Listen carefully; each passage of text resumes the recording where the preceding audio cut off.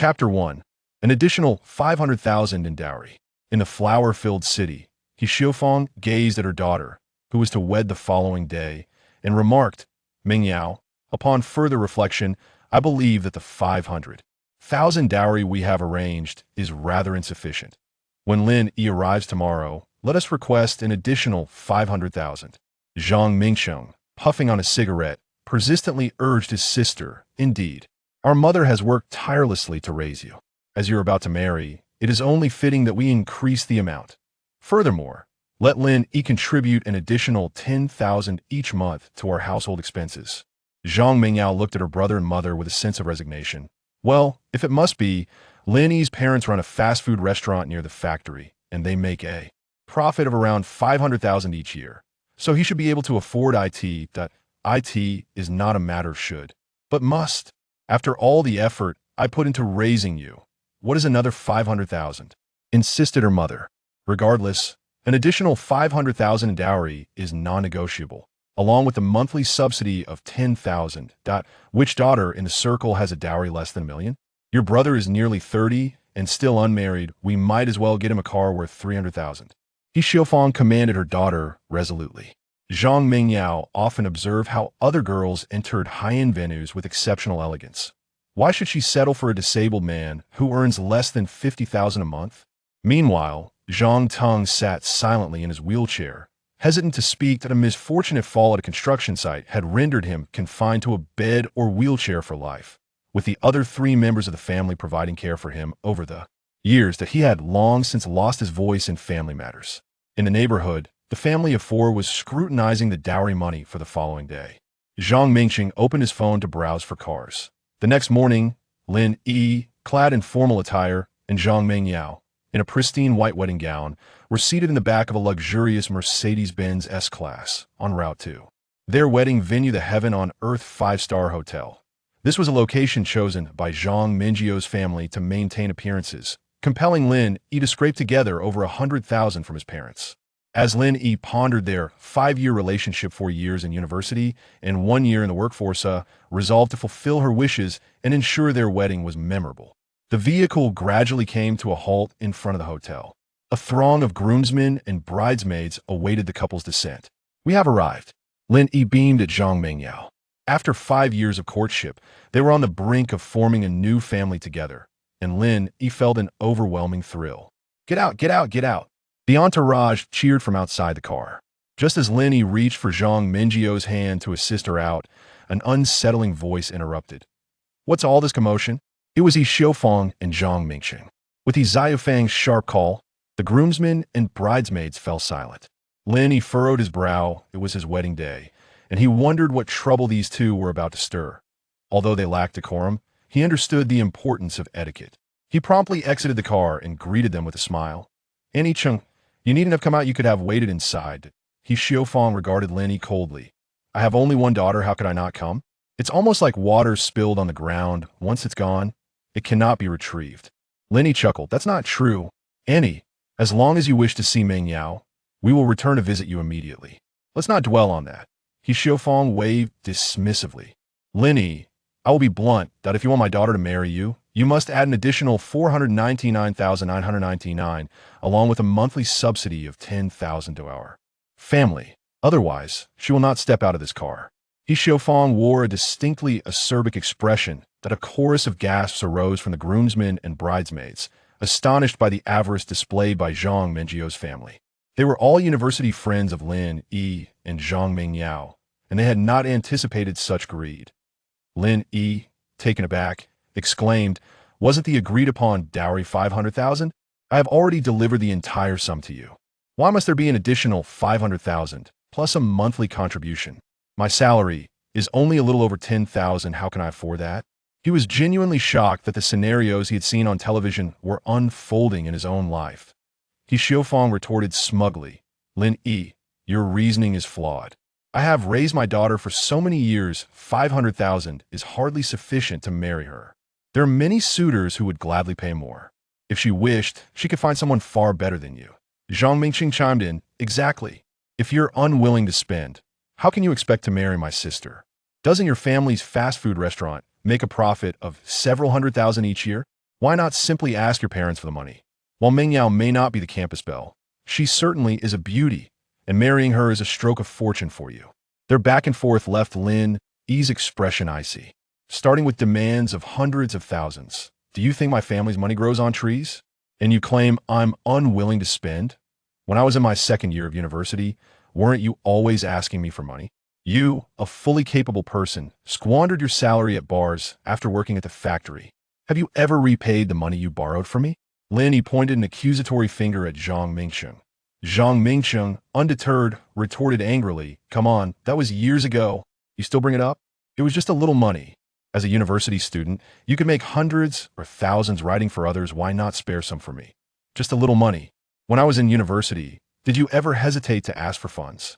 Sometimes, Mingio's living expenses came from the money you borrowed from me. After graduation, it only escalated from trivial daily expenses to even the renovation debts you owe. Those were all covered by me." Lin Yi enumerated each grievance. "Lin Yi, how can a man be so miserly? I won't beat around the bush. You should go inside and ask your father for the funds to make it a total of 999,999.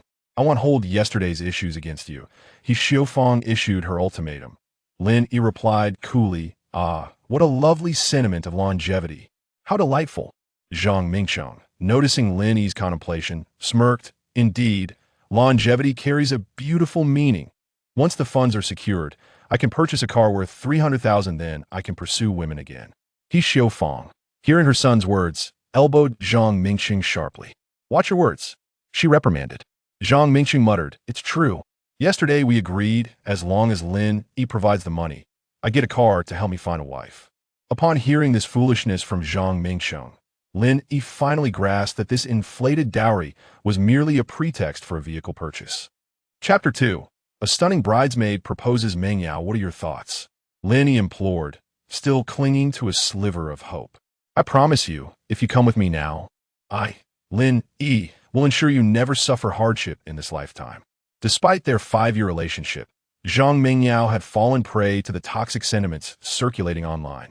Yet, Lin Yi believed that marriage would change her. However, Zhang Mingyao displayed no excitement, instead casting a cold gaze upon Lin Yi. "Lin Yi," she retorted, "everyone knows your parents' fast food restaurant earns $500,000 annually. Are you unwilling to give me even that amount? Am I worth less than a mere sum of money?" Lin Yi chuckled, a bitter smile gracing his lips. "Do you know how my parents have lived all these years? You constantly harp on about money. After buying the marital home, you claimed insecurity, so we put in your name. You were so considerate when we first started dating, but since junior year, you become increasingly materialistic. I thought you would gradually change, but my concessions have only fueled your insatiable desires." Lin Yi felt estranged from the woman he had dated for 5 years, so much so that he no longer recognized her. He Xiaofang, incensed by this, pointed a finger at Lin Yi and sneered, "That's not how it is. How can a grown man be so stingy? 50,000, such a tedious amount. It's truly unlucky." Zhang Mingchang chimed in, "You're a pauper who dares to dream of marrying my sister? I'll be damned. If you can't afford it, don't even try. Marry my sister? Take a piss and look at yourself first. My sister can find someone better than you any day." Lin Yi seethed at Zhang Mingcheng's insults. His upbringing taught him that anger solves nothing, but now they were disparaging his mother. Just as Lin Yi was about to slap the impudent Zhang Mingcheng, the best men intervened. Smack, smack, smack, smack. The 6 best men rushed forward, each delivering a resounding slap to Zhang Mingcheng's face before Lin Yi could act. They were all Lin Yi's close friends, and they had assumed Lin Yi could resolve the matter quickly, not wanting to interfere in someone else's family affairs. However, the family's behavior had only worsened. Zhang Mingcheng, clutching his swollen face, exclaimed, "You beasts dare to hit me? How could my sister even consider marrying someone like you? What kind of friends are these? You want my sister to marry you? You're dreaming." Hearing Zhang Mingcheng's words, even the bridesmaids were disgusted. A tall, northern girl stepped forward and declared, "Honestly, Lin Yi was a heartthrob at our school. Handsome, kind, and good-tempered. Half the bridesmaids here had a crush on him. Yet he chose you. But your actions are truly sickening." Meanwhile, Zhang Mingyao, sitting in the car, flushed with embarrassment. She couldn't understand why Lin Yi valued money so much. willing to break up over 50,000 yuan. After a moment of contemplation, Zhang Mingyao proposed, "All right, Lin Yi, just give my mom 30,000 now, and we'll get married immediately. Let's not make a scene, okay?" "I'm making a scene," Lin Yi retorted. "In my 23 years, I've never seen anything like this. You just want to drain my parents' money dry? A 4 million yuan house, a 200,000 yuan car, a 500,000 yuan bride price. This is what my parents earned, penny by penny. Waking up at 3 or 4 in the morning and working until 11 at night. Your family casually says my parents earn 500,000 a year. It's ridiculous. I was a fool to think you would change," Lin Yi roared. Zhang Mingyao, seeing Lin Yi's outburst, felt incredibly aggrieved. "You're yelling at me? We haven't even started living together, and you're already yelling? Are you going to hit me after we get married?" Tears streamed down Zhang Mingyao's face.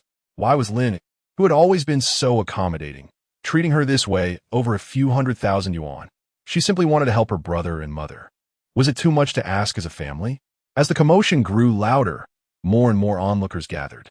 He Xiaofang, realizing the crowd was turning against her, coldly stated, 30,000 it is then. I'll give you half an hour to prepare, or my daughter won't be getting married today." Zhang Mingqing spat out blood, sneering, "What a damn nuisance. If you can't afford a wedding, don't embarrass people, making my sister lose face." Lin Yi glanced at the surrounding crowd, then at Zhang Mingyao in the car, and sighed, "I can't go through with this wedding. I'm not worthy. Find a wealthy tycoon to marry instead." He Xiaofang was stunned. She had only intended to pressure him, but he suddenly called off the wedding. "Think carefully. The house is in my daughter's name. If the wedding is off, we'll reluctantly accept it." He Xiaofang wore a cruel smile. Among the bridesmaids, a stunning woman spoke softly. "Lin Yi, are you sure you don't want to get married?" Lin Yi glanced at the speaker. He recognized her, of course. She was Zhang Mingyao's best friend, often seen with Zhang Mingyao since college. She was also the universally acknowledged campus belle, Li Shirin. Not only was she beautiful, but her family was also incredibly wealthy. Upon graduation, she had taken over a branch of her father's company as CEO. Zhang Mingyao assumed she was speaking up for her and said to Li Shirin, "Shirin, you don't need to speak on my behalf. If Lin, who doesn't want to pay the bride price, so be it. It's not like I can't find someone else to marry." However, Li Shirin glared at Zhang Mingyao with disgust, then turned to Lin Yi and repeated, "Are you really not going to marry her?" Lin Yi clearly enunciated each word. "I'm not going to marry her." Upon receiving Lin Yi's confirmation, Li Shirin excitedly declared, "I'm willing to marry you. Will you marry me?" Everyone, both onlookers and bridesmaids, was dumbfounded. What was happening? Li Shirin was a wealthy heiress. If he agreed, he wouldn't have to struggle anymore. And she was so beautiful. Was she suddenly out of her mind? "I'm serious," Li Shirin repeated. Ding. God level system triggered. You will receive points for daily check-ins. Every Sunday, you will have a chance for a check-in critical hit, randomly increasing points or unlocking new rewards. Accepting the proposal will grant the host a first-time reward, 55 equity stake in a Great White Shark live broadcast company and a Rolls-Royce Phantom. If the host refuses, the system will disappear. Lin Yi's mind was flooded with the system's message. He had read web novels in spare time and knew what the system represented. However, he hadn't expected the rewards to be so generous. He had already given up on Zhang Mingyao's family. Human desires are insatiable. How could one ever fill a bottomless pit? Chapter 3. A bride price of 500,000 is beyond my means. Confronted with Li Shirin's expectant gaze, Lin Yi stepped forward, clasping her delicate hand, and declared, "I shall marry you. Congratulations, host. You have received a reward. 55 shares in the Great White Shark live streaming company, along with a Rolls-Royce Phantom. The Rolls-Royce Phantom comes with a driver. The contact information has been saved to your phone." Lin Yi was pleasantly surprised by the thoughtful inclusion of a driver. At that moment, the crowd began to buzz with excitement and speculation.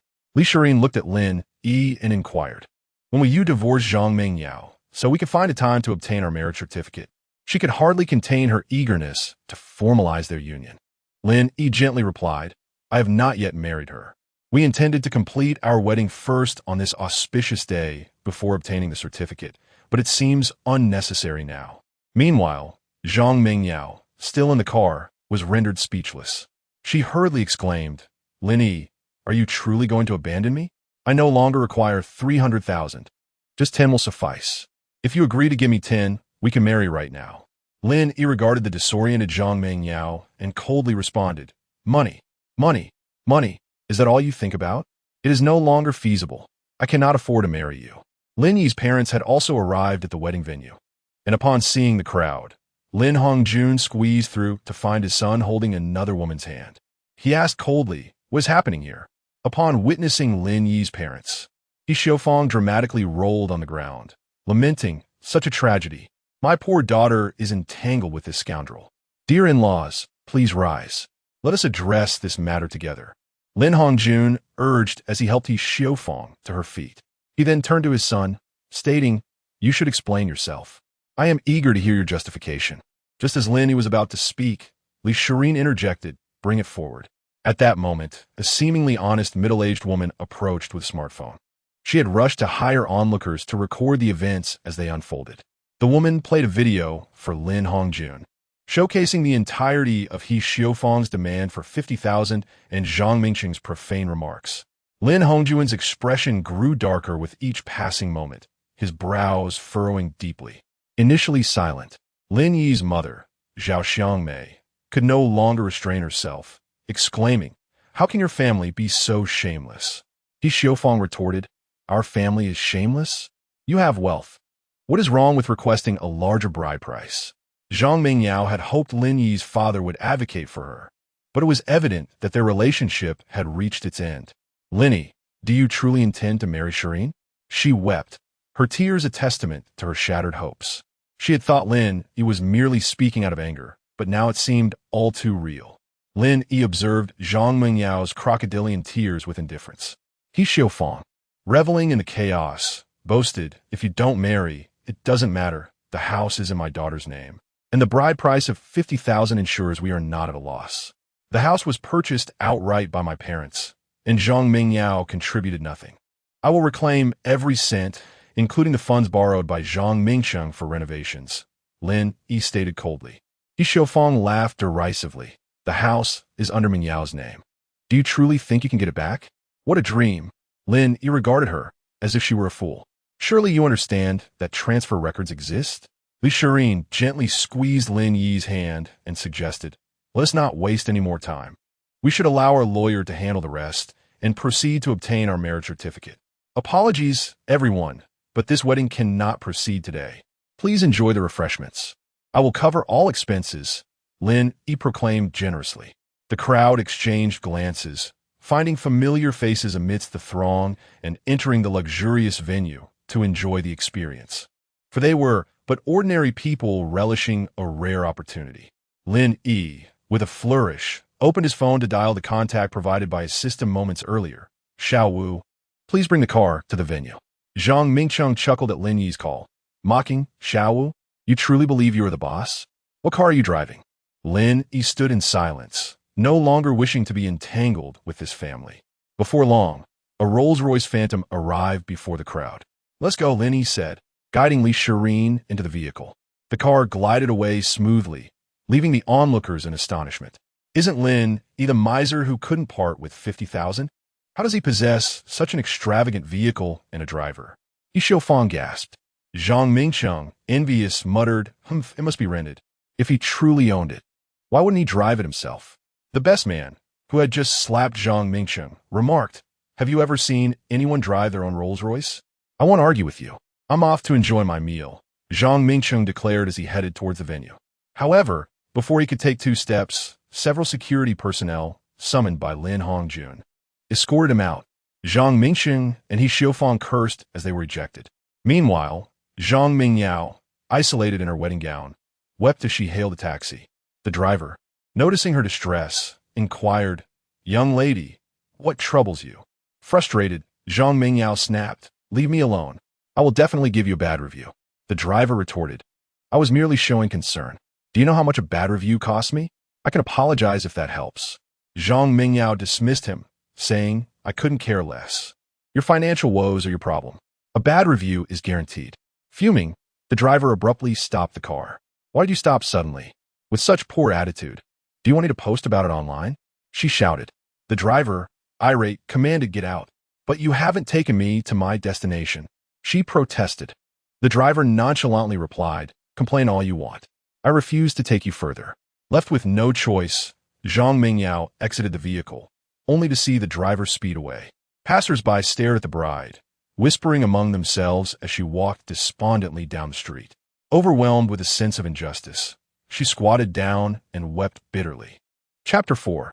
You actually snatched someone's husband? Meanwhile, within the confines of a lavish villa, a middle-aged man paced restlessly in the living room. His wife, observing his agitation, furrowed her brow and remarked, "Could you refrain from pacing? It's rather distracting while I'm trying to watch television."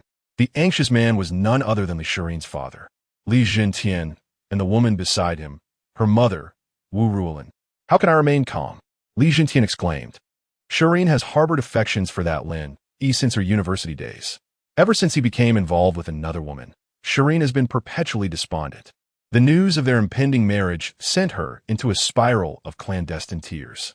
"I fear she might resort to abducting Lin Yi." Wu Ruolin sighed. "Our daughter is no longer a child. Surely you understand her temperament. Perhaps this will serve as a catalyst for her to move on and seek a suitable partner."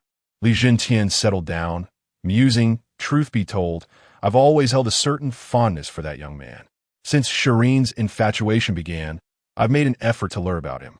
He and Apos, diligent, composed, and possesses a certain charm, reminiscent of my younger days." Wu Ruolin scoffed playfully. "Reminiscent of your younger days?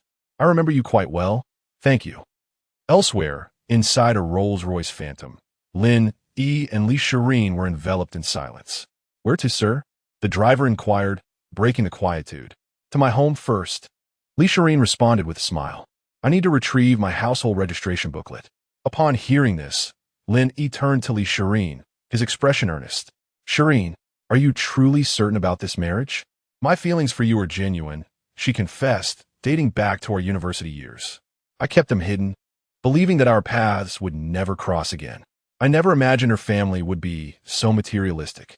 Lin Yi was taken aback, still reeling from the revelation of her long-held secret admiration. "Sir, we've arrived," the driver announced, interrupting Lin Yi's thoughts. They had reached a magnificent villa. After alighting from a vehicle, Lin Yi instructed the driver to return to the company. Observing Lin Yi's dazed demeanor, Li Shirin teased, "You're not having second thoughts, are you?"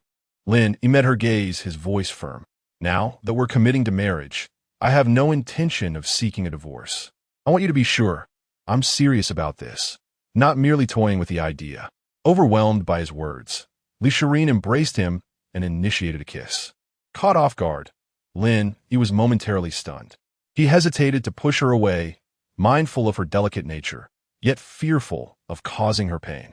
Unbeknownst to them, their actions were being observed from within the villa by Li Shirin's brother, Li Chun. "This is disastrous," Li Chun exclaimed, rushing inside to alert his parents. "Shirin has managed to ensnare Lin Yi." Wu Ruolin rolled her eyes. "Don and Apos, TB absurd. How dare you malign your sister?" "It and Apos, that's true," Li Chun insisted. "I just witnessed them outside." He trailed off, realizing his blunder. Outside, Li Shirin, having savored the affections of the man she had long desired, released him contentedly. She gazed into Lin Yi's eyes, her voice resolute. "I reciprocate your sentiments. Once we're married, I won't let go." With that, she led him into the villa. Upon entering, they found her family staring intently at them. Eager to proceed with the formalities, Li Shirin announced, "Mother, could you please fetch the household registration booklet?" Wu Ruolin led her daughter upstairs. "You must be Lin Yi," Li Chun greeted warmly. "Please have a seat." Lin Yi offered polite greetings to Li Jintian and Li Chun. Li Jintian, who had previously praised Lin Yi, now found himself at a loss for words, and resorted to scrolling through his phone.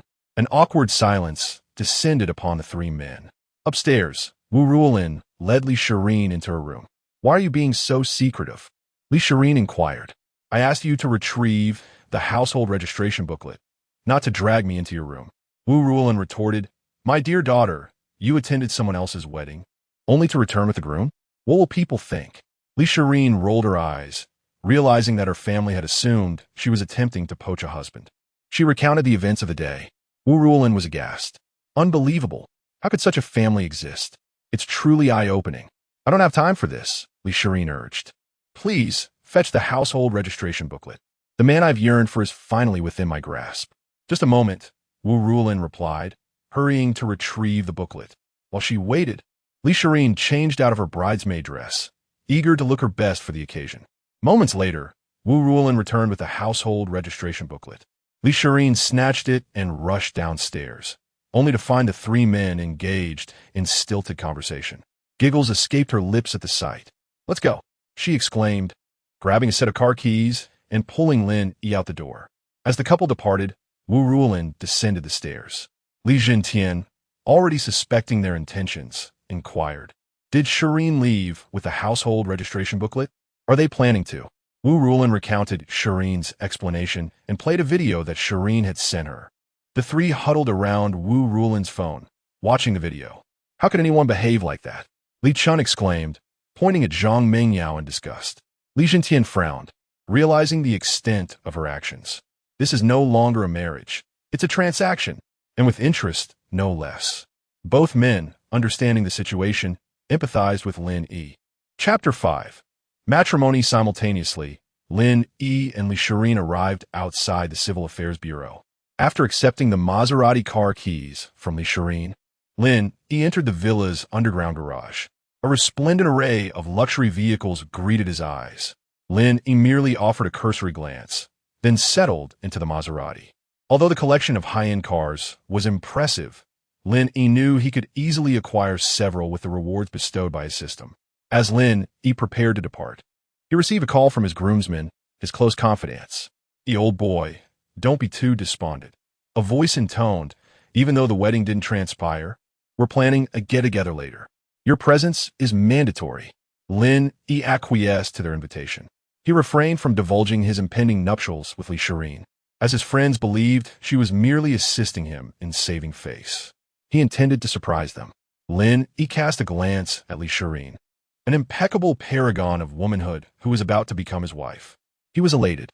During her school days, she had never entertained a boyfriend and maintained a discreet profile, concealing her family's affluence.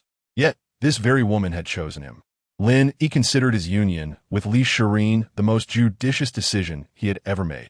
Before long, the couple emerged, marriage certificate in hand.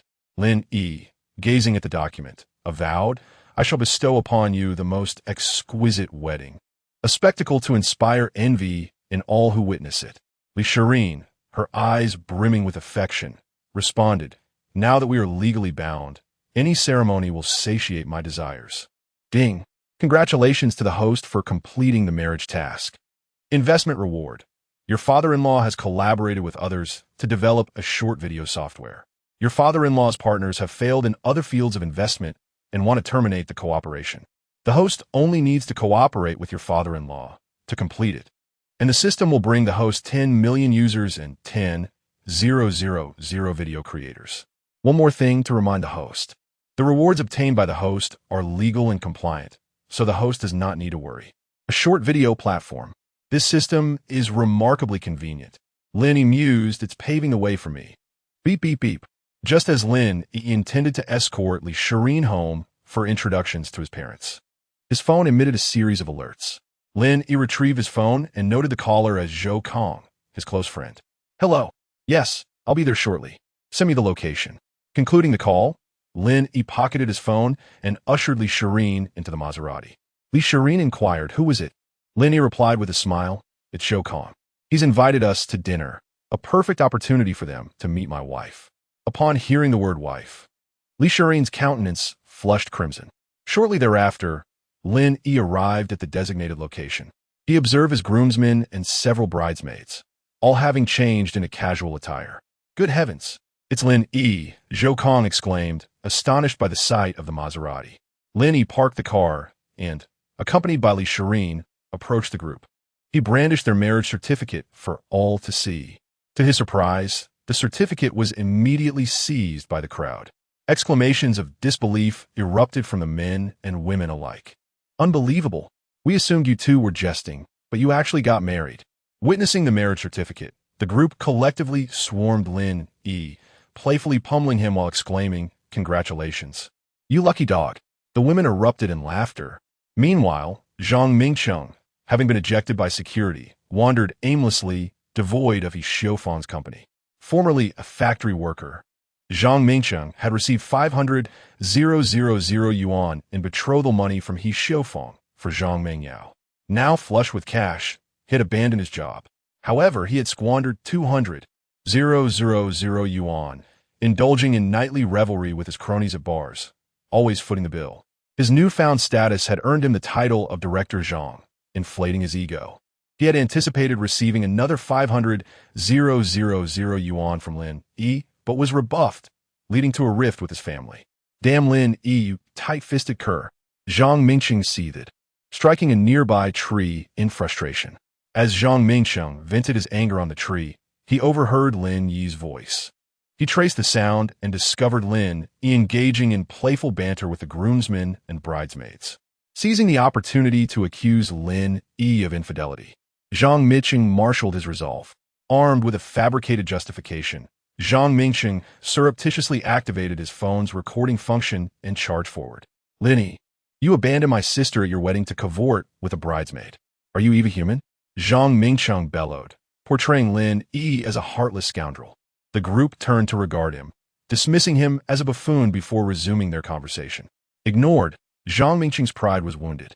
He noticed Lin Yi placing 2 marriage certificates into his pocket. Realizing that the certificates belonged to Lin Yi, he comprehended that Lin Yi had indeed married the beautiful bridesmaid. With Lin Yi now married to another, Zhang Mingcheng foresaw the loss of his financial benefactor. Zhang Mengyao earned a paltry 4,000 yuan per month. He Xiufeng cared for his ailing father, and he himself squandered his wages within a week. He surreptitiously checked his phone's recording function, and finding it operational, he shouted, Lin Yi, have you no decency? Abandoning my sister at the wedding to elope with a bridesmaid? You're worse than an animal. Zhang Mingcheng's tirade reverberated through the street. Passers-by gathered to witness the spectacle. Lin Yi's groomsmen encircled Zhang Mingcheng, prepared to administer a lesson. Zhang Mingcheng retreated, proclaiming, Don't you dare. This is a society governed by law. I'll sue you. His words gave the men pause. However, the onlookers began to cast accusatory glances at Lin Yi and his companions. Lin Yi approached Zhang Mingcheng and retorted, Your family's actions are well known. I won't waste my breath on you. Your words will be futile. I suggest you prepare yourselves. Zhang Mingcheng scoffed, I eagerly await your actions. I implore you to harm me. Okay? Lin Yi ignored the imbecile and ascended the stairs with his friends. Chapter 6. Did he really marry Li Shirin? The group ascended to the restaurant upstairs and secured a private room. Having forged close bonds during their university years, the friends, both male and female, knew each other well, fostering a relaxed and unceremonious atmosphere. Who's footing the bill tonight? Zhou Kong inquired. Is there any doubt? It's on Lin Yi. Of course, a tall, northern woman quipped. Lin Yi chuckled, rising to seize the menu and order an extravagant array of dishes. Despite the day's unforeseen events, everyone settled in together harmoniously. While they had been speculating about when Shirin would find romance, Lin Yi had unexpectedly stolen a march on them all. Looks like Lin Yi can rest on his laurels for the rest of his life. Zhou Kong joked. Lin Yi, never one to shy away from banter, responded with a laugh. In all seriousness, Zhang Mingyao's family is rather mercenary. Lin Yi, you need to be wary, another, more petite woman cautioned. This woman had been one of Zhang Mingyao's closest confidants in college, and Lin Yi was naturally acquainted with her. However, in the wake of recent events, their paths would likely diverge. Indeed, I heard you put her name on the deed to your new house. You should contact a lawyer as soon as possible and reclaim the property. I inquired, and if Zhang Mengyao didn't contribute a single penny, you can absolutely have the name transferred back to you, Zhou Kong advised with concern. Although discussing Zhang Mengyao was somewhat awkward, the group was genuinely worried about Lin Yi being taken advantage of. Lin Yi responded calmly, It's all right. I'll handle it. Enough talk. Let's eat and drink. I'll start us off, Lin Yi, as the protagonist of the day, declared, breaking the somber mood. Meanwhile, Zhang Mengyao dragged her dust-covered wedding dress back home. Mengyao, where have you been? Why are you so filthy? He Xiufeng asked, eyeing Zhang Mingyao's disheveled appearance. Zhang Mengyao remained silent, instead embracing He Xiufeng and bursting into tears. Wah! Mom, Lin Yi is so heartless. He actually left. Why? Why? Alas! Zhang Tong. Having already learned the news from He Xiufeng, sighed. The dowry was already excessive, at 500,000. Asking him to add another 500,000 is just making things difficult for Xiaoyi. As long as the two of them are happy, why should we interfere?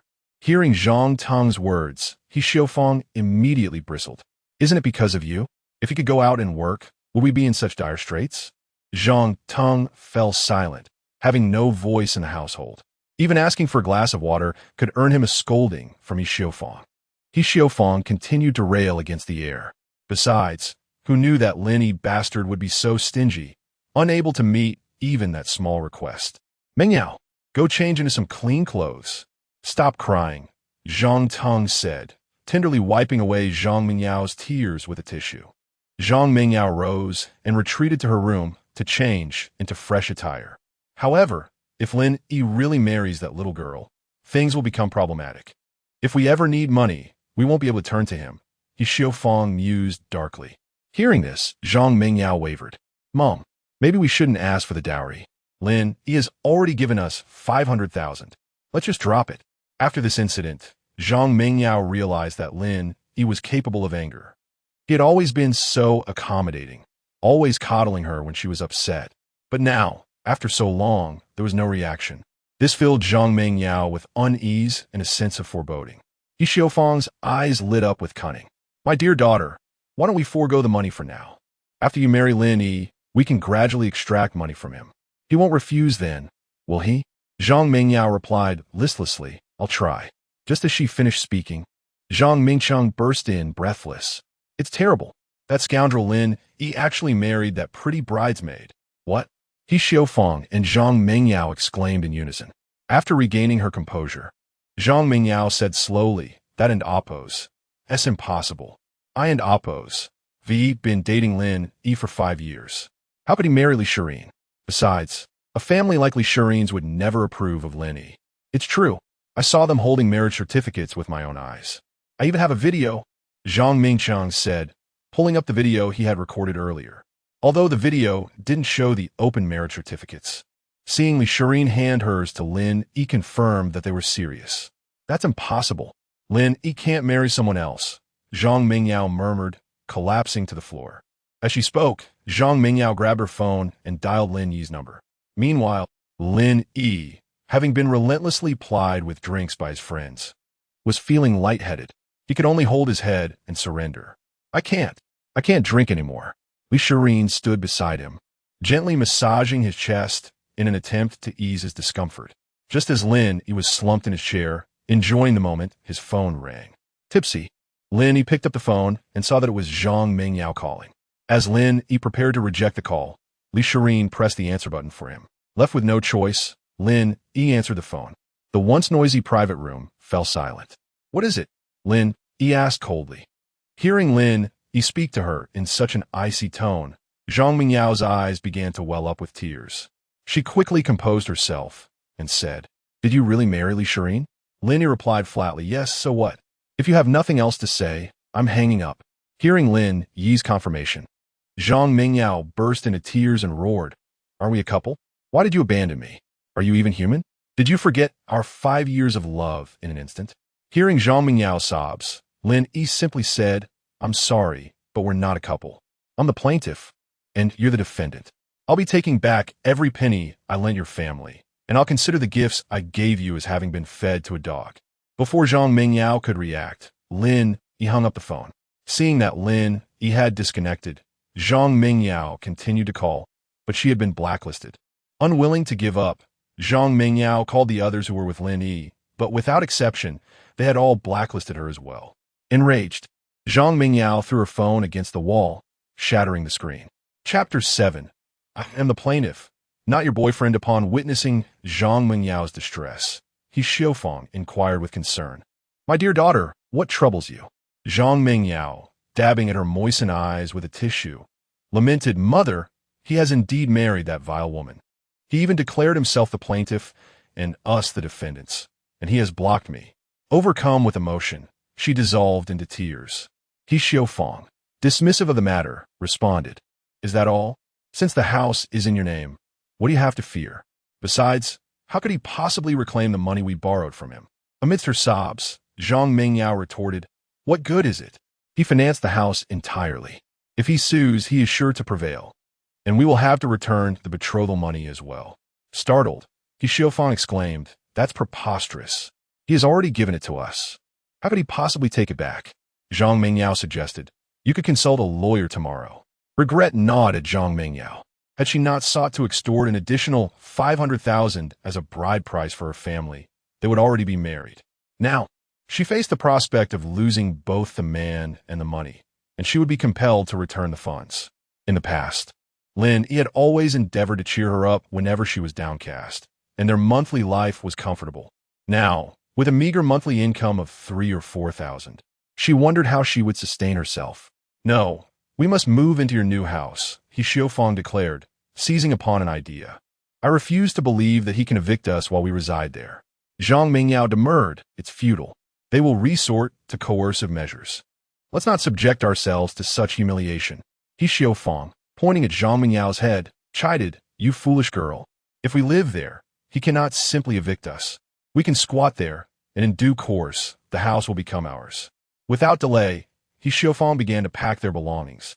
Meanwhile, on the other side, Lin Yi was met with enthusiastic applause upon concluding the phone call. "I am the plaintiff. You are the defendant," Zhou Kong exclaimed. That was truly cathartic. Lin Yi merely smiled in response. Following this minor incident, the initially jovial atmosphere had dissipated. Shortly after, Lin Yi settled the bill, and the group offered their congratulations and farewells before departing. Gazing at his departing friends, Lin Yi reflected, "Had I not possessed the system, I would likely be in the same predicament as them, toiling away day after day. But now, I have the freedom to pursue the life I desire." "What are you pondering, darling?" Li Shirin inquired, observing Lin Yi's vacant stare. Lin Yi snapped back to reality, replying, "Nothing." "Darling," Li Shirin offered, "my father knows an exceptionally skilled lawyer. I will have him introduce you." Lin Yi nodded and handed Li Shirin the car keys. "My dear, I must entrust you with the drive home." Li Shirin accepted the keys and opened the car door for Lin Yi, playfully remarking, "Your humble servant invites you to enter." "My lord." Witnessing Li Shirin's alluring demeanor, Lin Yi felt a surge of ardor. Lin Yi's residence was situated some distance from the city center. After a drive of over half an hour, they arrived at a modest residential complex. Residents, upon spotting a Maserati sports car entering their complex, promptly retrieved their phones to capture the spectacle.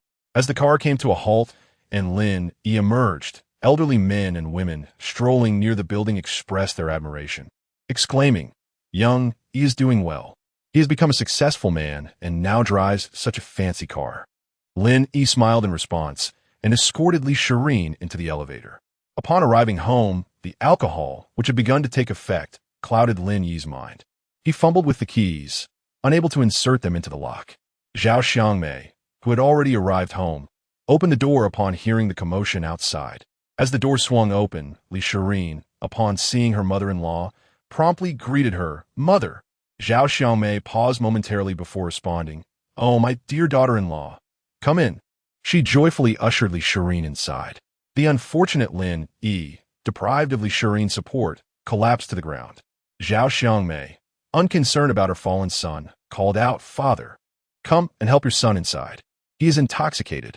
And so, the towering Lin Yi, standing at 1 meter and 83 centimeters, was dragged into his room by Lin Hongjun. "Are you two truly married?" Zhao Xiangmei inquired, still finding it difficult to believe that they had indeed obtained their marriage certificate.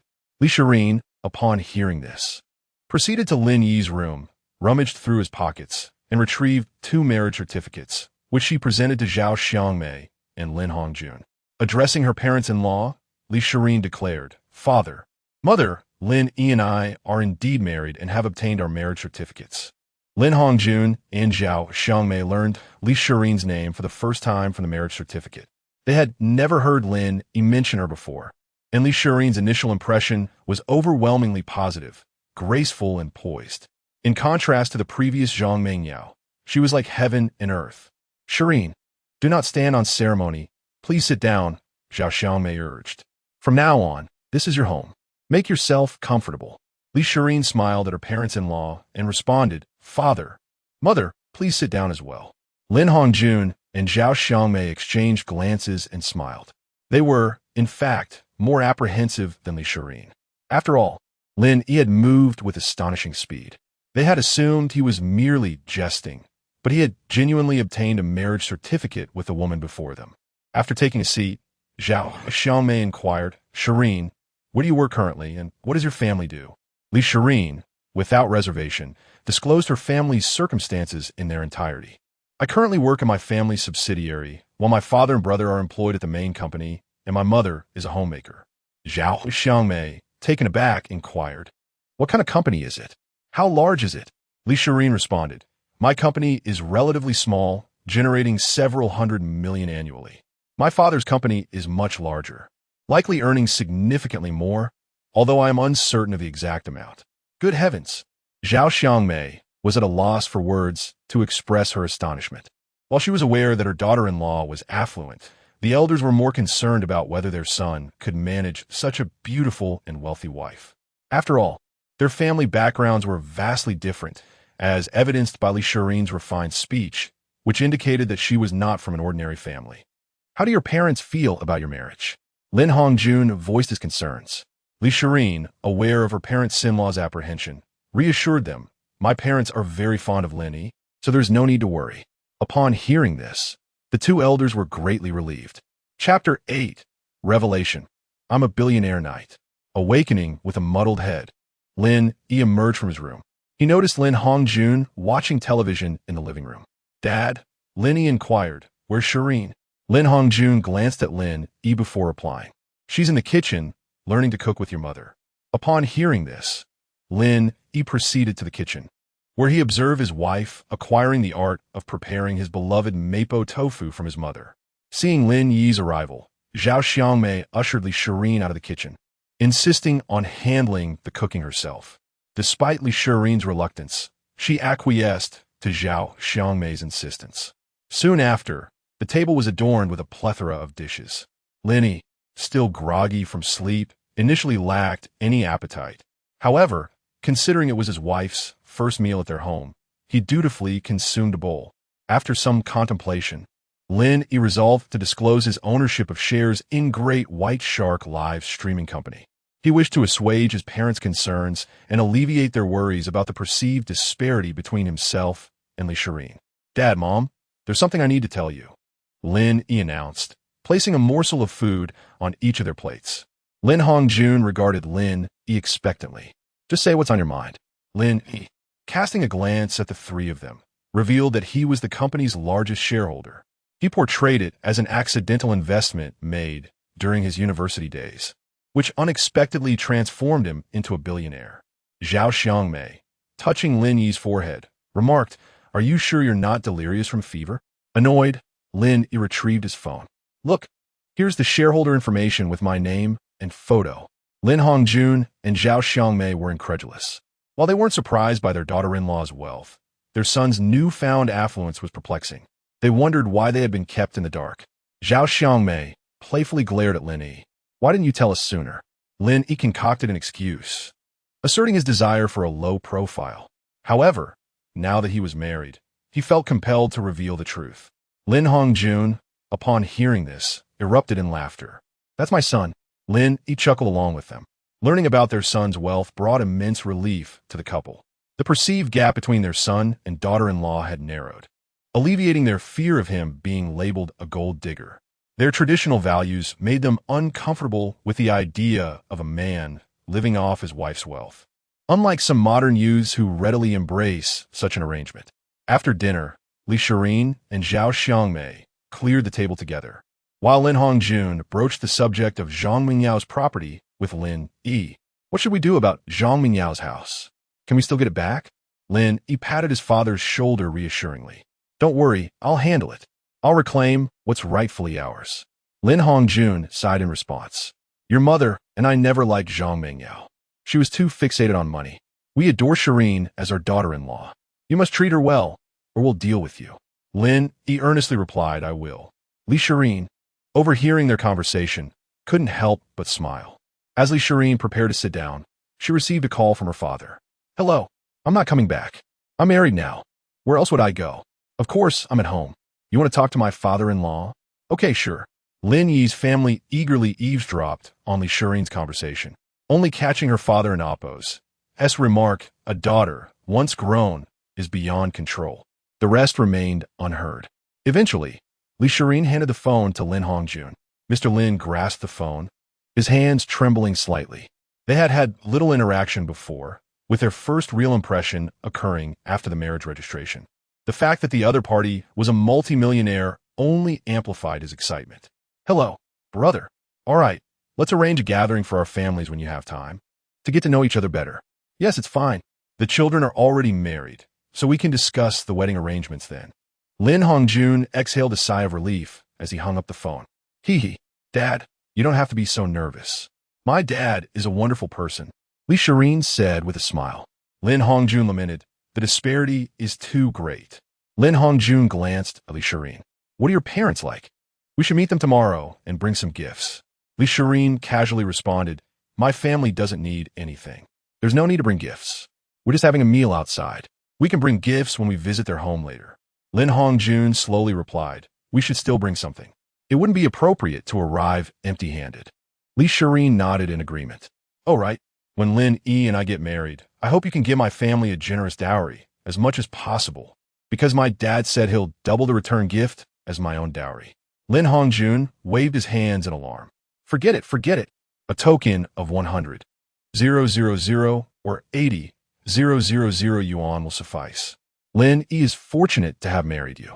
Besides, our family ISN and Appo's lacking money anymore. We old folks can finally relax. With that, Lin Hongjun retreated to his room to rest, followed closely by Zhao Xiangmei, leaving the young couple alone. Mom and Dad are so wonderful. I was worried they wouldn't like me before I came," Li Shirin murmured, nestled in Lin Yi's arms. Lin Yi gently stroked Li Shirin's hair and chuckled. "How could they not like you? My parents are wonderful people. It's your parents who surprised me. I thought your dad would throw a few million at me to make me leave you." Li Shirin retorted, "That's impossible. My parents knew I've liked you since university. They adore you." Lin Yi was deeply touched. To be loved so deeply by the stunning Li Shirin was a blessing he had earned in his past life. They gazed into each other's eyes, their affection palpable. Lin Yi slowly lowered his head. Li Shirin closed her eyes, anticipating Lin Yi's kiss. However, Zhao Xiangmei emerged from her room. "Oops, I forgot my phone. You two can continue." Zhao Xiangmei grabbed her phone from the table and quickly retreated. Li Shirin and Lin Yi exchanged amused glances. "Let's go back to our room," Lin Yi whispered in Li Shirin's ear. "Okay," Li Shirin responded, her face flushed with embarrassment. They quickly made their way to their room. Lin Yi embraced Li Shirin's slender waist and kissed her. They reveled in each other's warmth. Knock, knock, knock. Just as they were getting into the mood, a knock echoed from the door. Startled, Lin Yi hastily opened the door, revealing his mother standing outside. Zhao Xiangmei placed a box of condoms into Lin Yi's hand. "These are pretty good. Here, use these." Lin Yi glared at his mother. "Mom, are you deliberately trying to cause trouble?" Zhao Xiangmei misinterpreted Lin Yi's reaction, retracting the condoms. "Then hurry up and give me a grandchild." Lin Yi sikit. "All right, Mom. Go back to rest." Hearing her son's dismissal, Zhao Xiangmei smiled and departed. Lin Yi closed the door and sighed. "Let's sleep." The interruption had extinguished their passion. Chapter 9. Zhang Mengyao's regret dawned. Li Shirin's leg was draped across Lin Yi's abdomen. She languidly opened her eyes, and a gentle smile graced her lips as she saw Lin Yi sleeping beside her. Noticing her leg's position, she inwardly mused at her uncharacteristic sleeping posture. Carefully retracting her leg, she inadvertently nudged Lin Yi. Glancing at him to ensure she hadn't disturbed his slumber, she breathed a sigh of relief. However, the contact caused a blush to creep up her cheeks, and she bashfully buried her face in the comforter. A chuckle escaped Lin Yi's lips, as he had been awakened by the nudge. He found Li Shirin's bashful demeanor utterly endearing. Hearing his laughter, Li Shirin's embarrassment deepened, and she playfully tapped his chest with her fist. "Stop laughing." Lin Yi, in turn, embraced her, tapped her forehead affectionately, and rose from the bed, leaving Li Shirin in a state of bewilderment. When they emerged, the house was deserted. Lin Yi's parents had already departed for their diner to prepare breakfast. Gazing at their expansive apartment, a testament to his parents' lifelong dedication, Lin Yi reflected on their tireless work ethic. He knew that idleness would not suit them, so he resolved to encourage them to take more rest. After their morning ablutions, Li Shirin entered the kitchen to prepare breakfast, calling out, "Darling, please come with me to gather my belongings from my house later." Lin Yi acknowledged her request and joined her in the kitchen. After a satisfying meal, they drove back to Li Shirin's residence. As they drove out of the complex, the elderly residents remarked on the striking car. Meanwhile, at Lin Yi's new residence, Zhang Mingyao, emboldened by his Xiaofang, had moved in. Despite Lin Yi's marriage to Li Shirin, Zhang Mingyao remained convinced that his return was inevitable. He Xiaofang, discovering Zhang Mingyao lost in thought on the balcony, approached her with a smile. "What are you pondering?" He Xiaofang was in high spirits, reveling in the spaciousness and luxury of the house. The thought of their previous cramped living conditions sent shivers down her spine. Zhang Mingyao simply shook her head. He Xiaofang, settling into the plush sofa, lamented Lin Yi's apparent reliance on his wife's income, criticizing him for neglecting her daughter's youthful prime. Zhang Mingyao found herself increasingly repulsed by her mother's obsession with wealth. With a sigh, Zhang Mingyao listened as he Xiaofang, brandishing her phone, presented a potential suitor, a recently divorced factory owner. Zhang Mingyao recoiled at the sight of the man's greasy appearance and ostentatious hairstyle. "Mother, is money all you care about? How could you suggest such a match?" He Xiaofang acknowledged the man's flaws, but emphasized his financial stability. "He's far better than that good-for-nothing Lin Yi. Money is the only thing that won't betray you." Zhang Mingyao retorted, "How can you compare him to Lin Yi? He was the most handsome boy in school. All you care about is money. Is that all I am to you?" He Xiaofang, infuriated by her daughter and Appo's outburst, retorted, "I am your mother, and I know what and Appo's as best. You'll regret this later. If I hadn't insisted on having your name on the deed, you wouldn't have this house. I have more experience than you, and you were useless for not taking Lin Yi's salary before. Otherwise, you would have had more than 100,000 yuan. Zhang Mingyao felt a surge of injustice, blaming her mother's exorbitant dowry demands for the breakdown of her relationship with Lin Yi. Chapter 10. The residence of Li Shirin on the other side. Lin Yi arrived in the city center and brought the car to a gentle halt. "Darling, why are you stopping? Aren't you accompanying me home?" Li Shirin inquired. Lin Yi smiled and replied, "Surely, I can't arrive at my father-in-law's house empty-handed. I should acquire a few gifts." Li Shirin pouted, "We have everything at home. There's no need to buy anything." Lin Yi gently caressed Li Shirin's hair and said, "Even if we have everything, I, as the son-in-law, must observe proper etiquette. Otherwise, I might be ousted by your father." "Impossible, my father wouldn't dare," Li Shirin muttered. Lin Yi chuckled, taking Li Shirin's delicate hand as they made their way toward the shopping mall. Unbeknownst to Li Jintian, the little darling he had cherished for so many years had undergone a change of heart. Lin Yi asked, "My dear, what are your father's usual preferences?" Li Shirin slowly responded, "Father usually enjoys a few drinks, but mother has imposed many restrictions. He can only sneak out for a drink late at night, and I've caught him several times." Upon hearing this, Lin Yi smiled. "It seems your mother reigns supreme in your household." Li Shirin shook her head. "No, it's just that mother dislikes the smell of alcohol. She says father snores whenever he drinks, preventing her from sleeping." "Achoo, achoo." At home, Li Jintian sneezed several times in succession. "Who is speaking ill of me?" Li Jintian rubbed his nose, knowing that his father-in-law enjoyed drinking. Lin Yi instantly knew what to buy. Lin Yi escorted Li Shirin into a specialty liquor store and purchased 2 bottles of sauce fragrance liquor, spending a total of 3,000 yuan. Having acquired the 2 bottles of liquor, Lin Yi emerged contentedly, believing that arriving with a gift was sufficient. The two soon arrived at Li Shirin's luxurious villa. After parking the car in the underground garage, Lin Yi ascended with Li Shirin, with familiarity breeding ease. Lin Yi no longer felt as nervous as he had the previous day. He naturally followed Li Shirin into the house. Lin Yi mused to himself, marveling at how drastically his life had transformed in a single day. From a system's inception to becoming the largest shareholder in a live-streaming company, and then marrying a wife of unparalleled beauty. It all began with yesterday's events. Li Shirin withdrew her hand from Lin Yi's grasp and placed it on the fingerprint recognition system on the door. Ding! The door slowly opened, and Wu Ruolin and Li Zhentian, who were in the living room, turned their heads. Upon seeing her daughter's return, Wu Ruolin chided Li Shireen. "Look how hasty you are, leaving without even taking any belongings. You should have at least brought some clothes." Li Shireen was immediately met with her mother's reproach upon returning home. Lin Yi presented the liquor to his father-in-law, saying, "Dad, I bought this for you." While putting the liquor away, Wu Ruolin grumbled at Lin Yi. "We in Oppos, Real family. There's no need to bring anything. It's enough that you visit us often. We lack nothing here." Upon hearing this, Lin Yi repeatedly exclaimed, "Mom, you're right. We'll visit often." Lin Yi cleverly addressed them as Mom and Dad, which pleased Li Jintian and Wu Ruolin, making them even more fond of their son-in-law. "Old woman, prepare a few dishes. I want to share a few drinks with my son-in-law," Li Jintian said to Wu Ruolin. Taking advantage of her son-in-law's presence, Wu Ruolin couldn't refuse.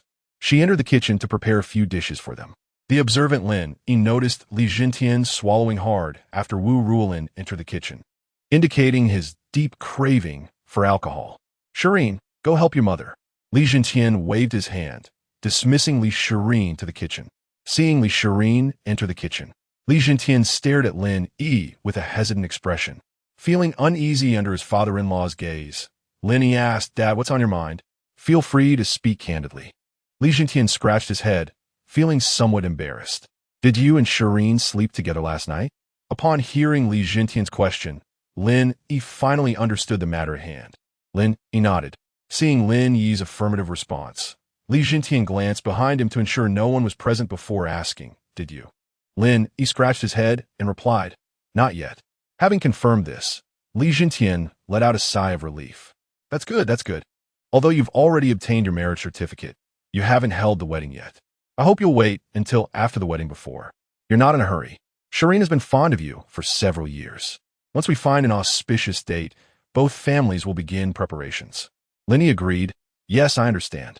Although he said that he couldn't refuse if his wife requested it, could he? Lin Yi thought to himself. Before long, the dishes were ready. Wu Ruolin removed her apron, opened the 2 bottles of liquor Lin Yi had brought, and poured drinks for them. Seeing this, Lin Yi quickly said, "Mom, let me do it. There's no need to trouble yourself." A mother-in-law's fondness for her son-in-law grew with each passing moment. She hadn't expected Lin Yi to be so considerate. Wu Ruolin chuckled. "It's all right. Mom will fill your glass first. Let us know if there aren't enough dishes." Li Jintian felt somewhat helpless and said, "I'm truly indebted to you. Otherwise, I wouldn't have a drop of liquor all year round. I crave it." Upon hearing this, Lin Yi whispered, "In that case, I and Oppos, LL come and accompany you for a drink often, Dad." Li Jintian laughed heartily. Good. Ding. Congratulations, host, for receiving the reward for drinking with your father-in-law. This reward, unfathomable capacity. After the host consumes alcohol, the alcohol will instantly evaporate. Lin Yi was delighted to discover that even drinking could trigger a reward. He didn't particularly enjoy drinking, but sometimes it was unavoidable, such as when accompanying his father-in-law. Having received the enhancement from the system's reward, Lin Yi raised his glass and clinked it against his father-in-law's. Chapter 11. A little decoration not long after, both men had downed a glass of wine. Li Jintian, his face flushed, inquired, "Shall we? Where are you currently employed? Why not come work in my company?" Although Lin Yi had received the accolade of drinking 1,000 cups without faltering, he still managed to appear slightly flushed. Faced with his father-in-law's question, Lin Yi feigned a state of mild inebriation and replied, "Dad, there's no need for that. I am a major shareholder in the Big White Shark live streaming company, receiving hundreds of millions in dividends annually. If I were to work at your place, people would say I'm living off your success." Li Jintian, taken aback, remarked, "I recall Shireen mentioning you were working for a company. How did you become a shareholder?" Lin Yi said nothing, but quietly opened a website on his phone, locating the information about Big White Shark live streaming company, and handed the phone to Li Jintian. Upon seeing it read, Lin Yi, 55 ownership, Li Jintian burst into laughter. Who would have thought? My son-in-law is so wealthy. He returned the phone to Lin Yi and raised his glass, exclaiming, "Let us drink to that." They both finished their drinks in one go. After finishing, Li Jintian turned to Lin Yi and said, "What is wrong with living off someone else? I did the same in my younger days. And look at all the wealth I've built for myself. There is nothing wrong with it, but being complacent while doing so is unacceptable. Lin Yi could only nod in agreement. Nearby, Wu Rulin, noticing Li Jintian's increasingly loud voice, approached and seized the glass from his hand. Seeing this, Lin Yi had no choice but to assist his father-in-law back to his room for some rest. After a night of indulgence, Li Jintian was no longer rambling and allowed Lin Yi to guide him back. Once Li Jintian was settled in his room, Lin Yi returned to the living room to accompany Li Shirin. Li Shirin, ever thoughtful, prepared a bowl of hangover soup for Lin Yi. Seeing her kindness, Lin Yi drank it down in one go.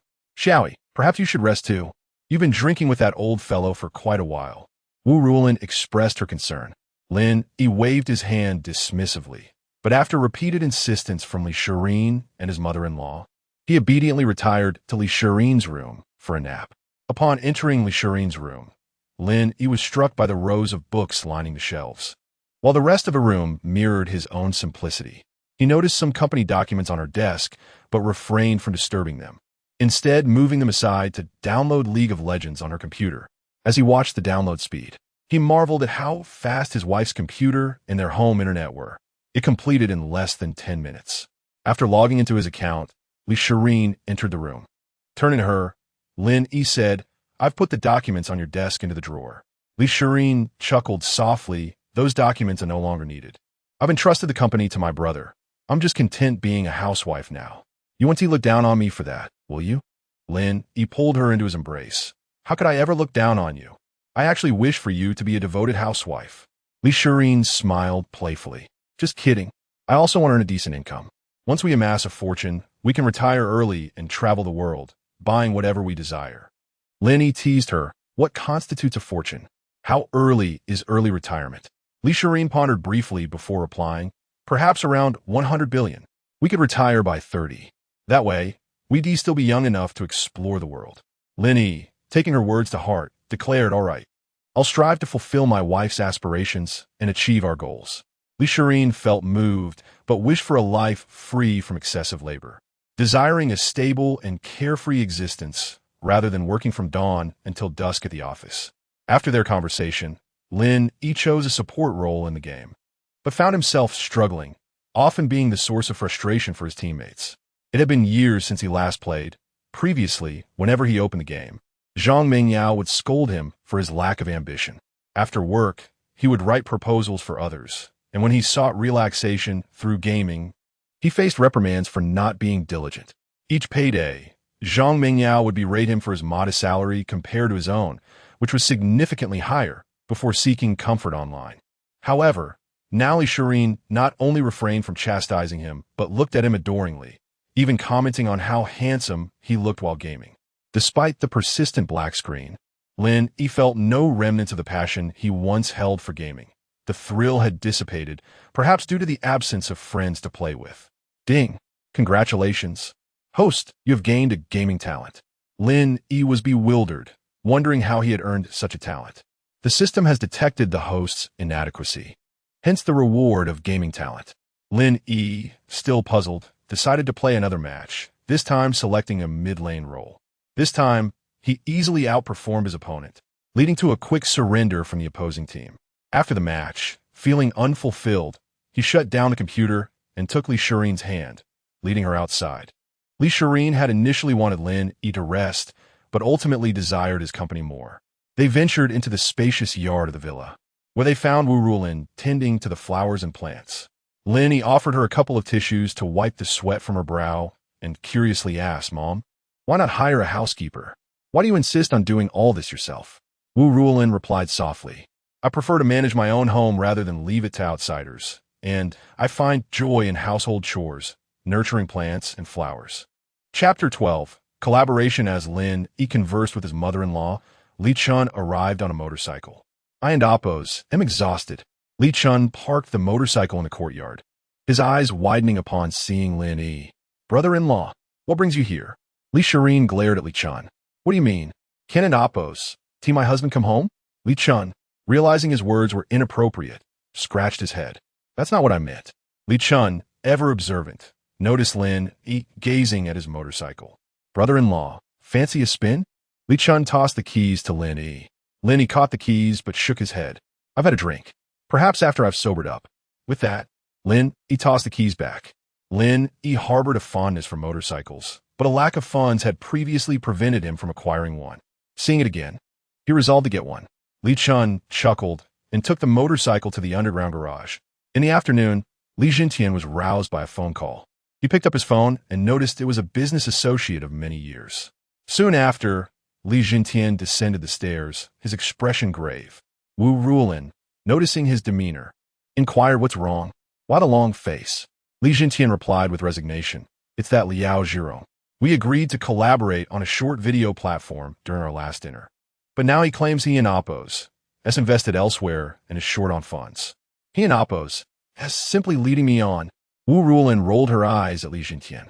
Do you have to look so glum over such a trifle? We conduct business with contracts. Who still trusts verbal agreements? Li Jintian sighed. In the past, collaborations proceeded without a hitch. I've spent 2 months researching, and now he tells me he's pulling out. All that effort has gone to waste. Lin Yi, overhearing his father-in-law's words, sensed an opportunity. Lin Yi approached Li Jintian, offering comfort, and engaged him in conversation.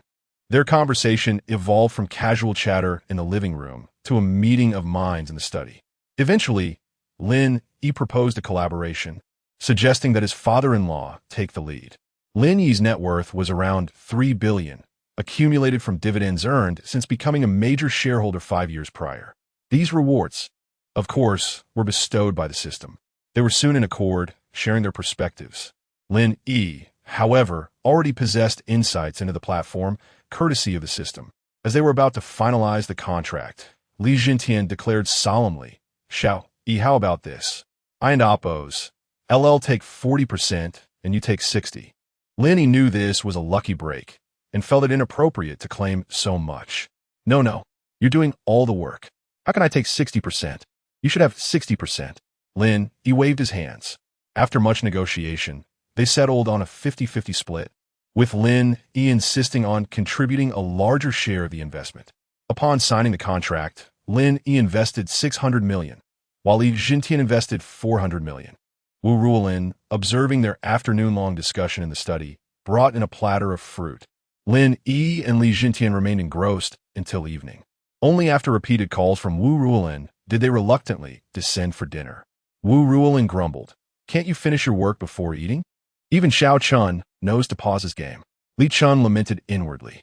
Every time he returned home eager to play a few rounds, the power was cut off during dinner time, often at a crucial moment in a team fight. He toiled all day, only to have his gaming interrupted. Lin Yi and Li Jintian exchanged knowing smiles. At the dinner table, Li Shirin attentively served Lin Yi. The Li family was unburdened by excessive formalities, resembling an ordinary family enjoying each other's company. Aside from their wealth, they were just like any other family, sharing a meal and lively conversation. Dad, aren't you acquainted with the best lawyer in the city? Could you introduce him to Lin Yi? Li Shirin asked Li Jintian gently. Li Jintian, aware that his daughter was referring to Lin Yi's ex-girlfriend, nodded in agreement. I'll reach out to Attorney Wang and have him contact you. Frankly, the Zhang Mingyao family was infuriating. It was unbelievable that such people existed. If I encountered such a woman, would they expect our family to give them 100 million every day? Li Chun exclaimed indignantly. Li Shirin rolled her eyes at Li Chun. If you did, Dad would break your legs first. Lin Yi chuckled. There's no rush. They're not going anywhere. Lin Yi had no intention of dealing with him so quickly, understanding He Xiufeng's spiteful nature. He imagined He Xiufeng was currently living with Zhang Mingyao in the marital home he had purchased, while Zhang Mingsheng was playing the young master in bars, basking in the flattery of sycophants. Once Zhang Mingsheng had squandered his money, Lin Yi would slowly close the net. After dinner, Lin Yi intended to return home, but Wu Ruolin insisted he stay at the Li Shirin residence. However, he remained occupied, resuming discussions with Li Jintian about their short video platform. Their discourse continued late into the night, and only when Wu Ruolin ushered them out of the study did they reluctantly emerge. Upon exiting the study, Li Jintian pulled Lin Yi aside to a corner of the staircase. Xiao Yi, do you remember what I said today? Li Jintian whispered to Lin Yi. Lin Yi replied softly, I do. Li Jintian patted Lin Yi on the shoulder, chuckled heartily, and went to bed. Lin Yi shook his head and returned to Li Shirin's room to sleep. Upon opening the door, he found Li Shirin asleep with the lights on. Lin Yi glanced at the time, realizing it was past 1 in the morning. He proceeded cautiously, trying not to make a sound, and carefully slipped into bed. Chapter 13. Li Shirin's bashful morning. As dawn broke, Lin Yi was acutely aware of an unfamiliar sensation stirring within him. Vague recollections of last night's dream, a tapestry of vivid and sensual imagery, lingered in his mind. He detected an unfamiliar fragrance and a distinct change in his physical state. Cautiously opening his eyes, he was relieved to find Li Shirin still fast asleep. Unbeknownst to him, she had awakened long before him, intending to wait for him to fall asleep the previous night, but succumbing to her rare late-night vigil. Waking to find him slumbering beside her, she had contentedly closed her eyes again, savoring their shared presence. With utmost care, Lin Yi rose and retrieved a fresh pair of underpants from the wardrobe, garments thoughtfully purchased by Li Shirin during his meeting with her father the previous day. He was pleasantly surprised to find they fit him perfectly, a testament to her meticulous attention to detail in remembering his clothing sizes. As he prepared to wash the soiled underpants, Li Shirin's laughter suddenly filled the air. Hee hee, darling, what are you secretly up to? She playfully inquired, her voice laced with amusement. Startled, Lin Yi's face flushed with embarrassment. Nothing, go back to sleep, he stammered, attempting to conceal his actions.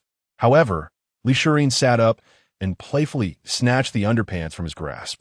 I'll take care of it for you, she offered with a smile. Despite Lin Yi's initial reluctance, Li Shirin insisted on washing them herself.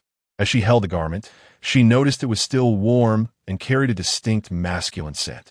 A blush crept across her cheeks as she began the task, a first for her. After Li Shirin finished washing the underpants, they emerged from the room together, finding Wu Rulin preparing breakfast, awaiting their arrival. Mom, where are Dad and my brother? Li Shirin inquired, noticing Wu Rulin's presence. Your brother went to the company, and your father is out on business, Wu Rulin replied casually. Oh, Li Shirin responded with a nod. After breakfast, Lin Yi expressed his intention to visit his Great White Shark live streaming company, where he had yet to set foot since acquiring shares. He recalled his role as a hands-off owner, only contacted for significant matters. Caressing Li Shirin's hand, Lin Yi said, Honey, could you find me a car later? I want to check on the company. Li Shirin gestured toward the key rack. Take any key you like. I and Appos am going to pack some things. Pack things? What for? Lin Yi asked, puzzled. Aren't you going to stay there after visiting the company? I'll pack some things accordingly, Li Shirin replied. Lin Yi chuckled. I forgot to tell you. I plan to stay here for a while, work on some things with your father. Overjoyed at the prospect of Lin Yi staying longer, Li Shirin jumped up in excitement. Amused by her reaction, Lin Yi pinched her cheek, grabbed a key, and headed out. As he left, Li Shirin called out from the doorway, Hurry back, darling. With a wave and a smile, Lin Yi proceeded to the underground garage. Mimicking her daughter's words, Wu Rulin teased from behind, Hurry back, darling. Li Shirin's face turned crimson as she retorted. Mom observing her daughter's blushing face, Wu Rulin was reminded of her own youthful days. Upon reaching the underground garage, Lin Yi located the Kawasaki H2 that Li Chun had driven the previous night. He was delighted that his motorcycle license, acquired during his university years, would finally be put to use. Like many men, Lin Yi harbored a dream of owning a motorcycle. He had longed to purchase one, but Zhang Mingyao had always dismissed such aspirations, deeming them the pursuits of the less affluent. Now, however, Lin Yi was finally about to realize his dream. After donning his helmet, inserting the key, and starting the engine, Lin Yi felt the raw power of the machine beneath him. Ding! Congratulations to the host for acquiring God-level driving skills. Points 30, mounting the motorcycle, Lin Yi set off towards the company. Li Shirin, watching from the doorway, was captivated by his dashing figure on the bike, and a plan began to form in her mind. He's already gone. What are you still looking at? Wu Rulin asked, nudging her daydreaming daughter. Snapping out of her reverie, Li Shirin turned to Wu Rulin. Mom, I want to buy one of those for my husband. Wu Rulin immediately objected. You can buy any car you want, but that thing is too dangerous. We have so many cars in the garage. Let Lin Yi drive any of them. Or you could buy him a Lamborghini. Motorcycles are just too risky. Li Shirin understood, Wu Rulin's concerns. But she also knew that Lin Yi had obtained a motorcycle license in college and often watched videos of impressive motorcycles online. Zhang Mingyao would always criticize him for his useless interest in such things. He already has a Rolls-Royce Phantom and a driver, but he prefers this. I want to buy him one, and I'll make sure he's careful, Li Shireen insisted. Wu Rulin shook her head, realizing her daughter was hopelessly smitten. Li Shireen then called her brother. Brother, where did you buy that motorcycle? I want to buy one for Lin Yi. Li Chun was puzzled. Why send this car? There are more than a dozen luxury cars in the garage, so you have to send a motorcycle. Li Chun said to Li Shireen on the other end of the phone. This car is custom-made, or I can get my dear brother-in-law mine. Li Shireen was speechless after hearing this. Can you not be so disgusting? Also, dear brother-in-law, help me find it. As fast as possible. I want Lin Yi to see it when he comes back. Li Chun was a little embarrassed. It's not easy to get it so quickly. I'll try my best to help you find it. After speaking, Li Shireen hung up the phone. Li Chun also began to contact those friends who play with cars, asking where there was still a car. It pays to put in the effort, and unexpectedly, there was one. Li Chun hurried over to take a look, and after confirming that there was no problem, he asked Li Shireen to transfer the money and send it to his home. Chapter 14. The Great White Shark livestream. After Lin Yi parked his car, he entered the company building. Good morning, Mr. Lin, he greeted, nodding as he made his way through the lobby. Employees just starting their day acknowledged him, and Lin Yi savored this novel experience of morning greetings. Knock, knock. He rapped gently on the door of an office. Come in. A voice beckoned from within. Lin Yi opened the door and stepped inside, spotting a man seated at a desk, poring over a multitude of documents. This individual was Qin Jiqiang, another shareholder of the company and its president. He managed all operations within the firm. Although Lin Yi was also a part of it, he had always taken a back seat, scarcely visiting the office over the past year. In his 30s, Qin Jiqiang was diligent and conscientious, a true workaholic. Despite his wealth exceeding 100 million, he drove a modest vehicle worth only a few $100,000 and paid little heed to luxury cars, though he resided in a high-end neighborhood. This knowledge was conveyed through the system's memory transmission. Upon recognizing Lin Yi, Qin Jiqiang rose to grasp his hand, ushering him to the office sofa. Ah, little brother, you've been working me to the bone. Lin Yi, feeling slightly guilty, responded, Brother Chong, I appreciate your hard work. If I were in charge, we'd be begging on the streets within 2 months. Qin Jiqiang, flattered by Lin Yi's words, humbly retorted, You speak too highly of me. I'm merely doing my part. You would undoubtedly excel if you took over. Lin Yi waved his hand dismissively. I truly lack the capability. I can't manage these affairs. I actually came here today to invite you to dinner. Delighted, Qin Jiqiang agreed, all right. You've never treated me before. Today, I'll choose an upscale place to ensure you spend a bit. Lin Yi chuckled. I was worried you might feel shy about it. Please, do your best to treat me lavishly. Though they seldom met, their camaraderie was palpable. Unbeknownst to them, nearly an hour had passed as they engaged in conversation. Lin Yi then excused himself to observe the employee's work performance. Despite Qin Jiqiang's insistence to accompany him, Lin Yi politely declined, believing it best to assess the staff independently. He ambled through each department, and while the longtime employees recognized him, the newcomers were oblivious to his identity. In the business department, Lin Yi noticed some employees diligently engaged in their tasks, while others were distracted by mobile games, and a few even dozed off, as veteran employees contemplated reprimanding the idlers. Lin Yi shot them a look, signaling them to refrain. After concluding his rounds, a few audacious young women approached him, seeking his contact information.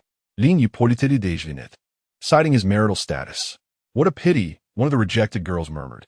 Next, Lin Yi sat beside a young man engrossed in a game, inquiring with a playful tone. Playing games at work? What will you do if the department manager arrives? The young man shrugged. No rush. I'll work after this match. Lin Yi patted him on the shoulder. Just remember to get back to work once you finish. The gamer shot him a glance and muttered an expletive. Approaching a middle-aged man napping at his desk, Lin Yi gently tapped him awake. Startled, the man glared at Lin Yi, barking, What do you want? Mind your own business. He then resumed his slumber. Unperturbed by the outburst, Lin Yi called over a nearby young woman, requesting her to summon the department manager. Misinterpreting his intentions as flirtation, she disregarded his request and returned to her work. With a wry smile, Lin Yi gestured to a familiar employee to relay the message, then found a seat to wait for the manager's arrival. Before long, a middle-aged woman rushed in, flustered. Lin Yi recognized her from his memories as Lin Yi, who had joined the company shortly after its establishment and had now commendably risen to department manager. "Mr. Lin," Lin Yi exclaimed, her voice tinged with anxiety. Lin Yi nodded and offered her a chair. "No need to be so tense. Please have a seat." She sat down, visibly uncomfortable. Employees who had previously been slacking began feigning productivity at the sound of her high heels striking the floor. Typically assertive, Lin Yi hesitated to speak loudly in Lin Yi's presence, prompting speculation among the staff about his identity. The two employees who had previously insulted him were now anxious about potential repercussions. In this company, employees were accustomed to leaving work promptly at the end of the day. With their current light workloads, they cherished the opportunity to relax. They had fought hard to secure their positions and now felt despondent, hoping Lin Yi would overlook their minor indiscretions. Sweat beaded on Lin Yi's forehead as she nervously fidgeted with her professional attire. Lin Yi retrieved a tissue from his pocket and offered it to her, saying, "Sister Lu, there's no need to be so anxious. I rarely come to the office. If I were truly frightening, I wouldn't dare return." As she accepted the tissue and dabbed her brow, Lin Yi replied, "Mr. Lin, you jest. You're quite handsome. We'd love to see you every day. Spare the flattery. If I were here daily, you'd grow weary of me. Please gather everyone. I'd like to have a chat with them." Upon hearing this, Lin Yi stood up and called out, "Everyone come over. Mr. Lin has something to say." Immediately, employees rose from their desks and hurried over. At this moment, Lin Yi demonstrated her authoritative presence. When the group gathered before Lin Yi, the two employees who had insulted him sheepishly approached, murmuring, "Mr. Lin, we sincerely apologize for our earlier remarks. We were blind to your significance." Lin Yi waved his hand dismissively. "Your apologies should be directed at yourselves, not me. I recall our company offers a generous salary. You're fortunate to have a job that allows you to leave on time and enjoy some leisure. Those of you with partners should cherish the time with them." He continued, "While slacking off at work isn't inherently wrong, I understand the desire to sneak in some personal time. Just be discreet and ensure it does not affect your responsibilities." Observing the silence from the employees, Lin Yi concluded, "If there is nothing else, please return to your work." Chapter 15. Zhang Mingqing's vigil as Lin Yi departed, a group of people approached Lin Yi, inquiring, "Sister Lu, who was that just now? Why did he carry himself like the big boss?" Lin Yi replied slowly, "He is indeed the big boss around here. Now get back to work." Upon hearing this, everyone returned to their respective tasks. Lin Yi exhaled in relief, grateful that this General Lin was easy to communicate with. Otherwise, her KPI for the month would surely have been affected. Meanwhile, after inspecting one department, Lin Yi returned to his office. Although he did not frequent the company, he still had an office there. Knock, knock, knock. Just as Lin Yi entered, a series of slow knocks echoed from outside. "Come in," he called out. "Did you just visit the business department?" Qin Jiqiang queried as he stepped in. Lin Yi nodded in affirmation. Qin Jiqiang plopped down onto the sofa, stating, "It's the same old issues. Whenever I visit, everyone adheres to their tasks diligently. Since you don't come often, many don't recognize you. And it quickly becomes apparent when they indulge in napping or gaming during work hours." A hint of exasperation colored Qin Jiqiang's tone. "Lin Yi chocolate, honesty. If there's little to do, it's somewhat understandable to take a breather. After all, people often relish a bit of leisure amidst their busy schedules. Overly strict management can sometimes yield counterproductive results." Qin Jiqiang, resonating with Lin Yi's perspective, found their conversation flowed easily, given their relatively close ages. "Have you managed to find a place to treat me yet?" Lin Yi inquired. Qin Jiqiang shook his head. "You're putting me in a tight spot. I eat home-cooked meals every day, and my business engagements are typically at more formal venues. I wouldn't know where the expensive meals are. Most often, I just visit a farm restaurant with a few friends." Lin Yi laughed. "I'm not well-versed in pricey dining either. Let us ask the driver. He might have better insights." After saying this, Lin Yi beckoned Qin Jiqiang to head downstairs with him. He had already informed the driver to wait downstairs. Upon their arrival, The driver promptly opened the car doors for them. Once seated, Lin Yi instructed, "Please find a most expensive restaurant for us." The driver pondered for a moment before suggesting, "Boss, how about Jinzun? I've heard the prices there can be quite steep." Lin Yi turned to Qin Jiqiang. "What do you think, Brother Chong?" With a wave of his hand, Qin Jiqiang replied, "You handle the arrangements." "Then it's settled. Jinzun it is," Lin Yi announced, and the driver set off towards their destination. Meanwhile, Zhang Mingsheng had spent the previous night partying excessively with a few so-called good friends, all of whom were thoroughly intoxicated. Under the influence, they urged Zhang Mingsheng to book a presidential suite. Initially, he contemplated a modest room, but their relentless coaxing and boasting inflated his vanity, leading him to reserve a lavish suite costing 28,800 yuan. Upon awakening, Zhang Mingsheng found himself alone in the hotel, his friends having already departed. After breakfast and checking out, he aimlessly wandered the streets, observing luxury cars and towering buildings. Glancing at his dwindling balance, he lamented the nearly 50,000 yuan he had spent at the upscale bar the previous night, realizing how swiftly money could vanish. This reflection brought Lin Yi to mind. How wonderful it would be if Lin Yi became his brother-in-law. He could enjoy a life of abundance, and, when funds ran low, simply ask Lin Yi for assistance. For now, he could only wait for his sister to reconcile with Lin Yi. While Zhang Mingsheng grumbled about Lin Yi's stinginess, he spotted Lin Yi emerging from a Rolls-Royce Phantom. Initially doubting his own eyes, he rubbed them and confirmed it was indeed Lin Yi. Upon recognizing Lin, Zhang Mingsheng mused, "Last time, that fellow summoned this vehicle. This time he arrives in it. Could it truly belong to him? Otherwise, how would he afford to frequent such upscale venues? No, if this little brat could drive such a car, he wouldn't be unable to marry my sister." Moments later, Lin Yi entered Jinzun. As the driver prepared to park the car, Zhang Mingsheng approached him. "Excuse me, is your boss that young man?" The driver, coldly observing Zhang Mingsheng from the driver's seat, chose not to respond. Frustrated, Zhang Mingsheng resorted to his phone, locating Lin Yi's friend and pulling up their chat history to show the driver, who remained indifferent as he parked the car. "Who do you think you are? Acting so aloof? Once I'm wealthy, you'll be the first to regret it," Zhang Mingsheng grumbled, before calling a rideshare driver, offering 200 yuan for a full-day service.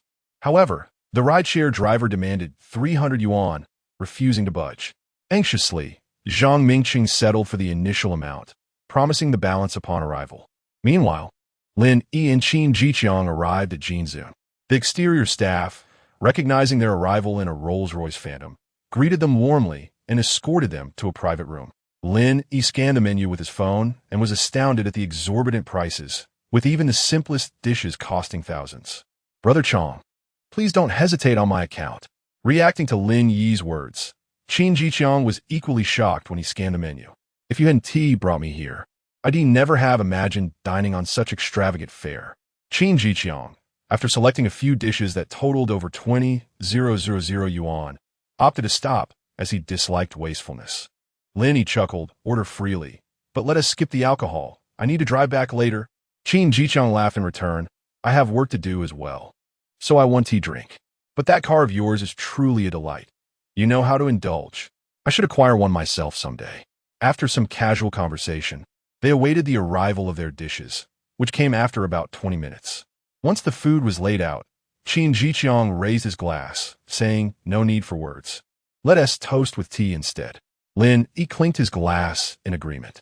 An hour later, satiated, they emerged from the restaurant. Outside, Zhang Mingsheng, who had been waiting for nearly 2 hours, finally spotted Lin Yi. "Good grief, this Lin Yi sure knows how to enjoy life. Dining in such a place. I've never set foot in one. How could this little brat beat me to it?" Zhang Mingsheng muttered under his breath. The driver, overhearing him, thought, "Just look at yourself. Who are you to criticize others?" Upon seeing Lin Yi enter the Rolls-Royce Phantom, Zhang Mingsheng instructed his rideshare driver to closely follow. Chapter 16. The newly purchased car Lin Yi arrived at the company alongside Qin Jiqiang. "Greetings, President Lin." "Greetings, President Qin," the receptionist exclaimed upon seeing the two executives. Nodding in acknowledgement, they proceeded upstairs. Once inside, Zhang Mingsheng peered out cautiously, having faintly overheard the receptionist mention President Lin. "President Lin?" Has this fellow found himself a sugar mama so swiftly? Zhang Mingxing pondered, perplexed. Hey, hurry up and pay. A nearby rideshare driver shouted at Zhang Mingxing. Glancing at the driver, Zhang Mingxing retorted, Didn't I just give you 200? Can you even earn that much in a day? Now you want more. Thinking I'm a fool? The driver, cracking his knuckles, replied, You promised 300 earlier. You're not trying to back out, are you? Zhang Mingxing, realizing the driver was significantly taller than him, reluctantly handed over an additional 100, fearing potential repercussions. Damn it. Just last night you were riding in my car to the presidential suite, spending tens of thousands without a second thought, yet now you act like every 100 counts. After receiving the money, the driver cursed under his breath as he walked away. First you swindled me last night, and now again today. What a stroke of bad luck. Zhang Mingxing grumbled once the driver was out of sight.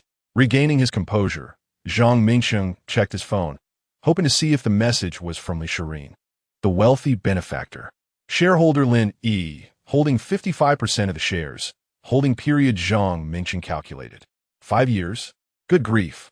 Lin Yi is so affluent, yet pretends to be poor? He must have at least a few billion, yet he is too stingy to part with 50,000. What a miser. As he absorbed the information on his phone, he kicked at the steps in frustration. You bastard Lin Yi, I must extract a few million from you. Meanwhile, in his office, Lin Yi was savoring tea brewed by Qin Jiqiang.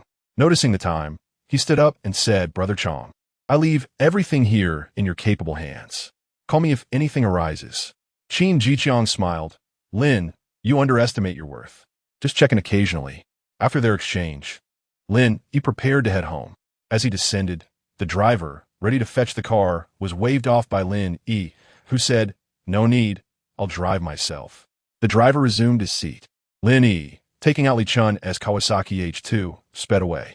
Once Lin Yi was out of sight, Zhang Mingxing emerged from his hiding spot. Damn it, a Kawasaki H2.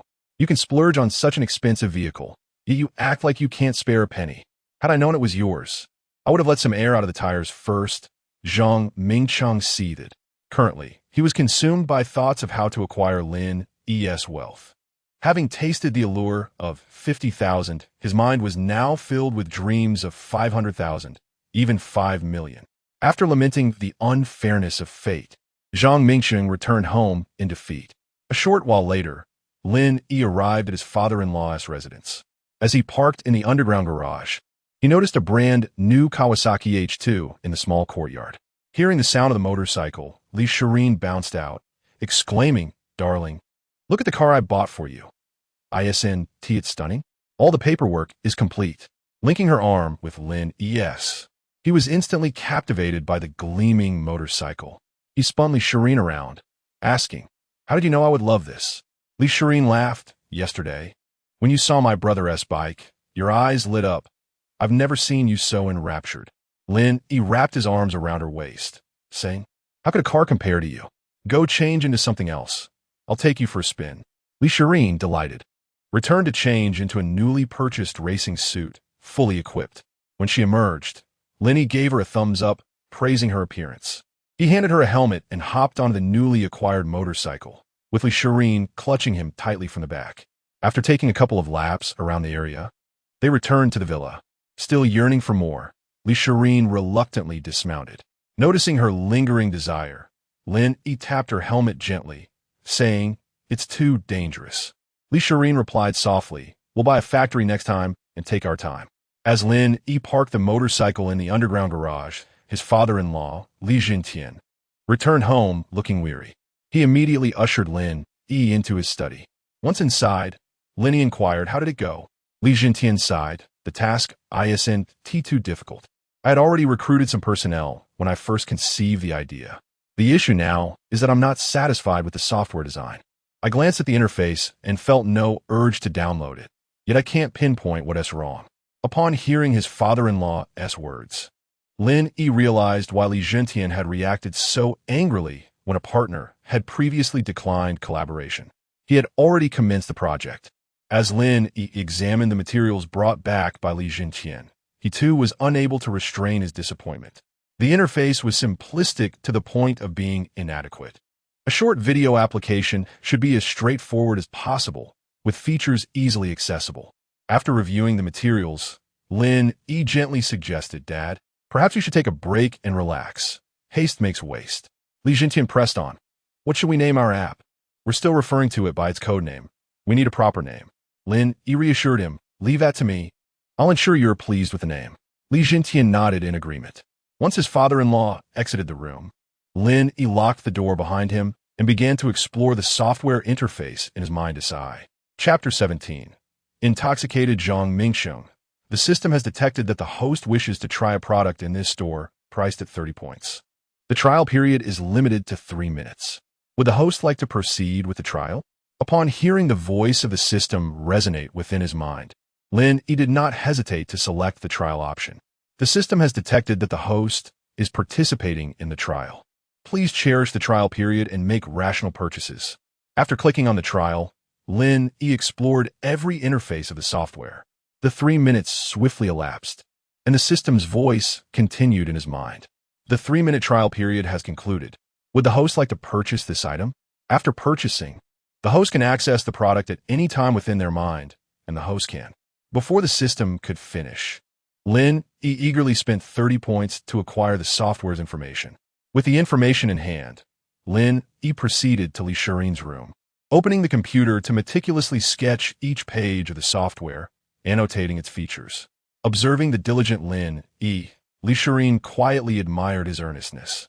Indeed, a man who is serious is, at his most handsome. Li Shirin gazed at him like an enamored admirer. As Li Shirin lingered nearby, Lin Yi's thoughts were entirely consumed by her presence, lingering in his mind. He pulled Li Shirin gently into his embrace and softly remarked, "Beloved wife, perhaps you should step out for a moment? Your presence fills my mind entirely." Upon hearing this, Li Shirin smiled enchanting and placed a kiss on Lin Yi's cheek before departing. Once she left, Lin Yi resumed his focused work. Unbeknownst to him, he had spent the entire day in the room, only leaving his computer when Li Shirin called him for dinner that evening. As soon as they sat at the table, Li Jintian inquired, "I heard from Shirin that you have new ideas?" Lin Yi nodded in response. However, when Li Jintian attempted to press further, he was promptly silenced by Wu Rulin's stern voice. "We're here to eat, not to discuss work. Xiaoyi has worked hard all day. Can't you wait until after dinner?" Hearing Wu Rulin's reprimand, Li Jintian obediently closed his mouth and began to eat. Meanwhile, in another part of the neighborhood, Zhang Mingsheng returned home, sulking while drinking. Zhang Teng sighed at the disarray of the house. Ever since his wife and daughter moved out, they had not returned, leaving him unaware of their whereabouts, with not even a phone call. Seeing Zhang Mingsheng slumped on the floor with a bottle, Zhang Teng chose not to comment and retreated to his room. He had learned to manage alone after being scorned by He Xiaolan, and he no longer required assistance from anyone aside from cooking. Damn Lin Yi, so wealthy yet so stingy, not even 100,000 for me. If he were to marry my sister, Wu Ti, I'd become a senior executive at the company? Don't you think so, Dad? Zhang Mingsheng drunkenly mumbled to his father. Zhang Teng, observing his inebriated son, merely nodded, not comprehending his words. "Burp, Dad, after all these years of calling you Dad, can you now call me son?" Zhang Mingsheng hiccuped. With a grim expression, Zhang Teng retorted, "Drinking all day, can't you be more sensible? Why not find a proper job? You have hands and feet." Upon receiving his father's admonition, a drunken Zhang Mingsheng shouted angrily, "Were you even? How dare you lecture me? If you had a bit more money, would I be in this position? If you were as capable as Lin Yi's parents, would I be here drinking?" Sighing in despair, Zhang Teng returned to his room, slamming the door behind him. "No way, in a few days, I still need to ask Lin Yi for a few tens of thousands, otherwise I'll release that video I recorded last time," Zhang Mingsheng said, taking another sip of alcohol. In a lavish villa, after finishing their meal, Lin Yi shared the sketches he had created with Li Jintian. Upon seeing the designs, Li Jintian's eyes widened in astonishment. The sleek interface and eye-catching pink icon made him eager to download it immediately. "What do you think? Is it satisfactory?" Lin Yi asked slowly. "Indeed, it's exceptional. Just the pink icon alone makes me want to download it right now," Li Jintian exclaimed excitedly. Though he had spent years dealing with cosmetics, this was his first foray into an unfamiliar domain. "If there's nothing else, I'll head upstairs to finish the remaining sketches," Lin Yi stated. waving his hand as he ascended the stairs. After Lin Yi left, Li Jintian murmured, "My daughter certainly has good taste." Once upstairs, Lin Yi moved Li Shirin's computer to the study. Although Li Shirin insisted it was unnecessary, Lin Yi did not wish to disrupt her rest. After all, women require ample sleep. As the hours passed into the early morning, Lin Yi stretched lazily, finally completing all the sketches. Upon returning to Li Shirin's room, he found her fast asleep and carefully changed into sleepwear using the dim light of his phone. After climbing into bed, Lin Yi kissed Li Shirin's cheek before drifting off. By midday, Lin Yi slowly opened his eyes to find Li Shirin gazing at him. "What time did you stay up until last night?" she asked softly, her alluring lips close to his ear. Lin Yi replied, "Probably around 3 or 4. Just as Li Shirin was about to respond, Lin Yi pulled her onto himself, surprising her and causing her body to tingle. As their gazes locked with affection, just as Li Shirin leaned in, a knock echoed from outside the door. They exchanged awkward smiles, quickly adjusting their disheveled clothing before rising to answer. "Mom, can't you refrain from knocking when there's nothing going on?" Li Shirin pouted, complaining to Wu Ruolin outside the door. Wu Ruolin, with a helpless expression, responded, "Your father asked me to check if the sketches are done. He has been waiting since morning and is eager to see them." Upon hearing Wu Ruolin's purpose, Lin Yi retrieved a USB drive, handing it to her. "Everything is on here. Just follow the instructions." After receiving the USB drive, Wu Ruolin smiled, "You two carry on. I'll take my leave." Once the door was closed, Li Shirin began to sulk. Seeing her pout, Lin Yi found her anger endearing and approached to pinch her cheek. "Even when you're upset, my wife is so beautiful." To which Li Shirin huffed, "Well, it's not me who is feeling uncomfortable." Chapter 18. Zhang Mengyao yearned for reconciliation. After a playful scuffle in the room, they both felt a pang of hunger and decided to head downstairs for a meal. Upon reaching the ground floor, they were greeted by Wu Ruolin, who had just finished preparing lunch for them. "Hurry up and eat, or it will get cold," Wu Ruolin urged the two. "Where's my dad?" Li Shirin inquired of Wu Ruolin. Wu Ruolin replied nonchalantly, "Your father rushed to the company as soon as he got the USB drive." After they had satisfied their hunger, Lin Yi's phone rang. Glancing at the screen, he noticed an unfamiliar number. He answered the call, only to be met with an impatient voice on the other end. "Lin Yi, I'm out of money. You need to send me 300,000 to spend." Recognizing the voice as that of Zhang Mingsheng, Lin Yi felt a surge of irritation. He had blocked all contact with Zhang's family, yet here he was, calling from a different number and demanding such a sum. "Have you exhausted the 500,000 already?" Lin Yi asked, putting the call on speaker. Zhang Mingsheng chuckled, sensing an opportunity. "That 500,000 was barely enough. The last time I booked a presidential suite, it cost several thousand. I'm down to just a few thousand now.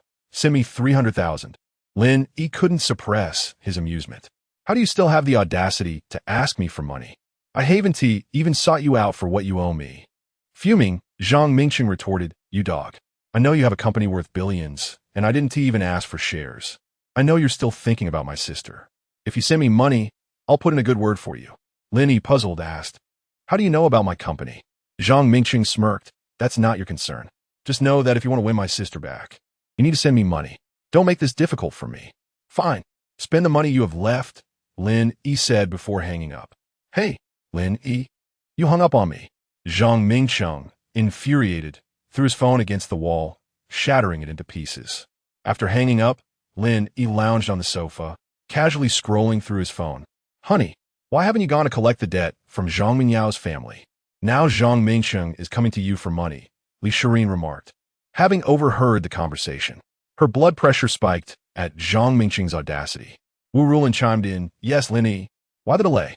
You should gather evidence and demand repayment immediately." However, Lin Yi waved his hand dismissively. "There's no rush. Let them spend the money first. I have my plans." Meanwhile, Zhang Mingsheng, infuriated after his encounter with Lin Yi, wreaked havoc in his home. Zhang Teng, observing his son's outburst, shook his head in despair. "Mingsheng, you need to find a job. This is not a solution," he advised. "Find a job? That bastard Lin Yi is rich, and you expect me to work? He tricked our family. He has all that wealth and pretends to be broke. He owes us." Zhang Mingsheng seethed. "Just wait. Once Li Shirin tires of him, He'll come crawling back to my sister. I refuse to believe that a beautiful and wealthy woman would choose Lin Yi over anyone else. Zhang Teng, witnessing his son's misguided thoughts, felt a wave of hopelessness wash over him as he retreated to his room. If he wants to give us money, then just wait. Tomorrow, I'll take the golden figurine from his Rolls-Royce Phantom and burn his Kawasaki H2. Let us see if he pays up. In stark contrast, Zhang Mengyao remained in the marital home that Lin Yi had purchased. After a long day at work, she returned to find He Xiaofang lounging on the sofa, munching on sunflower seeds and leaving a mess. Mom, I'm not asking you to work, but you can't leave the house in such disarray. I'm exhausted from work, and coming home to this chaos is incredibly frustrating. Zhang Mengyao complained. He Xiaofang spat out a seed shell and retorted, "Oh, so now you disdain me? I raise you through thick and thin, and now you're criticizing me? It's as if I wasted all my efforts." Zhang Mengyao, taken aback, could only mutter, "Mom, I didn't mean it that way." All right, I see your point." He Xiaofang softened, extending her hand toward her daughter. "What are you doing?" Zhang Mengyao asked, confused by her mother's gesture. "Don't act innocent. Didn't you just start a new job? You're earning 8,000 a month now, so where is the money?" He Xiaofang demanded, her hand outstretched. Frustrated, Zhang Mengyao exclaimed, "We just moved here, and you've already spent so much of my money. I've only just started my new job. How can I have any salary yet? You're gambling away our money. And you dare ask me?" Realizing the gravity of her daughter's words, He Xiaofang panicked at the thought of not receiving money for her gambling habits. Okay. I'm sorry. I didn't mean it. Where are you working that you suddenly earn 8,000? Zhang Mengyao explained. "I was browsing online for jobs and found this company that was hiring extensively for a short video app. I submitted my resume and got accepted." He Xiaofang pondered for a moment and remarked, 8,000 doesn't seem sufficient. I wonder when Lin Yi will come back to you. He hasn't even mentioned the house yet. He is probably waiting for you to cool down. When he does come, you need to stand your ground." As He Xiaofang envisioned confronting Lin Yi about money, Zhang Mengyao nodded. 5 years is not something to forget easily. That woman, Li Shirin, won't come between us. Lin Yi is likely waiting for my forgiveness, but when he comes, you mustn't treat him poorly. He Xiaofang nodded in agreement. Chapter 19 Company Gathering for an entire week. Lin Yi and Li Jintian nearly resided within the company, tirelessly supervising operations each day. At last, they completed their monumental task and exchanged triumphant high fives. After a week of intense overtime, they had successfully developed the software, and the server was now primed for action. "Xiao Yi, you previously mentioned you would bestow upon this app a splendid name. How is that progressing? If the name is unappealing, my anticipation would have been in vain." Li Jintian remarked with a grin. "Indeed, the app shall be named World TV." Lin Yi articulated each syllable with clarity. "World TV?" Li Jintian echoed, seemingly puzzled. Noticing his confusion, Lin Yi elaborated, "We aspire to create a world-class app. In the future, we intend to launch it internationally, ensuring that our app becomes renowned across the globe." Realization dawned upon Li Jintian. "I never considered the international launch. It appears I have grown complacent and ceased to dream expansively. Now, we can commence the software release and observe today's download figures. Additionally, instruct the marketing department to engage influential bloggers and streamers to promote our software. And let us not overlook advertisements in major app stores," Lin Yi stated with nonchalance. Li Jintian chuckled. "Haha, I have already made arrangements for that. Just wait and see." As soon as the software was launched, Lin Yi and Li Jintian monitored the fluctuating data alongside the company executives. 1 registration, 2 registrations. The numbers surged, and by evening, the registered users had reached 10 million, with video creators numbering 10,000. Once the data stabilized, a satisfied smile emerged on Li Jintian's face. Ding! The system has completed its rewards for users and creators. Upon hearing the system's notification, Lin Yi understood that the current figures were merely for show. However, he believed it would not be long before the software gained widespread popularity. "Inform everyone that there will be a gathering after work tonight. For those in special positions unable to attend, a stipend of 300 will be provided," Li Jintian conveyed, and soon the entire company buzzed with excitement. Li Jintian generously booked a restaurant specifically for gatherings. That evening, Lin Yi entered Li Jintian's Rolls-Royce, and together they made their way to the venue. Upon arrival at the restaurant, several employees had already gathered, finding their familiar colleagues to sit with. "Meng Yao, are you free to watch a movie together this weekend?" inquired a bespectacled man respectfully. "I have already mentioned I have a boyfriend. Please stop asking," Zhang Mengyao replied coldly. The bespectacled man, dissatisfied, retorted, "You've been here for over a week, constantly asserting you have a boyfriend. Yet, I've never seen him pick you up from work. What use is such a boyfriend? I promise you, should you date me, I would give you my entire monthly salary." Zhang Mengyao, witnessing the man's persistence, replied indignantly, "Are you not aware of how bothersome you are? I have made my feelings clear. How can you be so shameless?" Her agitation grew, drawing the attention of those around, who cast disdainful glances at the man. Is he truly so pathetic? Is this even a man? Must he cling so desperately? Murmured those nearby. The bespectacled man, hearing this, lowered his head in silence. In truth, he was aware that Zhang Mengyao found him unattractive. Yet he had been captivated by her beauty from the moment he first laid eyes on her. As employees engaged in conversation, a sweet voice resonated from the podium of the gathering restaurant. "After more than a week of hard work, we have finally completed our project. Mr. Li and Mr. Lin have graciously invited everyone to a meal and gathering. The spread is quite lavish, featuring all-you-can-eat lobster, so please indulge yourselves. Now, let's invite Mr. Li to say a few words." With that, applause erupted from the audience. Li Jintian took to the stage, tapping the microphone to confirm it was operational. He chuckled. "I am not particularly eloquent, so I shall pass the mic to Mr. Lin." With that, Lin Yi gracefully ascended the stage to accept the microphone. Zhang Mengyao was taken aback to see Lin Yi on stage, exclaiming, "How is this possible? How did Lin Yi rise to such heights?" However, as realization struck her that Lin Yi had married Li Shirin, she understood that the man named Li was likely Li Shirin's father. Regaining her composure, Zhang Mingyao's lips curled into a slight smile. Now Lin Yi was one of the company's executives, and once she reclaimed him, all of his possessions would become hers. On stage, Lin Yi surveyed the attendees and spoke earnestly. The efforts of these past days could not have been achieved without everyone's dedication. "I merely wish to convey that as long as we all strive for the company's best interests, no employee will be undervalued. That is all I wish to say. Enjoy your meal." His brief yet heartfelt address was met with thunderous applause.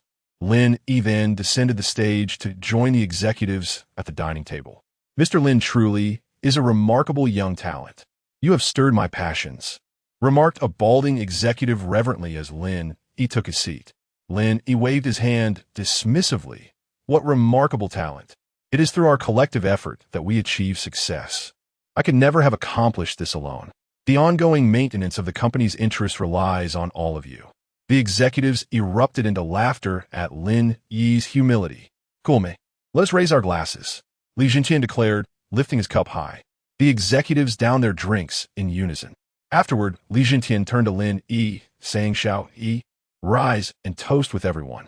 Understanding that Li Jintian aimed to familiarize him with the staff, Lin Yi filled his cup with liquor and stood to address the employees below. "Come, let us drink a toast." Seeing their youthful boss raising a toast, everyone stood in unison. Lin Yi downed his drink in one go, cup turned downward, and declared, "I have done my part. The rest is up to you." Witnessing their young boss's lack of pretense, the crowd followed suit, raising their cups to drink heartily. Many women in the crowd whispered, "What a handsome boss. I wonder if he is single. It would be wonderful if he is." To which a nearby individual scoffed, "If he were single, it would hardly be your turn. A man like him is unlikely to have anyone foolish enough to let him go." Chapter 20. A reunion with Zhang Mengyao. Upon hearing the news, Zhang Mengyao felt a wave of discomfort, akin to swallowing a fly. Yet, it was merely discomfort. After all, he had merely clung to Li Shirin for support. Without her, he would never have ascended to a high-ranking position within the company, and would still be just an ordinary employee earning a modest salary. Once he calmed his emotions, he found solace in the thought that Lin Yi would ultimately return to his side. However, Zhang Mengyao couldn't help but occasionally glance over at Lin Yi's table. After dining for just over an hour, people began to leave one by one to return to their families. Li Zhentian, gradually succumbing to the excessive drinking with several executives, was beginning to falter. These seasoned executives, seasoned in the ways of corporate maneuvering, seized the opportunity to dine with the boss, hoping to ingratiate themselves for future promotions. General Manager Lin has an impressive tolerance for alcohol, exclaimed a rotund, balding man. He is so young. Unlike us old-timers, another bald man jested. Lin Yi, upon hearing their banter, smiled and raised his glass, addressing them. You gentlemen are too kind. It's all thanks to everyone's efforts. We must continue to strive together. The two men were elated by Lin Yi's words, nearly moved to tears by the sentiment from such a youthful company leader. After regaining their composure, they filled their glasses and drank heartily. After a while, Li Zhentian checked the time, realizing that they had been dining for 2 hours. Feeling fatigued, he turned to Lin Yi, shout, "Yi, it's getting late. Let us head back." Lin Yi surveyed the room, noting that most had already departed, and nodded in agreement. "Let us take our time. I'm getting old. Unlike you young folks," Li Zhentian remarked to the executives at the table. Hearing this, the executives gradually rose, stating that it was time to return to their families as well. Their presence was solely for the bosses, and with Li Zhentian leaving, their reason for staying evaporated. Once they finished, Lin Yi gently placed Li Zhentian's arm over his shoulder, assisting him out. Zhang Mingyao, who had been observing Lin Yi's every move, decided to follow him outside as he prepared to leave. "Mingyao, are you heading back? Let me walk you out," a bespectacled man said, having been lingering near her. Upon seeing her stand, he approached her with flattering words. Zhang Mingyao regarded the man as a bothersome fly, replying coldly, "I genuinely do not like you. Why can't you let me be?" The bespectacled man, undeterred, replied earnestly, "Mingyao, I know you don't like me now, but I believe one day you will be moved by me." Zhang Mingyao was rendered speechless. She hadn't expected anyone to be so undeterred in their affections. If it were someone else, they might have been touched, but she was Zhang Mingyao, and not just anyone was worthy of her. Meanwhile, Lin Yi assisted his father-in-law into a Rolls-Royce Phantom. As he was about to enter himself, Zhang Mingyao closely followed behind. "Lin Yi," she called softly. He recognized her voice, but chose to ignore her. Continuing to enter the vehicle. "Is our 5-year relationship truly over? You want to even say a word to me?" She sobbed. Lin Yi, wishing to avoid the self-serving Zhang Mingyao, instructed the driver to proceed. "Are you truly so heartless? You want to even spare me a word?" Zhang Mingyao clung desperately to the car door. "Stop the car. Shout, Yi, go talk to her. It would look good for the other employees to see this." Li Zhentian waved his hand. Lin Yi exited the car, addressing Zhang Mingyao coolly. "If you have something to say, do it quickly. I'm heading home." Seeing him step out, Zhang Mingyao felt a flicker of hope that he still cared for her. She cried out, "Why won't you say anything? I was wrong. I truly was. Can we go back together?" She then lunged toward Lin Yi, but he dodged, causing her to fall to the ground, her face covered in dust as she wept. In the distance, the bespectacled man rushed over, intent on confronting Lin Yi, but was restrained by Li Zhentian's driver bodyguard. "You think bullying a woman is impressive? If you have the guts, come at me. Just because you have money doesn't mean you can play with a girl's feelings," he shouted. Zhang Mingyao, hearing this, cried out, "This is between us. Can you please just leave?" The bespectacled man, thoroughly wounded, couldn't comprehend why Zhang Mingyao would turn against him. Had his concern been a fault? Disheartened, he faded into the night, laughing bitterly as he walked away. "Lin Yi, you've changed. You've become so cold. In the past, when I was even slightly upset, you would go out of your way to comfort me. Now, you want to even spare me a glance. Am I truly so distasteful to you?" Zhang Mingyao cried as she brushed the dust from her face. "Have you said enough? If so, I'm leaving. Oh, by the way, I plan to consult a lawyer.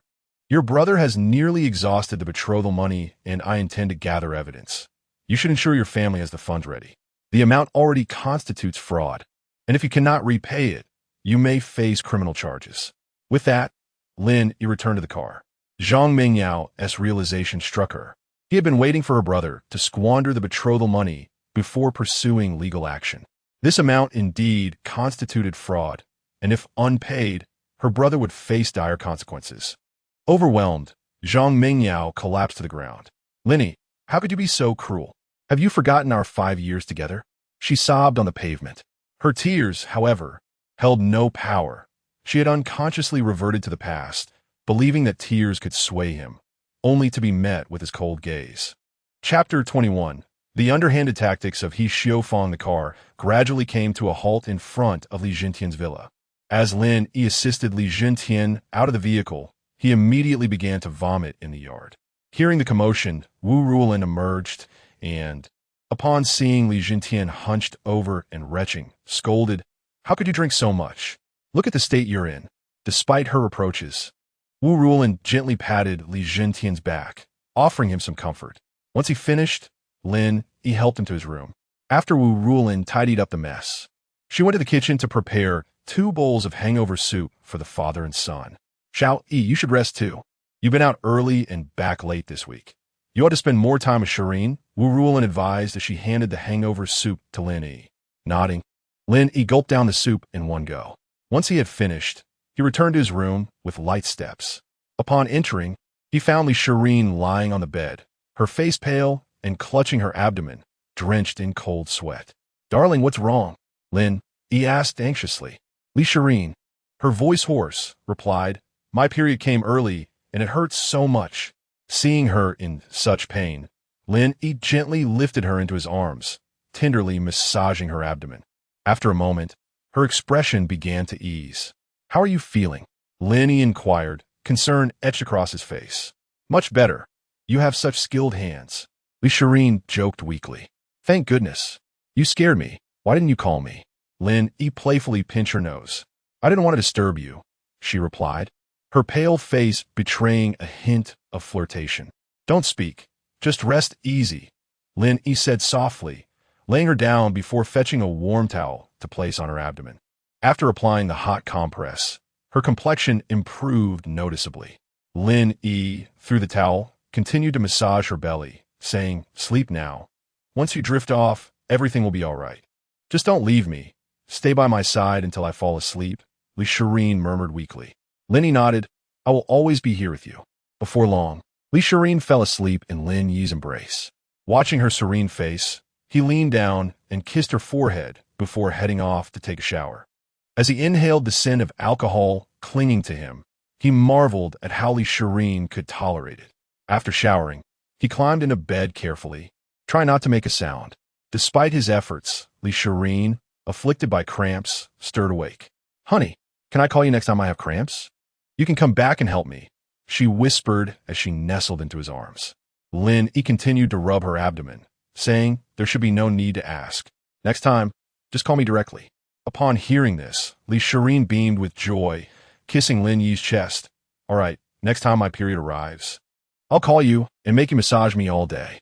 Lin Yi shared with her about his encounter with Zhang Mengyao that day. "How did Zhang Mengyao end up at your company?" Li Shireen asked, puzzled. "I had no idea until she came looking for me tonight," Lin Yi admitted. Li Shireen, struggling to suppress her pain, chuckled. Perhaps she hoped to rekindle something? "You're now a man of considerable wealth. I imagine she's contemplating a reunion." Upon hearing Zhang Mingyao's name, Lin Yi's gaze turned icy. "She is no longer relevant to me. I am merely the plaintiff now. Once Zhang Mingcheng exhausts that 50,000, we shall see. If the debt becomes insurmountable, then she can find herself sewing." Meanwhile, in a nearby neighborhood, after returning home, the dust on Zhang Mingyao's white dress was particularly conspicuous. Seeing her disheveled state, He Xiaofang, who was lounging on the sofa, immediately stood up and inquired, "My dear daughter, did you get into a fight? What happened to you?" However, Zhang Mingyao, her eyes devoid of light, tossed her bag onto the sofa and sat in silence, ignoring her mother-esque questions. "Why are you sulking as soon as you walk in? Are you unhappy with your mother?" He Xiaofang pressed. "Mom, Lin Yi is now the president of our company. I sought him out today, but he no longer acknowledges me." Zhang Mingyao cried, her hands covering her face. "What? Lin Yi is the president now? How much does he earn a month?" He Xiaofang immediately thought of the financial implications rather than inquiring into her daughter's distress. Zhang Mingyao sobbed. "The profits belong to him. He doesn't need a salary. His dividends are calculated in the hundreds of millions." He Xiaofang, upon hearing this, began to calculate. Good heavens! 100 million. That's 100 million. I've never seen such wealth, and it will only increase. Knowing he is the owner of your company, why didn't you try to reconcile with him? We could ask him for a few tens of millions every year. Are you foolish to let Lin Yi slip away? Zhang Mingyao had nearly calmed down, but He Xiaofang's words rekindled the sting of Lin Yi's callousness. Reconcile with Lin Yi? What do I have to offer? It was you and my brother who drove him away. Now you expect me to make amends? He wouldn't even speak to me.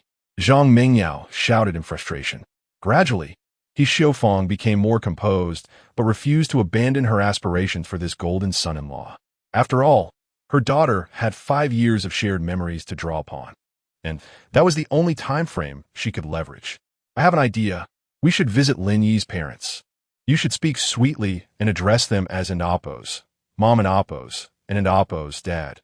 Indapos, if you soften their hearts, I refuse to believe they want Indapos, T. relent.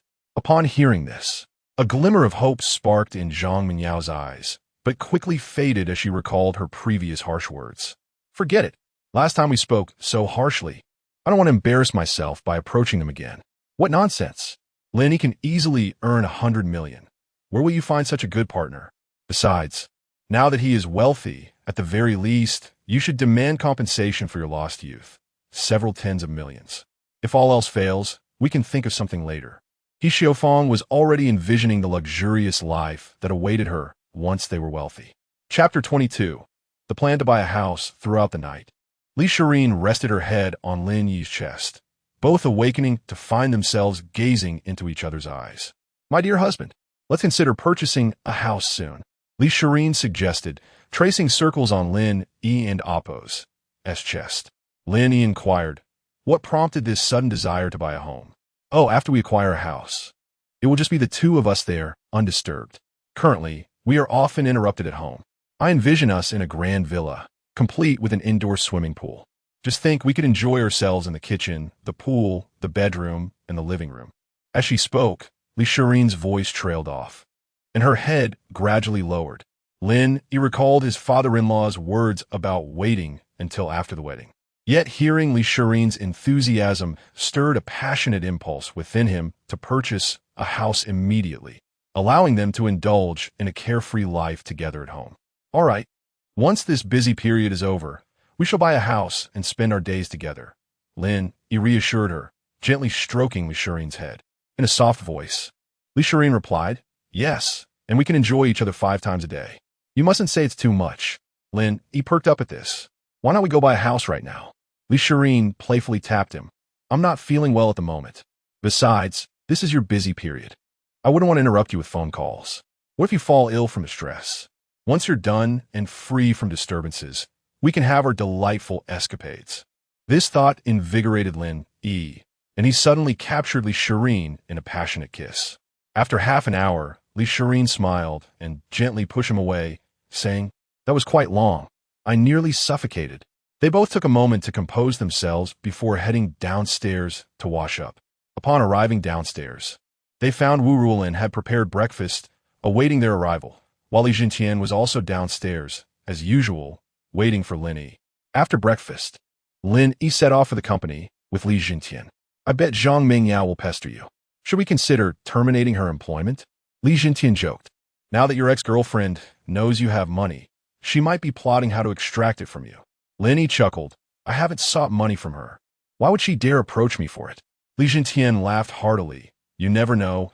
The allure of wealth is quite potent. Just wait and see. I speak from experience. Lin Yi smiled, but chose not to engage further in the conversation. As they chatted, their Rolls-Royce Phantom arrived at the company. After being swayed by He Xiaofang's persuasion the previous night, Zhang Mingyao deliberately waited downstairs for Lin Yi's car to pass by. However, Lin Yi walked past her without so much as a glance. Despite his aversion to Zhang Mingyao and her family, he found it beneath him to dismiss her outright. Lin. Zhang Mingyao watched as he walked past without acknowledging her, which stung her confidence. She called out, unsure of what to say. Lin Yi turned slowly, his voice icy. Do you need something? Zhang Mingyao replied softly, nothing. Upon hearing her response, Lin Yi continued toward the conference room. Zhang Mingyao felt a pang in her heart. His cold demeanor left her bewildered. Why wouldn't he even give her a moment of his time? How could he be so heartless? Upon entering the conference room, Lin Yi noticed the executives fixated on the data displayed on the board.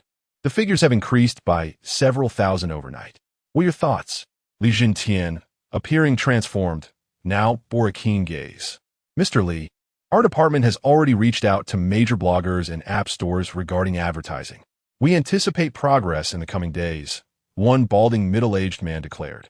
Is that all? Are there no other suggestions? Li Jintian pressed.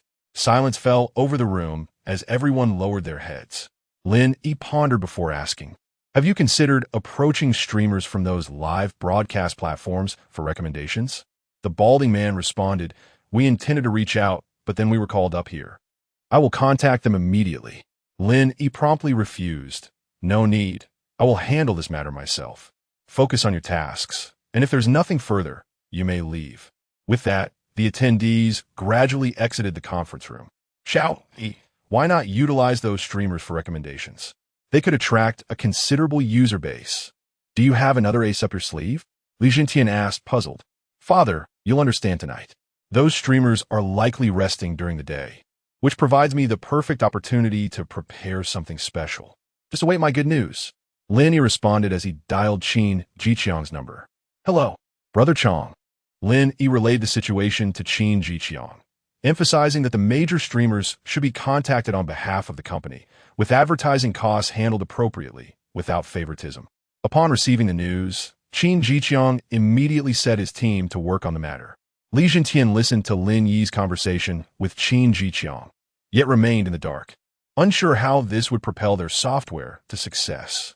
Father, please hold down the fort here. I need to visit my company. Anticipate my good news, Lin Yi declared. Li Jintian smiled, leave it to me. I will be awaiting your updates. Afterward, Lin Yi called his driver to request immediate transportation to World TV, opting not to use his father-in-law's car, in case it was needed later. Look at Mr. Lin, so handsome. Such a young president. I wonder if he has a girlfriend, a passing girl murmured. As Lin Yi awaited his vehicle, he became a striking figure at the company.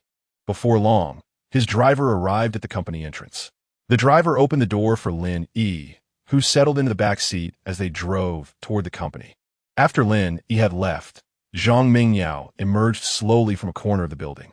Seeing Lin Yi enter the car stirred a painful feeling within her.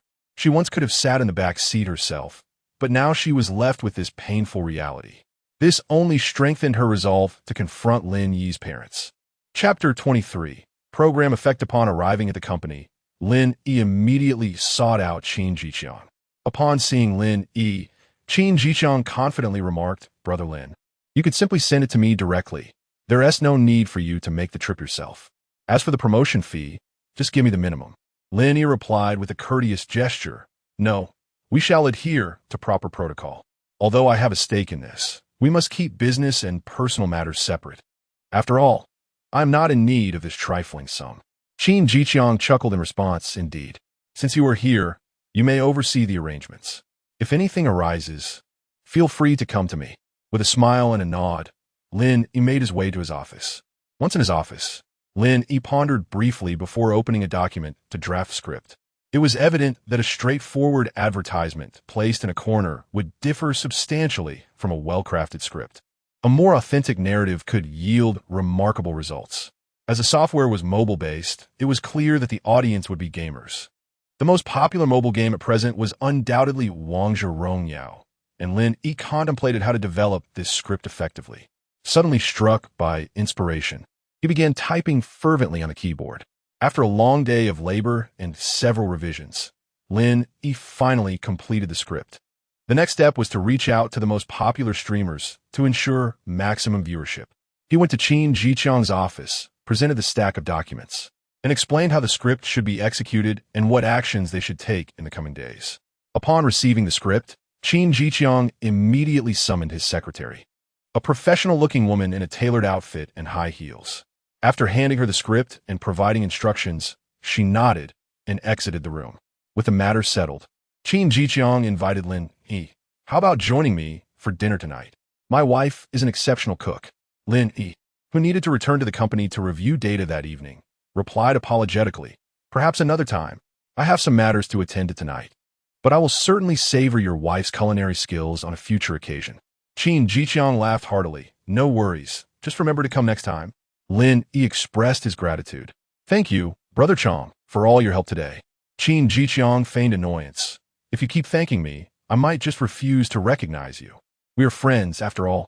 Lin Yi chuckled. All right then. I shall take my leave now. I trust you to handle things here. Qin Jiqiang waved him off. Go on. Remember to come over for dinner when you have the time. Lin Yi nodded and descended the stairs.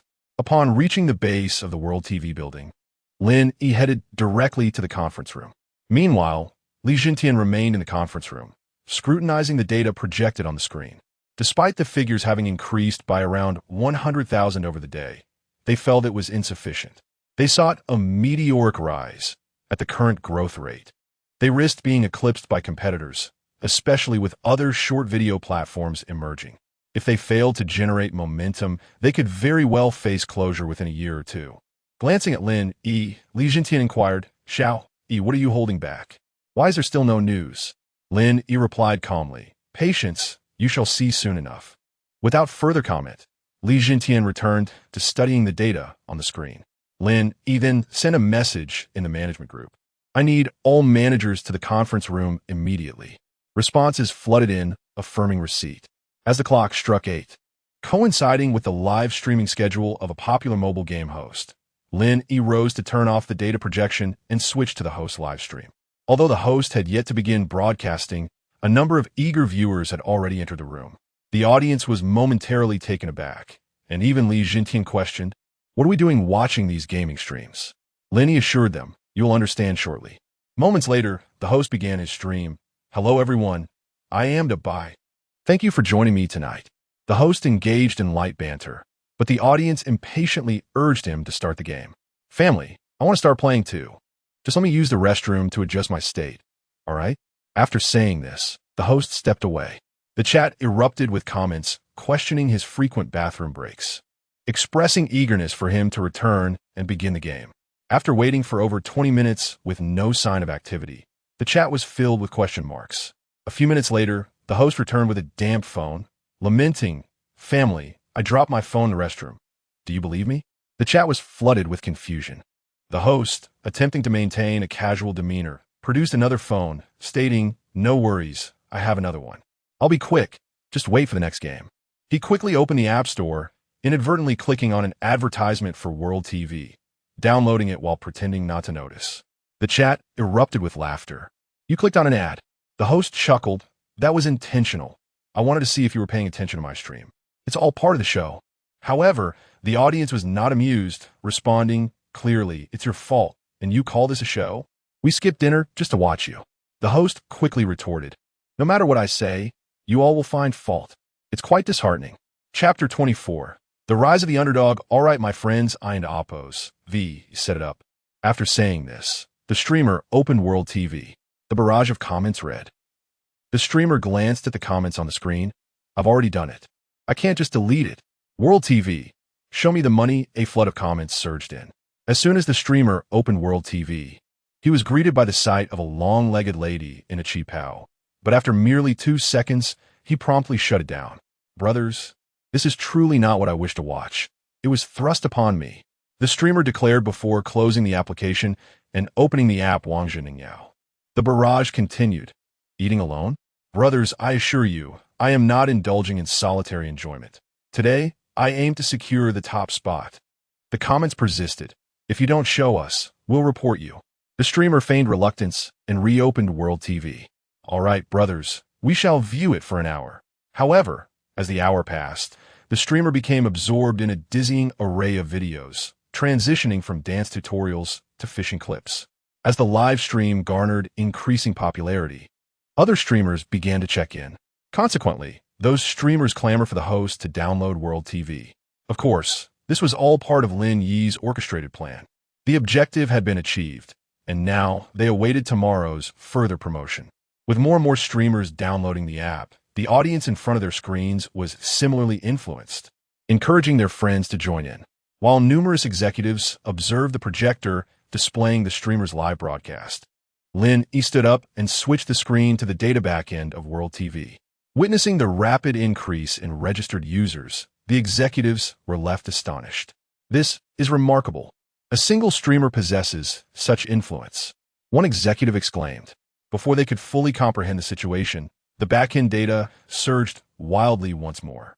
The room fell silent as they watched for over an hour until the data began to stabilize.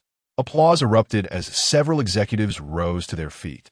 Lin Yi, surveying the data, calmly remarked, "This figure is within our expectations. Over the next few days, the numbers will continue to rise. Once they stabilize, we can take our time." "All right, the data appears satisfactory. We can inform everyone that the workday is concluded."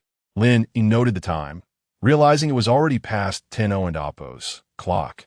After announcing the end of the workday, the crowd gradually dispersed from the conference room. "You truly have a knack for this." Li Jintian approached, patting Lin Yi on the shoulder. Lin Yi smiled, saying, "It's nothing. I anticipate a significant surge in users over the next few days. We can celebrate later." The two switched off the projector in the conference room and headed out together. However, as they reached the ground floor, Lin Yi spotted the bespectacled man with golden frames from the previous night, brandishing a baton and blocking his way. Lin Yi furrowed his brow, inquiring, "What do you intend to do?" The bespectacled man, his voice trembling, replied, "I am Jin Gaoyuan, an employee at your company. I know you are wealthy, but I genuinely adore Meng Yao." Lin Yi, perplexed, responded, "What does your affection for her have to do with me? If you like her, go pursue her. Why seek me out? I'm not Zhang Mengyao." Just as Li Jintian was about to speak, Lin Yi pushed him aside, recognizing that the man before him was merely a lovesick admirer of Zhang Mengyao. Upon failing to win her affection, sought to vent his frustration on Lin Yi. The man appeared somewhat deranged, and any harm to Li Jintian would be troublesome. Upon hearing this, Jin Gaoyuan seethed. "You think I'm pursuing her? I bring her breakfast every day, yet she tosses it into the trash. That is fine. I want to force her. But after she met you today, she has been secretly crying, and you didn't even spare her a glance. You must have abandoned her. How dare you?" Jin Gaoyuan cursed, swinging the baton towards Lin Yi's head. Beep. The system detects that the host is in danger, triggering a hidden reward. The host becomes proficient in all martial arts. In an instant, as Lin Yi acquired martial arts proficiency, he extended his hand to catch the baton aimed at him and swiftly subdued Jin Gaoyuan with a deft move, pinning him to the ground. The driver and bodyguard, tasked with protecting Li Jintian, stepped forward and restrained Jin Gaoyuan firmly. "Let me go." Jin Gaoyuan gasped, face down on the ground. Lin Yi questioned, "What is this all about?" Zhang Mengyao, who was preparing to head home, saw Jin Gaoyuan pinned down. Jin Gaoyuan gritted his teeth and declared, "Mengyao, don't concern yourself with me. I know Lin Yi is a treacherous scoundrel who deceived you. I can only blame myself for being useless and not teaching him a lesson." Upon hearing Jin Gaoyuan's words, Zhang Mengyao began to piece together the situation. He had foolishly tried to defend her honor, contemplating how to reconcile with Lin Yi. This disruption had completely derailed her plans. "Jin Gaoyuan, could you stop being so self-righteous? I have made it clear that I do not like you. Why do you persistently haunt me?" Zhang Mengyao replied coldly. Turning to Lin Yi, she expressed some remorse, saying, "I'm sorry, Lin Yi. I was unaware of this situation. Had I known, I would have certainly intervened." Yet, Lin Yi ignored Zhang Mengyao and simply instructed the driver, "Take him to the police station. Let them handle it." After giving his instructions, Lin Yi took his place in the driver's seat of the Rolls-Royce Phantom, returning home alongside Li Jintian. The night left behind a gathering of onlookers and a disheveled Zhang Mengyao. Noticing Lin Yi's complete disregard for her, she felt a wave of indignation wash over her. Initially, she had intended to address him as President Lin, but then opted for Lin Yi, hoping to create the impression of a deeper relationship in the eyes of onlookers. However, Lin Yi not only ignored her, but also failed to even glance in her direction. As tears began to well up in her eyes, Zhang Mengyao hastily fled the scene, wishing to avoid becoming the target of gossip within the company. Meanwhile, Jin Gaoyuan, who had attempted to assault Lin Yi, was not as fortunate. Shortly after the police were called, a squad car arrived swiftly to escort him away. "Do you think he'll be locked up for 15 days? One onlooker inquired. "Are you joking? This is already a case of intentional harm. If it weren't into Oppos, T for President Li's skills, he'd have likely faced serious injury. He could be looking at least 3 years in prison, another bystander explained. As the police car drove away, the crowd gradually dispersed, knowing another juicy piece of gossip was bound to emerge. Chapter 25. A few years on a sewing machine. This is my first time driving this car. Lin Yi chuckled from the driver's seat. Ha ha, your words remind me of myself over a decade ago. Back then, after making some money, I went on a spree buying supercars, even driving a Rolls-Royce myself. Once while in the capital, I encountered some true business moguls who looked at me with the eyes of a nouveau riche when they saw me behind the wheel of that Rolls-Royce. Li Zhentian reminisced, gazing out at the scenery. After a moment of contemplation, he added, I suppose I really was a bit of a nouveau riche back then. Perhaps it's a trend for us in the Flower City to personally drive our own Rolls-Royces. Lin Yi made a rather unamusing joke, which Li Zhentian instantly grasped. Bursting into laughter, Xiao Yi, are you really not going to fire Zhang Mingyao? Li Zhentian inquired. Lin Yi pondered for a moment and replied, let us not. If I dismiss her now, they will say I am petty. Once the company stabilizes, I will contact a lawyer to reclaim what they owe me. Li Zhentian considered this carefully and responded, but with people like them, who are likely to stir up trouble, you must exercise caution. It's not the ones who confront you openly that you need to fear, but those who might stab you in the back. Yes, I will be careful. Lin Yi nodded in agreement. The car slowly made its way to the underground garage. By the time they returned home, it was already 11 o'clock at night. Lin Yi and Li Zhentian exchanged little conversation, each retreating to their own rooms. Lin Yi gently pushed open his door, noticing a faint light in the room. Li Shireen was seated at her computer, reviewing some documents. Upon seeing Lin Yi return, she set her files aside and softly said, Darling, why are you home so late tonight? Lin Yi briefly recounted the events of the evening. Upon hearing this, Li Shireen was taken aback, understanding that Lin Yi was downplaying the situation to spare her worry. Why would Zhang Mingyao cause you trouble just because she likes you? Li Shireen questioned in confusion. When Zhang Mingyao realized I was the president of the company, she attempted to rekindle our relationship. However, I ignored her. I suspect that the infatuated one saw this and thought I had abandoned her. Lin Yi analyzed. Li Shireen nodded, inquiring, what about the employee who attacked you? Lin Yi replied nonchalantly, I don't know. The surveillance footage is there, along with witnesses. His actions constitute intentional harm, and he is likely to face several years of repercussions. After hearing this, Li Shireen breathed a sigh of relief and declared, if he could face 10 years, that would be splendid. How dare he treat my husband that way?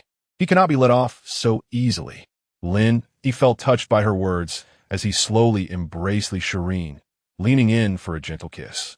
Li Shireen flushed from the kiss. After a few minutes, they gradually parted. I'm sorry, but I still have my period, Li Shireen said, lowering her head apologetically. Lin Yi stroked her hair and replied, it's fine. Once we resolve the matters with the company and Zhang Mingyao, we will buy a house and enjoy our own world together, uninterrupted from dawn till dusk. Yes, Li Shireen murmured, lowering her head. I need to return to the company in the next few days. My brother has been managing everything alone and is overwhelmed. So, I need to assess the situation before heading back. Li Shireen explained thoughtfully. Lin Yi nodded, that sounds good. Beep. The host has triggered a reward.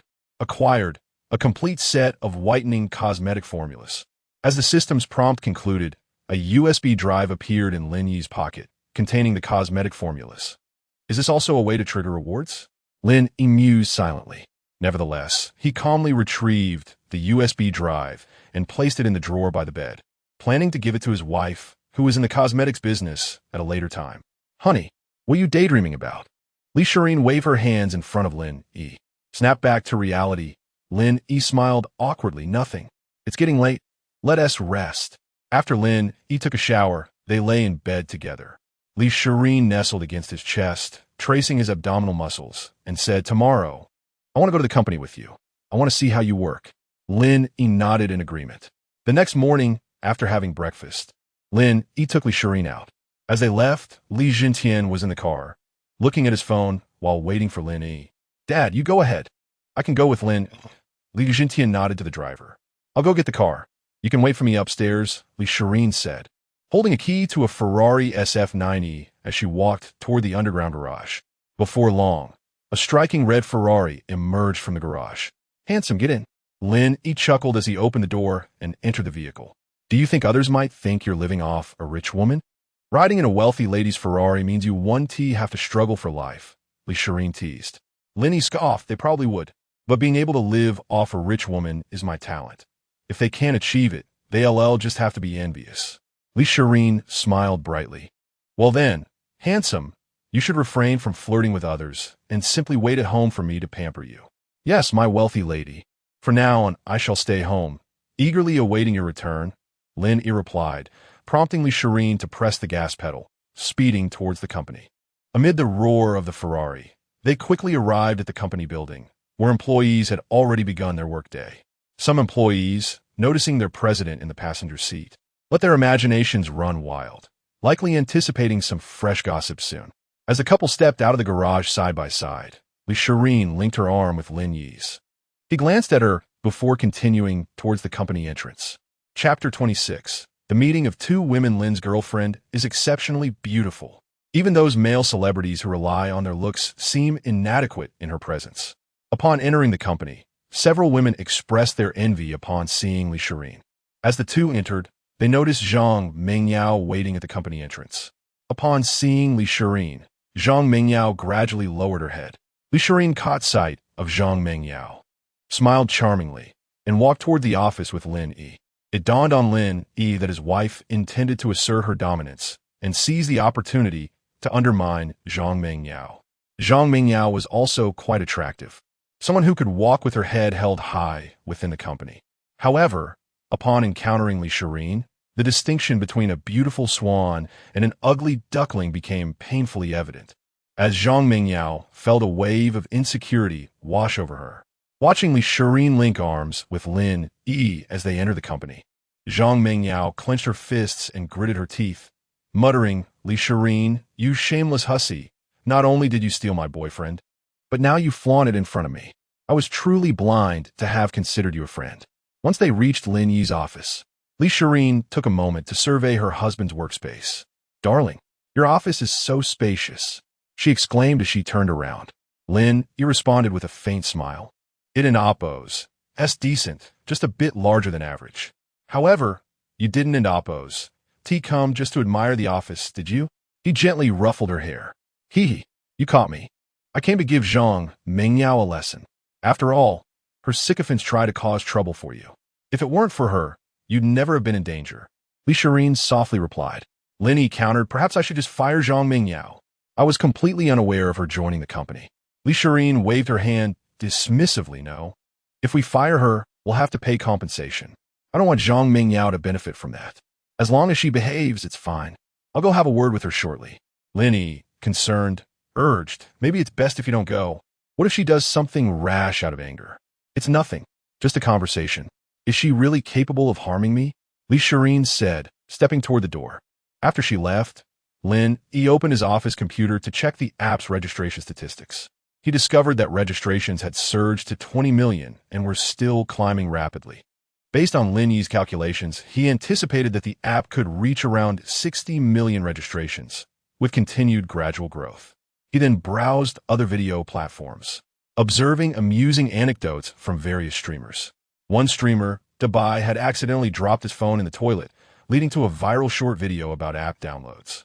Enraged, I spent the night binge-watching short clips, and other streamers joined in, raising questions about moral decay or the distortion of human nature. Lin Yi clicked on a particularly exaggerated video, captivated by its sensationalist narrative, complemented by an equally dramatic thumbnail. Having previously crafted compelling narratives during his university days, Lin Yi recognized that such over-the-top antics were the key to gaining traction. If a streamer could generate significant buzz, it would inevitably attract others, potentially catapulting the trend into different circles. After watching several videos filled with hyperbolic commentary and outrageous thumbnails, he scrolled through the comments, noting both praise and derision. One comment stood out, pinned at the top. "They were paid for this. Did you really think the streamer would be foolish enough to promote someone for free?" Another chimed in. "Do you really think you're the only one who understands? Accept the traffic or move on. Lin Yi chuckled at the absurdity of it all, realizing that as long as traffic numbers soared, nothing else truly mattered. A prominent streamer's promotion could lead to a plethora of free advertising, eliminating the need for any financial outlay. Meanwhile, Li Shirin had descended to the first floor, where she spotted Zhang Mengyao handing a stack of documents to a middle-aged man, presumably her superior. Approaching him, Li Shirin pointed at Zhang Mengyao and said, "Excuse me, Mr. Lin, but President Lin has requested that this employee accompany me for a moment." The middle-aged man, recognizing the stunning woman from this morning's arrival with Lin Yi, nodded in agreement without hesitation. "Let us go," Li Shirin instructed Zhang Mengyao. Reluctantly, Zhang Mengyao followed, knowing that provoking Li Shirin could easily result in her dismissal. The two walked for approximately 10 minutes before entering a nearby CAF. Zhang Mengyao shot a glare at Li Shirin, gritting her teeth. "You shameless mistress, how dare you confront me? Give me back my Lin Yi." Li Shirin took a sip of her coffee, responding coolly, "Why are you so agitated? We have nothing to discuss anymore. I merely regard this as a joke. But when you send people to trouble my husband, that's where I draw the line. I only consider it a joke. My husband..." Zhang Mengyao's composure shattered at Li Shirin's words, which she felt should have belonged to her. "So what if you're married? Lin Yi and I were together for 5 years. He can't possibly forget me. Right now, he is just angry. But he will come back to me once he cools down." Zhang Mengyao's confidence stemmed solely from their 5-year relationship, her only remaining trump card. 5 years, indeed. That's 100,000 a year. No, wait. It should be 200,000 a year, plus an additional 500,000 for the wedding gifts. Honestly, I can hardly fathom it. Li Shirin laughed. Zhang Mengyao's expression darkened at this remark. It was precisely this financial matter that had led to her breakup with Lin Yi. She had thought it was merely talk, believing Lin Yi would eventually return with the money. Little did she know, they had truly ended up together. Enough of this conversation. I hope you keep your distance from Lin Yi in the future, or better yet, leave entirely. Consider your own future. With that, Li Shirin departed the CAF, leaving Zhang Mengyao in stunned silence. Chapter 27. The secretary. Why can a mistress speak to me like this? That passenger seat in the Ferrari was supposed to be mine. Why can he drive a luxury car every day? At that moment, Zhang Mengyao's heart was roaring with indignation. She refused to resign herself to a life of mediocrity while Lin Yi had suddenly become wealthy. Even her closest friends had deleted her from their social circles. Since that wedding, all the acquaintances she once knew had severed ties with her, and even those who did not attend the ceremony had removed her from their contacts. Now, she found herself unable to even locate someone to accompany her on shopping trips. All of this was the fault of Li Shirin. If it weren't an oppose for Li Shirin, Lin Yi would have surely increased the betrothal gift by 500,000, and she could have continued living her previous life, one where someone cared for her when she fell ill and prepared dinner for her after work, rather than returning home to be scolded by her mother for an entire night. As Li Shirin exited the CAF, she made her way directly to Lin Yi's office. Without knocking, she simply pushed the door open. She found Lin Yi staring blankly at his computer screen. "You're back," he remarked, glancing at her. "Lin, am I interrupting you?" Li Shirin replied with a faint smile. Lin Yi paused for a moment, then quickly regained his composure. "Ahem. You, my secretary, are seldom in the office. I wonder where you've been. You should be penalized." With that, he pulled Li Shirin into his embrace and playfully tapped her backside. Li Shirin responded coyly, "Lin, I was wrong. From now on, I promise to work diligently and won't slack off." Lin Yi gently set her down and invited her to sit on his lap. "What did you discuss with Zhang Mengyao just now?" he inquired. "What else could I say? She can easily summon others to trouble you. I'm not surprised by her actions. I merely shared a cup of coffee with her," Li Shirin replied softly. "I thought you might have slapped her," Lin Yi mused. "I'm not that crude," Li Shirin retorted, playfully slapping him. All right. My gentle wife is most concerned about me," Lin Yi teased, pinching her cheek. Just as the two were engrossed in their playful banter, Lin Yi received a call to attend a meeting. "Dear, I have to go to a meeting. Would you like to join me?" he asked. Li Shirin waved her hand dismissively. "No, I think I'll pass. You go ahead." Afterward, Lin Yi headed to the conference room. Upon entering, he found everyone already waiting for him. With a smile, he took a seat. Li Jintian addressed the group. From the past couple of days, it appears that Lin Yi's promotion efforts have been quite successful. Our registered users have now reached 20 million. In the coming days, I hope everyone remains diligent and continues promoting our platform. Now, let us allow Lin Yi to share his insights. Well, there is not much to elaborate on. Lin Yi began. In simple terms, I anticipate our user registration will reach 60 to 70 million. After that, our focus will shift to stabilizing our operations and updating to higher quality versions. Additionally, we must pay attention to the rewards for creators. As long as we offer better incentives than other short video platforms, new creators will consider us first. We must also not neglect employee benefits. By ensuring these fundamentals are in place, we will surely thrive. Does anyone have any suggestions? Lin Yi scanned the room, but seeing no one speak up, he adjourned the meeting. After everyone left, Li Jintian asked, "Where's Shireen?" Lin Yi replied, "She is still in my office." Nodding, Li Jintian departed. Upon returning, Lin Yi discovered Li Shireen engrossed in a card game on his computer. Was the meeting that brief? She queried. Lin Yi nodded. There wasn't too much to discuss. It was mostly about ensuring they fulfill their responsibilities. "Oh dear, I was so bored while you were gone. I wish my husband could take me out shopping." Li Shireen sighed, reclining on the leather sofa in the office and stretching. Lin Yi's gaze fell upon her elegantly shaped legs, encased in black stockings. Her feet pointed towards him. He lifted her legs onto himself and playfully tickled her feet with 2 fingers. What are you doing, husband?" "Ha ha, don't tickle me." Li Shireen laughed, her face flushed with mirth. After a moment, Lin Yi helped her into her shoes. "Let us go," he said, taking her hand. Li Shireen blinked in surprise. "Where to?" "On a date. Didn't you express a desire to go out?" He replied, turning back to his desk. I'm going. She exclaimed hurriedly, removing her shoes and leaping onto Lin Yi. "Catch me, husband." Lin Yi, taken aback, managed to catch her just in time. Li Shireen wrapped her legs around his waist and her arms around his neck. "That was risky.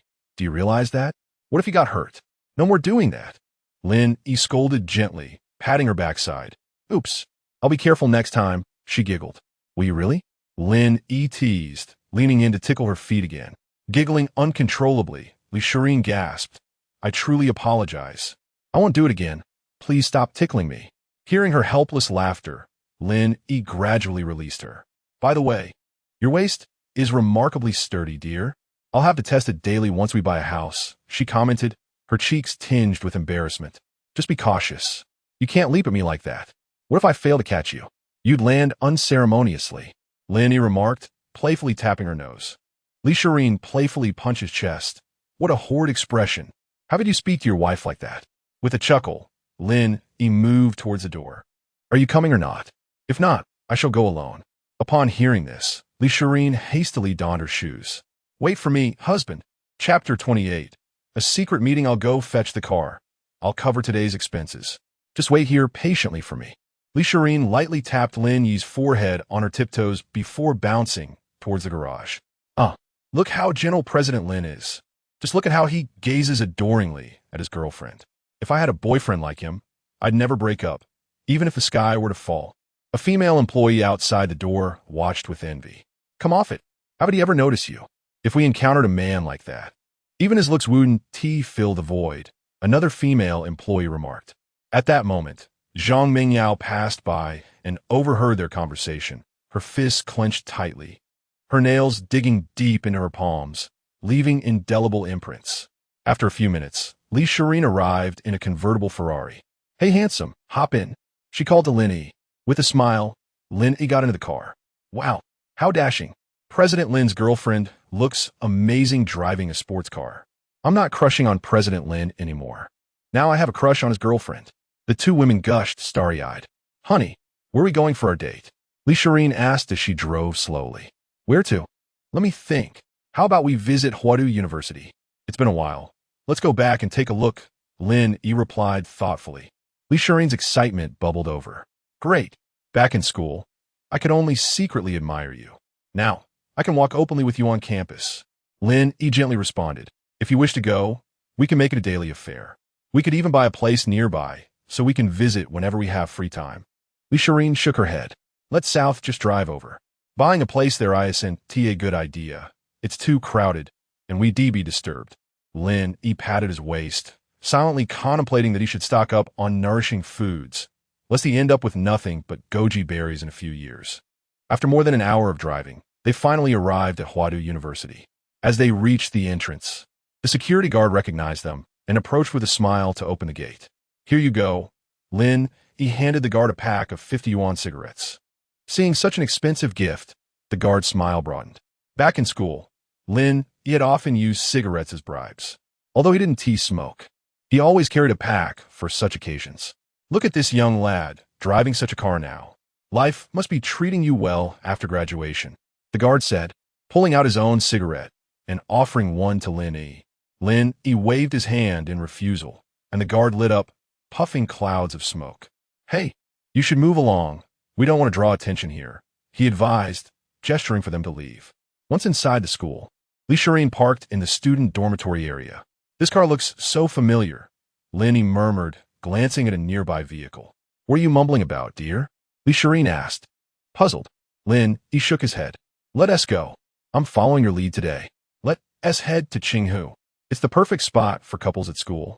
And I want to make the most of today, Li Shirin said, pulling Lin Yi along. As they jogged, Li Shirin panted, finally here? I'm exhausted. While she was breathless, Lin Yi, accustomed to exercise, felt just fine. Let us find somewhere to sit, Lin Yi suggested, holding her hand. I can't go on. Carry me, dear. I truly can't walk any further. Li Shirin pleaded, her arms draped over his back. Lin Yi glanced at her and shook his head. You're in a skirt today. What if it rides up? Looking at her vibrant red dress and high-top sneakers, Li Shirin felt disheartened. If I had known, I would have worn a skirt today. Lin Yi, however, took a moment to appreciate her beauty, realizing she looked stunning no matter what she wore, even in such a bold color. Noticing Lin Yi staring, Li Shirin blushed and asked, What are you looking at? Lin Yi replied earnestly, My wife truly looks beautiful in anything. Her cheeks reddened further at his words. After resting for a while, let us find a bench to sit on, Lin Yi said, pulling her along. They hadn't walked far when they spotted a bench, but Lin Yi suddenly halted. What are you doing, dear? Li Shirin kirat kumfusha. Sure. Look over there, Lin Yi pointed ahead. Following his gaze, Li Shirin gasped. Isn't that Zhou Kong and Tan Yusin? What are they doing here? Zhou Kong was Lin Yi's close friend, while Tan Yusin had been a bridesmaid at Lin Yi's wedding to Zhang Mengyao, a tall girl from the north. What was noteworthy was their height difference. Zhou Kong stood at 173 centimeters, while Tan Yusin towered at 185 centimeters. The two were laughing and chatting on the bench. Whispering to each other, Li Shirin asked, When do you think they got together? Lin Yi shook his head. I'm not sure. I would have known if I hadn't seen them today. Tan Yusin is so much taller than your buddy Zhou Kong. They're the cutest couple with that height difference. If only I were taller than you, then I could hold you in my arms while we sleep, Li Shirin mused. Lin Yi chuckled. If you were taller than me, you'd have to protect me from bullies while I hide behind you. Li Shirin proudly puffed out her chest. All right. If I were taller, I'd protect you when danger strikes, and at night, you'd keep me warm. She flexed her imaginary biceps. Honey, what are those two up to? Li Shirin asked, pointing at them. Quiet. I'm watching, Lin Yi said, gently shaking her hand. Zhou Kong and Tan Yusin locked eyes, their gazes igniting with sparks. Since it was class time, the secluded spot served as a perfect rendezvous point for students at Huadu University. Honey, they're about to kiss. Shouldn't we be discreet? Li Shirin whispered. Lin Yi gently patted her head. Sure. Let us not disturb them. We'd be in for it if they noticed us. Chapter 29. Inviting Zhou Kong, just as the two were about to kiss, Lin Yi abruptly stood up and exclaimed, What are you two doing? It's class time. Why are you here on a date instead of attending your lecture? Startled by Lin Yi's sudden interruption, Zhou Kong and Tan Yusin quickly straightened their postures. Wait, how could there be a teacher here? How could a university have teachers catching students during class? Zhou Kong murmured, turning to glance behind him. Upon realizing it was Lin Yi, he stormed over and playfully punched Lin Yi's arm. What brings you here, you rascal? Zhou Kong laughed. Lin Yi chuckled in return. I was just about to ask you the same. It's not a break today. How did you two end up here? And when did you start dating? What do you mean by started dating? We are in a relationship. Why speak so harshly? Aren't you here as well? Zhou Kong questioned, puzzled. Meanwhile, When Tan Yusin spotted Li Shireen, she excitedly lifted her in a hug and twirled around. What are you doing here? You've disrupted our moment. Tan Yusin teased while pinching Li Shireen's cheek.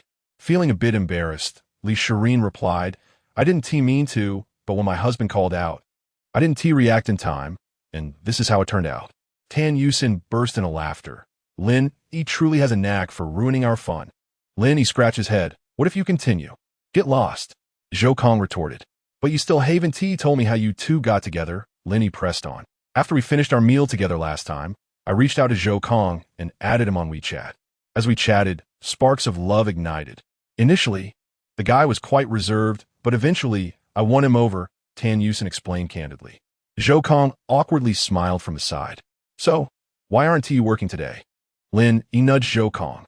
Zhou Kong glanced at Lin Yi and replied slowly, don't even mention it. At my previous company, I was working overtime every day, even when my tasks were complete. I couldn't take it anymore and quit, although I had handed over my projects. The new person in charge keeps pestering me to return. It's quite satisfying to see him in that predicament. Zhou Kong laughed heartily. Lin Yi continued to inquire. Have you found a new job yet? Zhou Kong sighed, not so quickly. I and Oppos, V, sent out some resumes, but they either require a 9-to-6 schedule or jobs I'm not particularly fond of.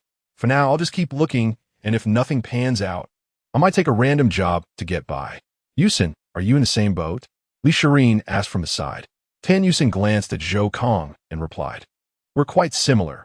All the current jobs are 9 to 9, leaving us with hardly any personal time. We decided that even if the pay is lower, we need to have our own time. After hearing Tan Yusin's words, everyone fell silent. This was the reality for many. Working and then off work, even during holidays, they still had to work overtime. After a moment of contemplation, Lin Yi suggested, why don't you both join me at my workplace? My company is just starting to gain traction, and you could leverage your unique advantages. What advantages do we have? Zhou Kong asked, perplexed. My company is a short video platform called World TV, and your unique height difference could be a significant asset. I can also help boost your visibility.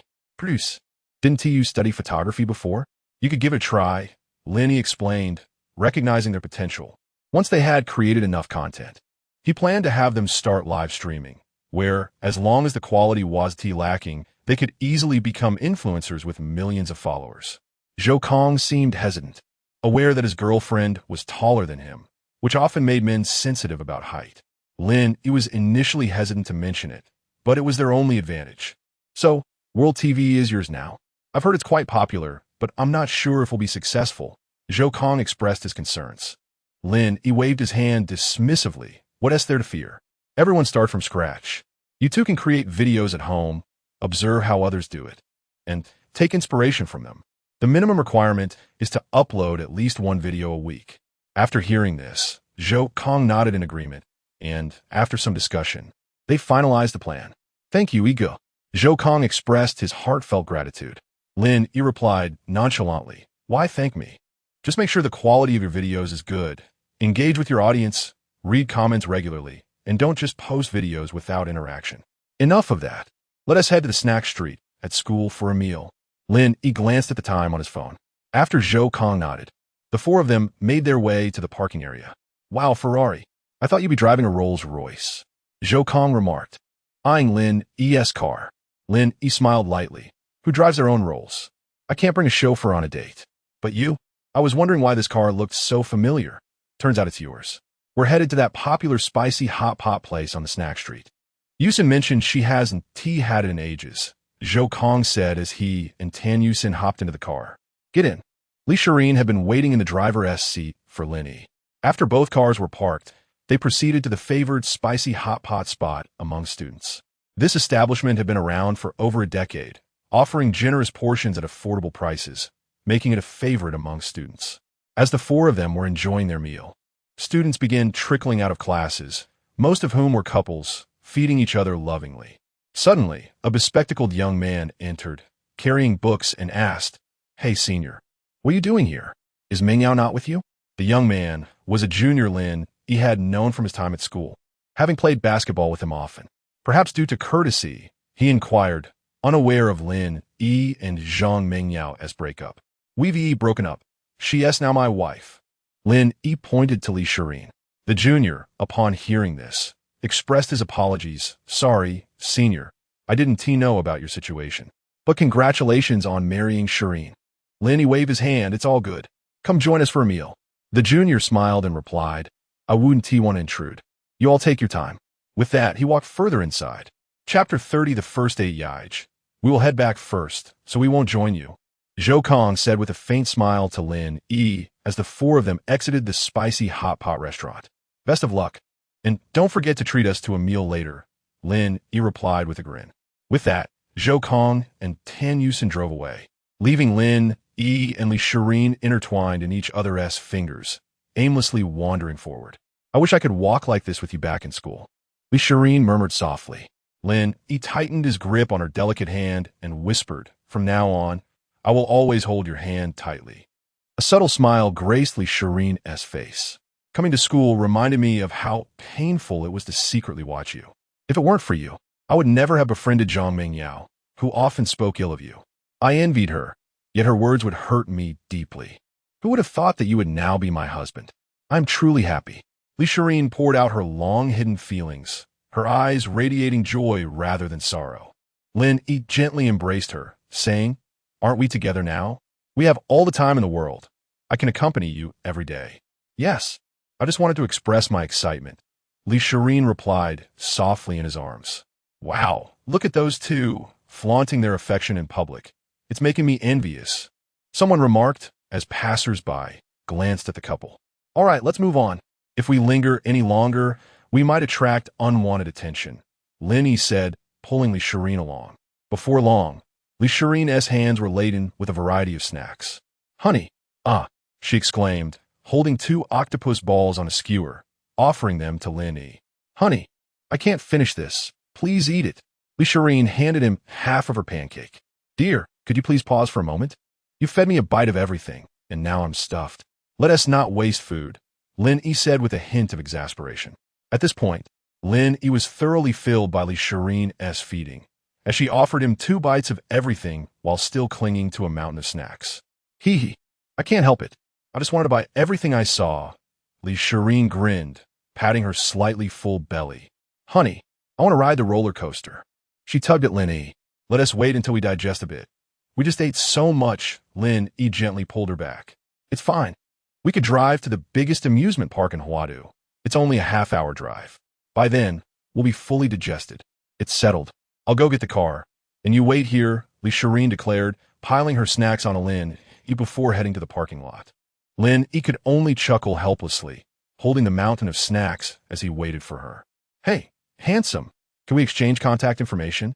A woman, heavily perfumed, boldly approached Lin Yi while flanked by 2 friends. With a smile, Lin Yi replied, I'm sorry, but I'm already married.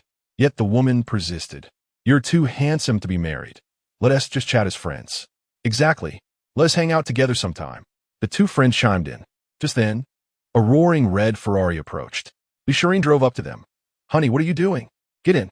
Upon seeing her, Lin Yi quickly hopped into the passenger seat of the sports car as it revved forward. The 3 women stood there, stunned. I thought he was something special. Turns out he is just a pretty boy. They scoffed, walking away. While I was gone, you were flirting with other women, Li Shirin teased, glancing at Lin Yi. I told them I was married, but they didn't believe me and insisted on getting my contact, Lin Yi explained with a sigh. Did you give it to them? You wouldn't be secretly chatting with them behind my back, would you? Li Shirin asked playfully. Lin Yi laughed. Why would I chat with anyone else when my wife is so beautiful? Hearing his compliment, Li Shirin beamed with delight. After over an hour, they arrived at the largest amusement park in Huadu. Huadu Amusement Park. The 5 large characters hung prominently above the entrance, reflecting the grandeur of the place. After purchasing tickets, Li Shirin linked her arm with Lin Yi as they entered. What should we do first? She pondered, glancing at the brochure. How about the roller coaster? I've never tried it, she suggested eagerly, pulling Lin Yi toward the ride. How exhilarating, Li Shirin exclaimed, watching the riders scream in delight. When the previous group disembarked, she tugged Lin Yi closer. Make sure to secure all your belongings. The attendant reminded them as they prepared for the ride. Once everything was set, The roller coaster lurched forward, climbing a small incline before suddenly plummeting down. Ah! Li Shirin screamed along with the others. As the roller coaster twisted through the air, their cries grew louder, but Lin Yi felt no discomfort at all. When the ride concluded, Li Shirin collapsed against Lin Yi. "Honey, I feel so dizzy." She was overwhelmed.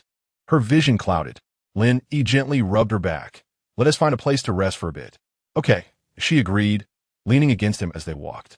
Before long, Li Shirin was back to her lively self, bouncing with joy in front of Lin Yi, who smiled at her playful energy. Chapter 31. Li Shirin was afraid. "Are we still playing?" Lin Yi inquired as he observed Li Shirin. "Of course we are. However, let us refrain from engaging in anything frightening. Let us visit the haunted house." Li Shirin's voice suddenly grew louder. "The haunted house? Are you truly willing to go? It can be quite terrifying inside." Lin Yi pulled a comical face at Li Shirin. "All of that is merely artificial. How could I possibly be afraid of such things?" Li Shirin spoke with a slightly firmer tone, attempting to bolster her own courage. The two soon arrived at the entrance of the haunted house. Everything inside operates on electric mechanisms. Dear visitors, rest assured and enjoy. A young woman was introducing the attractions outside the haunted house. "Let us go." Lin Yi gently tugged at Li Shirin's hand as they stepped inside. "Honey, perhaps I should stay outside for a breath of fresh air. I fear it may feel too oppressive in there." Li Shirin's words became somewhat hesitant. "It's all right. If you're scared, we don't have to enter," Lin Yi replied with a smile. Seeing Li Shirin's frightened expression, Lin Yi couldn't help but tease her. "Who said I was afraid? I merely wish to breathe some fresh air. If you're scared, we can opt out. I want to force you." Li Shirin trembled, her voice wavering. "Ha ha ha. No need for that. I'm not afraid." Lin Yi chuckled at Li Shirin's attempts to bolster her own confidence. Thus, with resolve, Li Shirin accompanied Lin Yi inside. As soon as they entered, Li Shirin felt a chilling atmosphere envelop them. This is merely to create an ambience. They have deliberately lowered the air conditioning temperature. Lin Yi reassured her. I obviously know that." Li Shirin stammered. The further they ventured inside, the darker it became, illuminated only by lights designed to evoke a sense of terror. As they walked, suddenly a mask leapt out. "Wow!" the mask exclaimed as it startled them. "Ah!" Li Shirin instinctively gripped Lin Yi's hand tightly. "Ah! Dear, you're holding the wrong place," Lin Yi gasped. Realizing this, Li Shirin quickly released her grip and asked with concern, "Are you all right, honey? Let me step outside and check on you." Lin Yi sighed in relief. "I'm fine. Now it's better. Let us just head back outside." Li Shirin nodded in the pitch-dark, haunted house. Upon exiting, the sun had begun to set, casting a warm, orange glow. "I want to take you somewhere," Lin Yi said, leading Li Shirin toward the Ferris wheel. As the Ferris wheel slowly ascended, they beheld the entire amusement park from above. "It's so beautiful." Li Shirin nestled against Lin Yi. "One day, we shall open our own amusement park. When we wish to play, we shall close it, and when we don't, we shall open it. We can play whenever we desire," Lin Yi mused. Li Shirin, nestled in Lin Yi's embrace, replied softly, "Yes, we can play whenever we wish." The two remained closely entwined, losing track of time. When the Ferris wheel descended, they were oblivious until the staff reminded them. "Let us head back," Lin Shirin suggested to Lin Yi. He nodded, and together they exited. At the garage, Li Shirin handed the keys to Lin Yi. Just as they were making their way to the parking lot, Lin Yi's phone rang. Upon glancing at the screen, he saw it was his mother calling. "Hello." Lin Yi's mother, Zhao Xiangmei, spoke on the other end. "Zhao, your aunt said she wants to have dinner with us at Jinzuan today. Make sure to come over." "Why does aunt treat us to dinner? We rarely keep in touch," Lin Yi queried. Zhao Xiangmei sighed. "Your aunt recently opened a farmhouse in Huadu, and business is booming. She just told me, and the location is already set. She's waiting for us." Lin Yi replied somewhat helplessly, "All right, Mom, I'll head over now." As he was about to hang up, Zhao Xiangmei hurriedly added, "Remember to bring my daughter-in-law." "Got it, Mom. How could I forget my wife?" Lin Yi concluded the call. "What's wrong? You seem unwilling about your aunt's dinner invitation," Li Shirin asked curiously. "My aunt has looked down on my family since I was young. They earn millions a year. Yet they come to our home and complain about everything, the house being too small, too remote. When they have money, they invite us for dinner to save face. My aunt's husband is the same. Once my dad offered him some cigarettes, He waved his hand, claiming they were too cheap. Yet my dad usually smokes those that cost 30 yuan a pack, while my aunt's husband only smokes 50, Lin Yi expressed with a hint of frustration. Now, he was uncertain about how to proceed. His mother held his aunt in high regard, placing him in a difficult position. He could only take it one step at a time. Let us go, Lin Yi said, leading Li Shirin toward Jinzuan. Inside a private room at Jinzuan, Zhao Meiqiu, Lin Yi's aunt, complained to her sister, Zhao Xiangmei, sister, why hasn't that boy Lin Yi arrived yet? We elders have waited so long. You need to say something to him. Zhao Xiangmei smiled. We just arrived. I already called Xiao Yi, and he should be here shortly. Sister, it's not that I'm criticizing you, but your Lin Yi is already an adult and shows no sense of time. Look at how he is a student at a prestigious university in Huadu. Our Dolly is different. He manages our newly opened farmhouse daily. Zhao Meiqiu continued to grumble. You just mentioned that we had only recently spoken. How can you blame Xiao Yi? If you had informed us yesterday, or even at noon today, we would have arrived sooner. Besides, it's not as if we can't afford this meal. Lin Hongjun interjected, his face darkening. Since their arrival, Zhao Meiqiu had incessantly criticized his family, and Lin Hongjun could no longer endure it. Upon hearing this, Zhao Meiqiu became irate and retorted, Lin Hongjun, you are mistaken in your remarks. I know your family earns hundreds of thousands a year, but can you truly afford such an extravagant meal? And yet, you still complain about our notification being inadequate. Zhao Meiqiu's husband, Wang Dihai, interjected, all right, let us not quarrel. Xiao Yi is probably busy with work. It's not easy for him, and we haven't even started eating yet. Let us just wait a bit. Upon hearing Wang Dihai's sarcastic tone, Lin Hongjun felt even more uncomfortable. He wanted to mention that his son was a major shareholder in a company and earned billions in dividends each year. But he swallowed the words. Speaking such would make him no different from Zhao Meiqiu. Chapter 32. I offer you a salary of 10,000 at the entrance of the Golden Honor. Lin Yi and Li Shirin slowly parked their car. Upon seeing a bright red Ferrari, a waiter promptly approached them, inquiring, Sir, have you made a reservation? As Lin Yi got out of the car, the waiter immediately recognized him. It's Mr. Lin. Have you secured a table? If not, I can arrange one for you right away, the waiter said respectfully. Lin Yi, taken aback, asked, how do you know me? The waiter smiled and replied, Mr. Lin, during your last visit, we designated you as a VIP. From now on, whenever you come to Golden Honor, you'll enjoy a 20% discount simply by your presence. Understanding dawned on Lin Yi. During his previous visit with Qin Jiqiang, he had arrived in a Rolls-Royce Phantom. It was evident that those who could afford such luxury cars were not short of money. Winning their favor was crucial to sustaining business.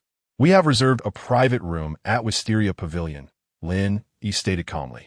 Upon hearing this, the waiter beamed, Mr. Lin, I will park your car immediately.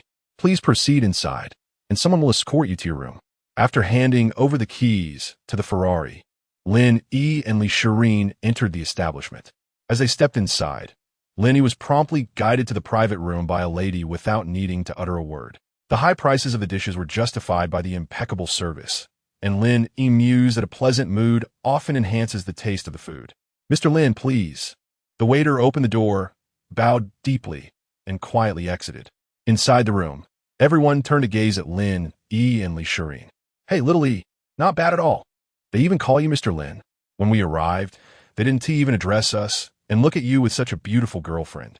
Zhao Meiqiu remarked with a sideways glance at Lin Yi. Perhaps they see me as a boss, Lin Yi chuckled.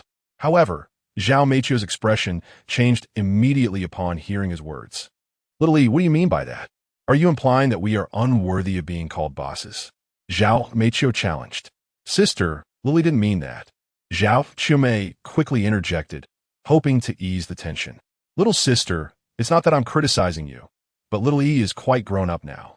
He should be more mindful of his words, especially in front of us. Otherwise, if he speaks carelessly, who will tolerate him? Zhao Meiqiu pressed on, taking advantage of the moment. All right, let us just eat. The dishes have arrived, Wang Dihai said, attempting to redirect the focus. As they began to dine, Zhao Meiqiu maintained a sullen demeanor, feeling as though she had swallowed a fly after Lin Yi's remarks. In the past, her family would never have spoken to her in such a manner. Mom, eat more. It's been a few days since we last met, and I really missed you, Li Shirin said, diligently serving Zhao Qiumei. Zhao Qiumei smiled radiantly. If you missed me, you could have come a visit. Little sister, how come you haven't taught your daughter-in-law to greet her elders properly? You should remind the younger generation about these customs. Zhao Meiqiu directed her comments at her sister while glancing at Li Shirin. Wait, you're not the bridesmaid from last time, are you? Have you really married little Yi? Zhao Meiqiu recognized Li Shirin. Aunt, my wife's identity is none of your concern. Lin Yi replied coldly to Zhao Meiqiu. Child, how can you speak to your elder like that? I was merely inquiring. Is it a crime for an aunt to ask? How did your father raise you? Zhao Meiqiu retorted angrily. Lin Hongjun calmly interjected, I have raised my son well. I see no issue with his behavior. Zhao Meiqiu's face turned pale with rage, leaving her speechless for a prolonged moment. Enough of this. A family meal shouldn't be so contentious. People will laugh at us if they hear about it. Wang Dihai remarked lightly. As they continued their meal in silence, everyone wished to leave the uncomfortable atmosphere. When they were nearly finished, Zhao Meiqiu turned to Lin Yi. Little Yi, where are you working now? Lin Yi replied nonchalantly. I've started a small company and am no longer employed elsewhere. Zhao Meiqiu burst into laughter. What kind of company can you possibly run? How much can you earn in a year? I hope you won't squander your parents' hard-earned savings. Aunt, I have opened a farmstay business, and we are currently in need of staff. You should close that company of yours and come work for me. I can offer you a salary of over 10,000 a month. Though Zhao Meiqiu spoke earnestly, Lin Yi perceived her ulterior motives. His father had previously mentioned that when his mother married into the family, Zhao Meiqiu had vehemently opposed it, yet his mother persisted.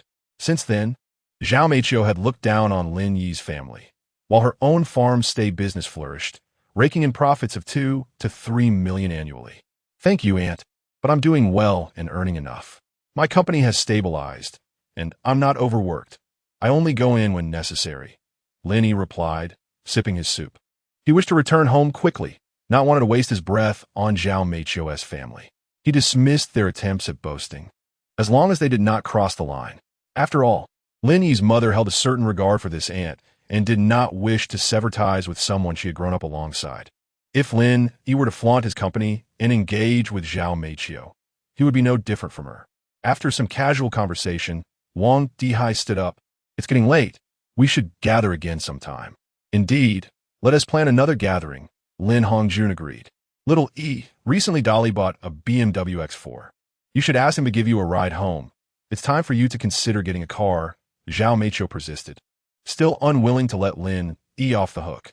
Throughout the evening, she had been provoked by Lin Yi, and her frustration remained unresolved. In families like Zhao Meiqiu's, who earned around 2 million a year, it was common to purchase a car worth several hundred thousand. However, she believed Lin Yi's family could afford it, but would not indulge in such extravagance. Chapter 33. Is the Ferrari really yours? Alas, the dinner tonight cost over 30,000. We earn money to enjoy life, so we shouldn't be stingy. Little sister, you should take good care of yourself, Zhao Meiqiu remarked, smiling at her sister. Zhao Xiangmei was astonished. Why is this meal so expensive? Zhao Meiqiu replied with a smile. This is a place frequented by the wealthy, hence the high prices. But no worries, I will often bring you here when I have the time. Having worked tirelessly for a lifetime, Zhao Xiangmei felt unworthy to dine in such an extravagant place. The 30,000 was nearly her entire monthly earnings, yet she was lavish when it came to her son, purchasing a wedding house worth millions without hesitation. She had no desires for such luxuries herself. As the two families walked and chatted, they soon reached the entrance on the first floor. Lin Yi, you can check out Dolly's car later. Work hard and strive for success. Your aunt knows you were joking about starting a company. Everyone has their vanity, but one must be honest, Zhao Meiqiu lectured Lin Yi. Before Lin Yi could respond to his aunt's words, the previous waiter approached and inquired, Mr. Lin, would you like to retrieve your vehicle now? Lin Yi nodded. Upon seeing his agreement, the waiter promptly headed outside. Lin Yi turned to his parents and asked, Dad, Mom, did you drive here? Both Zhao Hongjun and Zhao Xiangmei nodded. That's good. I thought you came in Annie's car. Sure, Ian, and I can only fit 2 people in ours, Lin Yi chuckled. Only 2 people in the car? Did you come on a motorcycle, Little Yi? Zhao Meiqiu asked with a grin. Lin Yi smiled, but chose not to engage with his chattering aunt. Just then, a striking crimson Ferrari slowly approached. What a stunning car. I wonder whose it is. This model starts at several million. Little EC. This is what it means to dine where the affluent gather. A supercar can just casually arrive. Zhao Meiqiu pointed at the Ferrari, instructing Lin Yi. Lin Yi just le responded. Indeed, Auntie. Seeing Lin Yi finally acknowledge her teachings, Zhao Meiqiu felt a surge of vanity fulfilled. For years, she had not received such attention from her sister-S family, leaving her uncomfortable throughout the evening. Meanwhile, the door of the Ferrari opened slowly. The waiter emerged from the car and handed the keys to Lin Yi. Mr. Lin, is there anything else you need? The waiter inquired. Lin Yi replied calmly, no, thank you. Very well, Mr. Lin. We hope to serve you again next time, the waiter said before heading back inside. Zhao Meiqiu could hardly believe that such an expensive vehicle belonged to Lin Yi. If it were his, he would have flaunted it by now. It must be a rental, procured just for this meal. Otherwise, he would have boasted about owning such a sports car. Little E, Annie knows you are usually quite sensible, but renting such a car just to dine with family is not a good habit. It shows excessive vanity. Zhao Meiqiu admonished Lin Yi as a senior. Yes, Auntie, you are absolutely right. Lin Yi responded, turning away and not wishing to converse further with her. He took Li Shirin's hand and headed towards the car. Lin shouted. Lin Yi turned to see Qin Jiqiang calling him, accompanied by a seemingly virtuous woman and a little girl. Ah, President Qin, you're here too. Wang Dihai approached Qin Jiqiang after noticing him. Who are you? Qin Jiqiang inquired, looking at Wang Dihai with curiosity. President Qin, you must have forgotten me. I'm the owner of Happy Farm, the place you frequently visit, Wang Dihai explained. After listening to Wang Dihai's clarification, Qin Jiqiang nodded. He frowned slightly, initially intending to speak with Lin Yi, but felt interrupted and uncomfortable by the need to respond to Wang Dihai. Qin. Wang Dihai was about to speak again when Qin Jiqiang waved him off. Brother Chong, didn't you say you usually eat at home? Why are you here today? Lin Yi asked with a faint smile. Didn't T.I. come here with you last time? Ever since, I've been coming here often. The food is excellent, and the service is great. Now my family frequently dines here, Qin Jiqiang replied. Oh, by the way, I forgot to introduce them. This is my wife, and this is my daughter. He pointed to the woman and the little girl beside him. Lin Yi smiled and pointed at Li Shirin, saying, This is my wife. Lin shouted, Your wife is truly beautiful. You both make quite the charming couple. One so handsome, the other so lovely. Qin Jiqiang praised. Let us not dwell on that. You must join us for a meal later. I've already reserved a table. And this time I'll treat, Qin Jiqiang insisted, pulling Lin Yi along. Oh, no, I've just dined with my family. I wouldn't want to intrude on your family meal. Lin Yi politely declined. Realizing he had overlooked his family, Qin Jiqiang turned to the others and said, I apologize. I was so focused on talking to Lin Shouty. President Qin, you're too kind. Given your close relationship with little E, you must have known each other for a while? Wang Dihai inquired. Qin Jiqiang replied, Lin Xiaodi is our company's largest shareholder. How could I not know him? Shareholder? Is it from your Great White Shark Company? Wang Dihai guessed immediately, though he still sought confirmation. Which other company could it be? Qin Jiqiang responded nonchalantly. Then, it seems little E was indeed telling the truth about running a company. And this car is his. Zhao Meiqiu clearly struggled to accept this reality. However, she had at least heard of Great White Shark. Her husband enjoyed mingling with wealthy individuals, even if they seldom associated with her. Lin Yi's modesty was unexpected for Zhao Meiqiu. She never imagined that the family she had looked down upon could be so unassuming. Let us put this aside for now. We can dine together another time. Qin Jiqiang said gently. Lin Yi replied, Sure, but you must treat me then. Of course. Don't hesitate to accept my hospitality. Qin Jiqiang waved at Lin Yi as he walked away. Mom, Dad, I may be staying at Shirin and Oppo's as place for the next few days. The company is just starting, and I need to spend some time there. Lin Yi informed his parents. Zhao Xiangmei smiled gently. That's fine. Focus on stabilizing the company first. All right, we'll take our leave now. With that, Lin Yi and Li Shirin got into the Ferrari and drove away slowly. Throughout the entire encounter, Lin Yi did not cast a single glance at Zhao Meiqiu. Chapter 34. Xiaofang's Tale of Woe's Sister. What is this company that Xiao Yi mentioned just now? Isn't he a shareholder of that great white shark company? Zhao Meiqiu inquired. Perplexed, Zhao Xiaomei responded with a gentle smile. He has now partnered with his father-in-law to establish a new company. What was it called? Ah, yes. It's called World TV. What? Are you saying that the now popular World TV belongs to Xiao Yi? Zhao Xiaomei nodded. Zhao Meiqiu's mind was struggling to comprehend. How could Lin Yi and his family, whom she had always regarded with disdain, suddenly become so affluent? Earning 2 to 3 million a year seemed trivial compared to their wealth. Her own agritourism business paled in comparison to their enterprise, akin to comparing an ant to an elephant. After her son Wang Dali purchased a car worth several $100,000, Zhao Meiqiu had been eager to flaunt it. Inviting her sister's family over for dinner, hoping to mock them in the process. While she succeeded in her aim of ridicule, her sister's family appeared unfazed. Zhao Meiqiu had assumed they were envious, but now realized that her family had drifted into a different social stratum, rendering her words insignificant to them. It's getting late. We should return to rest. We need to prepare breakfast for our fast food restaurant tomorrow, Zhao Xiaomei said, waving to her sister as she left. Only Zhao Meiqiu's family remained, standing in a daze at the doorway. Let's go, Wang Dihai said coldly. Can you believe Lin Yi? He has all this wealth but never boasts about it. Is he deliberately trying to provoke me? Zhao Meiqiu asked Wang Dihai, who was driving them home. Look at you. You are Zhao Meiqiu. Your sister is Zhao Xiaomei. And yet you still indulge in comparison at your age. We are all relatives. Can't you show a little restraint? He receives dividends in the billions. What do you have to compare? Wang Dihai replied, his tone icy. Moreover, if Xiao Yi's father-in-law is in business with him, he must be someone of significance. You need to temper your expectations, Wang Dihai added. Are you blaming me? Don't you have any vanity? You only criticize me now that you know Lin Yi is wealthy. You never said this before. Zhao Meiqiu exploded in frustration. Wang Dihai shook his head. I won't waste my breath on you. When Lin Yi and Li Shirin returned home, they found Wu Ruolin resting on Li Jintian's lap, who was gently patting her back. Upon noticing their arrival, Li Jintian quickly helped Wu Ruolin sit up. Cough, cough. Where have you two been today? Li Jintian asked, feigning calmness. We went on a date. There's nothing shameful about helping Mom with her back.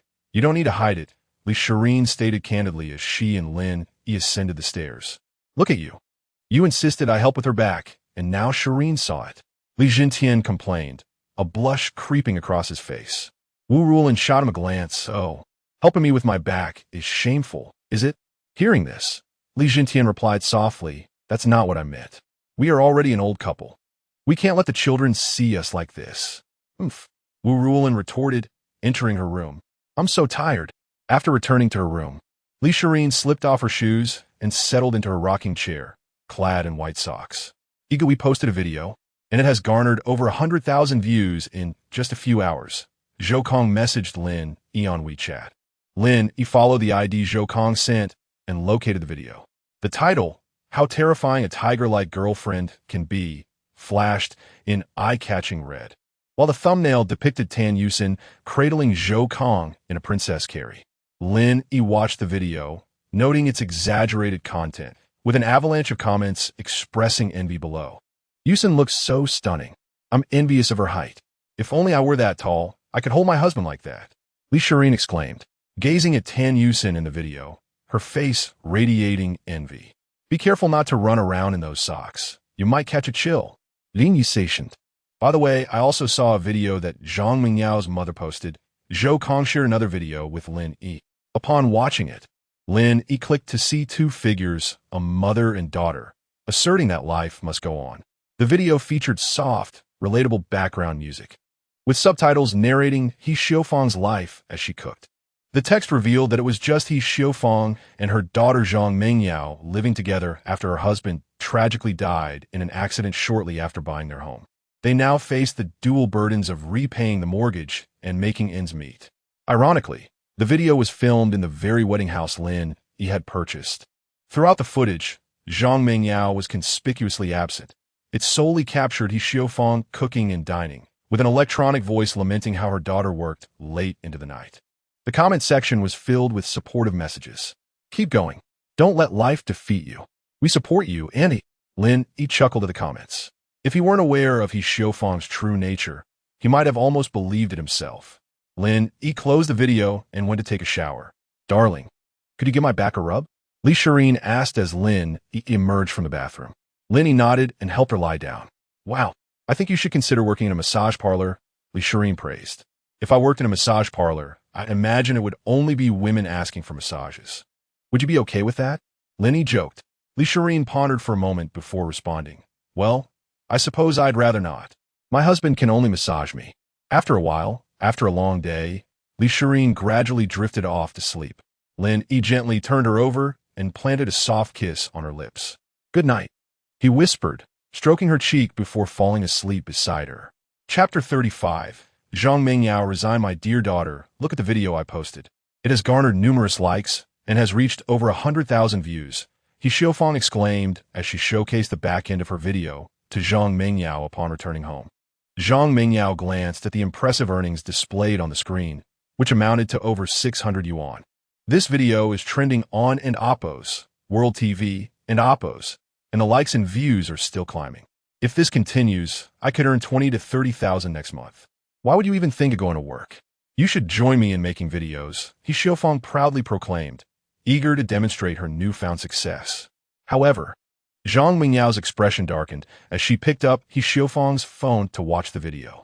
After a moment, she furrowed her brow and asked, "Mom, how can you say such things in your videos? Dad and my brother are living just fine. How can you speak like that?"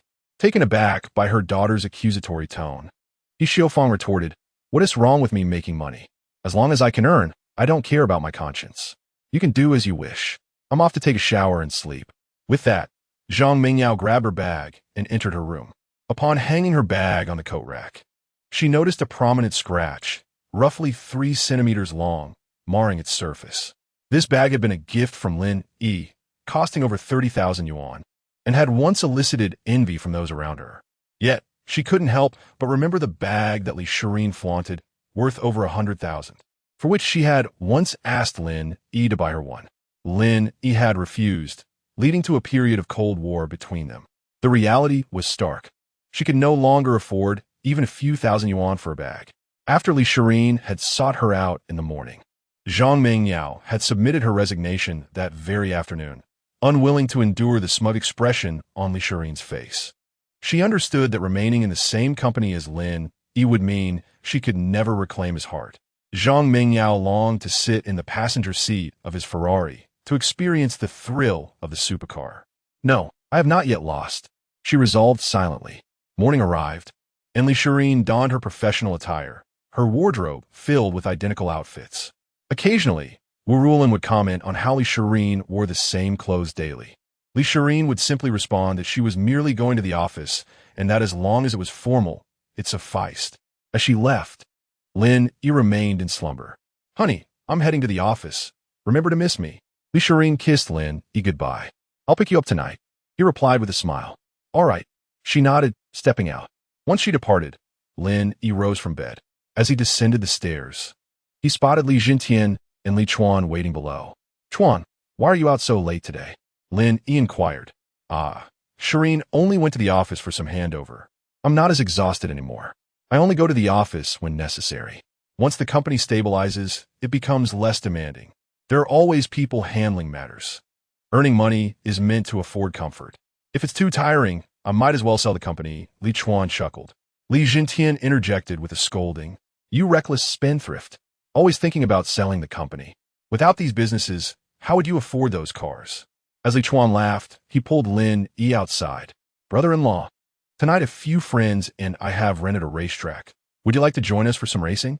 Lin Yi raised an eyebrow. "Racing? What kind of cars?" "We pooled together some money to buy a Lamborghini Aventador. The prize for the winner is substantial.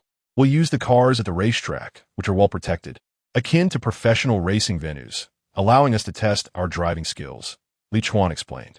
After a moment of contemplation, Lin Yi replied, "Send me the location later." "Sure."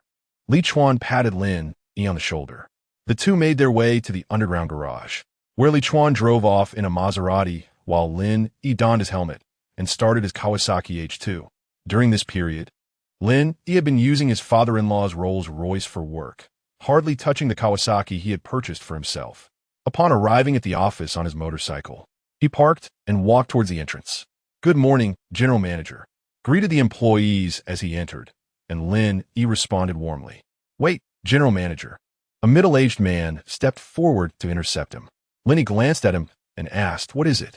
The middle-aged man held up a resignation letter, saying, "Yesterday, Zhang Mengyao, one of my employees, submitted her resignation. I thought I should consult you about it." Feigning hesitation, he was aware that Zhang Mingyao's relationship with Lin Yi was significant and that her resignation warranted his input. "Handle employee resignations according to protocol. You need not seek my approval on such matters. Just ensure her wages are settled after the paperwork is completed," Lin Yi replied nonchalantly. "Understood, General Manager." The middle-aged man acknowledged before leaving. Lin Yi proceeded to his office, reviewing the back-end data. The registered user count had reached 30 million, a figure that met his expectations. With the company stabilizing, his father-in-law had also chosen not to come in that day. Soon, Lin Yi would only be visiting to oversee operations. After shutting down his computer, his phone vibrated. "Do you miss me, darling?" Li Shireen sent a video from her office. "How could I not miss my beautiful wife?" Lin Yi responded, "Why not come over later? I'll show you around our company." Li Shireen replied with playful emoticons. "Perhaps later, I will come find you." Lin Yi smiled softly at his phone screen. Chapter 36. Cosmetic Formulations. After spending an entire morning at World TV, Lin Yi arrived at Li Shireen's company, where the name Lin Yi prominently adorned the building. He approached the front desk and inquired, "May I ask which floor the president and Oppo's office is located on?" The receptionist glanced at Lin Yi and replied nonchalantly, "Do you have an appointment?" Upon hearing her words, Lin Yi chuckled, "I do not. But the president happens to be my wife." The receptionist shot him a disapproving look. "Please do not cause any trouble. Kindly leave." She assumed Lin Yi was merely attempting to flirt, and although he was quite handsome, it was still working hours. She couldn't afford to have her performance evaluated poorly by her supervisor. Not wanting to trouble the receptionist further, Lin Yi stepped outside and dialed Li Shireen's number.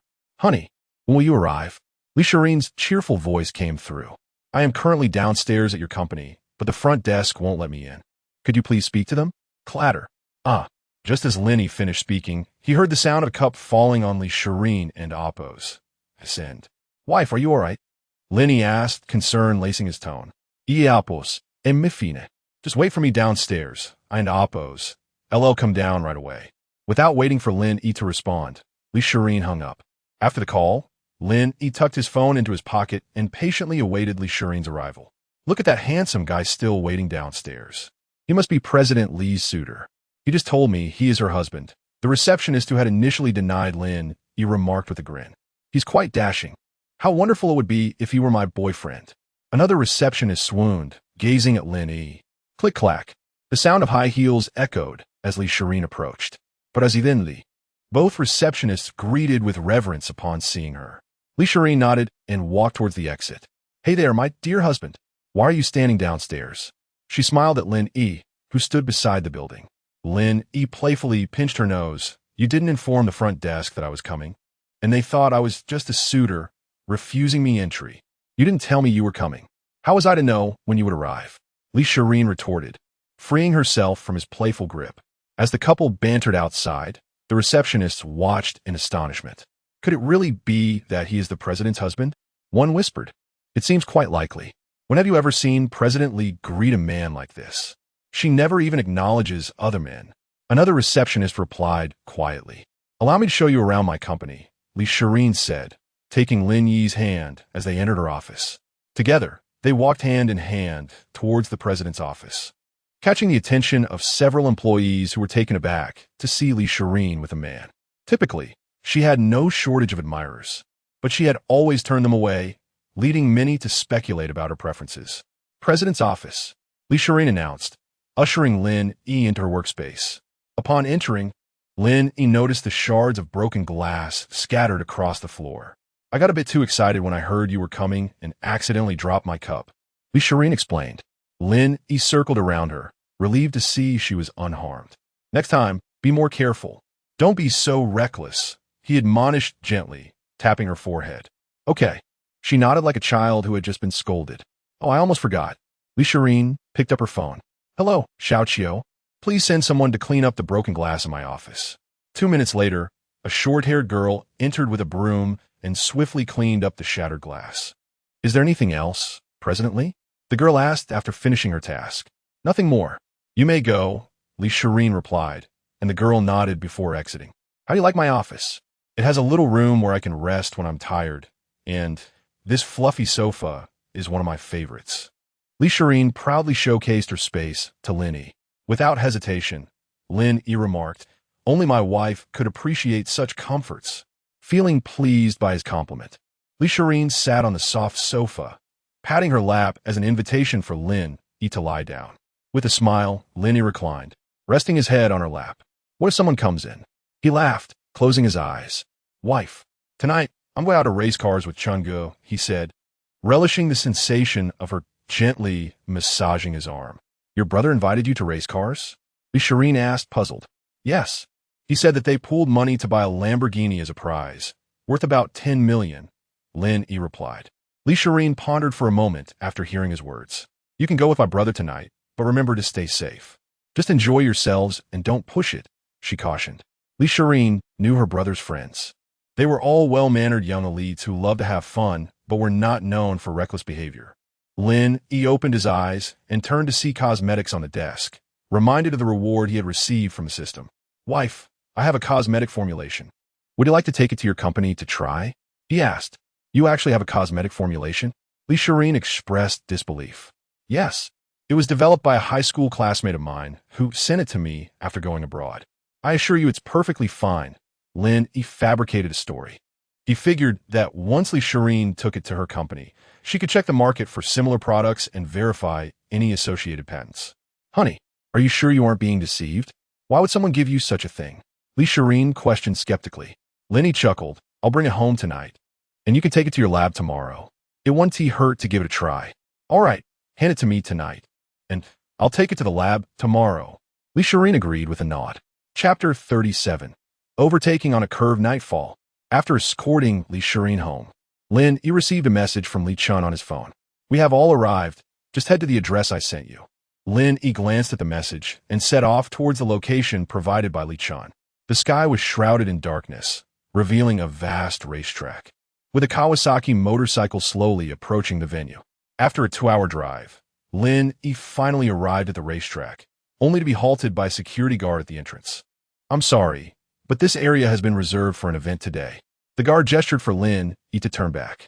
I am Lin Yi, he replied calmly. Upon realizing Lin Yi's identity, the guard apologized and said, My sincerest apologies, Mr. Lin. Please, you may enter.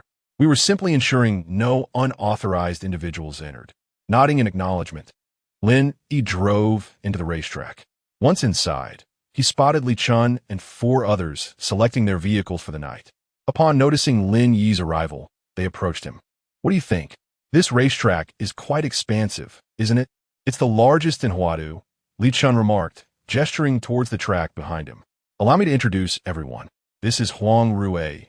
This is Pan Qing. This is Su Zhongping. And this is Xiang Kaoyang, Li Chun introduced from left to right. He then pointed to Lin Yi, saying, This is Lin Yi, my brother-in-law. The group nodded in acknowledgement. After a brief introduction, they led Lin Yi to choose a vehicle. All the cars here are essentially the same, but they have ample power and enhanced safety features. Just pick one that feels right for you. Xiao Yi, Li Chun explained. Lin Yi examined the cars. Aside from color and some aesthetic modifications like spoilers, they were quite similar. After browsing a couple of times, Lin Yi selected a striking red vehicle. Now that you've chosen, it's time to take a couple of practice laps. You need to familiarize yourself with the track, Huang Rui, who had a robust physique, urged Lin Yi. Nodding, Lin Yi climbed into the chosen car and began to drive slowly on the track. Suddenly, he accelerated, akin to a wild stallion breaking free. Your brother-in-law is impressive, calm yet capable, and he is quite handsome too. No wonder Shireen has taken a liking to him. Pan Qing remarked, watching the car speed away. That S for sure. With my intelligence, my sister's taste must be exceptional. Li Chun boasted confidently. Oh please, you think you're so clever, Pan Qing teased, playfully patting Li Chun on the chest. Meanwhile, Lin Yi had already completed half the track. Mentally noting the layout, The sharp turns and straightaways were now etched in his memory. Observing the others, Lin Yi noted that although they were all from affluent backgrounds, they were refreshingly down-to-earth, unlike the extravagant airs depicted in novels. After a substantial amount of time, Lin Yi finally finished his laps. "How does it feel? Are you getting the hang of it?" Su Zhangping, who appeared scholarly, inquired. "It's all right. I should have it memorized now," Lin Yi replied with a faint smile. "Since there are no issues, let us get started," Li Chun announced, and all 6 of them climbed into their respective cars. Unlike their earlier camaraderie, the group suddenly became serious as they prepared for the race. The 6 cars lined up at the starting line, and Li Chun made a phone call. Soon, a large LED display lit up above them. "Friendship first, competition second. Don't push yourselves too hard. 1 lap will suffice," Huang Rue shouted from the middle. As the countdown began, 10, 9, 1, 0. When the LED hit 0, the 6 cars surged forward. The initial stretch of the track was straight, and they all pressed their accelerators to the floor, racing side by side. However, as they approached a slight curve ahead, they began to decelerate. Just as Lin Yi aimed to seize the inside track, Li Chun's car darted ahead, closely followed by Pan Qing's. Lin Yi and the remaining racers found themselves trailing behind. To Lin Yi's surprise, Li Chun, who usually appeared unassuming, proved to be quite adept at racing. As did Pan Qing, the others seemed to be lagging behind. The optimal moment for overtaking was clearly at the curve, and Lin Yi, unhurried, maintained his position closely behind. Although he had a chance to overtake earlier, witnessing Li Chun and Pan Qing nearly collide, he hesitated. An accident would be disastrous. Despite the cars being somewhat staggered now, they remained relatively close. After a series of turns, Li Chun, Pan Qing, and Lin Yi had distanced themselves from the other 3. Didn't Li Chun say his brother-in-law had never driven such cars before? How is he so skilled? Pan Qing mused, glancing back at the 2 cars closely tailing him. While Li Chun shared similar thoughts, surprised by Lin Yi's prowess. However, this was exciting. Previously, it had been just Li Chun and Pan Qing vying for first place. And now, with Lin Yi in the mix, their competitive spirits ignited. Ahead lay a sharp corner, and a smirk crept onto Li Chun's lips as he planned to lose his 2 pursuers on the turn. Yet, he was not the only one thinking this. At the right moment, Lin Yi seized the opportunity. As the 2 in front began to slow down, preparing to maneuver through the turn, Lin Yi, instead of decelerating, maintained his full speed. Has this kid lost his mind? Winning is not about reckless speed. That corner is nearly a 30-degree angle. Li Chun and Pan Qing thought in unison, already contemplating calling for assistance. Unfortunately for them, Lin Yi had merely memorized the track. Had he practiced a few more laps, he might have performed even better, rather than charging ahead like an impetuous rookie. Although fully focused on his own driving, Li Chun's mind conjured images of Lin Yi crashing into the track barriers. He began to regret inviting Lin Yi. If anything were to happen, he would surely face his sister's wrath. Chapter 38.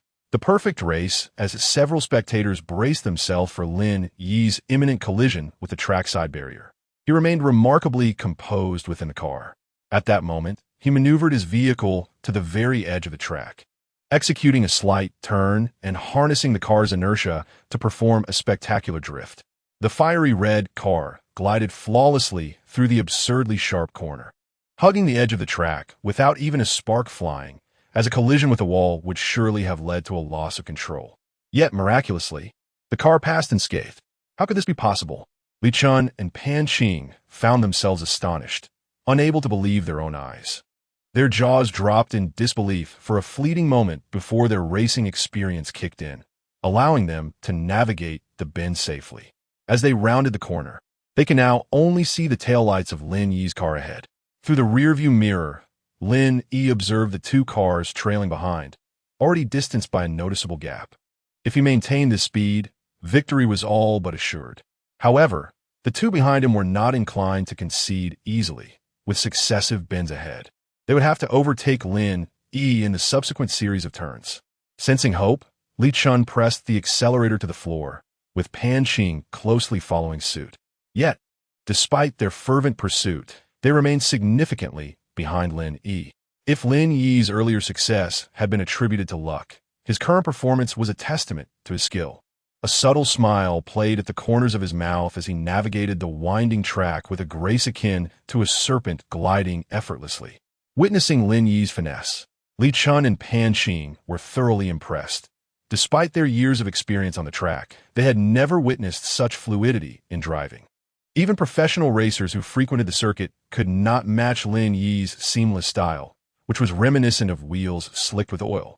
After completing the series of bends, a lap was soon concluded. Undoubtedly, Lin Yi emerged as the champion. Shortly after Lin Yi parked in the designated area, Li Chun and Pan Qing completed their laps. With a champion already declared, the remaining positions lost their significance. In racing, only the victor truly mattered. Before long, the three trailing behind also arrived safely at the finish line. "Brother Chun, you've clinched the championship again. Haven to you?" Huang Rui exclaimed as he exited his vehicle, shaking Li Chun's hand. "Let us hear from the champion. Mr. Li Chun, what are your thoughts on this victory?" Su Zhongping chimed in, holding the car keys like a microphone, conducting a mock interview. But Li Chun merely chuckled awkwardly, pointing towards Lin Yi and declaring, "My brother-in-law is the true champion." The remaining three were taken aback. They were aware of their limitations compared to Li Chun and Pan Qing, yet they relished the thrill of the race. Typically, Li Chun emerged victorious, and they accepted his wins as a matter of course. However, now they were confronted with the notion that Lin Yi had triumphed. Had Li Chun not confirmed it, they would have never believed that Lin Yi could actually win. The group approached Lin Yi, lifting him into the air in celebration. "Let's welcome the new king." They cheered.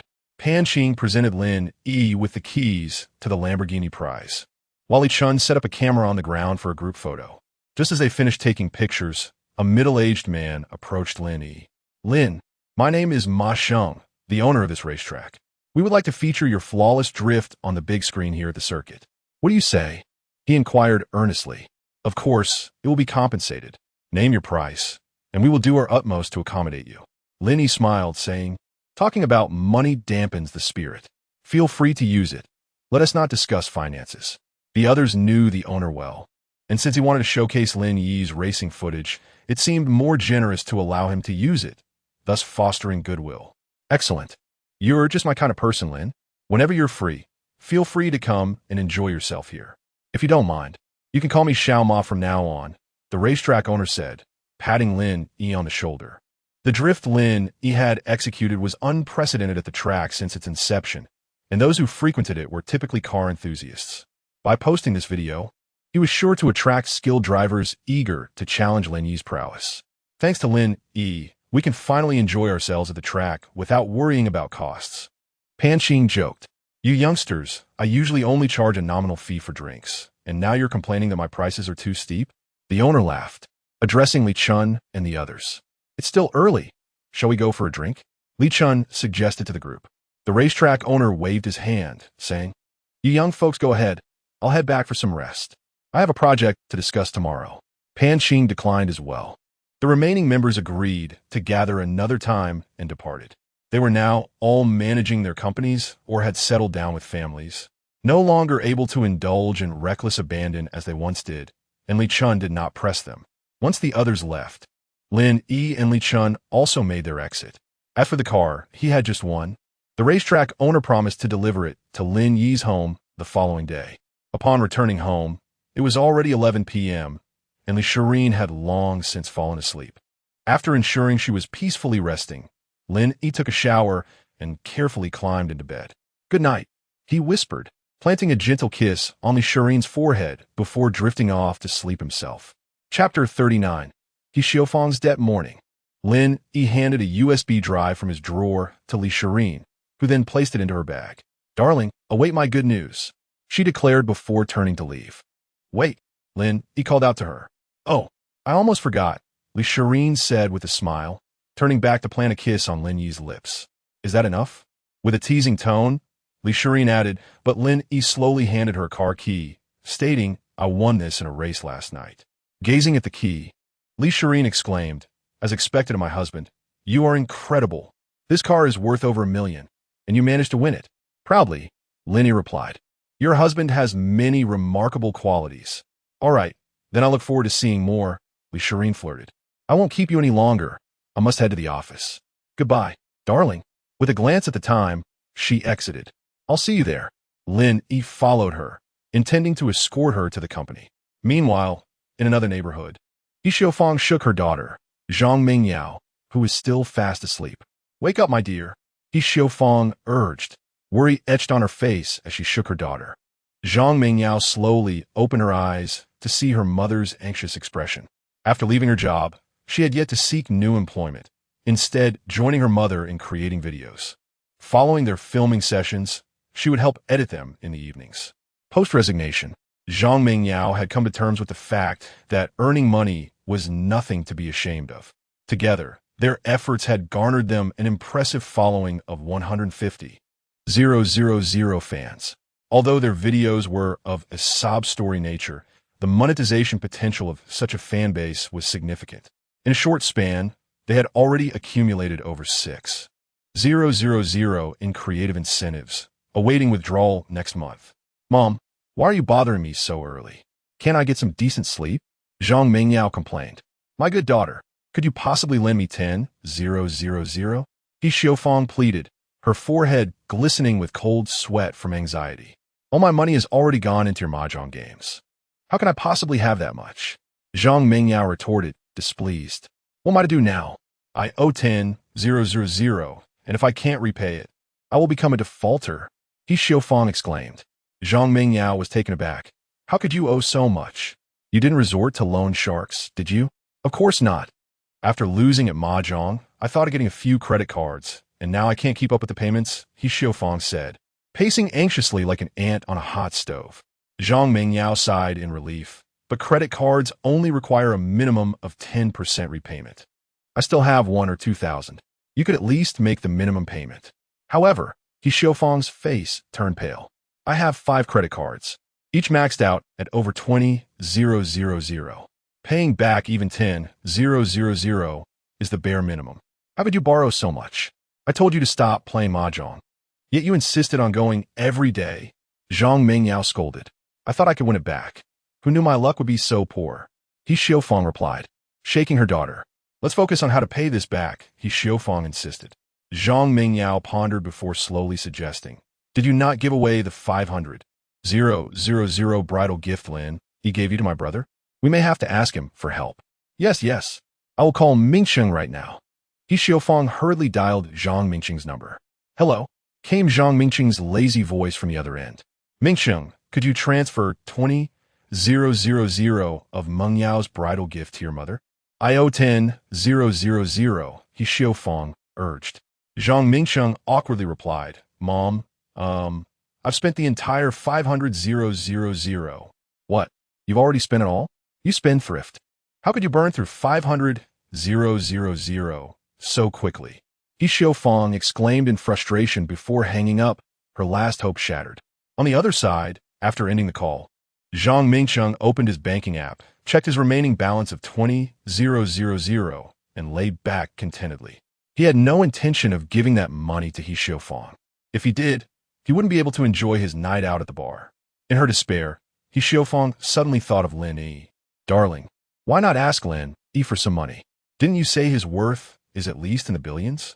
Just ask for a few 100,000.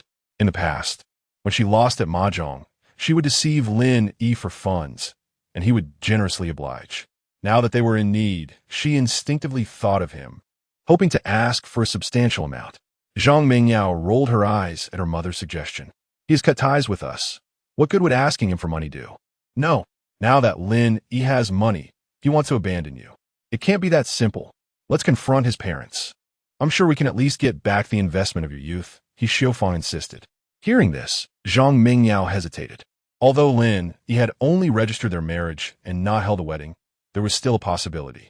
Since Lin Yi had left her, her days had been filled with discontent, while he seemed to thrive, changing luxury cars as frequently as the seasons. This disparity stirred feelings of injustice within Zhang Mingyao. Why should Lin Yi enjoy a lavish life while she struggled over a mere 10,000? Is this really feasible? What if his parents just kick us out? Zhang Mingyao worried. Of course it is. Lin Yi's parents are gullible. When we go, You just need to play the victim. They will surely soften and allow Lin Yi to reunite with you, he Xiaofang urged. Zhang Mingyao nodded in agreement. After their decision, Zhang Mingyao got up, freshened up, and applied an exquisite makeup look before stepping out with He Xiaofang. Mom, we should buy something. It doesn't seem right to go empty-handed, Zhang Mingyao suggested. What's the point? We have no money now, and they have everything they need. Expecting us to bring gifts is just a pipe dream. He Xiaofang replied, her bitterness evident. Chapter 40. Bitten by a dog, such were the words spoken. Yet, within He Xiaofang's heart, a struggle ensued. After much hesitation, she finally entered a fruit shop and selected the cheapest apples available.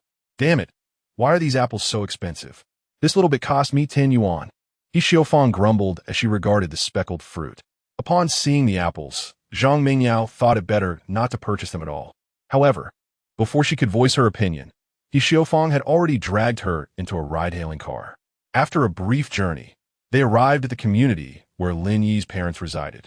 Why are ride-hailing services so exploitative nowadays? They charge me over 50 yuan. Are we not allowed to live? He Xiaofang cursed as she glanced at the balance on her phone. Can you refrain from complaining for just a moment? When you play mahjong, do you ever consider how expensive things can be? Zhang Mingyao finally couldn't hold back and retorted. Oh, so now you're blaming me? If you hadn't failed to keep Lin Yi, would we be in this predicament? Now he's with someone wealthy, driving a car worth millions. And look at you. You can't even afford the fare. He Xiaofang shot back angrily. She believed she was destined for a better life. But now she felt her daughter had squandered the opportunity to secure such a promising match. Zhang Mingyao, unwilling to relent, countered. Had it not been for your insistence on a bride price of 500,000, would we have split? We wouldn't be here, groveling at his parents' doorstep. All right, enough of this. Let's just go inside. He Xiaofang conceded, aware of her fault, and refrained from further arguing with Zhang Mingyao at the entrance of the community. In the past, when the two had not yet separated, Lin Yi had brought Zhang Mingyao home a few times. Relying on her memory, Zhang Mingyao found Lin Yi's residence. Ding dong, ding dong, ding dong, ding dong. She pressed the doorbell several times, yet there was no response from within. Goodness, let me handle it. You can't even knock properly. He Xiaofang pushed Zhang Mingyao aside and began to pound on Lin Yi's door with her large hand. Is anyone home? Open the door. After about 10 minutes of this, a neighboring resident could no longer contain himself. What on earth are you doing? Can't you keep it down in the hallway? A rugged man emerged, scolding them. I'm not knocking on your door, so why are you yelling at me? If you have guts, come and hit me. I would welcome it. He Xiaofang defiantly retorted.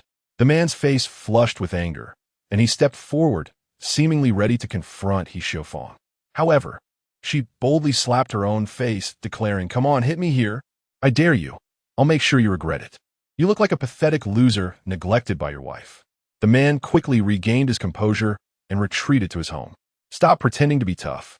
Is that all you've got? How dare you shout at me? I'm not easily intimidated. He Xiaofang continued to yell towards the inside. Mom, please stop. What if he really comes out to hit you? Zhang Mingyao urged from the side. Yet, He Xiaofang coldly replied, What am I afraid of? Can he really come up and bite me? Look at him. He is clearly another useless fool. Suddenly, a dog from next door charged at He Xiaofang, leaping onto her. Ah!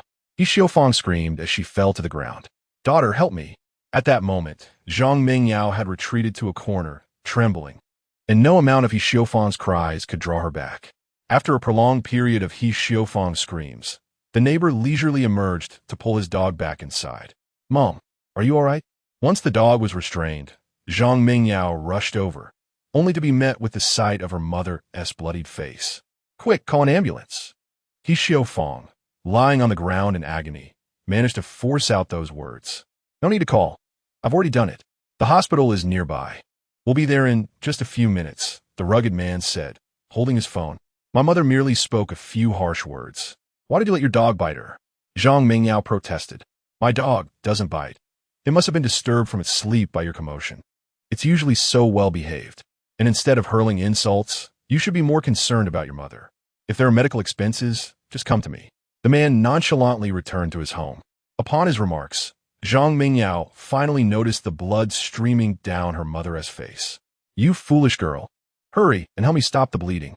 He Xiaofang exclaimed, her face now a canvas of crimson. Okay, all right. Zhang Mingyao fumbled to grab napkins and pressed them against her mother's wounds. Ah, can you be gentler? He Xiaofang winced in pain and kicked Zhang Mingyao. At that moment, He Xiaofang's face was wrapped like a mummy. Soon, an ambulance arrived, and several male nurses lifted He Xiaofang onto a stretcher. This is a bit tricky.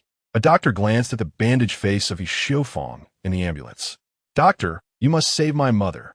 Zhang Mingyao pleaded, almost in tears. Hearing her, the doctor shook his head in resignation.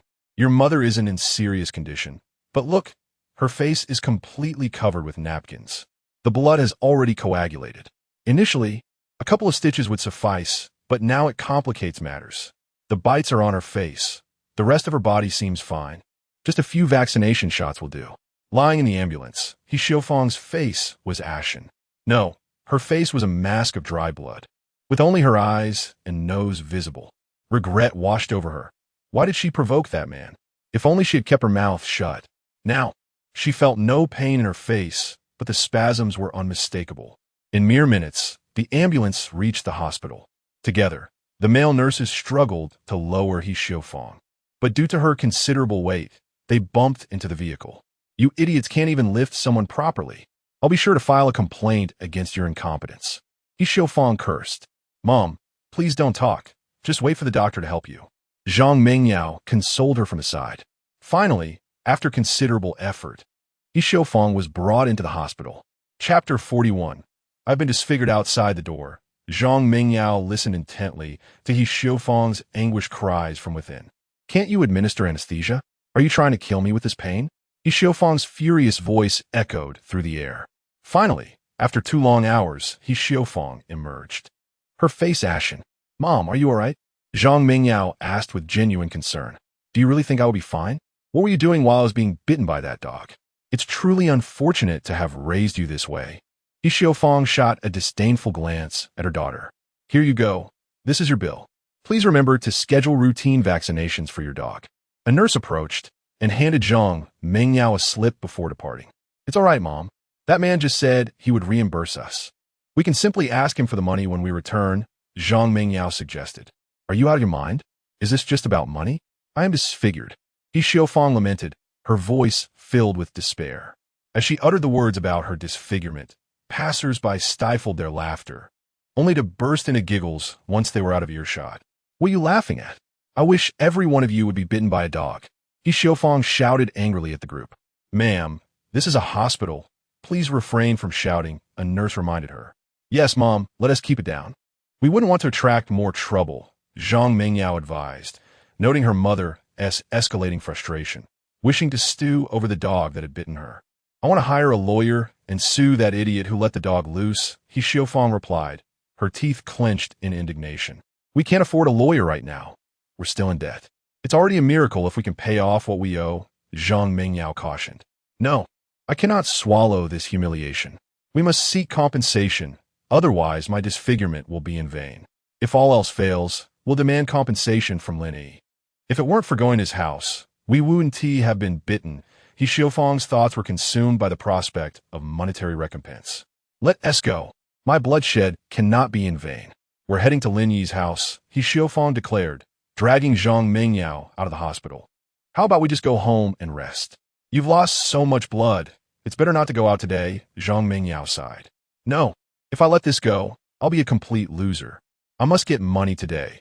There's no way I'm returning empty-handed, He Xiaofang insisted resolutely. With their dwindling funds, they hailed a ride to Lin Yi's residence. Later that day, the two arrived at Lin Yi's house twice. However, He Xiaofang was no longer as assertive as she had been on her first visit. Trembling, she hid behind Zhang Mingyao. Knock, knock, knock. Instead of knocking, He Xiaofang was kicking the door with force. After several attempts, sweating profusely, she angrily shouted, Where are Lin Yi's parents today? Why haven't they shown up all day? What are you doing back? Can you keep it down? The rugged man who had unleashed the dog emerged again, but this time, he was not as furious.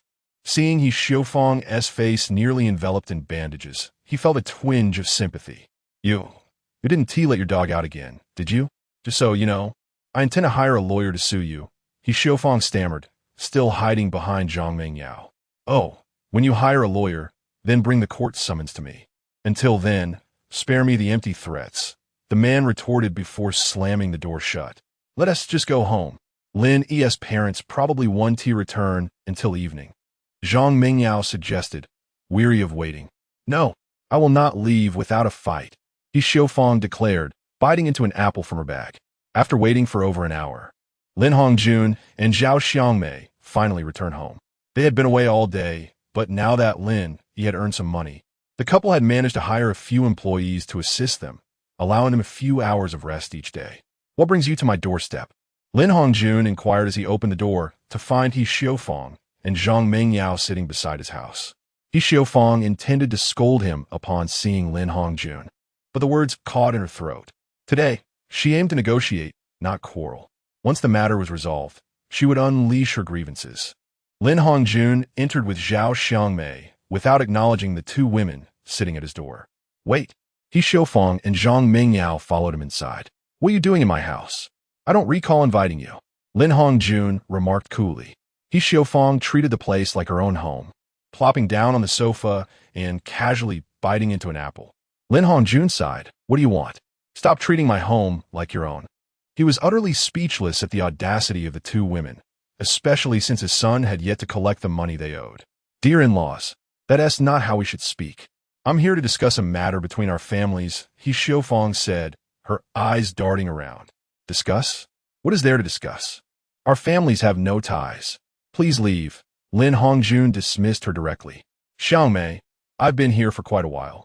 And you haven't even offered me a glass of water. He Xiaofang ignored Lin Hongjun's words and turned her attention to Zhao Xiangmei, believing that talking to her might yield better results.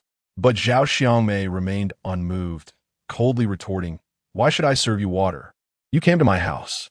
I'm not kicking you out, which is generous enough.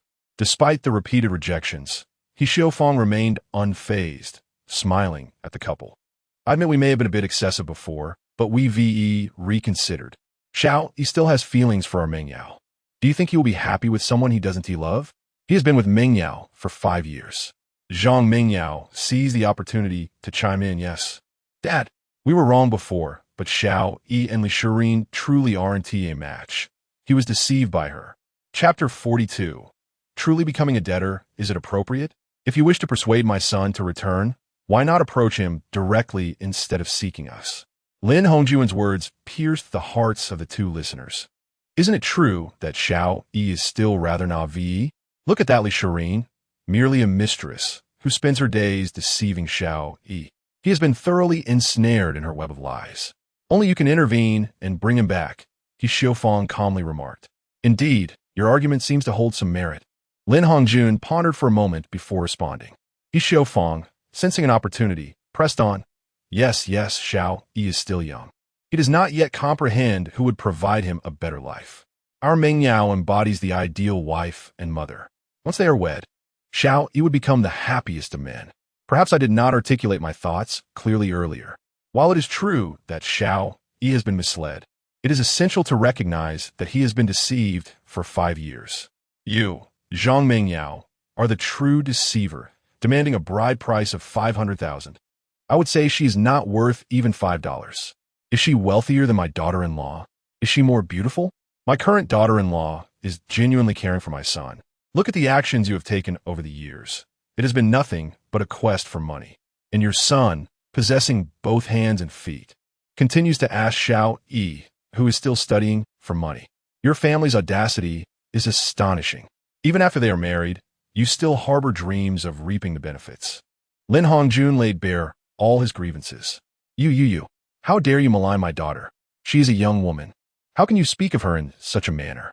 He Xiaofang's face twisted in anger, her recently stitched skin beginning to crack, blood seeping from the bandages. Zhang Mingyao, in tears, pleaded with Lin Hongjun and Zhao Xiangmei. Mom and Dad, I was wrong. I truly love Lin Yi. Without him, I am restless through the night. Please, speak a kind word on my behalf and help bring Lin Yi back to me. Lin Hongjun scoffed. Do not address us as Mom and Dad. How can you proclaim such familiarity without a hint of shame? He then proceeded to play the video from Lin Yi and Zhang Mingyao's wedding. Mingyao, will you truly not marry me? Lin Yi, if you do not comply with my mother's demand for an additional 500,000 as a bride price, I will not marry you." The release of this video was a staggering blow. Upon viewing it, He Xiaofang and Zhang Mingyao's expression soured. "Are you implying that our families are irreparably divided?" He Xiaofang inquired. "Are you truly this foolish? What did I ever agree to your terms? Furthermore, this is a matter concerning my son. Why do you seek me? Did I invite you into my home? I suggest you take your leave promptly." Lin Hongjun replied coldly. "Very well. If your daughter-in-law is so affluent and Lin Yi has chosen to live off her, abandoning his girlfriend of 5 years, then since you refuse our demands, you must compensate for my daughter's lost 5 years of youth." He Xiaofang, seeing no hope for reconciliation, laid her cards on the table. However, Zhang Mingyao interjected softly, "Mom, do not say that. There is still hope for Lin Yi and me. We can converse further." She had come to realize that during her time with Lin Yi, she had never experienced hardship. Even her handbags were worth tens of thousands. Yet since their separation, she had been forced to live frugally. After resigning from World TV, her company had promptly issued a few thousand in salary, which she had hoped to spend on a couple of dresses. But within a day, her funds had dwindled to nothing, and her utmost desire now was to reunite with Lin Yi. Lin Hongjun, upon hearing her words, found it amusing. The mother and daughter were performing a duet that could rival any street performance. "We have nothing further to discuss. My son's affairs are his own. As for your accusation regarding lost 5 years of youth, what do you mean?" Lin Hongjun pointed at He Xiaofang with a derisive smile. "What you demand is simply absurd. You believe your daughter could attract a wealthy heir? You ought to reevaluate her worth. And that 1 million? I suggest you elevate your pillow when you sleep at night." Unfazed by Lin Hongjun's remarks, He Xiaofang began to act obstinately, sitting on the floor in defiance. "I do not care. If I do not receive money today, I shall not leave. At the very least, you must provide me with 20,000. "Very well, sit there then. You seem to dream of unearned wealth." With that, Lin Hongjun stepped outside. A short while later, he returned with a burly man from the neighboring house, known for unleashing his dog upon He Xiaofang. "I apologize, but this woman is rather hefty.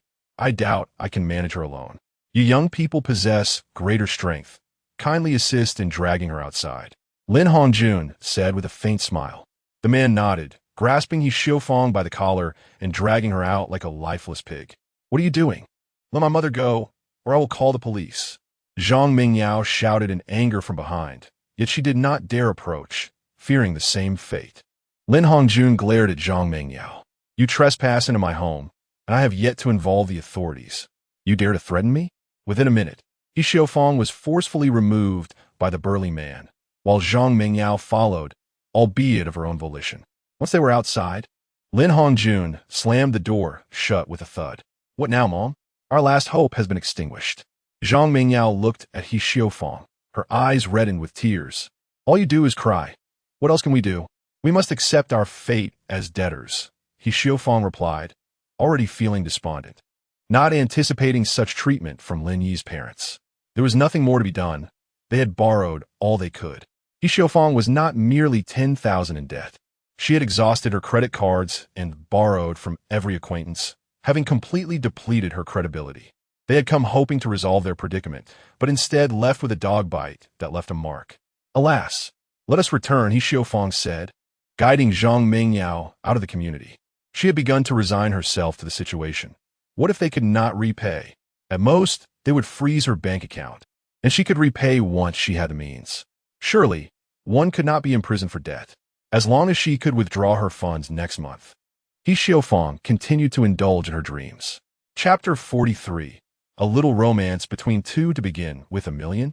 Truly, only that gluttonous He Xiaofang could conceive such a notion. Lin Hongjun exclaimed in frustration as he sank into the sofa. Really, what is there to be angry about? Zhao Xiangmei handed Lin Hongjun a glass of water. "No, I must call Xiao Yi and warn him to be cautious of Zhang Mingyao." Just as Lin Hongjun was about to reach for his phone, Zhao Xiangmei stopped him. "Why disturb our son? You should consider this. Zhang Mingyao has likely already approached him. It's precisely because he ignored her that she has come knocking on her door." In the afternoon, Lin Yi arrived at Li Shirin's company in his newly acquired Lamborghini Aventador. After a considerable wait, Li Shireen finally emerged from the building. "Beautiful lady, would you join me for dinner tonight?" Lin Yi waved at her. Initially, Li Shireen was ready to scold him, but upon seeing Lin Yi, she hurriedly slipped into the passenger seat, her high heels clicking against the pavement. "Be careful running in those heels," Lin Yi teased, flicking her forehead. "Why didn't you tell me you were coming? I thought some oblivious person was approaching." Li Shireen pouted in dissatisfaction. Lin Yi chuckled. "I merely wish to surprise you. Tonight, I'm taking you for a candlelit dinner." "Well, that depends on your arrangements. If I'm not satisfied, I might just give you a poor review," she replied with a raised eyebrow and a playful smile. "Deal." Lin Yi gently set the car in motion, heading toward the restaurant he had chosen. As the car came to a halt, both Lin Yi and Li Shireen stepped out. "Mr. Lin, this way, please," a waiter greeted them with a professional smile, leading them to a table in the center of the second floor. "Husband, why is this restaurant so empty?" "Why, I walked in, aside from the staff. I saw no one else." Li Shireen wondered aloud. Suspecting Lin, he had chosen a less reputable establishment. Lin Yi flashed a radiant smile and softly reassured her. "This restaurant is quite popular. Had we arrived at a later time, there would have been no seats available. However, I booked the entire place because I wanted our dining experience to be undisturbed." No sooner had he finished speaking than the waiter brought over their perfectly cooked steaks, along with a bottle of 1982 Lafite. Once everything was served and the waiter departed, the entire second floor was left in the company of just Lin Yi and Li Shireen. Lin Yi cut a small piece of steak and offered it to Li Shireen. That's too much. It's dripping," she exclaimed, wiping the juices from her mouth. "You should try mine," she insisted, cutting a large piece and feeding it to him. After chewing for a while, Lin Yi finally swallowed and asked, "Well, isn't this place splendid?" Li Shireen smiled back. "Indeed, it is nice. But what matters most is that you brought me here." Hearing her words, Lin Yi beamed with satisfaction and continued to feed her more steak. "Though this is delightful, I still long for the meals you prepare, my dear husband." Lin Yi chuckled softly. "If you desire it, I shall cook for you every day. I excel at making noodles. My mother often taught me how to roll dough when I was young. I shall prepare some for you soon." "Prepare some for me?" Li Shireen felt her cheeks flush at his words. Noticing her unusual demeanor, Lin Yi inquired with concern, "Wife, are you all right? Is something bothering you?" Li Shireen snapped back to reality and waved her hand. No, I'm fine. This whole place must have cost a fortune, especially with a 1982 Lafite." Lin Yi dismissed her concern. "It's nothing. As long as you're happy, the cost is inconsequential. Money is meant for enjoyment." Upon hearing this, Li Shireen's heart swelled with affection for Lin Yi. She had never imagined she would end up with him. Memories of her first days at university flooded her mind. Rejecting her family's attempts to hire a driver, she had moved into the dormitory, where she was met with the kindness of fellow students who helped her with her luggage. Amidst her struggles with 2 heavy suitcases, a handsome young man had approached her. "Let me help you," he offered, taking her bags without waiting for her to protest. "Is there anything else you need assistance with? If not, I'll take my leave." It was then that she truly took notice of him. His sunny demeanor and warm smile made her feel at ease. For the first time, she was not bombarded with questions about her love life, and before she could gather her thoughts, he had already walked away. As time passed, she learned his name was Lin Yi, the object of many girls' affections at their university. She began to pay attention to him, noting his dedication to morning runs and his willingness to help others with their assignments. However, her feelings were shattered when Zhang Mengyao publicly claimed to be dating him, leaving Li Shireen feeling dejected and gloomy during her visits home. Her perceptive mother, Wu Ruolin, noticed her daughter's distress, prompting Li Shireen to share her feelings. Yet, she kept her affection for Lin Yi locked deep within her heart. Each time Lin Yi gifted something to Zhang Mengyao, Li Shireen would retreat to her dorm, feeling frustrated by his choice of gifts. Time flew by, and before long, their university years came to a close. Lin Yi announced his engagement after 5 years of dating, inviting her to be a bridesmaid. However, on the wedding day, Zhang Mengyao demanded an additional 50,000 in dowry, leaving Lin Yi disillusioned. And thus they were wed, leading Lin Yi to become her husband, while Zhang Mengyao found herself regretting her choices, now merely a laughingstock. "Wife, what are you thinking about?" Lin Yi waved a hand in front of her eyes. Snapping back to the moment, Li Shirin smiled at him. Nothing. I was just touched by you. Their gazes locked, and with a shared understanding, they burst into laughter. Chapter 44. Such extravagance. Time swiftly passed, and the two emerged from the Western restaurant. We look forward to your next visit, the waiter said with a slight bow to Lin Yi and Li Shirin. Lin Yi's chauffeur had been waiting downstairs. As Lin Yi ascended the stairs, he instructed his driver to return the Lamborghini and replace it with a Rolls-Royce Phantom. After indulging in 2 glasses of red wine, Li Shirin's cheeks began to flush. Once they settled into the car, Li Shirin nestled against Lin Yi's embrace. They reveled in the serenity of their confined space. Before long, the driver returned them to their residence. Honey, please give my back a rub and a massage, Li Shirin cooed as she reclined on the bed. Lin Yi wore a gentle smile as he began to knead her shoulders. How is the formulation for my cosmetics coming along? He inquired while massaging her. It's still early. We in Oppos. LL know in a few days. I and Oppos. V already asked the lab personnel to expedite the process, Li Shirin murmured. Meanwhile, in a bar, Zhang Mingsheng, who had spent the day napping, arrived with a few brothers. Mr. Zhang is here. Back to your usual spot? The bartender greeted him warmly upon his arrival. Zhang Mingsheng strode into the bar, chest out and head held high. He had not always been this way. While he had frequented the establishment before, he had never been as lavish as he was lately, casually ordering bottles of expensive wine and always settling the bill. Once, as the bartender passed by Zhang Mingsheng, he overheard the inebriated man bragging about his sister's wedding, where she received a dowry of 500,000, all of which had ended up in his hands. It was no wonder Zhang Mingsheng was so extravagant recently, yet no amount of money could withstand such profligacy. The bartender cast a glance at Zhang Mingsheng, who seemed oblivious to the impending consequences of his spending. Zhang Mingsheng and his flamboyantly styled companions settled into a booth. Mr. Zhang, shouldn't we kick off the night with a bottle of the 2,888? A man with green hair suggested. 2,888? If we order a few more, I might need to work as a bartender for 2 months just to cover it. Zhang Mingsheng thought to himself, but quickly waved his hands dismissively. I've grown tired of that. Let's opt for something lighter. Just some mixed drinks will do. Could it be that Mr. Zhang is facing some financial difficulties?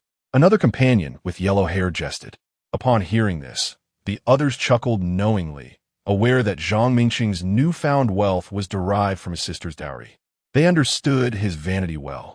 Ever since he had come into money, they had been enjoying the high life alongside him, even indulging in presidential suites. What kind of nonsense is that? Do you think I, Zhang Mingsheng, am short on cash? 1 bottle is insufficient. Let's start with 5, he declared, waving his hand grandly. The bartender promptly retrieved 5 bottles of nearly 3,000 each. Enjoy, Mr. Zhang. If you need anything, just let me know, the bartender said with a slight bow before departing. Oh, Mr. Zhang is truly generous, starting with 5 bottles. The others eagerly poured drinks, clamoring to toast Zhang Mingsheng. As he was toasted repeatedly, Zhang Mingsheng found himself somewhat tipsy after downing 5 glasses in quick succession. While he outwardly appeared satisfied, inwardly he was distressed, realizing that this round alone had cost him 15,000. He fumbled beneath the table, attempting to calculate the expenses, but hesitated to pull out his phone and do so publicly. This won't do. The drinks are drying up. Let us invite that girl Xiaoli from yesterday, the green-haired man suggested. Isn't she a bartender here? Why would we want her? Zhang Mingsheng replied, somewhat displeased. It wouldn't be fun for a bunch of men to drink alone. What if Mr. Zhang is really tight on cash? We could split the bill, the green-haired man prodded. Infuriated, Zhang Mingsheng retorted, what do you mean by that? Am I someone who lacks funds? Go ahead and call her. I'll cover the cost tonight. Hearing this, the green-haired man's expression softened, and he smiled broadly. All right, Mr. Zhang will pick up the tab. Let us drink to our heart's content. The group erupted in cheers. Soon, Xiaoli and a few of her friends arrived. You newcomers, raise a glass to Mr. Zhang, the green-haired man ordered. The women graciously toasted Zhang Mingsheng. After several rounds of drinks, the table was emptied. Brother Mingsheng, we're out of drinks, Xiaoli said playfully. Zhang Mingsheng, surprised, waved his hand, order whatever you want. No need to consult me. Of course, Brother Mingsheng, Xiaoli replied with a flirtatious kiss blown in his direction. Bartender, Bring 10 bottles of the 3,000 variety. She called out. Zhang Mingqing's heart sank. How could they order such expensive drinks all at once? This would set him back 28,000, totaling over 40,000 with what he had already spent. Internally, he cursed but maintained an outward appearance of affluence. The women proved to be just as formidable drinkers as their male counterparts, and soon, they were all feeling a bit tipsy. However, they continued to order 5 more bottles. With Xiaoli leading the charge, they ignored cheaper options, focusing solely on the pricier selections. Hours passed in spirited revelry, and soon, the table lay bare of any drinks. Xiaoli pretended to be tipsy and excused herself, leaving the remaining men at the table. Chapter 45. The Great Zhang. It was nearly time to leave. After all, there was work the next day. Huang Mao glanced at his phone. Everyone turned their attention to Zhang Mingqiang. He quickly counted the 20 bottles of liquor on the table, which amounted to nearly 3,000 each.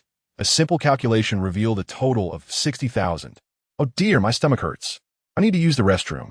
Please wait a moment. Zhang Mingqiang said, using his discomfort as an excuse to escape to the toilet. Goodness, how could one drink so much? Typically, he would only indulge in around 10,000 worth of liquor, but tonight, it was all several thousand per bottle. Zhang Mingqiang looked at his phone, which displayed a remaining balance of 21,000, and muttered a curse under his breath. Perhaps he should call to borrow some money. At 2 in the morning, Zhang Mingqiang dialed his sister's number. Beep, beep, beep. Zhang Mingyao, roused from her slumber by the ringing phone, picked it up and saw it was her brother, whom she hadn't spoken to in days. What is it? Kin and Appos, you called during the day? Just say what you need, she replied impatiently. Mingyao, could you transfer 40,000 to me? Zhang Mingqiang asked directly. What? 40,000? Where would I get that kind of money? Zhang Mingyao exclaimed in shock. Please, dear sister, help your brother out. You might not have any cash, but Lin Yi does. He started a company 5 years ago and is worth billions now. He has been deceiving you. Zhang Mingqiang whispered urgently. Lin Yi and I have nothing to do with each other anymore. It's completely over, she retorted, hanging up the phone and turning it off. Beep, beep, beep. Mingyao. Hello. Mingyao. Zhang Mingqiang frowned after hearing the disconnection.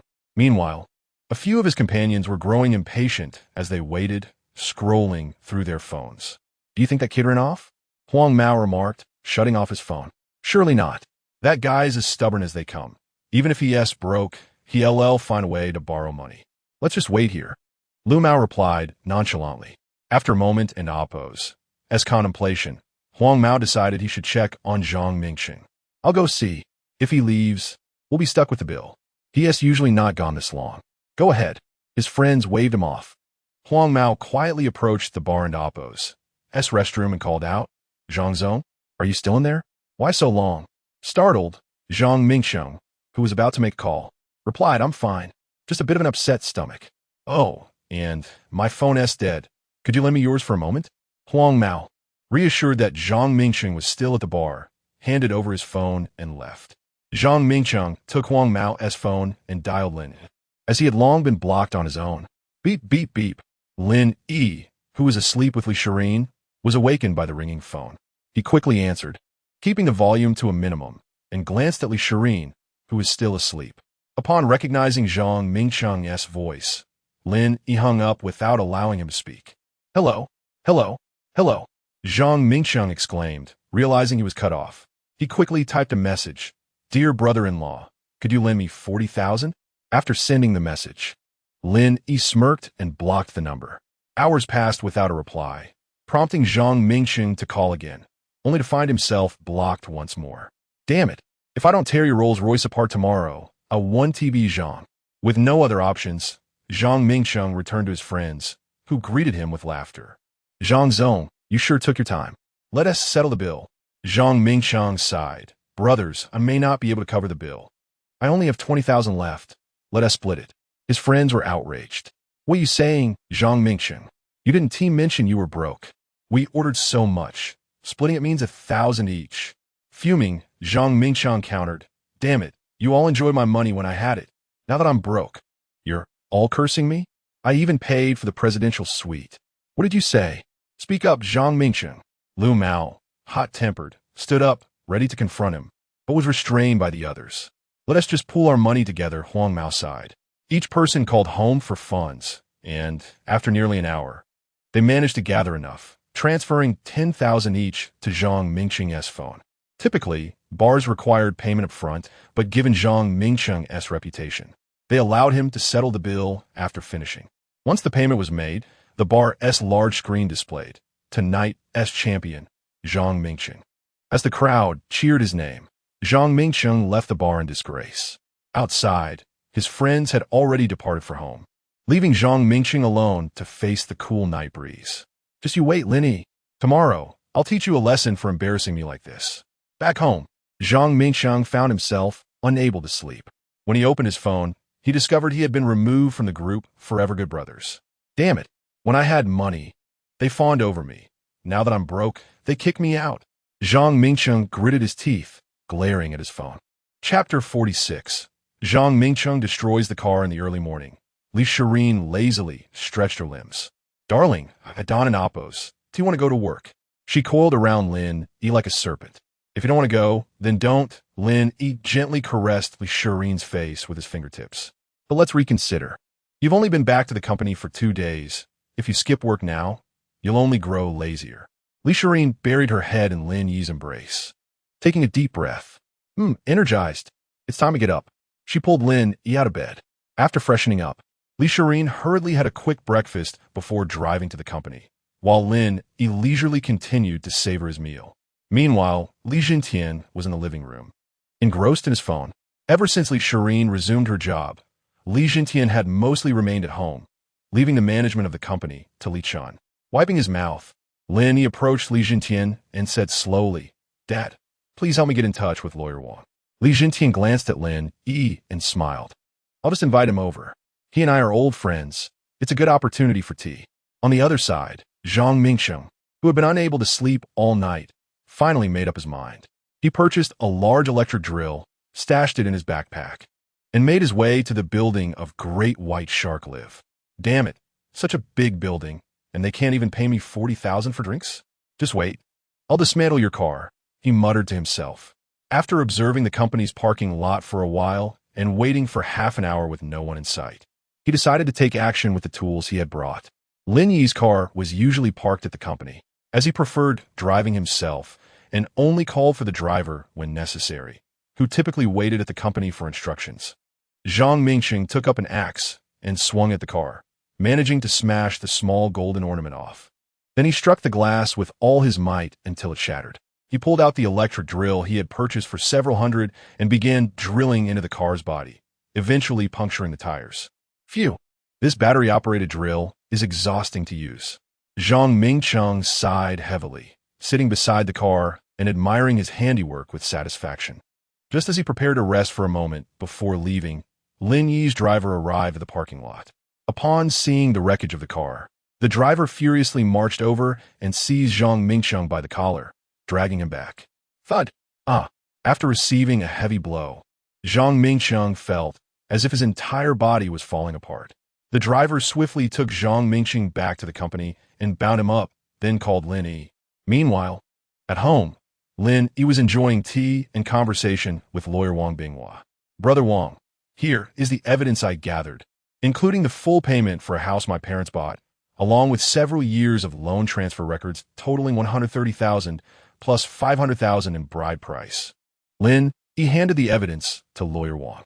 After a brief glance, Wang Binghua remarked, "Oldie has already shared a bit with me. I've reviewed the evidence you have. It seems solid.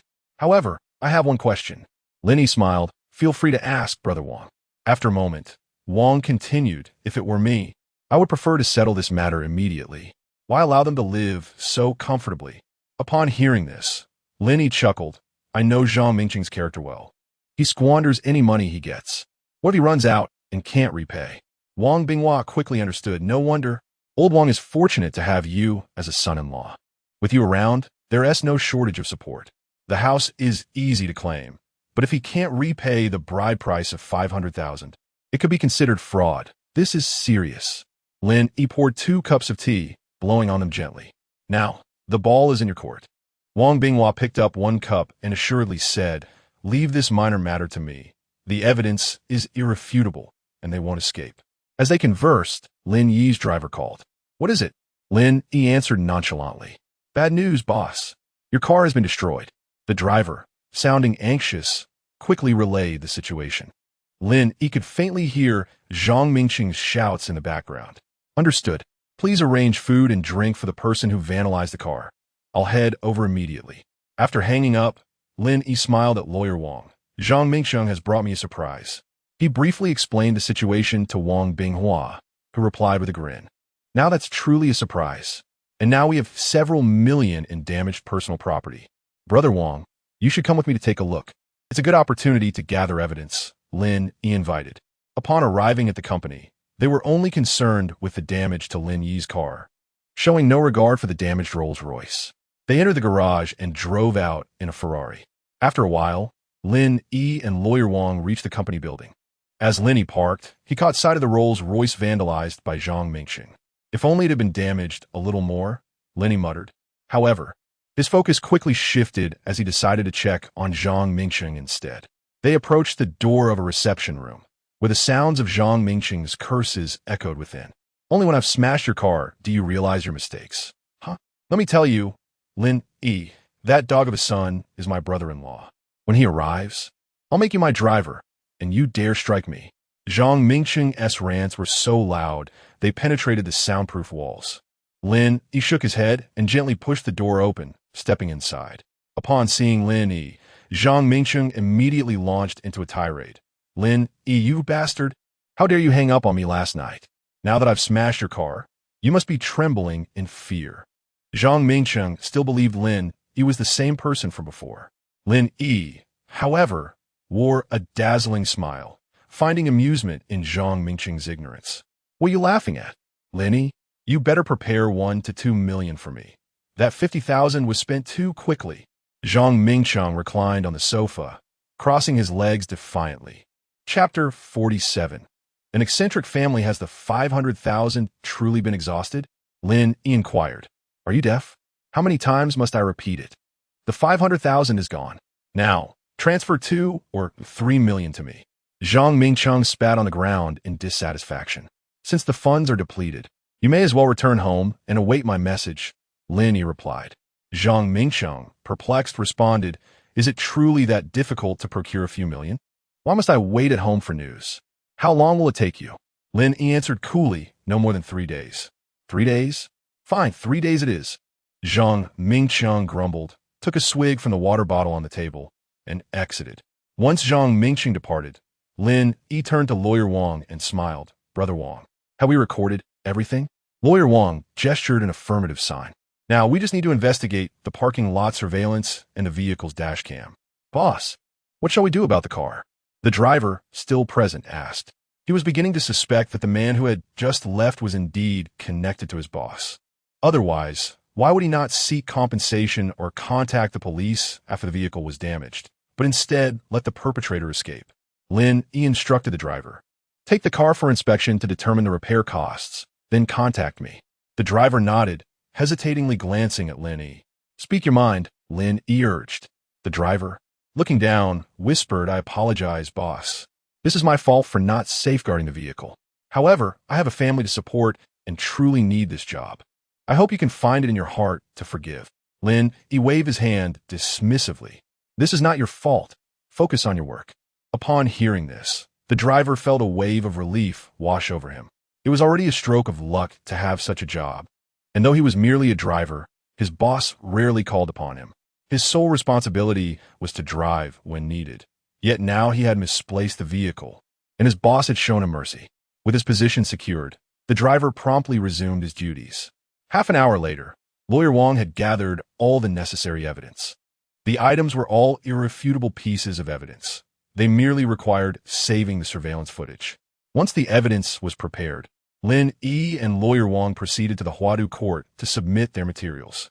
Lin Yi had meticulously prepared everything, and the evidence was complete, resulting in a swift response from the court, which immediately dispatched personnel to serve a subpoena to He Xiufang. Meanwhile, He Xiufang, nursing her injuries from a dog bite, had been lying at home. During her idle moments, she would watch others play mahjong, even though she had no money to gamble herself. Merely watching sufficed.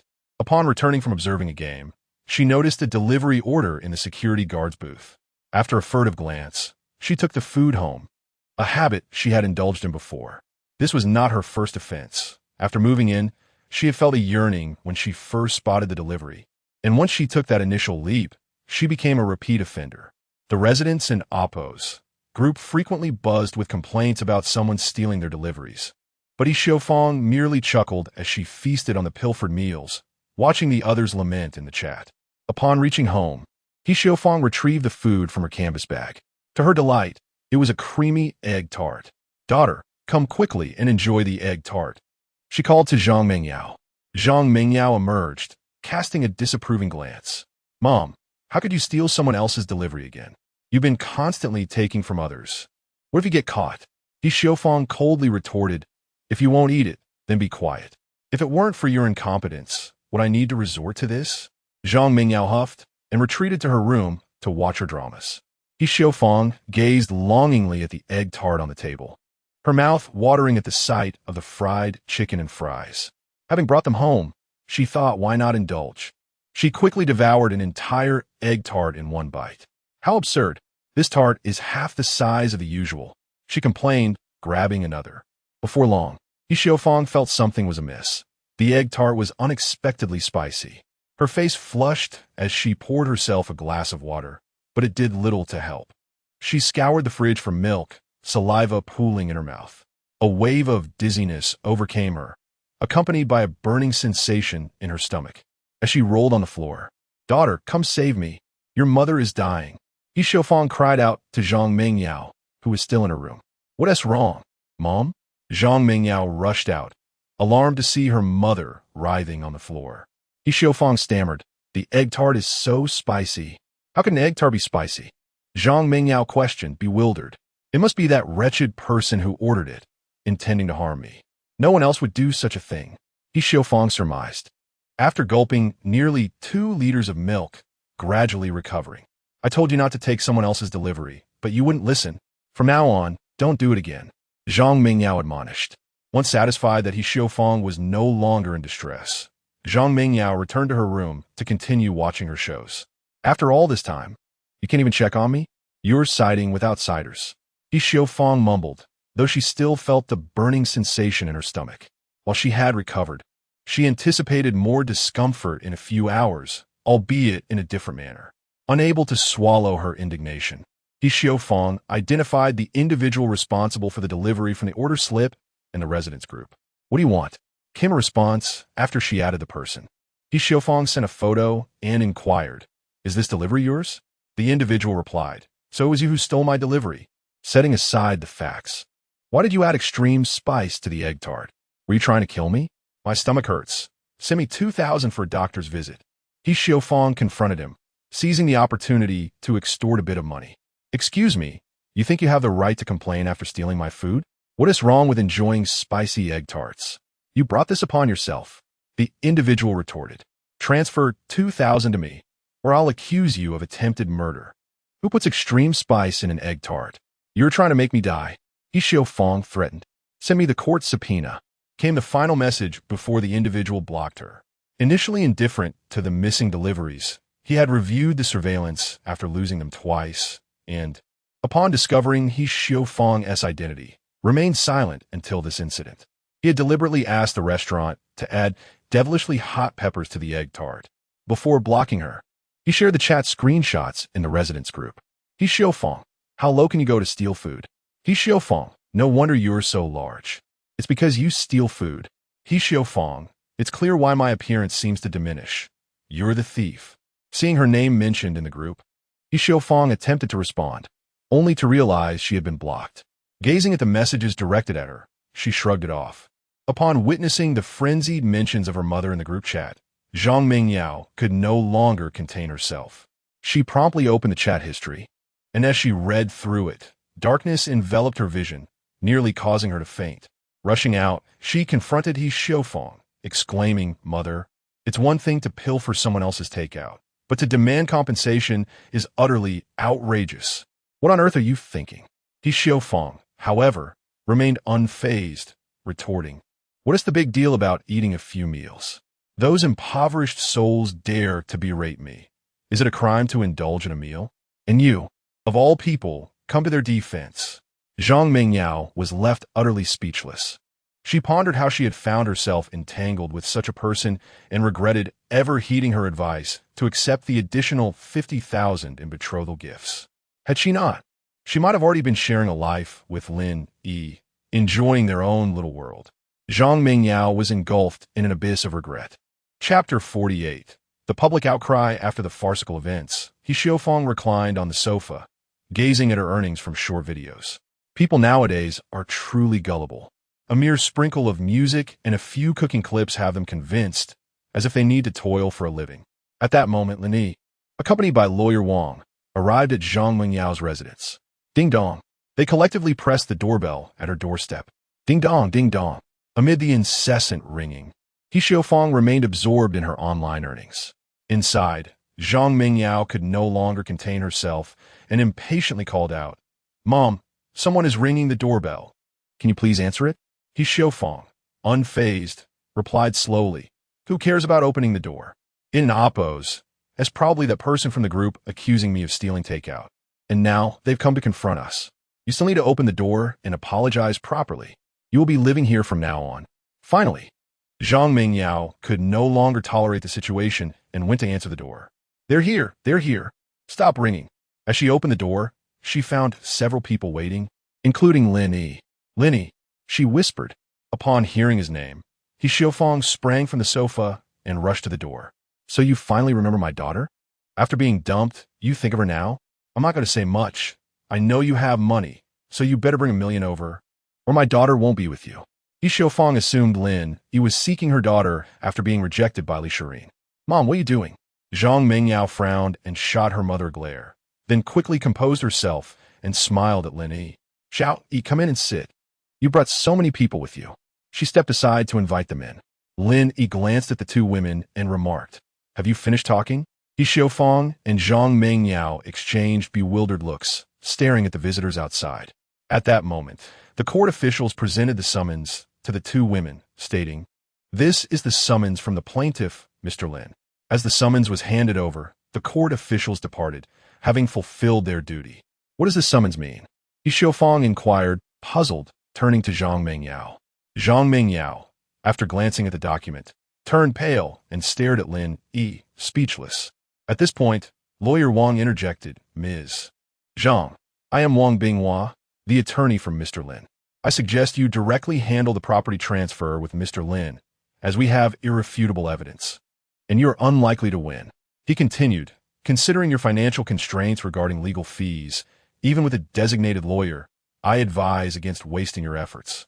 Upon hearing this, He Xiaofang became agitated. "Transfer what? Lin Yi, you scoundrel, what are you trying to do? Are you trying to intimidate me with a summons? Let me tell you, I have eaten more salt than you have rice. We've lived here for so long. You will not take our house away." She snatched the summons from Zhang Mingyao's hands and tore it into pieces. "You think you can scare us with this? Now that it's gone, let's see how arrogant you can be." Lawyer Wang regarded He Xiaofang coolly. "Madam, I advise you to behave civilly. If this continues, you may be committing defamation." Ignoring He Xiaofang, Lin Yi turned to Zhang Mingyao. "Are you planning to go to court, or shall we proceed with the transfer now? I have all the necessary documents ready." Despairing, Zhang Mingyao looked at Lin Yi and lamented, "Is there truly no way back for us? Are you really forcing us into a corner?" Lin Yi reiterated, "Are you going to court, or shall we proceed with the transfer now? I have all the necessary documents." After a moment of contemplation, Zhang Mingyao sighed, "Let's proceed with the transfer." She realized she had no means to contest Lin Yi in court. Victory was improbable, and the lawyer he brought was likely not an ordinary one. Who would have imagined that the two once envied individuals would find themselves in a legal battle? At graduation, others believed they would soon marry and build a beautiful family. Times have changed. One struggles to buy even a single piece of clothing, while the other has become a billionaire. "Let me go find the documents," Zhang Mingyao finally managed to say. "The transfer? That's impossible. I already live here. What do you have to transfer?" He Xiaofang lay on the ground, rolling about and shouting, "If you keep this up, I will scream. Somebody! They are forcibly evicting us. Quick, someone! Weighing nearly 200 pounds, she writhed on the floor, calling out for help. Anyone unaware of the situation might genuinely believe Lin Yi was forcibly evicting her. Her cries attracted the attention of neighbors, quickly surrounding the scene. Zhang Mingyao hurried to help her mother up, but He Xiaofang's weight proved too much to lift. Mom, stop yelling. Aren't you embarrassed enough already? What? They're here to collect the house, and you actually want to transfer it to someone else? I can't comprehend your thought process, Zhang Mingyao retorted. He Xiaofang hurled insults at Zhang Mingyao, continuing to wail about her victimization. The onlookers merely observed as passive spectators. They knew He Xiaofang to be a person who often took advantage of others, and with the recent revelation of her stealing takeout, their disdain for her deepened. He Xiaofang had expected sympathy, but upon seeing the indifference of the crowd, she pointed at Lin Yi and shouted, "Lin Yi, you scoundrel, I will expose you. You left my daughter for a pretty, wealthy bridesmaid, and now that you're living off us, you come to bully us because you think we're easy targets? I'm going to post this on Weibo for everyone to condemn you. How can someone like you exist?" Lin Yi, unfazed, felt a smile creeping upon him as he observed He Xiaofang's antics on the ground, relieved that his most decisive choice had been to break up with her daughter. "When I intended to marry your daughter, after having already given a 50,000 yuan betrothal gift, you demanded another 50,000. This house was bought outright by my parents through their hard work. You wanted it solely in your daughter's name. Now that we have parted ways, shall I not reclaim it?" Lin Yi stated calmly. The spectators, upon hearing Lin Yi's words, began to rally behind him, openly criticizing He Xiaofang. "This woman truly has no limits. My takeout often goes missing, and had this not come to light today, I would have remained oblivious. Indeed, after living for decades, I never encountered someone like her. Look at her size. She must have committed numerous wrongs." The crowd denounced He Xiaofang. Had this been ancient times, they might have returned home to fetch rotten vegetables to hurl at her. Seeing the situation unfold, He Xiaofang's eyes darted as she writhed on the ground, crying, "Oh, why must our poor mother-daughter duo be subjected to such deceit? You scoundrel continue to slander us. Just because you have money, you think you could do as you please?" Zhang Mingyao wished she could disappear into the ground. What had started as a simple matter had turned into a spectacle. Soon, the entire neighborhood would know of their family's shame. Zhang Mingyao cast a glance at He Xiaofang, who lay sprawled on the ground, before returning to her room to gather her documents. After a brief search, she quickly found all the necessary paperwork. She then considered the solitary bag on the shelf, its surface marred by a tear, and ultimately decided to take it with her. In the past, whenever Lin Yi had gifted her a new bag, she would promptly discard the old one or pass it on to someone else. Yet now, faced with this single bag worth 30,000 yuan, albeit damaged, she felt a sense of attachment. With the tattered bag slung over her shoulder, Zhang Mingyao stepped outside slowly. "Let us go. The documents are ready," she announced. The three of them proceeded in single file, exiting the premises. Upon witnessing the lack of spectacle, the onlookers dispersed, each retreating to their own homes. Only He Xiaofang remained at the entrance, still reeling from the situation. "Dreaming of taking my house? Not a chance," she exclaimed, rising to her feet and slamming the door with force. Chapter 49. Zhang Mingyao's desperate gamble. "Shao, you two go ahead. I want to accompany you on the account transfer. I'll head home first." As Wang Binghua reached the ground floor, he bid farewell to the two. "Thank you, Wang Gu." Lin Yi expressed his gratitude. "What else with this formality? Are we strangers now?" Wang Binghua feigned dissatisfaction. "Let us go." After watching Wang Binghua leave, Lin Yi turned to Zhang Mingyao with an icy demeanor. They both entered the sleek Ferrari that Lin Yi had driven. Upon getting into the car, Lin Yi's gaze fell upon Zhang Mingyao's already damaged handbag. Zhang Mingyao noticed his stare and instinctively concealed the bag in her embrace. Lin Yi merely glanced at it before driving towards the transfer location. "This is the bag you gifted me. I have cherished it until now. Seeing it damaged pains my heart." Zhang Mingyao spoke tenderly, her eyes fixed on Lin Yi. Yet, Lin Yi remained focused on the road, indifferent to her words. Cold, utterly frigid, Zhang Mingyao felt a blockage in her heart as she gazed at Lin Yi's unyielding expression. This was their first time alone together since their breakup. Yet Lin Yi offered no opportunity for connection. In the past, During their relationship, Zhang Mingyao had often envisioned moments spent together in luxury cars. Now, they were in a Ferrari, yet they were no longer the same individuals they once were. The car belonged to Lin Yi, but the rightful lady was Li Shireen. Lin Yi, is there truly no possibility for us anymore? Has our 5-year love been shattered by Li Shireen just because her family is wealthy? Zhang Mingyao recognized this as her last chance and yearned to seize it. She had even spritzed on an old perfume before coming, hoping to rekindle their connection. Can you be quiet for a moment?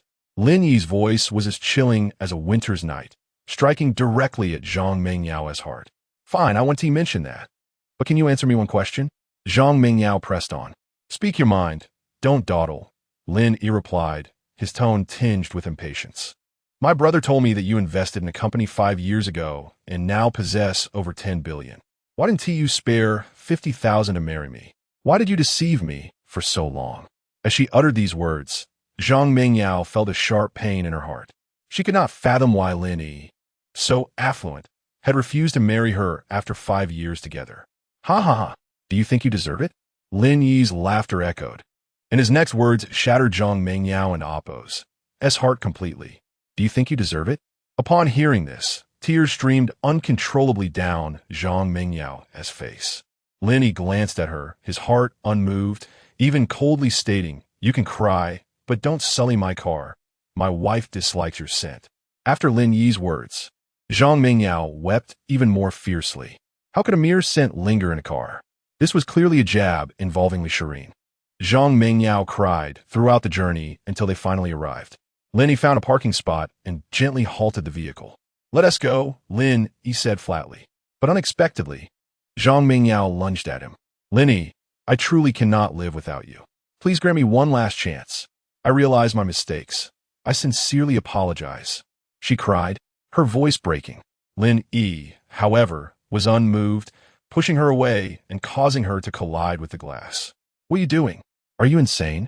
Lin Yi's frustration surfaced. Dazed from the shove, Zhang Mingyao cried out, I know my mother and brother were harsh on you. I swear that once we reconcile, I will sever ties with my family and will never let this happen again. Zhang Mingyao had grown weary of a life of frugality. Previously, when she was with Lin Yi, they would occasionally dine out for steaks, but since their breakup, she hadn't tasted steak or dined out at all. She longed for a better life, tired of her meager salary of 4,000 a month, which barely sufficed. In college, she had relied on Lin Yi for everything, even for creating presentations while she indulged in TV shows, with Lin Yi often working late into the night to assist her. After graduation, with merely a bachelor's degree, she found herself lacking in skills, stuck in a 4,000 yuan job. You would abandon your family. What else would you not do? Lin Yi laughed at Zhang Mingyao's display of desperation. That's not it, Lin Yi. I genuinely love you. How about we re-add each other on WeChat? Since you blocked me, I look at our old chats every night to fall asleep, she implored, opening her phone to the add contact page, waiting for Lin Yi to add her back. Lin Yi regarded her with disbelief. You actually want to be a mistress? Zhang Mingyao, sensing a glimmer of hope, smiled brightly. If you wish, I could be your secret. I won't let Li Shireen find out. I only need you to remember my existence. Lin Yi was taken aback by her audacity. Have you no shame? You would stoop to being a mistress for money? When I was working hard, you were nowhere to be found. Why should I share my success with you now? Get out of the car. Once this is settled, I never want to see you again. His words were laced with incredulity and anger. Zhang Mingyao clung to the Ferrari's seat, refusing to exit. Please, grant me one more chance. I want to be a mistress. We can still be friends, right? Let us just exchange contact information. I promise I won't bother you. She pleaded, tears streaming down her face. Get out. You're wasting my time. Lin Yi shouted in frustration. No, I truly cannot live without you. Zhang Mingyao clung tightly to the seat, sobbing. Fine, if you don't get out, I'll call the police. With that, Lin Yi took out his phone, ready to dial. To his surprise, Zhang Mingyao grasped his clothing, exposing a considerable expanse of her shoulder, and threatened, if you call the police, I'll accuse you of harassment. Can't we at least exchange contact info? Lin Yi chuckled, pointing to the car's camera. Go ahead. My vehicle has dual cameras, and it records sound. Of course, you could try to disable it, but everything you do is already recorded.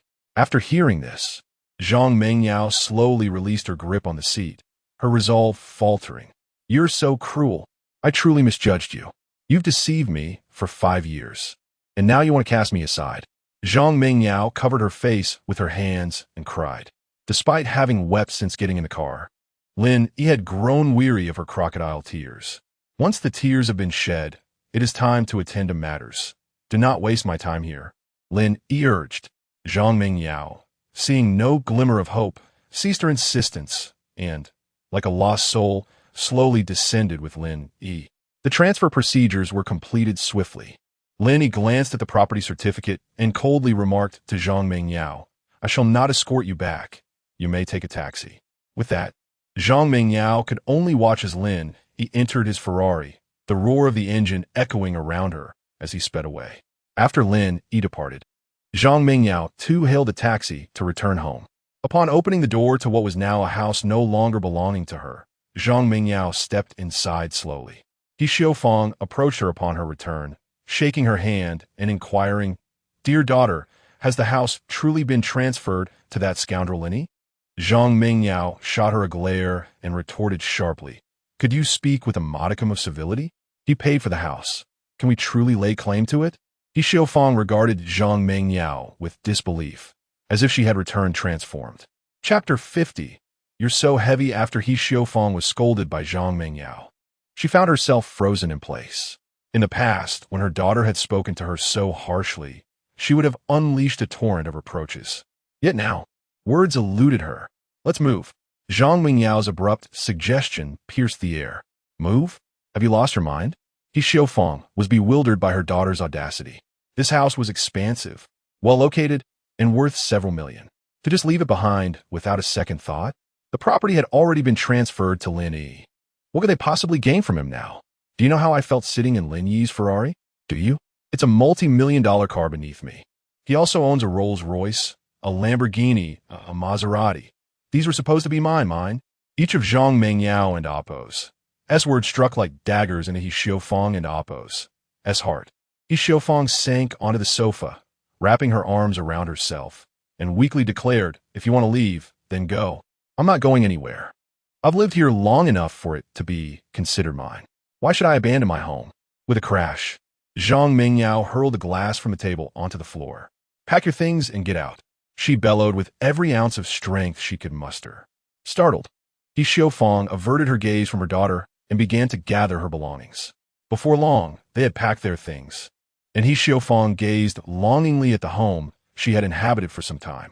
No, I can't just leave like this.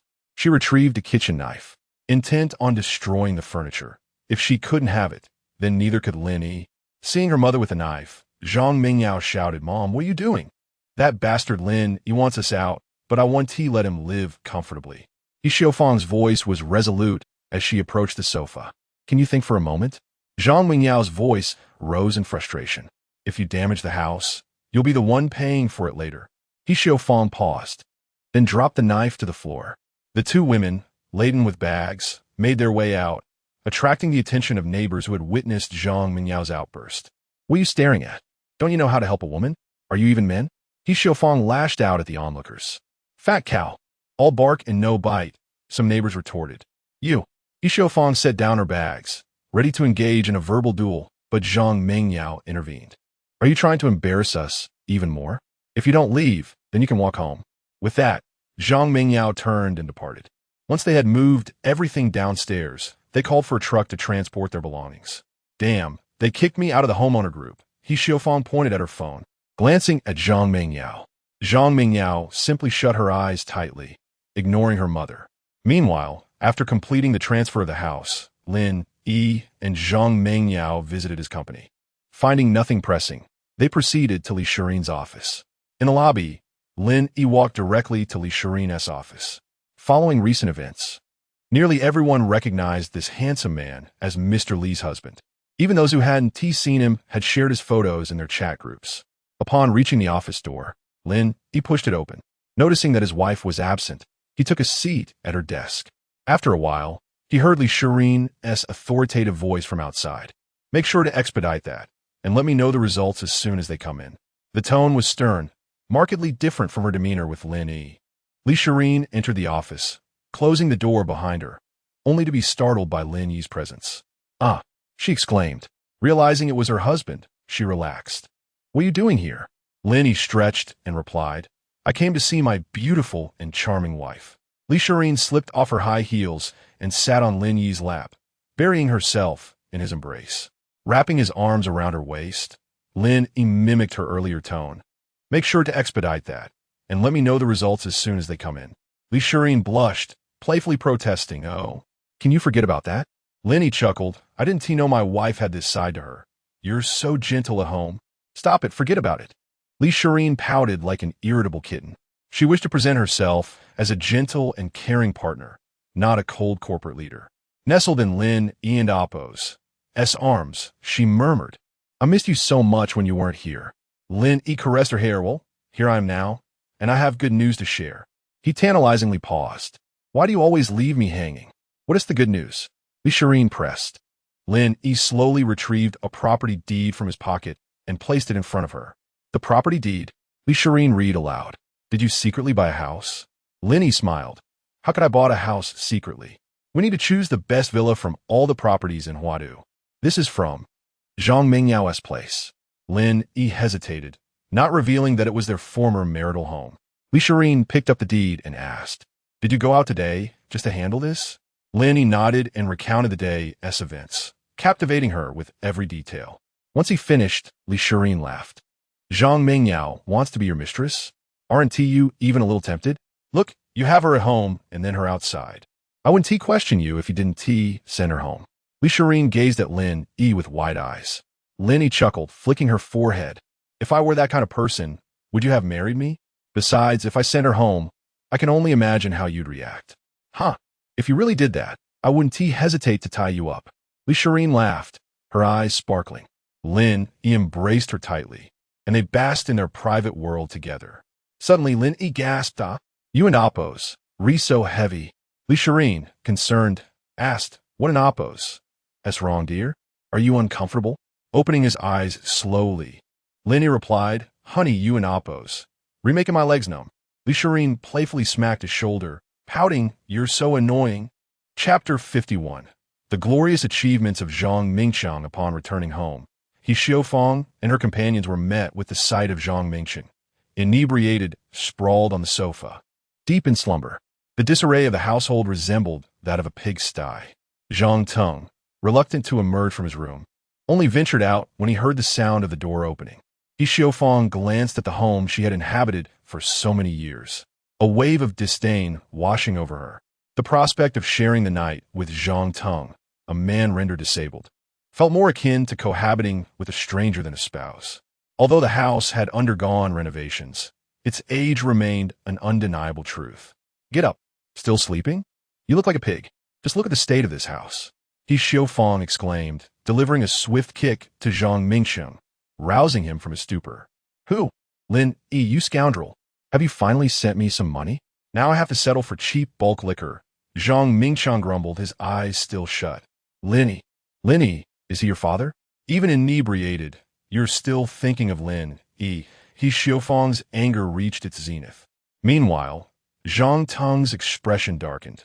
Despite his physical limitations, his temper was intact. "Could you speak with a modicum of civility? Who owes you money?" Zhang Teng retorted, his voice laden with irritation. "Ouch! You, a useless man, dare raise your voice in my presence. Watch your tone." He Xiaofang was now like a rabid dog, snapping at anyone within reach. Zhang Teng chose silence, unwilling to engage in such a futile quarrel. Rubbing his eyes, Zhang Mingqiang finally recognized his mother. "Mom, why are you back?" "Why am I back?" "Ask your sister. She has given our house to Lin Yi." "What a spendthrift. I had hoped to stabilize our situation and pass the house to you before she married. But now we are left with nothing." He Xiaofang lamented, still fixated on the property. "What? Lin Yi took back the house? That can't be true." Zhang Mingqiang expressed disbelief. "Not true. Why else will we return?" He Xiaofang twisted Zhang Mingqiang's ear, releasing her pent-up frustration. "Ow, ow, Mom, stop twisting." He whined, treated as a mere outlet for her rage. "That can't be right. Lin Yi promised me millions, and now he wants the house back? How can that be? Didn't he reconcile with my sister? Otherwise, he wouldn't have offered me any money. Zhang Mingqing muttered. Since when did he say that? Were you perhaps dreaming due to intoxication? He Xiaofang inquired sharply. I woke up early today, went to buy tools, and smashed his Rolls-Royce to pieces. I even took off the tires. How could that be a dream? Zhang Mingqing replied, returning to his room to retrieve a small golden ornament from the Rolls-Royce. This is what I pried off Lin Yi's car. Just as Zhang Mingqing boasted of his exploits, Zhang Mingyao returned with items she had moved back upstairs, overhearing him. What did you say? You pried off the ornament from Lin Yi's Rolls-Royce? Zhang Mingyao asked, alarmed. Not just pried it off. I nearly disassembled the entire car. Zhang Mingqiang declared proudly. Zhang Mingqiang, have you lost your mind? Do you have any idea how much that car is worth? Around 10 million. Zhang Mingyao could hardly believe her brother's audacity in destroying someone else's vehicle and stealing the ornament. What's there to be afraid of? Can he come and hit me? Besides, he promised me millions. Zhang Mingqing dismissed her concerns nonchalantly. Sighing, Zhang Mingyao retreated to her room. Meanwhile, on the other side, Lin Yi had spent the entire afternoon resting his head on Li Shireen and Appo's thighs, clad in black stockings. Darling, wake up. Li Shireen gently blew into Lin Yi and Appo's ear. Emerging from the warmth and softness, Lin Yi slowly opened his eyes and playfully pinched her nose. Let's go home. He took her hand and led her toward the company entrance. As they settled into the Ferrari for their leisurely drive home, Li Shireen inquired, what do you plan to do with the house you retrieved? Lin Yi replied as he drove, I intend to sell it. We won't need it in the future. After a brief drive, they arrived at the underground parking garage. Upon entering their home, they were greeted by lawyer Wang Binghua, who was sharing drinks with Lin Yi's father-in-law. Xiao Yi is back. Come, join us. Li Jintian beckoned Lin Yi to partake. Is everything settled? Lawyer Wang glanced at Lin Yi. Lin Yi waved his property deed. Brother Wang, you make things so much easier. However, we need you again tomorrow. Once the vehicle's repair costs are settled, we have to return to court to reclaim the owed money, including that 500,000 and the Rolls-Royce repair expenses, Lin Yi added promptly. All in all, it should amount to a few million, Lawyer Wang pondered, exhaling a breath heavy with alcohol. About 3 million, I estimate. The car repairs alone will be around 2 million. Possibly more, Lin Yi asserted. Nodding, Lawyer Wang acknowledged his assessment. As the best lawyer in Huadu, there was little he could not handle. Li Jintian, now somewhat intoxicated, had retreated to his room for a restful sleep. Lawyer Wang, also affected by the drink, was escorted home by Li Jintian's driver. Chapter 52. Waiting at home for the Monday morning. Lin Yi slowly opened his eyes to find Li Shireen staring at him intently. Good morning, Lin Yi whispered as he planted a gentle kiss on her. I don't want to go to the office. I wish to be with you. Li Shireen stretched languidly, her voice playful. If you don't want to go, then don't. After all, you are the boss. Going to the office would merely be idling. Lin Yi chuckled. Li Shireen pouted in discontent. What do you mean by idling? I'm the boss. It cannot be considered idling. Moreover, the formula for the cosmetics bottle you gave me has yielded results, so I must check in at the office. Then I shall trouble my wife, Lin Yi said, affectionately ruffling her hair. Get up. No more lounging in bed, he urged, having dressed and gently nudging the blanket-covered Li Shireen. I'm sealed by the bed. Someone must carry me out, she murmured from beneath the covers. Truly, you are impossible, Lin Yi exclaimed, pulling back the blankets to reveal a curled-up Li Shireen. With a firm grip, he lifted her into his arms.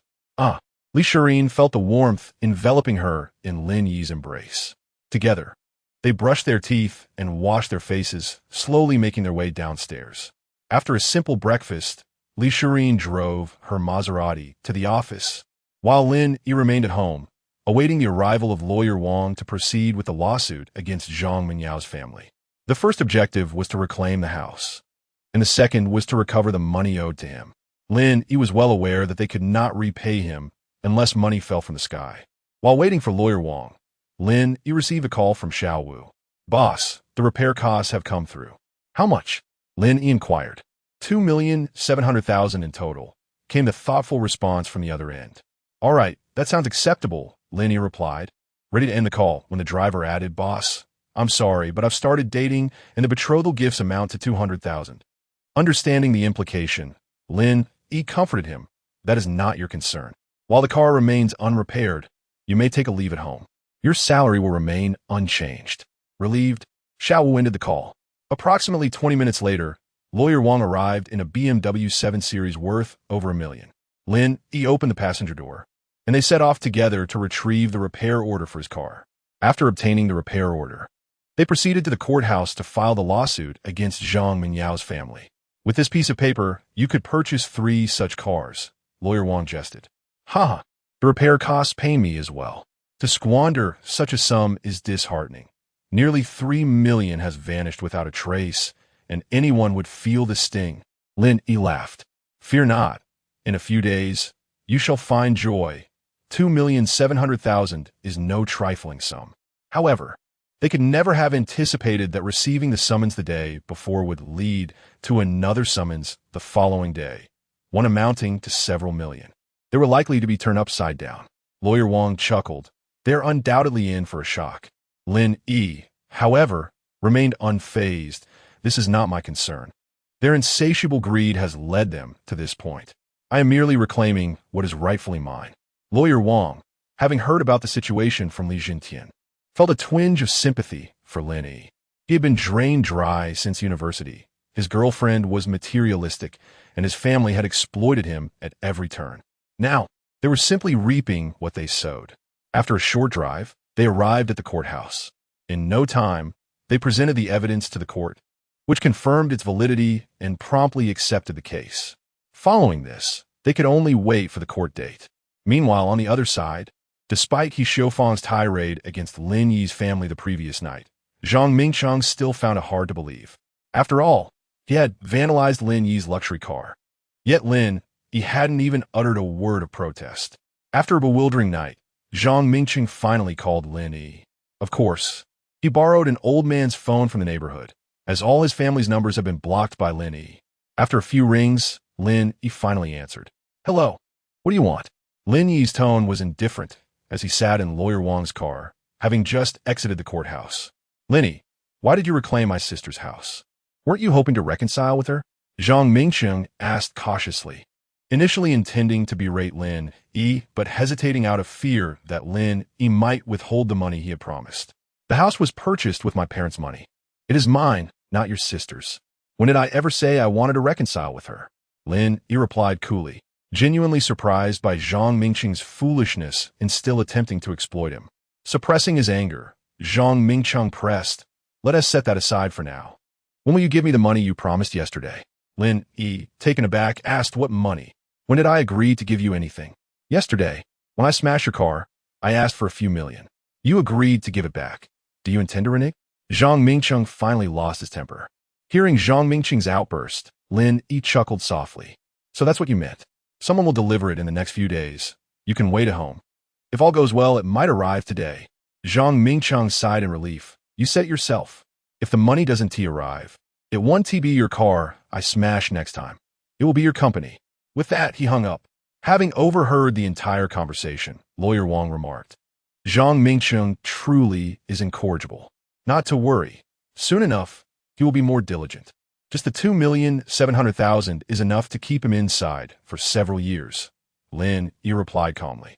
After waiting so long, the time had finally come to take action. Lin Yi understood their family all too well.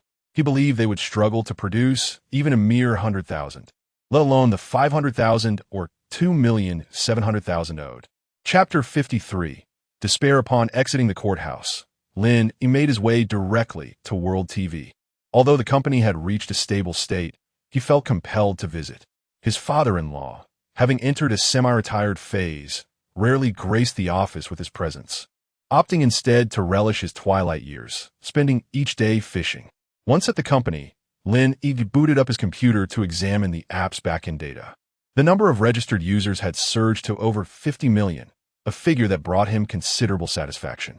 His good friend, Zhou Kong, had also amassed several million followers, establishing himself as one of the platform's leading creators. This success was solely attributable to his relentless efforts to enhance the quality of his videos. Mere traffic influx would have been futile without it. As Lin Yi continued to scroll, he stumbled upon a video by He Xiufang. Upon clicking, He found her content replete with tales of woe, accompanied by emotionally resonant background music and a lamentable script, which had garnered her around 400,000 followers. Although He Xiaofang spoke little in the video, her visage radiated kindness. Had Lin Yi not known her personally, he might have genuinely perceived her as a benevolent soul. Lin Yi discovered her latest video, revealing that she was promoting counterfeit liquor, filmed in a property he had recently reclaimed. Dear viewers, this exquisite beverage, originally priced at 18,800, is now available for just 8 yuan and 80 cents. Simply click the link below to purchase. The video, which began with her showcasing a culinary endeavor, abruptly transitioned into an advertisement in its final seconds. The comment section was flooded with supportive messages. Keep smiling, Annie. Congratulations on your endorsement. You look stunning. I hope you can secure more advertising deals. Reading through the plethora of comments, Lin Yi's brow furrowed as he promptly sought out the person responsible for the related department. A series of knocks echoed from outside. Come in, Lin Yi called out. A man in his 30s, sporting a slick-back hairstyle, entered the room. Please take a look at this video, Lin Yi said, handing his phone to the man. After a brief viewing, the man returned the phone, repeatedly apologizing. I'm sorry, Mr. Lin. Such incidents will not recur.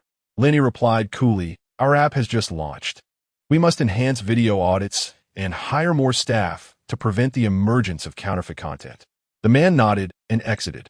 10 minutes later, Lin Yi revisited He Xiaofang's profile, only to find a notification stating, this user has violated regulations and has been permanently banned. Unbeknownst to him, her account held several tens of thousands in creative incentives, and her ability to monetize her 400,000 followers was formidable.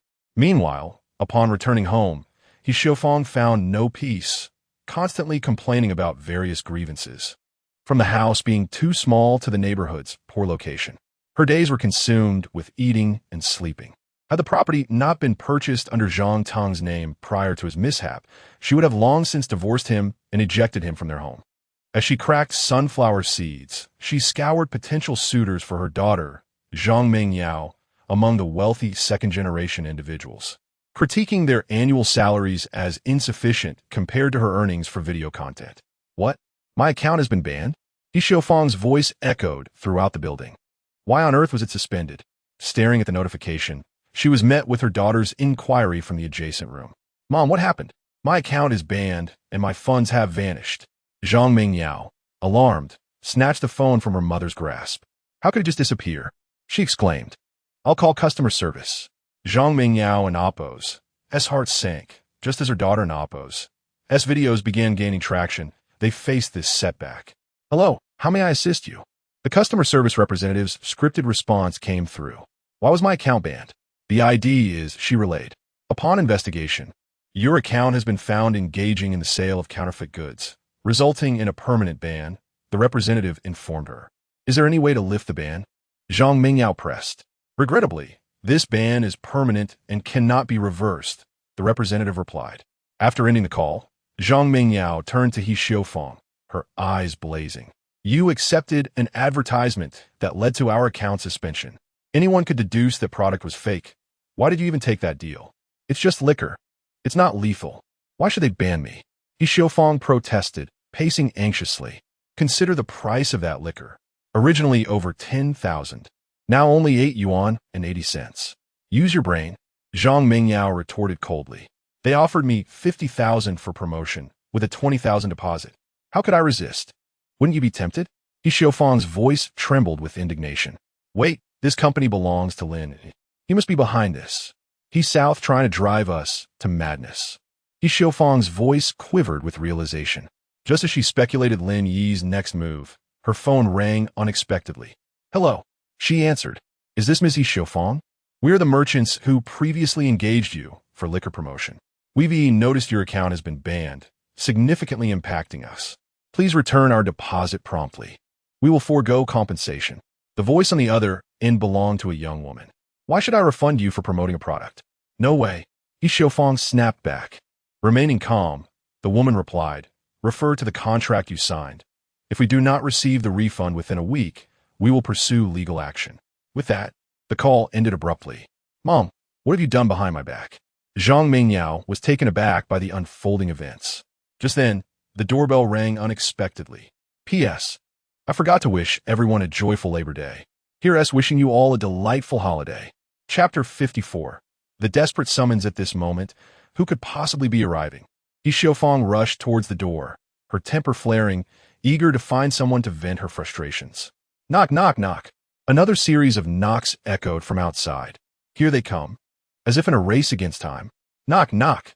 Why don't you go knock on your horse's forehead instead? He Xiaofang hastily opened the door. Upon seeing her, the two gentlemen outside inquired, "Is this Zhang Mingyao's residence?" "Yes, what is it?" "Are you here to pursue my daughter? What is your annual salary? What savings do you have?" He Xiaofang scrutinized the two men before her. They glanced at her, but did not respond to her inquiries. Instead, they handed her the court summons. "This is your court summons. The specific court date is for you to check." With that, the two turned to leave. What is this all about? Why are there so many court summonses? Yesterday, it was that scoundrel Lin Yi. And now who is it? Who has committed so many offenses? He Xiaofang cursed as she opened the summons to take a look. After a moment, she handed it to Zhang Mingyao, saying slowly, "I can't comprehend this." "My dear daughter, you take a look." Zhang Mingyao received the summons and gasped, 500,000, 130,000. Trembling, she continued, "Lin Yi wants us to return the 500,000 dowry and the scattered 130,000 he lent our family." "What? 500,000 and 130,000? Where are we supposed to find such sums?" He Xiaofang exclaimed, her eyes turning white as she collapsed to the ground. "Mom, what is wrong? Mom." Zhang Mingyao rushed to support her mother. However, no matter how hard she tried, she could not lift He Xiaofang's considerable weight. After a considerable time, He Xiaofang finally managed to recover and crawled onto the sofa. "Mom, please don't get agitated." Zhang Mingyao placed a warm towel on her mother's forehead. "That scoundrel Lin Yi, Haven Tea, we already given him the house? What more does he want? And just now, that advertiser called asking for the 2,000 back. Where are we supposed to find the money?" He Xiaofang lamented on the sofa. "Didn't the advertiser give you a 2,000 deposit? You could simply return that to them and resolve one issue at a time," Zhang Mingyao suggested. Upon hearing this, He Xiaofang stammered, "Well, that 2,000 has already been spent on mahjong." Sigh. Zhang Mingyao had an inkling, but still could not believe her mother would squander the money on mahjong. "Can't you show some restraint? You're already in debt. Can't you give up mahjong?" Zhang Mingyao scolded. "What good is scolding me now? The situation has already occurred. What more can I do?" He Xiaofang continued to argue. "Sigh. If we can't pay, we'll have to use the house as collateral." Zhang Mingyao sighed in despair. "The house? That's impossible. If he truly intends to take our house, I'll die to show him. Oh, my head." The more He Xiaofang spoke, the more agitated she became, clutching her forehead and inhaling sharply. "Don't you realize that the house isn't being taken by Lin? If we can't pay, the court will enforce a judgment. 500,000 plus 130,000.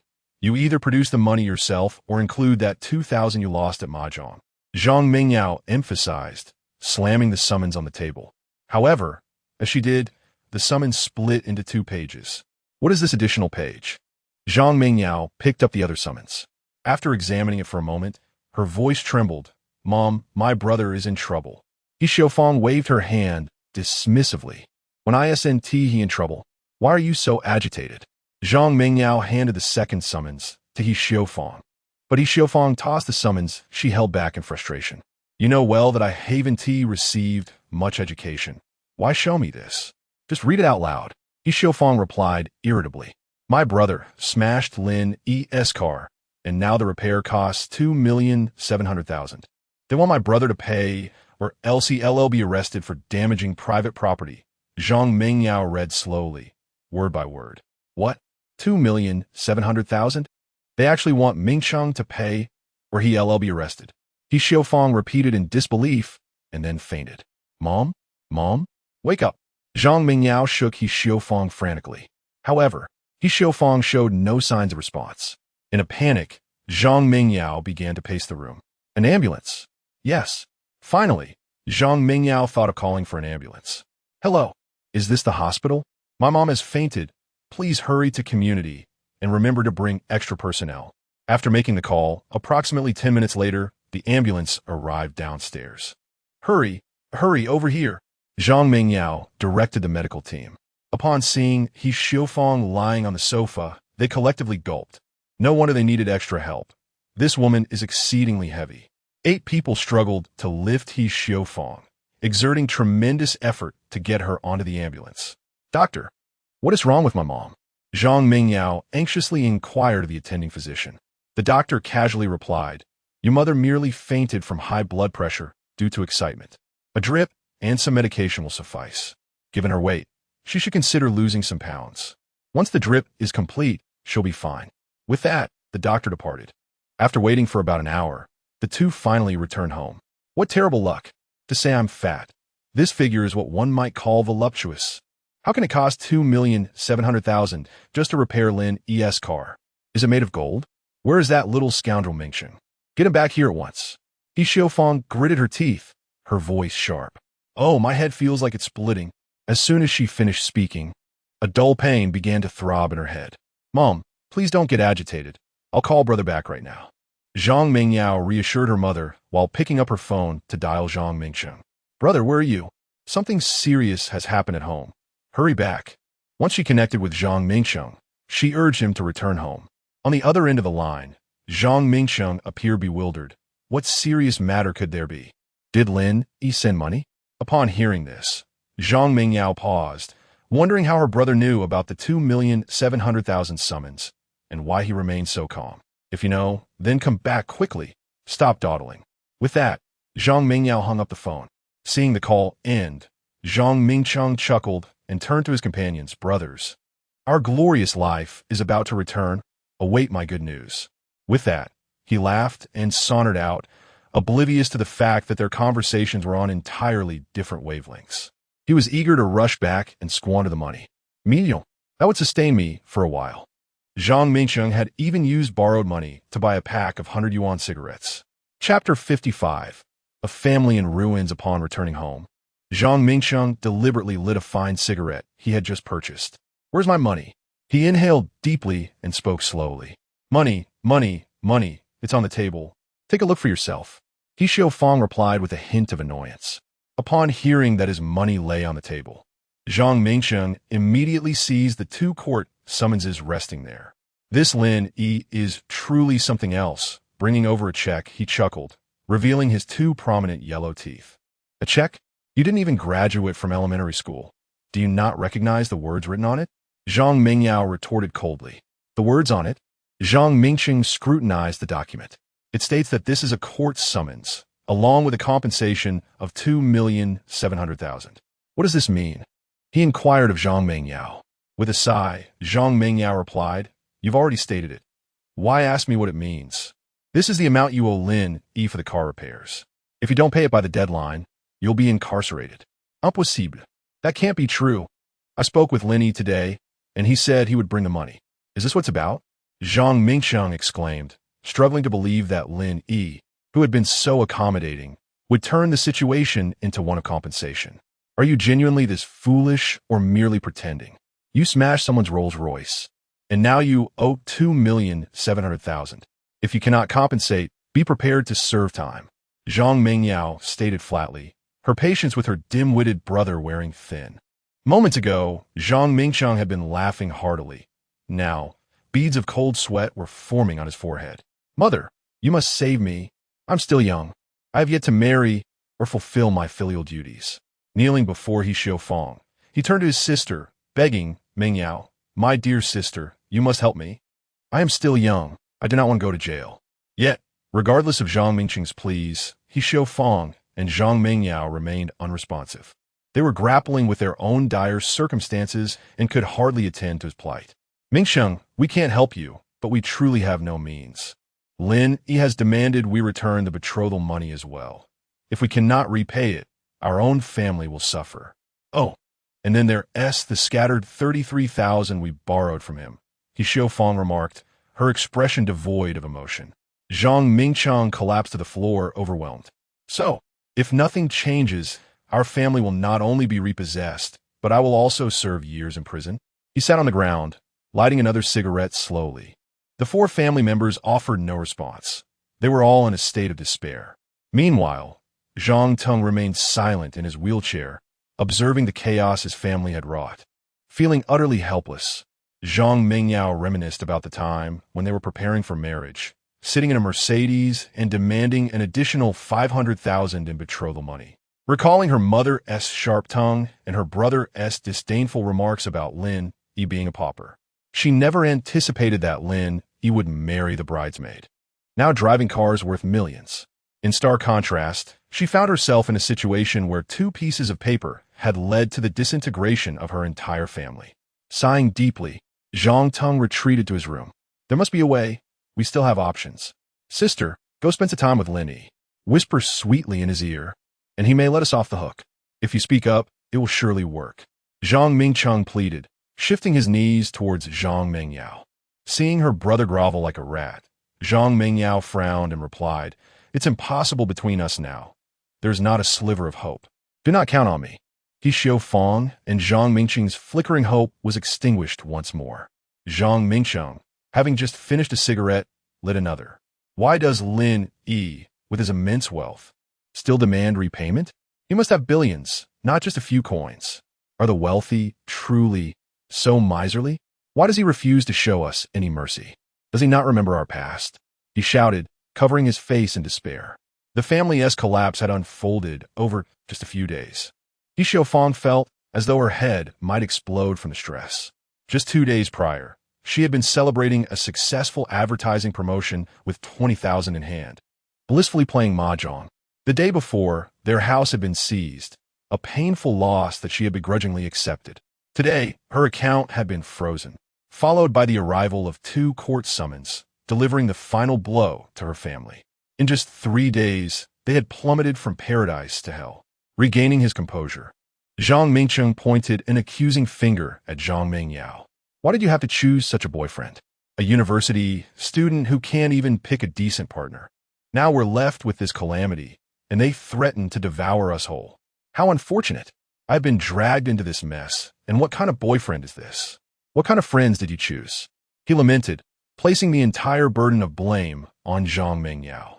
Enough, Zhang Mingcheng, who squandered the 50,000 in betrothal money, who destroyed Lin Yi's car. Did I ever take a single cent of that betrothal money? Zhang Mingyao snapped, unable to contain her anger any longer. Stop arguing. What is there to argue about? He Xiu Fong interjected. After a moment of silence, Zhang Mingyao spoke softly. Li Shirin and I were close during university. I will try to reach out to her first. If I plead with her, she may soften and persuade Lin Yi to retract his demands. The 3 in the living room felt a glimmer of hope rekindled. Zhang Mingcheng nodded fervently. Yes, yes, go plead with this Li Shirin. If she refuses, just kneel down. Women can't resist that. Put on a pitiful act and shed a few tears. Zhang Mingcheng eagerly offered suggestions, now the most anxious of them all, knowing that without a resolution, he would truly face dire consequences. Zhang Mingyao shot him a fierce glare before retreating to her room to change, then stepped out. Chapter 56. Progress on the other side. Upon discovering that Yi Xiaofang's account had been suspended, Lin Yi ceased to focus on that inconsequential account. Unbeknownst to him, Yi Xiaofang's family was unraveling due to the account ban and the 2 subpoenas. After spending several hours, Lin Yi conducted a thorough inspection of the entire department. Although he encountered a few individuals slacking off, he merely chuckled, for such behavior was commonplace among working individuals. As long as it was not excessive, Lin Yi chose to turn a blind eye. After completing his rounds, his phone buzzed in his pocket. Upon checking, he saw it was a call from his wife. Are you missing me? Lin Yi smiled at his phone. On the other end, a cheerful laughter resonated. Darling, I have some good news for you. Would you like to hear it? Lin Yi responded, Isn't that redundant? Just as the words left his mouth, he halted, then slowly smiled. Is there progress on the cosmetic formula I provided you last time? From the other side, Li Shirin replied in a sweet voice, Yes. Thanks to the hard work in the lab, we discovered that the cosmetic formula you provided has exceptional whitening effects, and most importantly, it is not patented. Although Lin Yi had already anticipated the outcome, he still excitedly inquired, So, does that mean we can start mass production now? Li Shirin gently replied, Yes. I have instructed the factories to begin full production of our products. The first batch will be ready in about a week, and I already have 2 test samples here. After hearing this, Lin Yi asked, "Are you at the company or in the lab?" "I am at the company," Li Shirin replied. "Wait for me in your office. I will come to see you now." Without waiting for Li Shirin's response, Lin Yi hung up and exited the company. Upon stepping outside, Lin Yi realized he had arrived in a car sent by Lawyer Wang, while his own Rolls-Royce was still in for repairs. "Looks like I have no car to use now.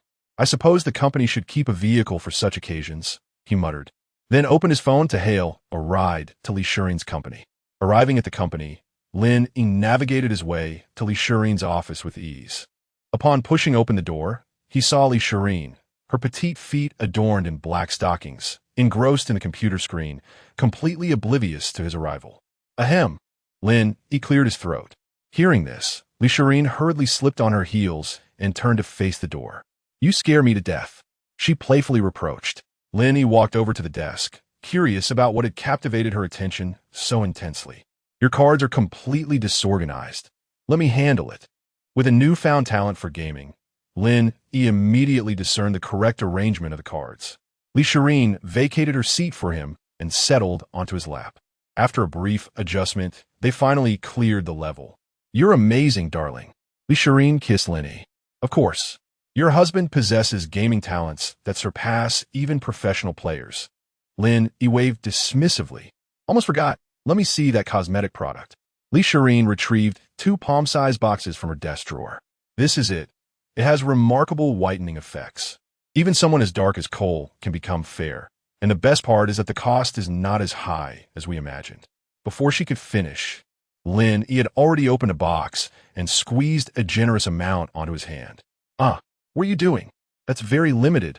I saved that for a reason." Li Shirin puffed her cheeks in complaint.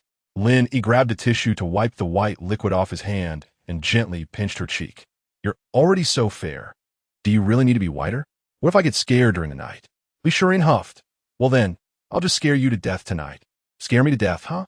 Lin Yi playfully scooped her up onto the sofa, removing her heels and teasingly tickling her feet through the stockings.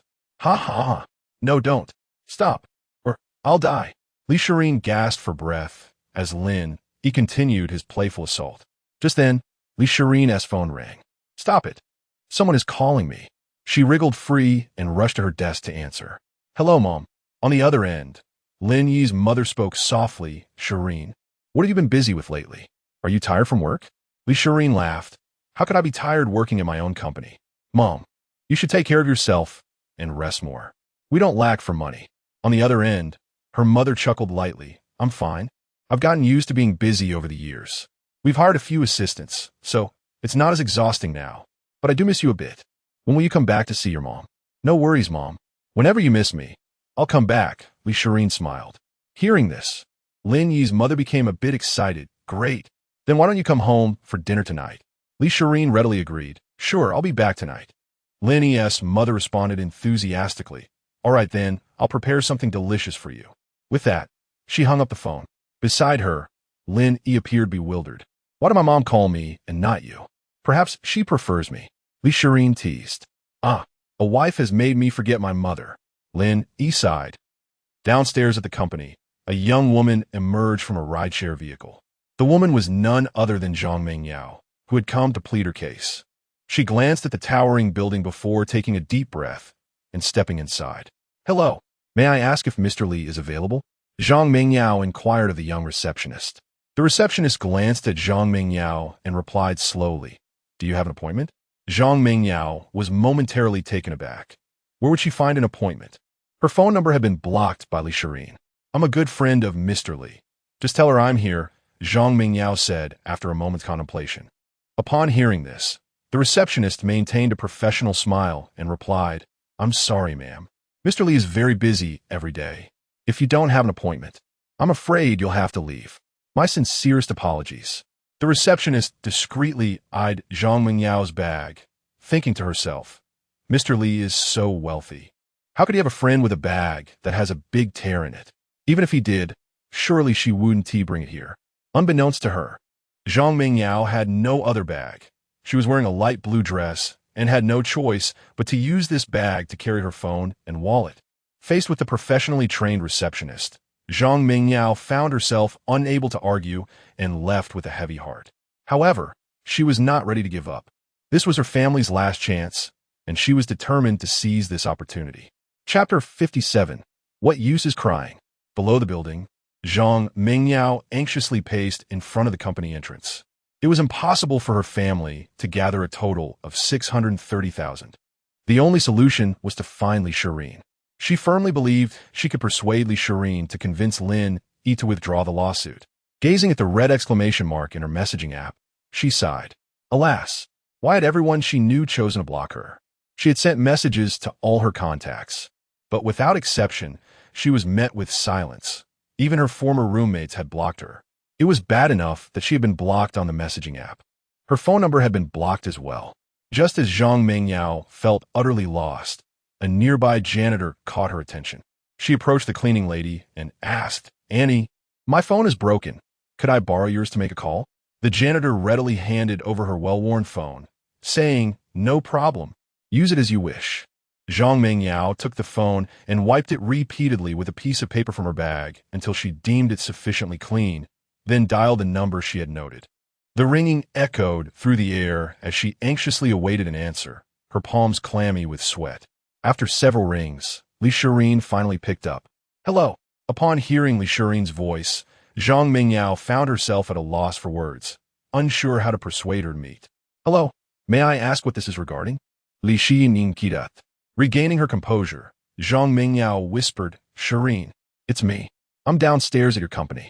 Could you come down and meet me? In the office above. Li Shirin muted her microphone and informed Lin Yi. It's a call from Zhang Mingyao. Lin Yi waved dismissively and smiled. She's looking for you. It's her call. After hearing this, Li Shirin unmuted and coldly replied, I have nothing to discuss with you. You should go back. Downstairs, upon hearing Li Shirin's words, Zhang Mingyao pleaded, Shirin, I beg you. I truly have something important to discuss. Just give me 30 minutes, please. As her voice broke, tears began to flow. Hearing Zhang Mingyao's sobs, Li Shirin frowned and coldly retorted, Crying? What good does that do? If you want to cry, do it somewhere else, not in front of my company. At the sound of Li Shirin's frigid tone, Zhang Mingyao's tears abruptly ceased. Shirin, please, can we just meet? I promise I won't bother you again. After 2 minutes of silence, Li Shirin finally responded coldly, Wait downstairs, my secretary will bring you in. With that, she ended the call. Zhang Mingyao returned the phone to the cleaning lady and stood waiting for Li Shirin's secretary. Soon, a short-haired young woman emerged, stating flatly, Follow me. Zhang Mingyao complied and entered the building with her. The secretary led Zhang Mingyao to a reception room. Wait here. The CEO will be with you shortly, she said before exiting, leaving Zhang Mingyao alone. After about 10 minutes, Li Shirin slowly entered the reception room and sat down opposite Zhang Mingyao. What is it? She asked coolly. Upon hearing Li Shirin's icy demeanor, Zhang Mingyao cried out, Shirin, please help me.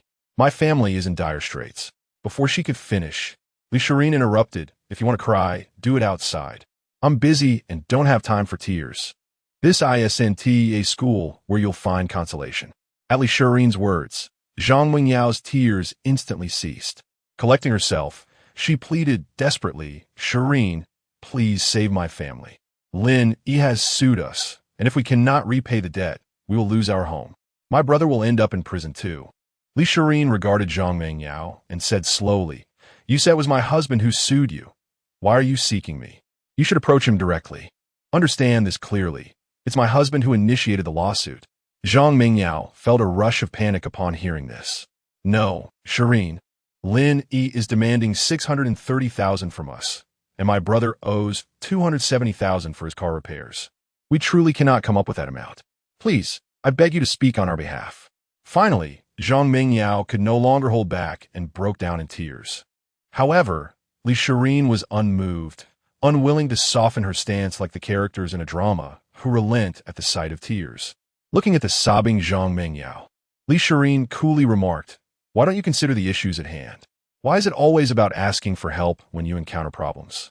Did you not think of the consequences of your actions? Why didn't you return the betrothal gifts from the start? And why did your brother vandalize my husband's car? When you make mistakes, you must bear the consequences. The decision rests solely with my husband. Only he can change it. Li Shirin's barrage of questions struck Zhang Mingyao to the core, rendering her speechless. Overwhelmed, Zhang Mingyao collapsed to her knees, crying out, "Shirin, please help us. We realize our mistakes." Li Shirin sighed at the sight of Zhang Mingyao kneeling before her. "Get up. There is no need to seek me. I cannot assist you." With that, Li Shirin walked away, leaving Zhang Mingyao bewildered on the floor. Chapter 58.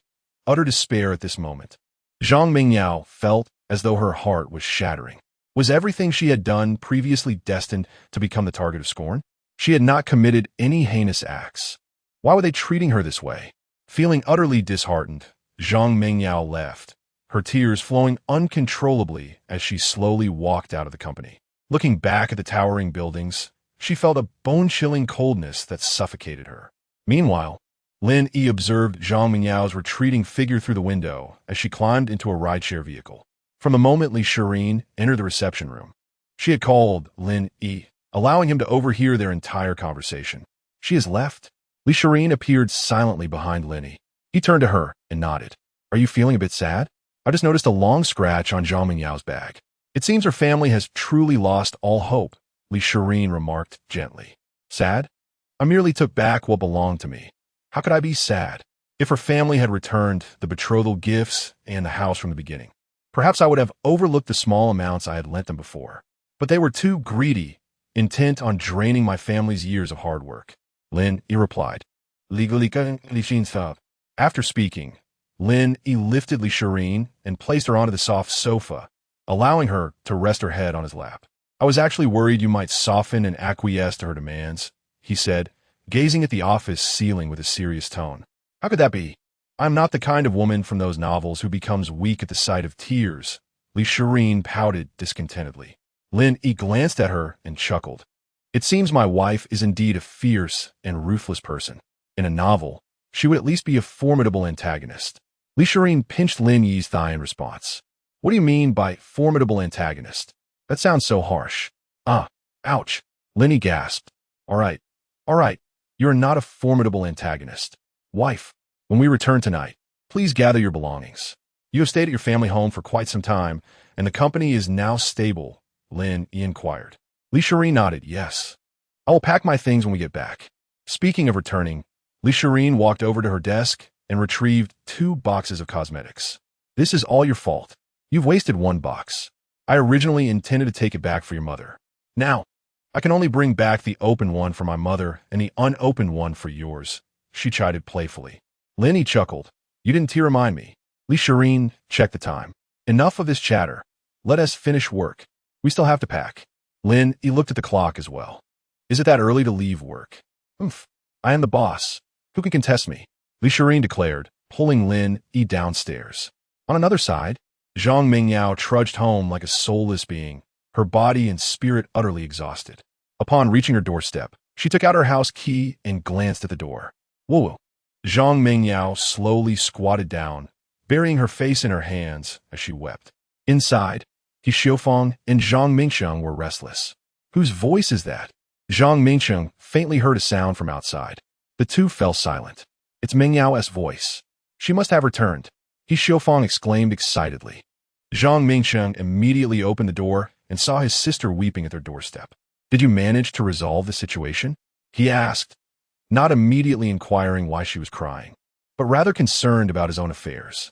Zhang Mingyao sniffled, wiping her tears with her arms, and ignored Zhang Mingsheng's question as she walked in the house. "Good daughter. What happened? Was everything taken care of?" He Xiufeng asked softly. Zhang Mingyao did not respond to He Xiufeng, her gaze lost as she stared at the entrance. "Was it resolved? This is so infuriating. Crying 1T help." He Xiufeng finally exploded, unable to contain herself. After regaining her composure, Zhang Mingyao spoke slowly. "Li Shirin refused to help me. She told me to find Lin Yi. What can I do?" He Xiufeng shouted in anger. "What? Didn't you say you had a good relationship with Li Shirin? How could she refuse to help you with such a trivial matter?" Zhang Mingsheng, meanwhile, was plunged into despair. Upon hearing this news, his head spun, nearly causing him to faint. "You mean, the matter wasn't resolved?" The implication was clear. Zhang Mingsheng would have to face the consequences for the next few years. He could not bear the thought. The time indicated a week from now. which meant if he could not produce the money by then, he would truly face dire consequences. Run? Even Zhang Mingsheng, despite his foolishness, realized that in an age filled with surveillance cameras, escape was impossible. Li Shirin made it clear. If you hadn't been greedy from the start, we would be fine now, Zhang Mingyao stated flatly. She had resigned herself to fate. If they took the house, so be it. It no longer mattered. Ha ha ha. What a nonchalant attitude. When you and Mom moved into that newly purchased house, I brought 50,000. Everyone had a share. And now you dare to accuse us of greed? You truly are my dear sister. Shifting all the blame onto others, Zhang Mingsheng laughed derisively. The family's anxiety transformed into madness, and in the corner, Zhang Teng shook his head at the sight of his family. He felt helpless, watching them spiral into chaos. Witnessing his family's descent into madness due to greed, he shook his head and retreated to his room, closing the door behind him. The commotion he caused went unnoticed by the others.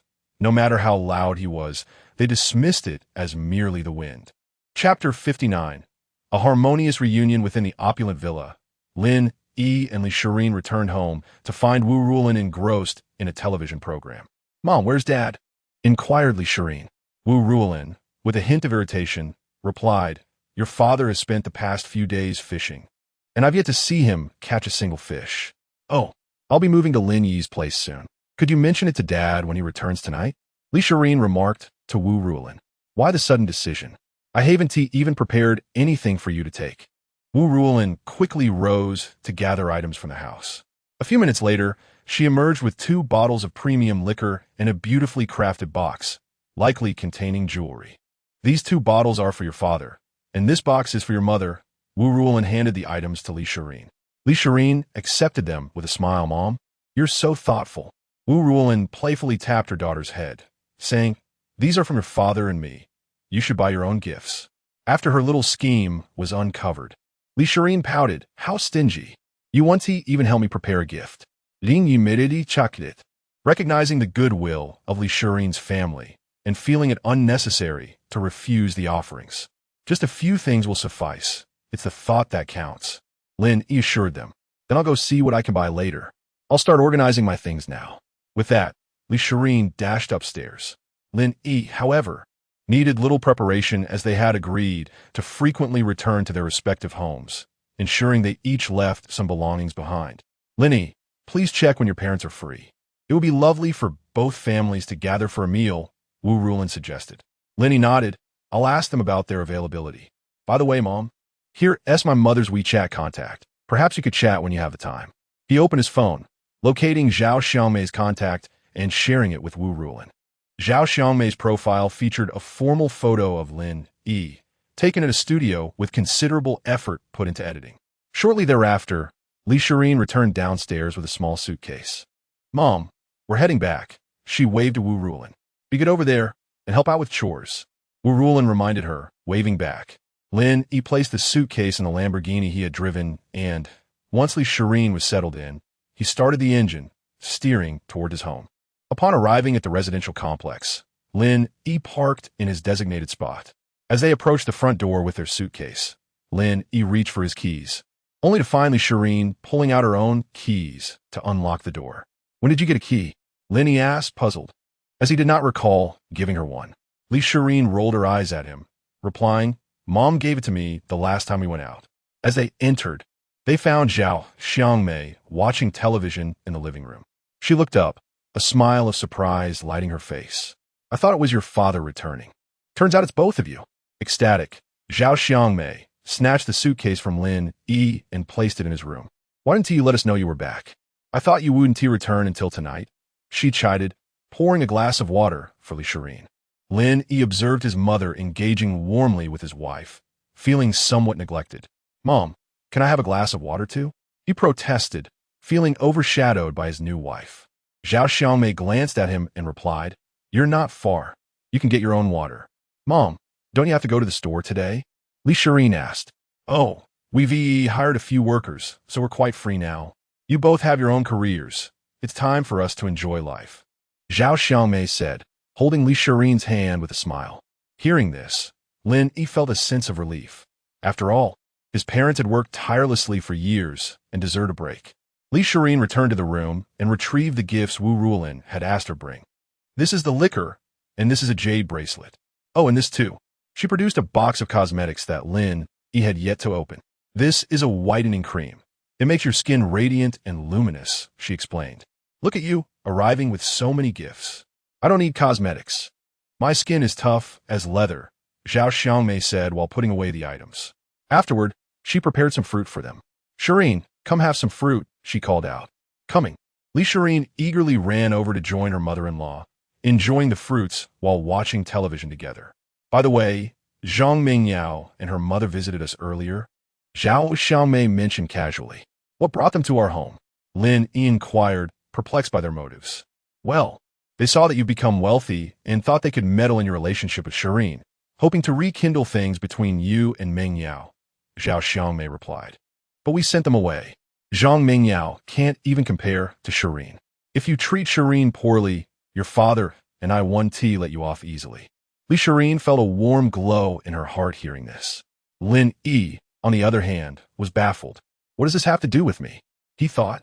Feeling unjustly accused, Zhao Xiangmei continued.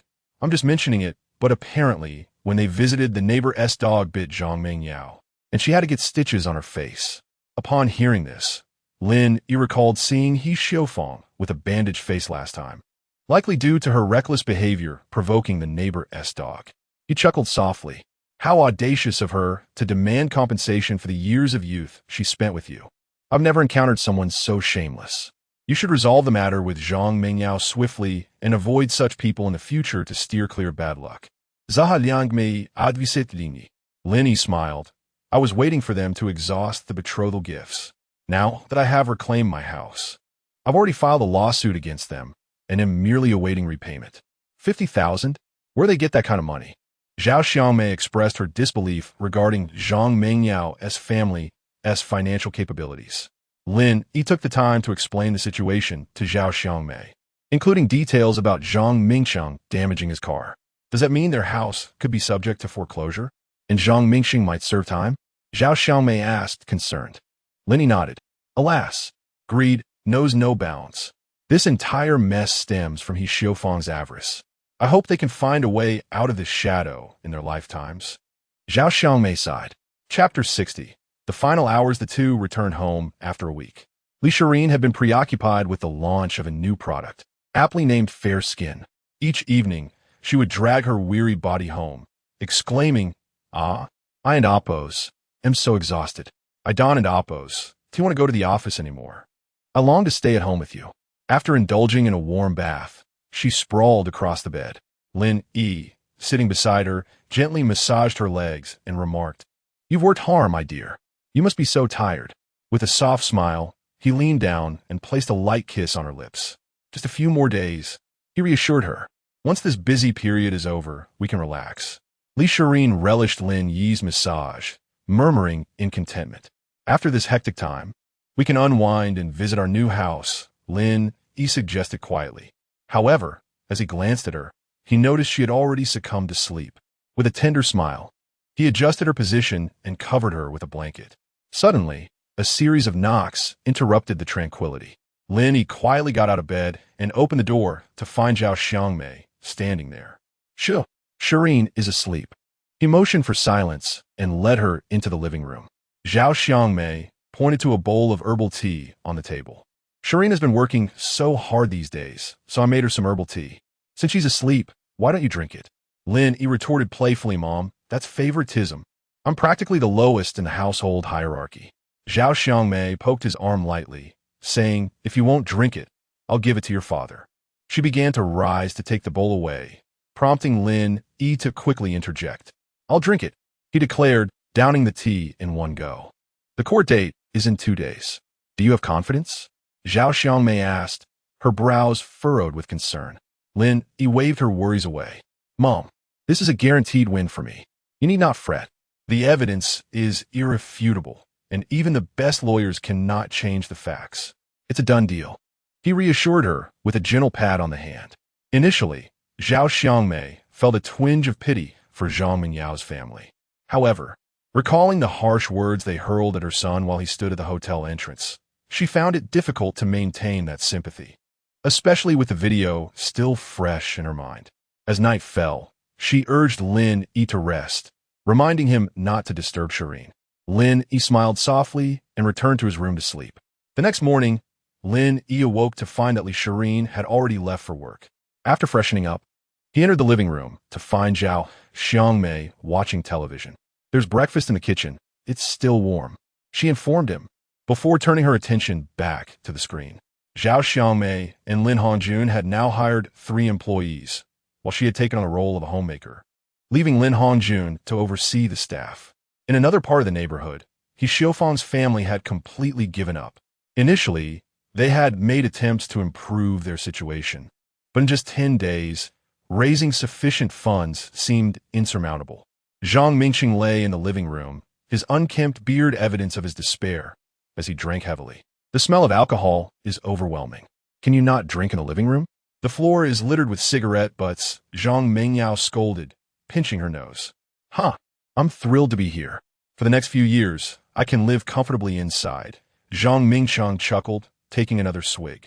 You all can enjoy life outside, while I languish in darkness. You'll find yourself a good man to marry. You're attractive enough, with plenty of suitors to choose from, he scorned, pointing at Zhang Mingyao. Zhang Micheng, have you lost your mind? If you want to go crazy, do it outside, not here. Zhang Mingyao shouted back. Yes, I've gone mad, he retorted, gulping down more alcohol. He Xiufang, meanwhile, was growing increasingly frail. Since her recent fainting episode due to high blood pressure, she had been in a state of despondency. No, I can't let them take our house, she mumbled incoherently. With no one remaining in the household aside from Zhang Teng and Zhang Mingyao, the atmosphere was suffocating. Tears streamed down Zhang Mingyao and Oppo's face, her expression a reflection of her despair. They awaited the court date, knowing that pleading for help was futile. Zhang Mingyao had previously sought assistance from Tan Yusin, but their meeting had been brief, and she had hesitated to even ask for money. Tan Yusin had exhibited clear signs of impatience. Do you remember your wedding day? Sitting in that luxury car while Lin Yi looked helpless? Despite the insults hurled at him, you remained unmoved. He graduated with a house and a car. Many envy you for that, and yet you drove him to this point. Have you considered your own actions? Tan Yusin had left without a backward glance. Reflecting on her meeting with Tan Yusin, Zhang Mingyao felt a pang of heartbreak. No, I refuse to let Lin Yi live comfortably. Even in death, I will ensure he faces consequences for ruining our family, He Xiufang declared, rising abruptly from her bed. She pulled a half-drunk Zhang Mingqing out the door. Mom, don't do anything foolish. Haven't we suffer enough? Zhang Mingyao pleaded, trying to pull her back. Since you acknowledge our despair, why stop me? Is there a worse outcome than what we face now? He Xiufang slammed the door behind her and left. Zhang Mingyao could not muster the strength to stop her mother, feeling overwhelmed by the situation. Chapter 61. The plan. He Xiufang dragged Zhang Mingqiang to the base of the Oppo's World TV and Oppo's building. Mother, what are we doing here? Are we truly going to confront Lin Yi? Zhang Mingqiang, having sobered up somewhat from the alcohol, questioned as He Xiufang pulled him along. Why would I be so foolish as to confront Lin Yi? He Xiufang shot Zhang Mingqiang an exasperated glance. Then what are we doing here at the foot of his building? Lin Yi is determined to ruin our family. Pleading with him is futile. Zhang Micheng inquired. Be quiet. Just follow my lead, or we will be finished by tomorrow, He Xiufang declared, taking a final gamble. After whispering a plan into Zhang Mingqing's ear, he nodded fervently, repeatedly affirming it was a brilliant idea. Once she finished, they parted ways. He Xiufang looked up at the World TV building and took a deep breath before stepping toward the entrance. What a tragedy. My poor daughter. The president of World TV deceived my daughter's affections and now seeks to destroy our family, leaving us in utter despair. Lin Yi, sitting inside the building, ran off with a wealthy woman on the day of his marriage. My daughter pleaded with him, yet he chose a woman of means over her after 5 years of courtship. Oh, my poor daughter, He Xiufang lamented, rolling on the ground like a child in distress. Onlookers began to capture the scene on their phones. The security personnel, sensing something amiss, approached to escort He Xiufang away. Someone help. The security is getting aggressive. They must be guilty, He Xiufang screamed. Madam, If you have something to report, please call the police. I trust they will handle the situation appropriately, but do not slander others at the company entrance. One security guard retorted coldly, pointing at her. Fine. I cannot compete with the wealthy. I will leave. I will leave. He Xiaofang brushed off the dust from her clothes and turned to exit. Inside the office, Lin Yi was reviewing various data reports when a loud knocking interrupted him. Come in, he replied nonchalantly. A woman with long hair, wearing high heels, rushed in. She was Lin Yi's assistant. Lin, there's trouble. A plump lady outside is spreading malicious rumors about you, she informed him, producing a video shared in a group chat by an employee. Lin Yi laughed heartily upon viewing the brief clip. Why are you laughing, Lin? Many people have recorded that video. It will likely spread across the internet soon. The assistant asked, bewildered. This is free advertising for our company. Why wouldn't I laugh? Lin Yi responded calmly. But the assistant hesitated, still in disbelief. I will handle this matter. Our company should not obstruct the upload of such videos. Lin Yi gestured for her to leave.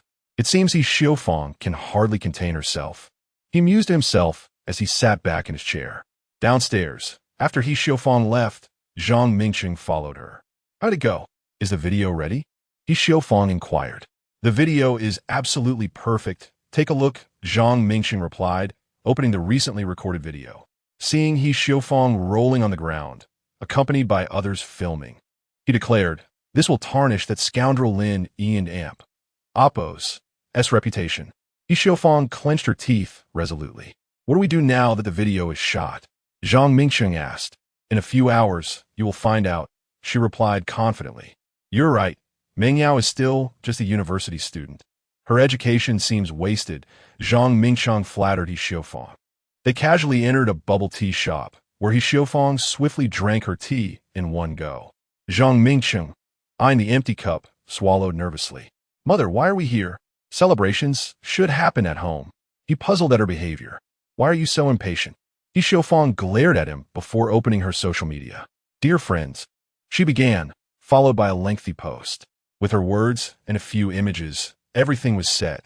They just needed a little push from the winds of fortune. All right, let's head home, He Xiaofang announced, rising. Just like that? We haven't done anything. Zhang Mingqing was left perplexed. If you don't want to return, stay here by yourself, He Xiaofang retorted as she exited, leaving a bewildered Zhang Mingqiang to follow. In the aftermath of the incident, the internet buzzed with various reactions.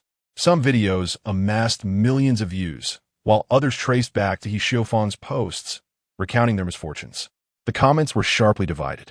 Do wealthy people think they can toy with women's emotions? Is this what men are like? Friends, let us ruin him. Let the bullets fly. I want to judge. But if there is an issue, just call the police. What is the point of writing little essays online? What a tragic family to encounter such a scoundrel. It seems that the woman who stole him away is not any better. World TV official, my advice is for you all to resign. With a boss like this, he must be a deranged cheapskate. Lin Yi had already intercepted all but his essential contacts, planning to reopen them after the storm had passed. Yet, he remained unfazed, scrolling through the comments that berated him. The assistant, witnessing Lin Yi's calm demeanor, grew anxious. Lin, I suggest you release a statement quickly. The public sentiment is turning dire, she urged. Lin Yi pointed to accounts exposing their private numbers. Not urgent. Record those accounts that are leaking personal information. With a sigh, the assistant exited. How fascinating, truly fascinating. Lin Yi chuckled at the unfolding drama. Chapter 62. The Fermentation of Public Opinion. Hello. Brother Wang, have you seen all this? Lin Yi dialed Lawyer Wang's number.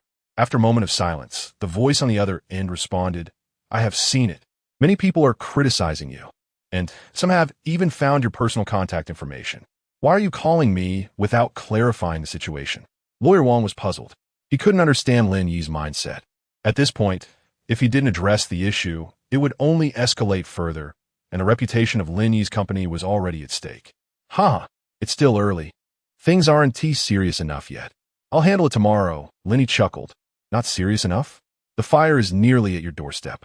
And you still claim it's not serious? By the time it reaches your door, it will be too late. Lawyer Wang was utterly bewildered. It seemed like Lin Yi was calmly observing the situation as if it bore no relation to him at all. Brother Wang, considering what Xiaofang has stirred up.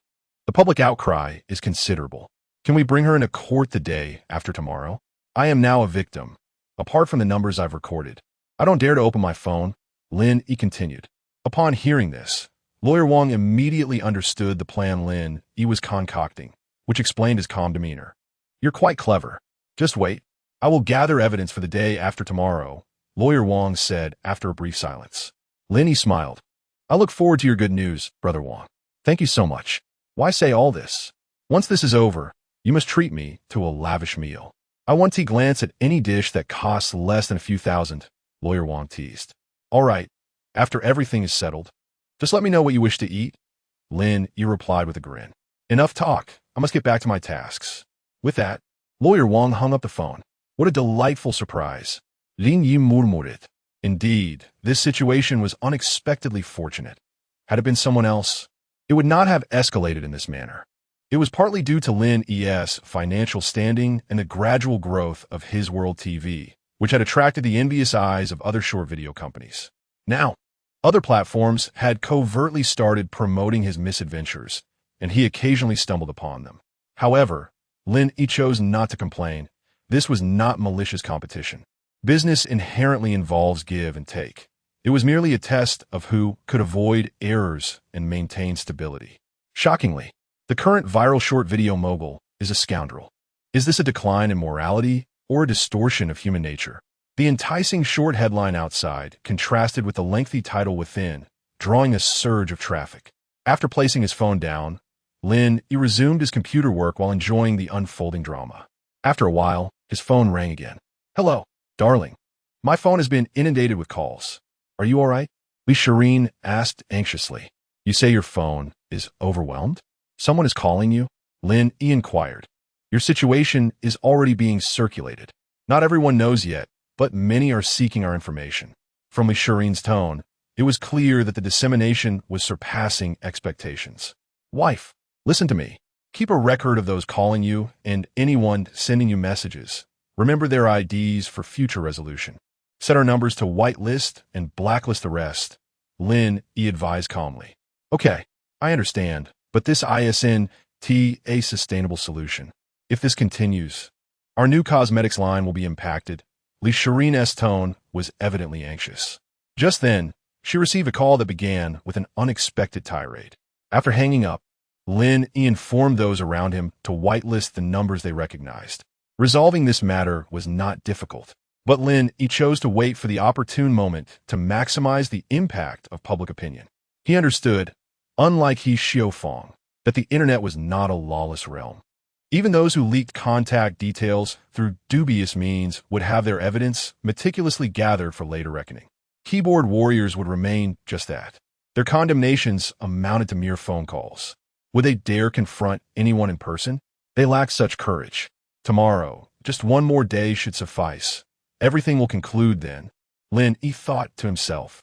Mother, look, that Lin Yi is facing so much condemnation now. It seems we are saved. Many are now requesting a delay in court proceedings. This is all thanks to you. Otherwise, our family would be doomed. Zhang Mingcheng grinned broadly at the messages on his phone. Lin Yi, you wish to bring us down? You didn't expect this twist, did you? Zhang Mingcheng growled through gritted teeth. ISN and Oppos. That obvious? Am I foolish enough to raise you all without understanding? Xiaofang shot back, glancing at Zhang Teng as he boasted about himself. Mother, how can you say that about Dad? Don't you see what you all have done? You're creating public opinion. This carries legal consequences. The internet is not a lawless zone, Zhang Mingyao said anxiously, observing Xiaofang. Zhang Mingyao knew Xiaofang's outings were never for good, and while she had attempted to intervene, she never anticipated such actions from her. What? Your father isn't foolish? Can't I express my grievances? And you? I work hard for our family, and instead of supporting me, you criticize me. Remember, you're no longer associated with that Lin. Stop trying to side with him, Xiaofang reprimanded, leaving Zhang Mingyao in silence. Just be quiet. If it weren't for you, would our family be in this predicament? All this chaos stemmed from your impulsive demand for $50,000 in bride price. Who bought this house? Who repaid the mortgage? I paid off the loan with compensation for my construction work. This house was acquired through my lifelong sacrifice. Zhang Teng finally erupted, having endured enough. He had chosen to be patient, but this was the outcome. With that, Zhang Teng hurled his cane at He Xiaofang. You wretched creature, you dare strike me? You, a good-for-nothing, dare to lay hands on me? He Xiaofang rose, ready to confront Zhang Teng, but was restrained by Zhang Mingsheng and Zhang Mengyao. Enough! Stop arguing. This is how it will be. I won't speak of you any further. Zhang Mengyao shouted angrily before slamming the door and retreating to her room. Still have a temper, you little brat? Look at what you've accomplished, He Xiaofang scoffed. She had never considered that the problem lay with her. She believed the current predicament was entirely Lin Yi's doing. If it weren't for him, she would be comfortably enjoying air conditioning while playing mahjong. Chapter 63. Desperate measures. The following day, the situation escalated, and the trending topics were dominated by this incident. The headlines read, Rich young master toying with poor girl, and poor youth abandons his wife of many years for wealth. The tales became increasingly absurd, with rumors spiraling to the point that it was suggested Lin Yi was an extraterrestrial. Upon opening his phone, Lin Yi was inundated with a barrage of messages. Although World TV did not occupy the top spot, various other information platforms had prominently featured the story, ranking it within the top dozen. Xiaoyi. This situation created by He Xiaofang is quite serious. It seems challenging to resolve. Perhaps we should consider involving the police. Zhao Xiangmei expressed her concerns. Lin Yi waved her off, indicating that there was no need for such measures. Our primary objective today is to clarify the truth and dispel the rumors. We shall address everything else during tomorrow's court hearing. While we may be unaffected, this has already impacted Shireen. What if she encounters those irrational individuals at work? Zhao Xiangmei glanced at Li Shireen, her worry palpable. Li Shireen softly reassured, Mom, it's all right. Surely, no one would come looking for us over something so trivial as internet gossip. Sighing, Zhao Xiangmei returned to the kitchen to tidy up. Darling, Li Shireen fed Lin Yi the last bite of her noodles before heading out. Wait, I'll drive you to the office. Lin Yi quickly finished his noodles and followed her downstairs, both retrieving the car keys from the wall. Though those keyboard warriors are unlikely to confront us in person, it's better to be cautious, Lin Yi remarked with a smile. Indeed, you are so considerate. Li Shireen pecked him on the lips, beaming. Lin Yi started the car, heading towards her workplace. I'll pick you up when you return home this evening, Lin Yi said, watching her exit the vehicle with a gentle smile. I'll message you when I get back, she replied, turning towards her office. Meanwhile, a few passersby near the office pointed and whispered about Li Shireen. Lin Yi merely smiled and chose to ignore them, fully aware that acknowledging them would be conceding defeat. It was akin to a young man questioning a rocket engineer about why rockets do not utilize coal as fuel. The moment the engineer glanced at him, he would have lost the argument. The same applied to Lin. Rumors were ultimately just that, rumors. Today, his task was to refute them, not to squander time on trivialities. Elsewhere, at He Xiaofang's residence, Zhang Mingcheng chuckled as he scrolled through his phone. Look, Mom, many people online are demanding Lin Yi drop the lawsuit. They threatened to boycott World TV or report him if he doesn't comply. Since the previous evening, Zhang Mingcheng had been unable to contain his laughter at the unfolding drama. People returning from work were greeted by the sensational news, and some had even exposed Lin Yi's family details, while his personal contact information had circulated widely online. Don't fret, Lin Yi is in a precarious position. As long as this situation continues to escalate, he won't have the energy to focus on us.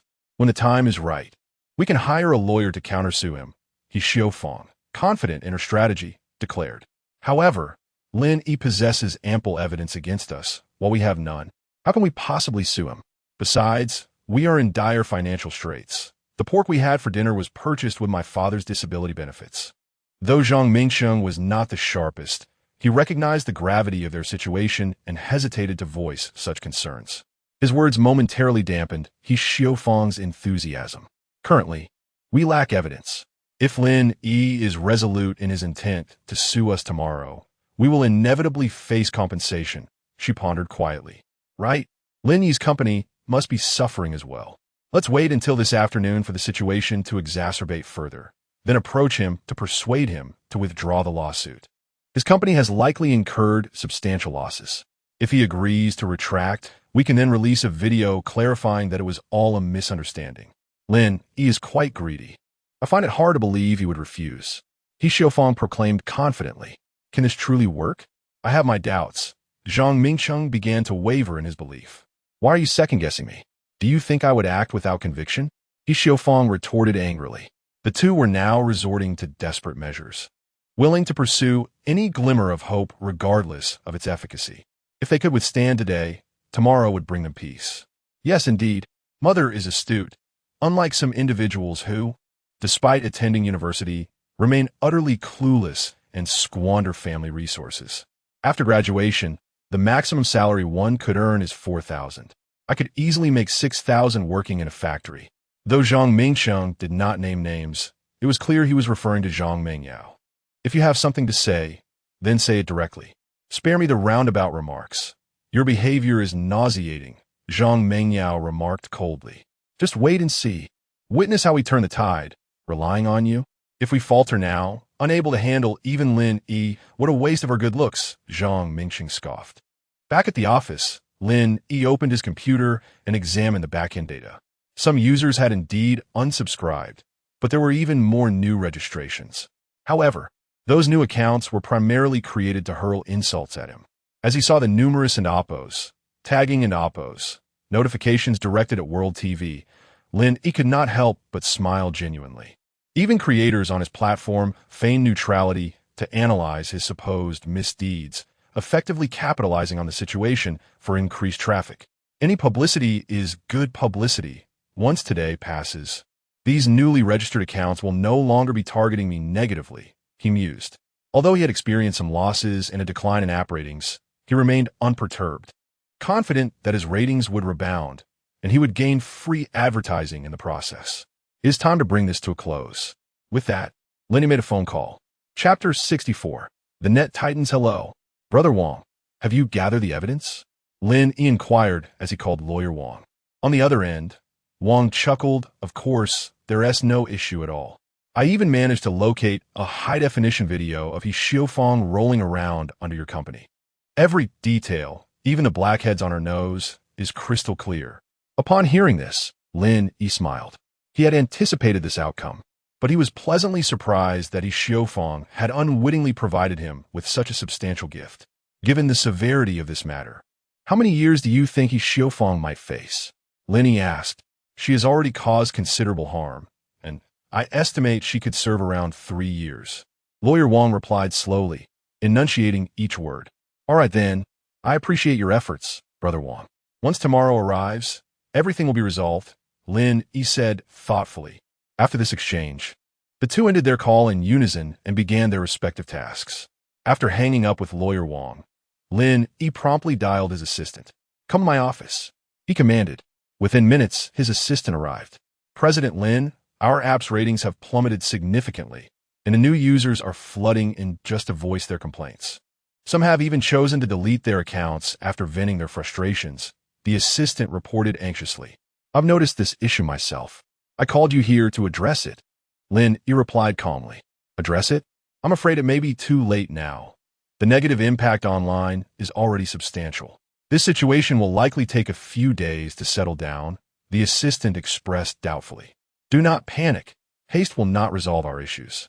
Inform the relevant departments to issue a statement on the app's homepage. I will send you the details via email shortly, Lin Yi instructed as he composed an email. Understood. President Lin, I will get to work, the assistant replied before departing the office. Go ahead, Lin Yi waved him off. After approximately 20 minutes, Lin Yi opened the World TV app and saw that the announcement he had just drafted was now live on the homepage. Hello, dear users. Yesterday, our president, Lin Yi, became a victim of online slander instigated by certain individuals and has suffered from cyberbullying. The internet is not a lawless realm. We urge everyone to remain vigilant and not be deceived by misleading information. Furthermore, those who have exposed our president's private information will face legal consequences as we strive to protect our reputation. Below this statement were the IDs of those who had maliciously revealed Lin Yi's details, along with screenshots from other platforms. At the very bottom, Lin Yi shared several videos on the official site, including footage of Zhang Mingcheng vandalizing a car and audio recordings of him demanding money from Lin Yi. Most importantly, there was a brief video from Lin Yi's wedding with Zhang Mengyao, which was nothing short of stunning. Not only World TV, but also various short video platforms began to circulate Lin Yi's announcement. This proclamation swiftly turned the tide of public opinion. In addition, the official World TV account banned creators who had attempted to exploit the situation by disparaging Lin Yi. The momentum of this reversal continued to build, and within an hour, the number of shares skyrocketed into the hundreds of thousands, with platforms eagerly disseminating the video. Those who had publicly disclosed Lin Yi's family details and contact information began to panic. Apologies, President Lin. We acted rashly. I'm still just a 28-year-old child. Could you perhaps spare me? A striking comment beneath the official announcement garnered significant attention. This is outrageous. What kind of family is this? A dowry of 500,000, plus a monthly supplement of 10,000? Why should I care if your brother isn't married? Don't get me started. My girlfriend's family is demanding a dowry of 300,000, although my family can afford it. After seeing this, I'm breaking up with her to avoid such troubles. A wave of support for Lin Yi flooded the comments, with several users tracking down He Xiaofeng's social media to launch their own tirades against her. Meanwhile, in her apartment, He Xiaofeng was fully aware of the situation's reversal. Lin Yi is truly despicable. How dare he post that video? My social media is in shambles. She fumed as she scrolled through her notifications. The most innocent victim of all was Zhang Mengyao, who had no part in this debacle but found herself embroiled in the chaos, receiving calls from acquaintances she hadn't spoken to in ages. Hello, Zhang Mengyao. I can't believe your family is at the center of this scandal now. Lin Yi's temper seems useless against you and your mother. TSK, TSK. A woman's voice laughed on the line. Zhang Mengyao, taken aback, hung up without hesitation. The words echoed in her mind, grating on her nerves. Mom, didn't you assure me everything was fine? How did it come to this? Zhang Mingcheng was a bundle of nerves, pacing anxiously as the afternoon wore on. Tomorrow marked the court date, and with time slipping away, he felt utterly powerless. How could I have known this would happen? How could I have foreseen this outcome? He Xiaofeng was now frantic. I warned you all against stirring up trouble. The internet is not a lawless domain. Now our photos are all over the web. Zhang Mengyao and Appo's face turned pale as she began to grasp Lin Yi and Appo's intentions. The family fell into a heavy silence at her words. In the meantime, at World TV, Lin Yi observed the back-end data gradually improving, with user numbers surging by over 100,000 and app ratings steadily climbing. A smile crept across his face. Although the situation had begun poorly, the resolution brought him satisfaction, heralding a brighter future for all involved. Lin Yi found himself wishing he could leap forward to tomorrow, eager to witness the look of disdain on He Xiaofeng's face. Chapter 65. The court in the early morning. Lin Yi rose with the sun, preparing to head to the courthouse. Darling, I wish to accompany you to the court today, Li Shirin gently remarked, observing Lin Yi as he was about to step out. You should focus on the matters of your company. This won't take long. It's a straightforward case with solid evidence. To be honest, I would rather not go myself. Lin Yi replied with a wave and a smile. But I want to see it for myself. I've never been. Li Shirin's eyes sparkled with anticipation. After a moment of contemplation, Lin Yi acquiesced. All right then, it shouldn't take too long. Yay! Li Shirin cheered enthusiastically. Lin Yi dialed lawyer Wang's number. Hello, Wang. Have you set off? Lin Yi inquired into the phone. On the other end, lawyer Wang chuckled. I've arrived. Are you on your way? I'm heading over now. Just wait a moment, Lin Yi said, all the while getting into his newly purchased BMW 7 Series with Li Shirin. Meanwhile, in a nearby residence, the He family was devoid of any vitality. Mom, help me. I don't want to go in. Zhang Mingcheng's forehead glistened with beads of cold sweat. Oh, Mingcheng, work hard and strive to be released soon. I'll do my best to save up for your house deposit. He Xiaofeng sighed, gazing at her son. No, I truly don't want to go in. Dad, please help me. You used to have the best relationship with Lin Yi. Can you plead with him to let me off? Zhang Mingcheng knelt before Zhang Teng, desperately imploring. Mingcheng, focus on reforming while you're inside. We'll be waiting for your return. Zhang Teng sighed helplessly. Zhang Mingcheng was acutely aware of his bleak prospects, yet he sought one last chance. Despite knowing that begging anyone was futile, he was in a state of despair. The previous night, the Zhang family had sought a relatively inexpensive lawyer for his defense, though their finances were limited. They hoped to reduce costs. "It's about time. Let us go." Zhang Mingyao, clad in casual attire, waited at the door for them. Upon seeing her brother with tears streaming down his face, a chill enveloped her heart. "Had I known this would happen, I would have acted differently. The mistakes I made must now be faced," Zhang Mingyao coldly uttered. Though her words rang true, they felt painfully harsh to the despondent family. Hearing her, Zhang Teng wheeled himself outside. "Let me assist you, Dad," Zhang Mingyao said as she moved behind Zhang Teng to push his wheelchair. The family of four descended together, hailing a rideshare to the courthouse. Upon seeing Zhang Mingyao, the driver scratched his head and asked, Are you the family that has been trending online? The one where 500,000 in bride price wasn't enough, and there's another 500,000 on top?" Zhang Mingyao ignored the driver, taking her seat in the back. "Uft, acting all high and mighty. It's already all over the internet. What is there to be afraid of?" The driver mumbled quietly, regardless of the driver's comments. Zhang Mingyao's family chose not to engage. As Zhang Mingyao gazed at their home, feelings of sorrow washed over her, and tears streamed down her face. She had watched a brief video of Lin Yi the previous day, recalling the harsh words exchanged at her family's wedding. "Dream Yao, if you truly don't have the 500,000, you want to get out of the car and marry me?" Lin Yi's expression of helplessness and disappointment resonated through her mind. "Indeed, without that bride price, I should not step out of this car," Zhang Mingyao coldly replied. That exchange echoed in her ears. Had she been resolute in her decision to marry at that time, perhaps she would not have found herself in such dire circumstances. Zhang Mingyao acknowledged that Li Shirin surpassed her in many aspects, yet the one thing she yearned for, her beloved man, eluded her grasp. Little did she expect that her turmoil would allow Li Shirin the opportunity to propose to Lin Yi, who surprisingly accepted. Through this ordeal, Li Shirin gained Lin Yi, while her family succumbed to ruin. The previous 500,000 and the house were perceived as Lin Yi's gesture of goodwill towards her family. Yet they failed to foresee that her brother would squander the bride price, leaving them vulnerable to Lin Yi's devastating final blow. "Dear sister, could you plead with Lin Yi to spare me?" Zhang Mingcheng trembled, beseeching his sister. "Yes, Mingyao, just kneel and plead with Lin Yi when you see him." "I refuse to believe he wouldn't soften," He Xiaofang urged, her gaze fixed on Zhang Mingyao. Zhang Mingyao looked at her mother and brother in disbelief, questioning why, even at this juncture, they would not grant her some dignity, compelling her to make sacrifices at such a critical moment. "Mom, brother, I'm so disappointed in you. How can you still utter such words at this stage? Is brother your son, while I, Zhang Mingyao, am not your daughter? To kneel in front of everyone? Where would I place my pride? Given the current state of affairs, do you truly believe, Lin, you would forgive us?" She trembled in protest. Upon hearing her words, He Xiaofang firmly placed a hand on Zhang Mingyao's shoulder, reprimanding her. "You foolish girl. At this point, does dignity still matter? What if Lin Yi has a change of heart?" Zhang Mingyao felt herself unraveling at her mother's words.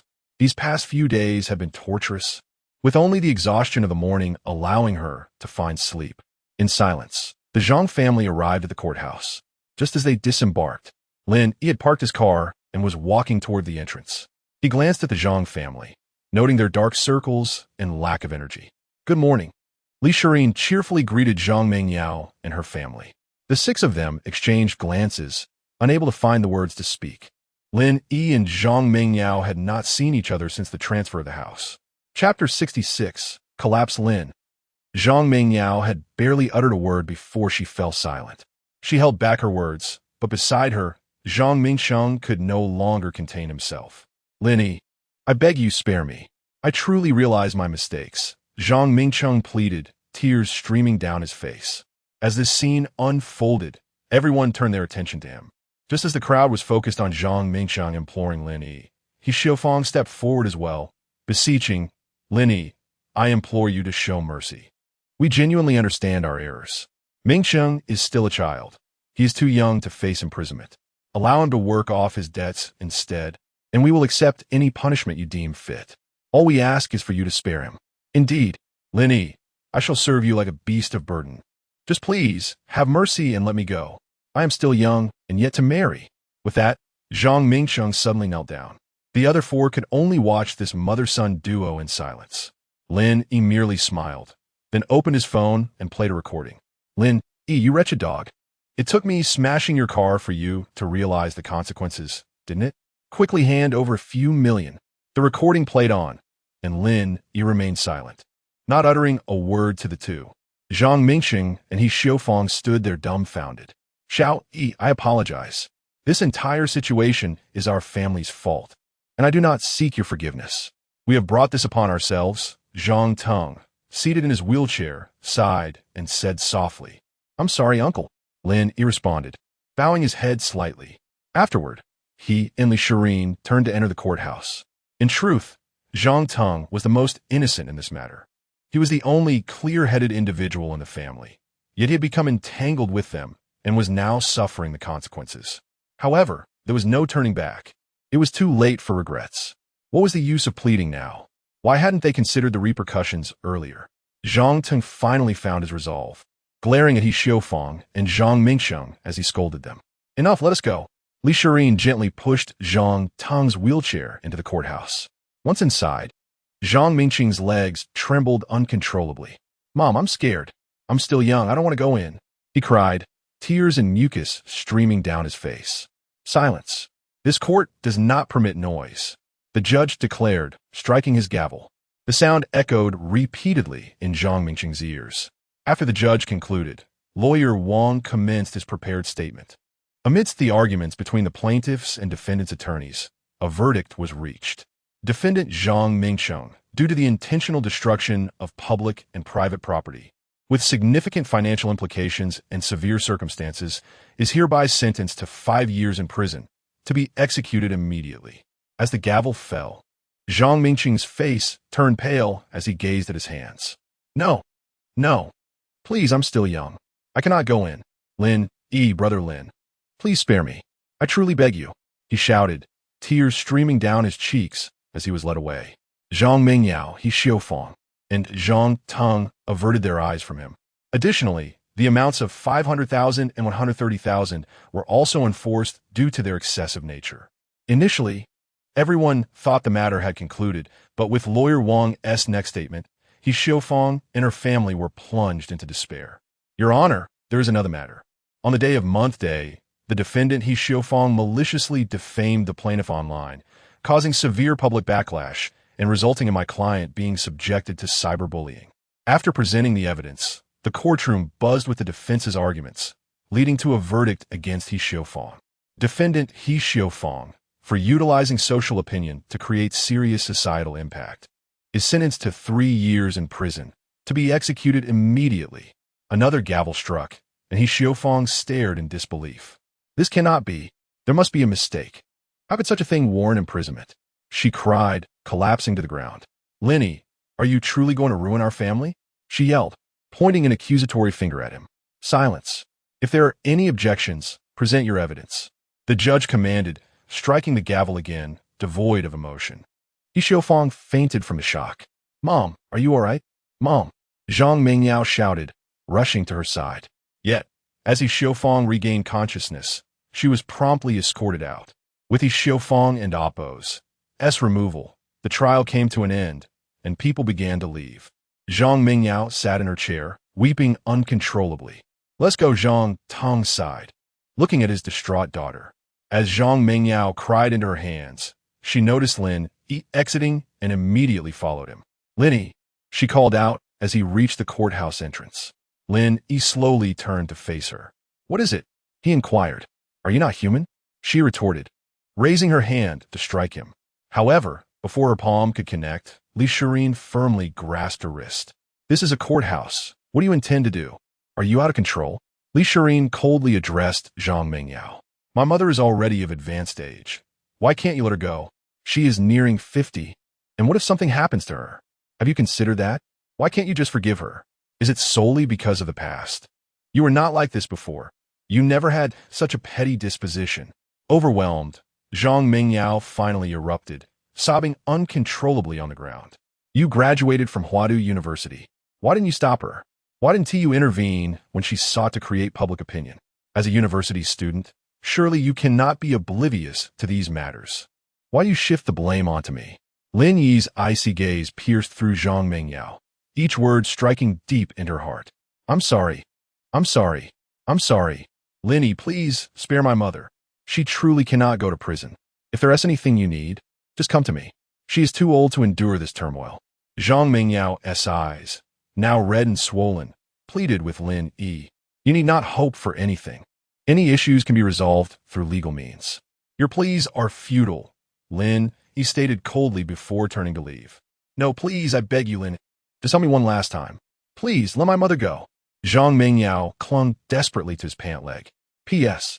I spent an entire day writing these 2 chapters, initially intending to depict the characters' expressions and details within the courtroom.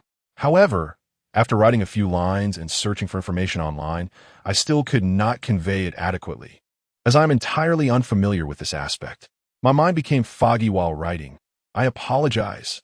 Chapter 67. A conversation between 2 women. Do not say another word. It is far too late now. Lin Yi cast a fleeting glance at Zhang Mingyao. With their relationship having deteriorated to this point, there was little left to discuss. Get up. Li Shirin gently helped Zhang Mingyao to her feet. Never mind, Mingyao, just go home. Zhang Teng, unable to bear the sight of his daughter in such distress, felt a pang of sorrow in his heart. Zhang Mingyao stood frozen for a moment before looking at Li Shirin and weakly stating, Li Shirin, I wish to speak with you privately. Of course. I have been wanting to have a serious talk with you as well, Li Shirin replied with a smile, readily accepting her request. Darling, you should head back now. Remember to pick me up from the company tonight. Li Shirin flashed a charming smile at Lin Yi. He nodded and took out his phone to make a call. Xiao Wu, I'll send you the address. Please come over. After finishing the call, Li Shirin and Zhang Mingyao had already stepped outside. Lin Yi and Zhang Teng waited in silence for a while until the driver, Xiao Wu, arrived in a freshly repaired Rolls-Royce. Boss, Xiao Wu greeted with utmost respect. Please take Uncle Zhang home. He requires assistance. Ensure he arrives safely. Lin Yi instructed Xiao Wu. The driver nodded and helped Zhang Teng into the car. I'm sorry, Uncle Zhang. There is nothing I could do about this situation. Lin Yi apologized.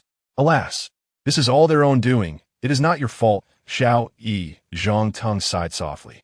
With that, Xiao Wu drove away, while Lin Yi returned to the company in his BMW 7 Series that he had driven in that morning. Meanwhile, Li Shirin and Zhang Mingyao strolled towards a nearby CAF. What would you like to drink? Li Shirin inquired. Anything, Zhang Mingyao replied apathetically. Then let us have 2 lattes, Li Shirin smiled at the server. The 2 sat in silence until the server brought their coffees. Thank you for preferring wealth over Lin Yi, Li Shirin remarked after taking a sip. With these words, she effectively closed the conversation. Zhang Mingyao's eyes widened in disbelief. Indeed, I prefer money. How could you, coming from a wealthy family, ever understand the feeling of lacking it? You could live comfortably at home for eternity, while we must toil daily for our livelihoods, enduring the routine of work. You spend your days merely indulging in leisure. Do you even comprehend our struggles? Your privileged perspective is quite detached.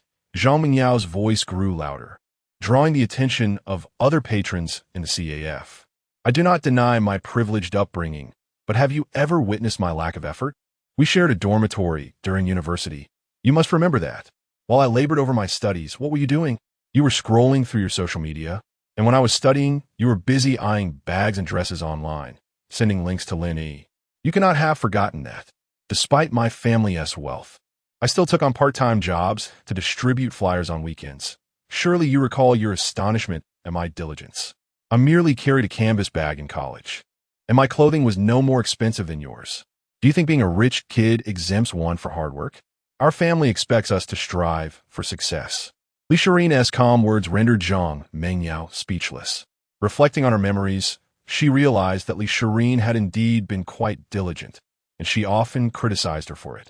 Even the PowerPoint presentation for her speech had been prepared by Lin Yi, who had stayed up late to assist her. The weight of Li Shirin's statements settled over them, plunging them both into silence once more. You, You have liked Lin Yi for a long time, haven't you? After a moment, Zhang Mingyao ventured to ask. Indeed, I have liked him for quite some time. I remember noticing that sunny, handsome boy shortly after starting our freshman year, Li Shireen confessed, a hint of sweetness in her eyes. If you like Lin Yi all along, why didn't you confess? Why did you allow me to step in first? Zhang Mingyao queried, perplexed by Li Shireen's hesitance, given her own advantages in pursuing Lin Yi. It is precisely because I liked him that I hesitated to confess. However, when I discovered that you were together, my heart ached. I envied you and regretted the situation deeply. Lin Yi cherishes you immensely. He accommodates your every whim. Do you have any idea how envious I am of each gift he has given you? Yet you dismiss them as trivial, lacking prestige. The very things you consider inconsequential are what I yearn for the most. But that is all in the past now, for I am with Lin Yi, Li Shireen said, her face beaming with happiness. Is that so? Then I suppose congratulations are in order. You have finally ended your long-standing infatuation with Lin Yi. Zhang Mingyao offered a bittersweet smile. Let us part ways here. You may continue with your life, and I shall embark on my own new journey. With that, Zhang Mingyao stood and began to walk towards the exit. Watching Zhang Mingyao's retreating figure, Li Shireen felt an unsettling discomfort within her. Although the outcome favored her, the weight of Zhang Mingyao's burden was palpable, as if a mountain pressed upon her back. The chaos they faced stemmed entirely from Yi Xiufang and Zhang Mingcheng's insatiable greed, leaving Zhang Mingyao to bear the consequences within her family, though she too held her share of responsibility. Now, the family that had once comprised 4 members had been reduced to 2. After Zhang Mingyao had left, Li Shireen waved to summon the server to settle the bill. Upon completing her payment, she stepped outside, sunlight bathing her face. Meanwhile, Zhang Mingyao returned home to find Zhang Tong seated in a wheelchair, surveying the corners of their home. I'm sorry, she managed to utter. Zhang Tong smiled gently, offering her comfort. It is all right. I hope your brother and mother can find their way back to us. We will wait for them together. Throughout, Zhang Tong refrained from expressing any grievances, fully aware of the situation. Yes, let us wait for them together. Zhang Mingyao nodded in agreement. Chapter 68. The Rising Star Noon. Lin Yi returned to the company, letting out a long sigh of relief. He glanced at his office, astonished that he actually owned a company, enjoyed a work schedule free from the grueling 996 hours, and had a stunning wife. Congratulations to the host for completing the task. Reward: Charm 10, Loyalty 10 store updated. Special prize: ability to foresee events occurring in the next 3 days. This reward has been stored in the host's reward section and can be accessed with a simple click. The charm is self-explanatory, while loyalty pertains to employees and friends surrounding the host. After more than half a month, the system finally made its move. Lin Yi examined his rewards but found them somewhat lacking in utility.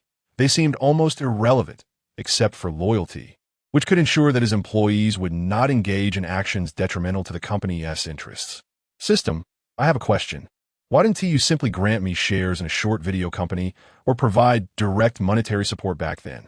Why go through all this trouble? Lin Yi voiced a long-held curiosity. If the system could give him shares in a live streaming company, why not just hand him a company outright? The system only provides direct gifts at the very beginning. The reason for selecting the host is that his character and personality align with the system's requirements. The system serves merely as an aid to the host, not as a controlling force. The rewards the host has received are, in fact, more valuable than mere money. Akin to martial arts skills and driving expertise, assets that cannot be purchased. Upon hearing this, Lin Yi experienced an epiphany and reflected on the situation. In the past, when reading online novels, protagonists were often passive in completing tasks. However, his experience was different. The system was merely supportive rather than dictatorial. Understood. Thank you. Lin Yi expressed his gratitude mentally to the system, which seemed to vanish without further acknowledgement. Charm, loyalty, the ability to glimpse into the future. Lin Yi's curiosity about the reward to foresee the upcoming 3 days intensified. Just as he was about to delve into it, the system reappeared. The system advises the host not to use this reward lightly. It should be employed only in contexts deemed appropriate, rather than out of mere curiosity. Of course, this is merely a suggestion. The sudden reappearance of the system startled Lin Yi, effectively quelling his curiosity. He smiled at the rewards in his mind before exiting the interface. Lin Yi took a moment to survey the company. Aside from a few documents requiring his signature, he had delegated most responsibilities to his short-haired assistant. After completing his rounds, he headed outside the company. Recently, Li Shirin had been preoccupied with the product launch, returning home each day utterly exhausted. With some free time, Lin Yi decided to drive his BMW 7 Series to her company to see if he could lend a hand. After a brief drive, he arrived at Li Shirin's company. Upon entering, the receptionist greeted him with a smile, informing him, "President Li is currently in a meeting. You may need to wait a moment." Nodding in acknowledgement, Lin Yi proceeded directly to Li Shirin's office. Since she was in a meeting, he opted not to disturb her and instead waited in her office. Just as he reached for the office door, Li Shirin hurried out, colliding with Lin Yi. She nearly stumbled backward, but Lin Yi caught her just in time. "Husband, what brings you here?" Li Shirin exclaimed, recognition dawning on her face. "I came to check on you since you've been so busy lately," Lin Yi replied with a smile. "Can't chat now. I have to go to the meeting," she said, making her way toward the conference room. However, after a few steps, she turned back and quickly added, "You're just in time. Come along with me. You might have some good ideas." Before Lin Yi could respond, she pulled him toward the meeting room. The attendees in the conference room looked at Lin Yi with surprise, but remained silent, settling into their seats. After all, he was merely an employee, and any issues that arose would ultimately be Li Shirin's responsibility. "This is my husband. I'm sure you've all heard the gossip," Li Shirin announced as she entered the room.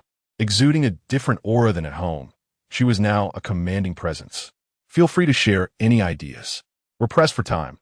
The launch is the day after tomorrow, and we must seize the market opportunity before our competitors can react." She surveyed the attendees and continued, "What suggestions do you have?" "President Li, I believe we should follow the usual approach. Engage some media for coverage and have someone present a product. Given that we all use the fair skin product, its effectiveness will naturally attract users," suggested a woman in her 30s. Li Shirin considered her words before asking, "Anyone else?" The room fell silent. Everyone exchanged glances, murmuring quietly but not offering any input. "Since no one has anything to say, let me propose something. Our product is among the best in cosmetics, and it's reasonably priced. Why not create a buzz and make sure users are aware of it right away?" Li Shirin's piercing gaze swept across the room. An uncomfortable silence ensued. The attendees knew she was displeased, especially since they were all high-level executives earning substantial salaries but were unable to voice a single thought. "Ahem, may I chime in?" Lin Yi broke the tension. "It can be simple or complex. We could engage the most popular female celebrity to endorse our product and showcase it live. However, the challenge lies in coordinating with the celebrity's schedule, as I don't closely follow the entertainment industry and am unaware of who the leading star is at the moment." His words resonated with the audience. While they had previously engaged celebrities, finding the hottest star now posed a challenge. The current top star was Ning Fian, but her availability was uncertain given the imminent launch. "There's still time. You need not worry about this," Li Shirin confidently assured the group. Chapter 69. The humble father Lin, however, this matter may not be easily resolved. After all, she is currently the most popular star. Her presence dominates the television screen, and her appearance fee is quite substantial, enough to hire 3 or 4 third-tier celebrities. A young woman beside them expressed her concerns. "Then what do you propose we do? Just moments ago, you all were silent, and now you are eager to speak?" Li Shirin coldly remarked, gazing at the woman who had just spoken. Upon hearing this, the crowd lowered their heads in silence. Li Shirin swept her gaze over everyone and slowly stated, "Let's leave it at that. If there is nothing else, you may disperse." The people below exchanged glances with Li Shirin before exiting, some even letting out a sigh. Is President Li's mind playing tricks on her? In the past, she would carefully consider such matters before making a decision, but now she hastily acted upon her boyfriend's words. As they stepped out of the conference room, the woman who had just proposed her plan remarked, "Don't speak carelessly. This is President Li's affair. We are merely employees. If there are losses, they will be hers alone." Another young woman interjected. Meanwhile, after the meeting concluded, Lin Yi accompanied Li Shirin to the office. Oh, darling, I am so exhausted. I need to recharge. Once inside the office, Li Shireen clung to Lin Yi like a koala. Lin Yi gently placed the little koala on the sofa. I was just speaking casually. If the pressure is too much, we can take our time. After all, the product is there and will shine eventually. Lin Yi also recognized the difficulty Li Shireen faced, not particularly concerned about the opinions of others, but aware that the big star was indeed a challenging figure to negotiate with. If what they said were true, then Ning Fian's schedule would undoubtedly be packed. Not at all. Actually, it's thanks to you, dear. The Pan Xing who played with my brother has a family that runs a talent agency, and, coincidentally, that Ning Fian happens to be one of his artists. Li Shireen recounted while enjoying Lin Yi's personal massage. Upon hearing this, Lin Yi finally recalled Pan Xing, who had raced with him and Li Chun. So there was this connection. I will call my brother tonight to inquire if Ning Fian has any availability. If she does, there is nothing we can do, as she has her own schedule. Li Shireen said slowly. Lin Yi nodded. Then we have no choice but to proceed this way. Don't just need my left leg. My right leg needs some attention too. Li Shireen lay down, placing her right leg on Lin Yi's thigh. I really can't deal with you. Lin Yi chuckled. Hee hee. Li Shireen smiled. In the afternoon, Lin Yi sat on Li Shireen's desk while she reclined on the plush sofa. Li Shireen, just waking up, stretched her limbs. How did I fall asleep? I still need to go to the factory. She glanced at the time, her anxiety evident. Lin Yi approached her and calmly said, Your assistant came by earlier. They didn't want to disturb you since you were sleeping. Besides, you've been visiting the factory regularly these past few days. Missing one day won't affect anything. All right, I didn't want to go anyway. I've been shuttling between the lab and the factory every day. It's perfect to return early today. Li Shireen beamed with joy. She had been running around for days, often spending the entire day on the move. Since we don't need to go to the factory, let us head home. And excitedly Shireen pulled Lin Yi out the door. Upon returning to their neighborhood, Lin Yi spotted his father playing cards below. Dad, weren't you at the store? Why are you playing cards here? As Lin Yi spoke, Lin Hongjun startled and looked at him. Lin Hongjun then patted his chest, saying, You scared me. Why are you back so early? Lin Yi retorted coldly. I was about to ask you the same question. To his surprise, Lin Hongjun whispered, I was just bored and decided to play cards. Don't tell your mother. Uffed. Ha ha ha ha. Li Shireen couldn't help but laugh. Don't worry, Dad. We are always tight-lipped. With that, Li Shireen pulled Lin Yi into the building. I didn't expect Dad to be so afraid of Mom. It would be troublesome if she found out. Li Shireen chuckled at the sight of Lin Hongjun crouching there, playing cards. Dad, you'd better hope for the best. Lin Yi thought to himself. Meanwhile, at home, Zhao Xiaomei noticed the couple returning together and asked, Was today's event relatively smooth? Lin Yi replied to Zhao Xiaomei slowly. Zhang Mingchun was sentenced to 5 years, and He Xiufeng received 3 years. Upon hearing the outcome, Zhao Xiaomei did not appear particularly joyful. She was not relishing their misfortune, but merely reflecting on the situation. Well, your father will be back soon. I'll go prepare dinner. Zhao Xiaomei entered the kitchen with purpose. As Zhao Xiaomei busied herself cooking, Lin Yi leaned closer to Li Shireen and whispered, Darling, what did you talk about with Zhang Mingyao today? Li Shireen leaned in and whispered back, Well, it's a secret. Goodness, Lin Yi perked up his ears, eager to hear what Li Shireen had to say, only to hear those 3 words. How dare she tease me? He playfully pushed Li Shireen onto the sofa, grabbing her feet and tickling her mercilessly. Help! Mom, save me, Li Shireen laughed, calling for Zhao Xiaomei's assistance. Hearing the commotion, Zhao Xiaomei rushed out from the kitchen. What's all this ruckus? Shireen has had a long day at work. Why are you causing chaos? With Zhao Xiaomei's stern words, Lin Yi immediately released Li Shireen, who stuck out her tongue victoriously at him. I feel like I'm the one being bullied here. Lin Yi sighed. Enough of this. It's time for dinner. After Zhao Xiaomei brought out a standard meal of 4 dishes and a soup, Lin Hongjun returned home from the store right on cue.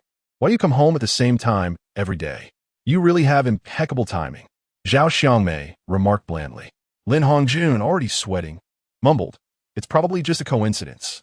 Chapter 70. Are you Ning Fian? Is it mere coincidence that you return at this exact time every day, coinciding perfectly with mealtime? Zhao Xiangmei's piercing gaze fixed upon Lin Hongjun. Well, let's not dwell on that. It's time to wash our hands and eat. Lin Hongjun chuckled, diverting the topic. After a delightful meal filled with familial warmth, they lingered for a while before retreating to their respective rooms for the night. Husband, could you please speak with Pan Qing tomorrow about the artists under his company? I need to head to the office. Li Shirin's large, watery eyes gazed at Lin Yi. Sure, I'll check in on that tomorrow, Lin Yi replied, affectionately ruffling Li Shirin's hair. The responsibility is on you then. Mere minutes after their exchange, Li Shirin had already drifted off to sleep. Lin Yi observed her slumbering form and gently caressed her hair, whispering, "You've worked hard." The next morning, when Lin Yi awoke, Li Shirin had already vanished. Upon entering the living room, he found Zhao Xiangmei watching television. "Mom, where's Shirin?" he inquired. Zhao Xiangmei glanced at him and replied, "She left not long ago."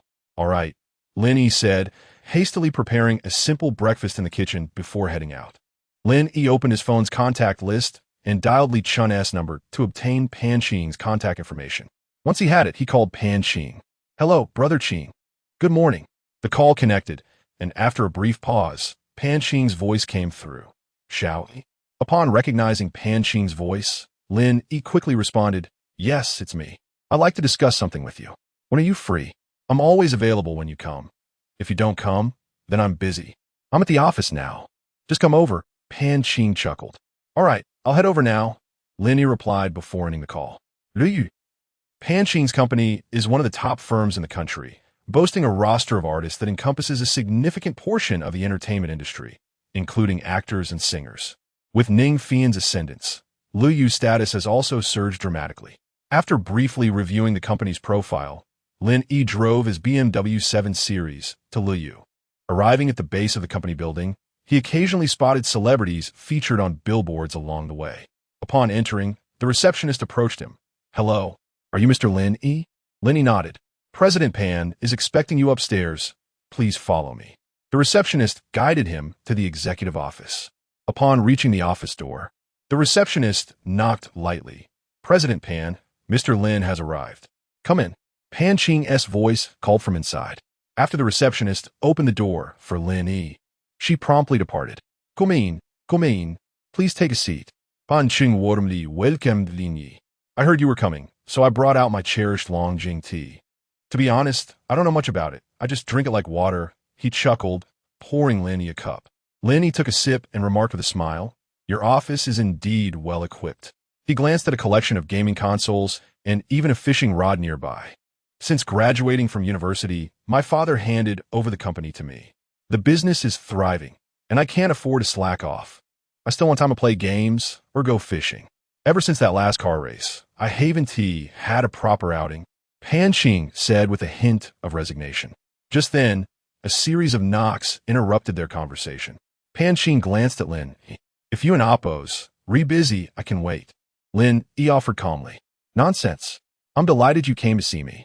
I'd go so far as to pluck the stars from the sky for you," Pan Qing boasted confidently, slapping his chest. Lin Yi looked at him quizzically, as if he had uncovered something significant. Pan Qing noticed Lin Yi's discomfort and hurriedly clarified. "Don't misunderstand. I'm not gay. Ha ha ha. Nothing of the sort." Lin Yi couldn't help but laugh. As their conversation continued, they seemed to forget about the persistent knocking at the door. "Come in," Pan Qing called out. The door opened to reveal an exceedingly beautiful woman. "I'm sorry, President Pan. If you and Oppos busy, I can return later," she smiled at him. Pan Qing glanced at Lin Yi, who nodded in response. "It's all right. We're just chatting. Please, have a seat," Pan Qing invited her. The woman settled quietly beside Lin Yi. "So, Xiao Yi, what brings you here today? Is there something I can assist you with?" Their discussion finally turned to the matter at hand, and Lin Yi, without any preamble, stated his purpose. "I would like to request Ning Fian for a day tomorrow." "What?" Both exclaimed in surprise simultaneously. Noticing their astonishment, Lin Yi quickly added, "I need your company's most popular star, Ning Fian, to attend a cosmetics promotion event tomorrow." The woman interjected, "But I already have an event tomorrow. I will be performing at a concert in Huadu." Turning to her, Lin Yi asked, "So you're Ning Fian?" She nodded. Upon her confirmation, Lin Yi began to assess the woman before him. Logically, a top-tier female star, in the pinnacle of her career, would typically exhibit a sense of entitlement. Yet here she was, patiently waiting while he conversed with Pan Qing. But aren't you an actress? How is it that you're also holding a concert? Lin Yi queried, having heard from Li Shirin about Ning Fian being an actress, yet she was now set to perform. Pan Qing chuckled. Fian is our company's versatile artist. She excels in both acting and singing. Unfortunately, tomorrow poses a challenge. If you had come a day or two earlier, I could have rearranged her schedule, but with tickets already sold, it complicates matters. He seemed somewhat apologetic, having just boasted about his ability to assist. I intended to come sooner, but the decision on this plan was made just last night. If there's truly no time, then it can't be helped. Lin Yi smiled, explaining to Pan Qing. After all, it was a sudden visit without prior notice, and scheduling conflicts were quite natural. However, the timing was indeed tight. Although the concert began in the evening, preparations started as early as noon. I'll have to think it over, Pan Qing mused, staring at the tea set on his desk. Chapter 71. The Strict Wife. If only this had happened a few days earlier, we could have postponed it. But now it is rather late, Pan Qing murmured. Lin Yi understood that his actions put him in a difficult position and said to Pan Qing, if it cannot be helped, let it be. We can consider other ways to engage the fans' emotions. After all, securing the schedule of a currently popular star is no easy task. Those who earn from this industry must first secure their income, for one never knows when a newer and more famous figure might emerge. There is no rush. I've already promised to fetch the moon for you. This minor detail shall be resolved, though it may require some extra effort from Fian. Pan Qing glanced at Ning Fian. I am fine with it, Mr. Pan. You may proceed with the arrangements. Ning Fian generously accepted, despite not having a solution yet. Most superstars of her caliber would outright refuse such unreasonable demands. Yet Ning Fian accepted without hesitation, which is a testament to her ability to carve out a niche in the entertainment world. She remained humble and unpretentious. I have an idea. We could arrange for Fian to hold a press conference on stage before her concert, Pan Qing suggested slowly. However, Ning Fian interjected. This plan is feasible, but she glanced at Lin Yi and continued, if this product does not yield satisfactory results, it could be troublesome, as it would affect our reputation going forward. I apologize, Mr. Lin, for my bluntness, but I must also consider my own interests. Lin Yi understood her concerns. If the white skin product failed to deliver, Ning Fian risked losing a significant number of fans, accompanied by a chorus of criticism. Ms. Ning, you need not worry. Our product has proven efficacy that is immediately noticeable. Of course, words alone are not enough. I can arrange for some samples to be brought over. You can test them tonight, and if they do not meet your expectations, you are free to cancel the press conference. Lin Yi spoke with unwavering confidence in his product. No. I absolutely trust you, Mr. Lin. In that case, I have nothing more to say. However, you may call me by my name next time. Referring to me as Ms. Ning feels a bit awkward. Ning Fian chuckled, covering her mouth. Lin Yi smiled in response. Now that we have a plan, how shall we communicate this to the fans? Pan Qing's question left the three of them in a quandary. It would be absurd to hold a cosmetics press conference right before the concert. Fans traveling from afar are there to see Ning Fian, not necessarily to support a promotional event. This truly poses a challenge. Fans adore Ning Fian, but not everyone is receptive to this promotional trend. Why should I pay to see you sell products? Let us do this. In addition to the appearance fee, we will donate 50 million to build schools in impoverished areas. If the funds fall short, we can supplement them further. Just convey this to the fans, and I believe they will understand. After speaking, Lin Yi looked at the two of them. Lin Yi was indeed willing to invest heavily, committing 50 million solely for this cosmetic product, directly involving Ning Fian in the endeavor. This was before any products had even been sold. What if the sales were disappointing? Xiao Yi, are you certain this is the course of action? Pan Qing asked, looking at Lin Yi with concern. He found Lin Yi's approach somewhat irrational, considering they had yet to make any sales. It's fine. Let us proceed with this arrangement. I will call Shirin to inform her. Securing our star is no small feat. We need to discuss our next steps over the phone. With that, Lin Yi walked towards the door. Once Lin Yi had exited, Ning Fian turned to Pan Qing and asked, Mr. Pan, who is this handsome gentleman? I've never seen him here before. Pan Qing smiled at Ning Fian and replied, What? Are you taken by his charm? I would advise against harboring such thoughts. Ning Fian retorted, I was merely inquiring. How does that equate to me being enamored with him? Meanwhile, outside, Lin Yi called Li Shireen, briefly updating her on their recent discussion. It's all right, darling. Just make the arrangements as you see fit. No need to consult me on every detail. Once it's finalized, just let me know. Also, I've heard that Ning Fian is quite beautiful. Don't you dare look at her too much, Li Shireen warned over the phone. Lin Yi chuckled. Honestly, my wife is far more beautiful than she is. Why would I even glance at another woman? Hearing Lin Yi's charming words, Li Shireen felt a warmth in her heart. You always speak the truth. Wait for me. I'm coming over right now. Li Shireen, ever decisive, hung up the phone. Lin Yi smiled at the disconnected call. Upon entering the office, Lin Yi informed the two. Shireen said she's on her way. As soon as he finished, Pan Qing pulled Lin Yi aside and whispered, Xiao Yi, you're not under your wife's thumb, are you? How could that be? At home, I am the one in charge. The notion of being controlled by my wife is utterly unfounded, Lin Yi declared, thumping his chest confidently. Oh, I see. It must be because Shireen knows Ning Fian is here, and she's worried about you, Pan Qing speculated. Lin Yi shot a disapproving look at Pan Qing, insisting. No way. My wife trusts me completely. Are you perhaps the one who fears Shireen's arrival? Lin Yi inquired, recalling how Li Chun had once told him about their childhood. They had known each other since they were young, and Li Shireen was quite serious. Whenever they went out, she would often report back home. Whenever she did, Li Zhentian would inform the other families, leading to collective punishment. The next day, they would find themselves in trouble, while Li Shireen would secretly enjoy the spectacle. The fear that lingered in their souls stemmed from those experiences. It was rumored that when Li Shireen had feelings for Lin Yi, several schemes had been concocted to keep him close, including the idea of raising him like a pet. Upon hearing this, Lin Yi was taken aback. How could I possibly fear Shireen? I was merely curious. Pan Qing, having said his piece, returned to his office. Chapter 72. The jealous king Li Shireen from a young age. Pan Qing hadn't known Li Shireen, and though they had both grown up, the shadows of the past lingered in his heart, indelible. After conversing for approximately half an hour, Li Shireen pushed open the door to Pan Qing's office and settled beside Lin Yi. Upon noticing Ning Fian seated next to Lin Yi, an unfamiliar discomfort stirred within her.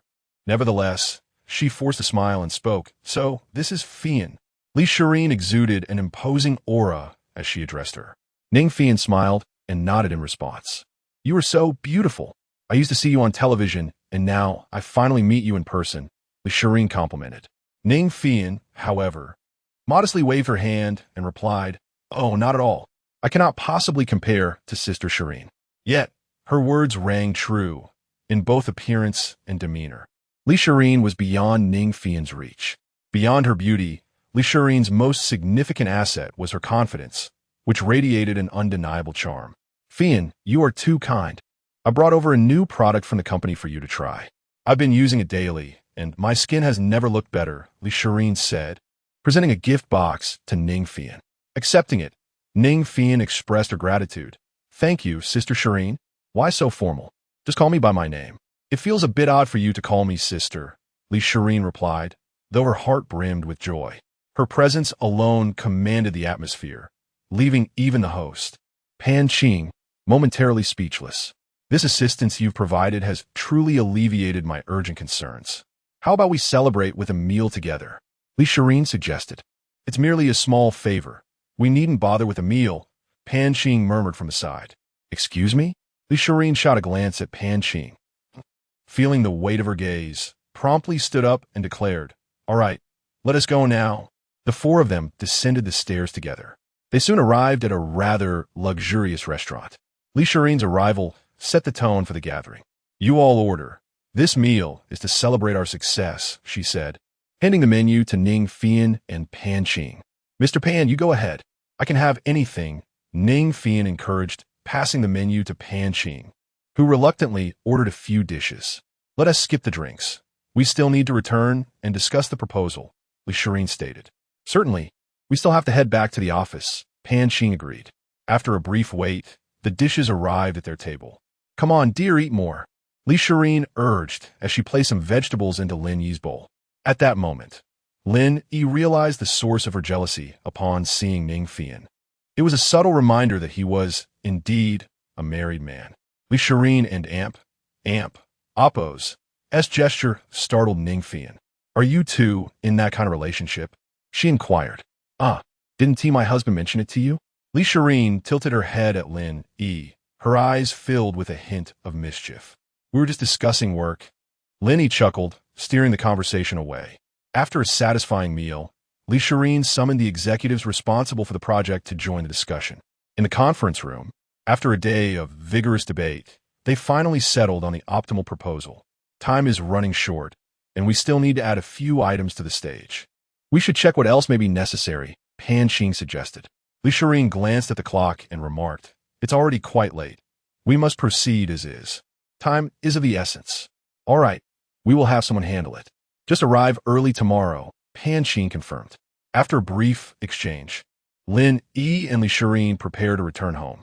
Throughout the day, Pan Xing had been diligently attending to matters without uttering a single negative comment, even neglecting to mention Ning Fian's appearance fee. What a sour smell, Ning Fian remarked as she observed Lin Yi and Li Shirin depart. She has harbored a crush for so many years, only to marry unexpectedly. How would you not feel jealous? What if you fall for her and cause a rift? Pan Xing joked. His offhand remark piqued Ning Fian's curiosity. Are you implying that Li Shirin harbors feelings for Lin Yi? She asked. Of course. Why would I mention Lin Yi's feelings for her? Pan Xing retorted. Wow, Li Shirin is stunning and has secretly loved him for 5 years, marrying through serendipity. You must tell me more about this. Ning Fian pressed, her intrigue growing. Despite being considered a national goddess by her fans, she recognized the disparity between herself and Li Shirin. That's their affair. Why should I divulge it? We should tea gossip behind their backs. Pan Xing replied, wary of the implications should this information reach Li Shirin. Meanwhile, Lin had been driving for nearly 20 minutes, but Li Shirin remained silent beside him.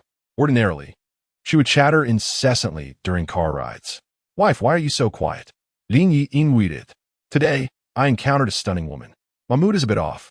I fear my husband might be snatched away, Li Shirin confessed. Lin Yi chuckled. I thought it was something serious. Ning Fian isn't even half as beautiful as you. Why worry about such things? I was just joking, but it was indeed a pleasant surprise to have Ning Fian here. Her schedule is remarkably packed, and I never expected Pan Xing to arrange for her to attend our press conference.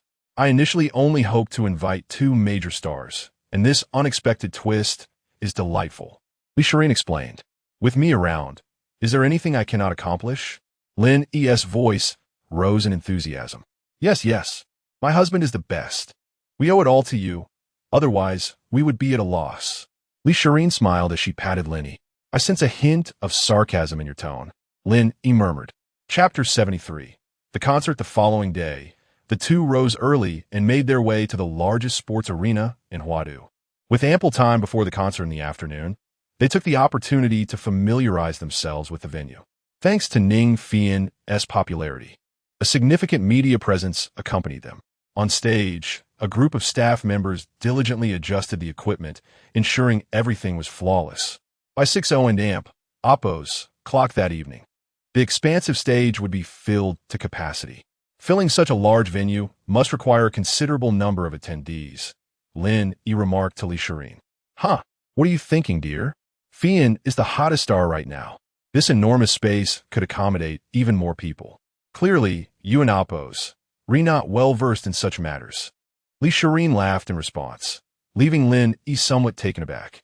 Although he understood the benefits that come with celebrity status, the sheer volume of fans was indeed astonishing.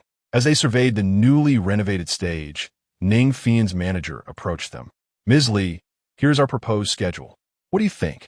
The manager handed Li Shirin a few forms.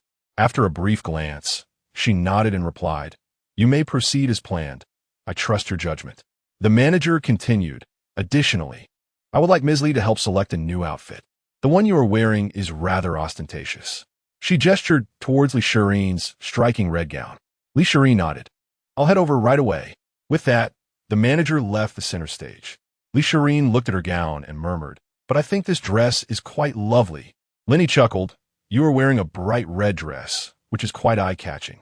If you take the stage like this, the audience's attention will be drawn to the red, overshadowing the concert itself. You wouldn't want to steal Fian's thunder, would you? That's true, Li Shirin conceded as she walked towards the dressing room.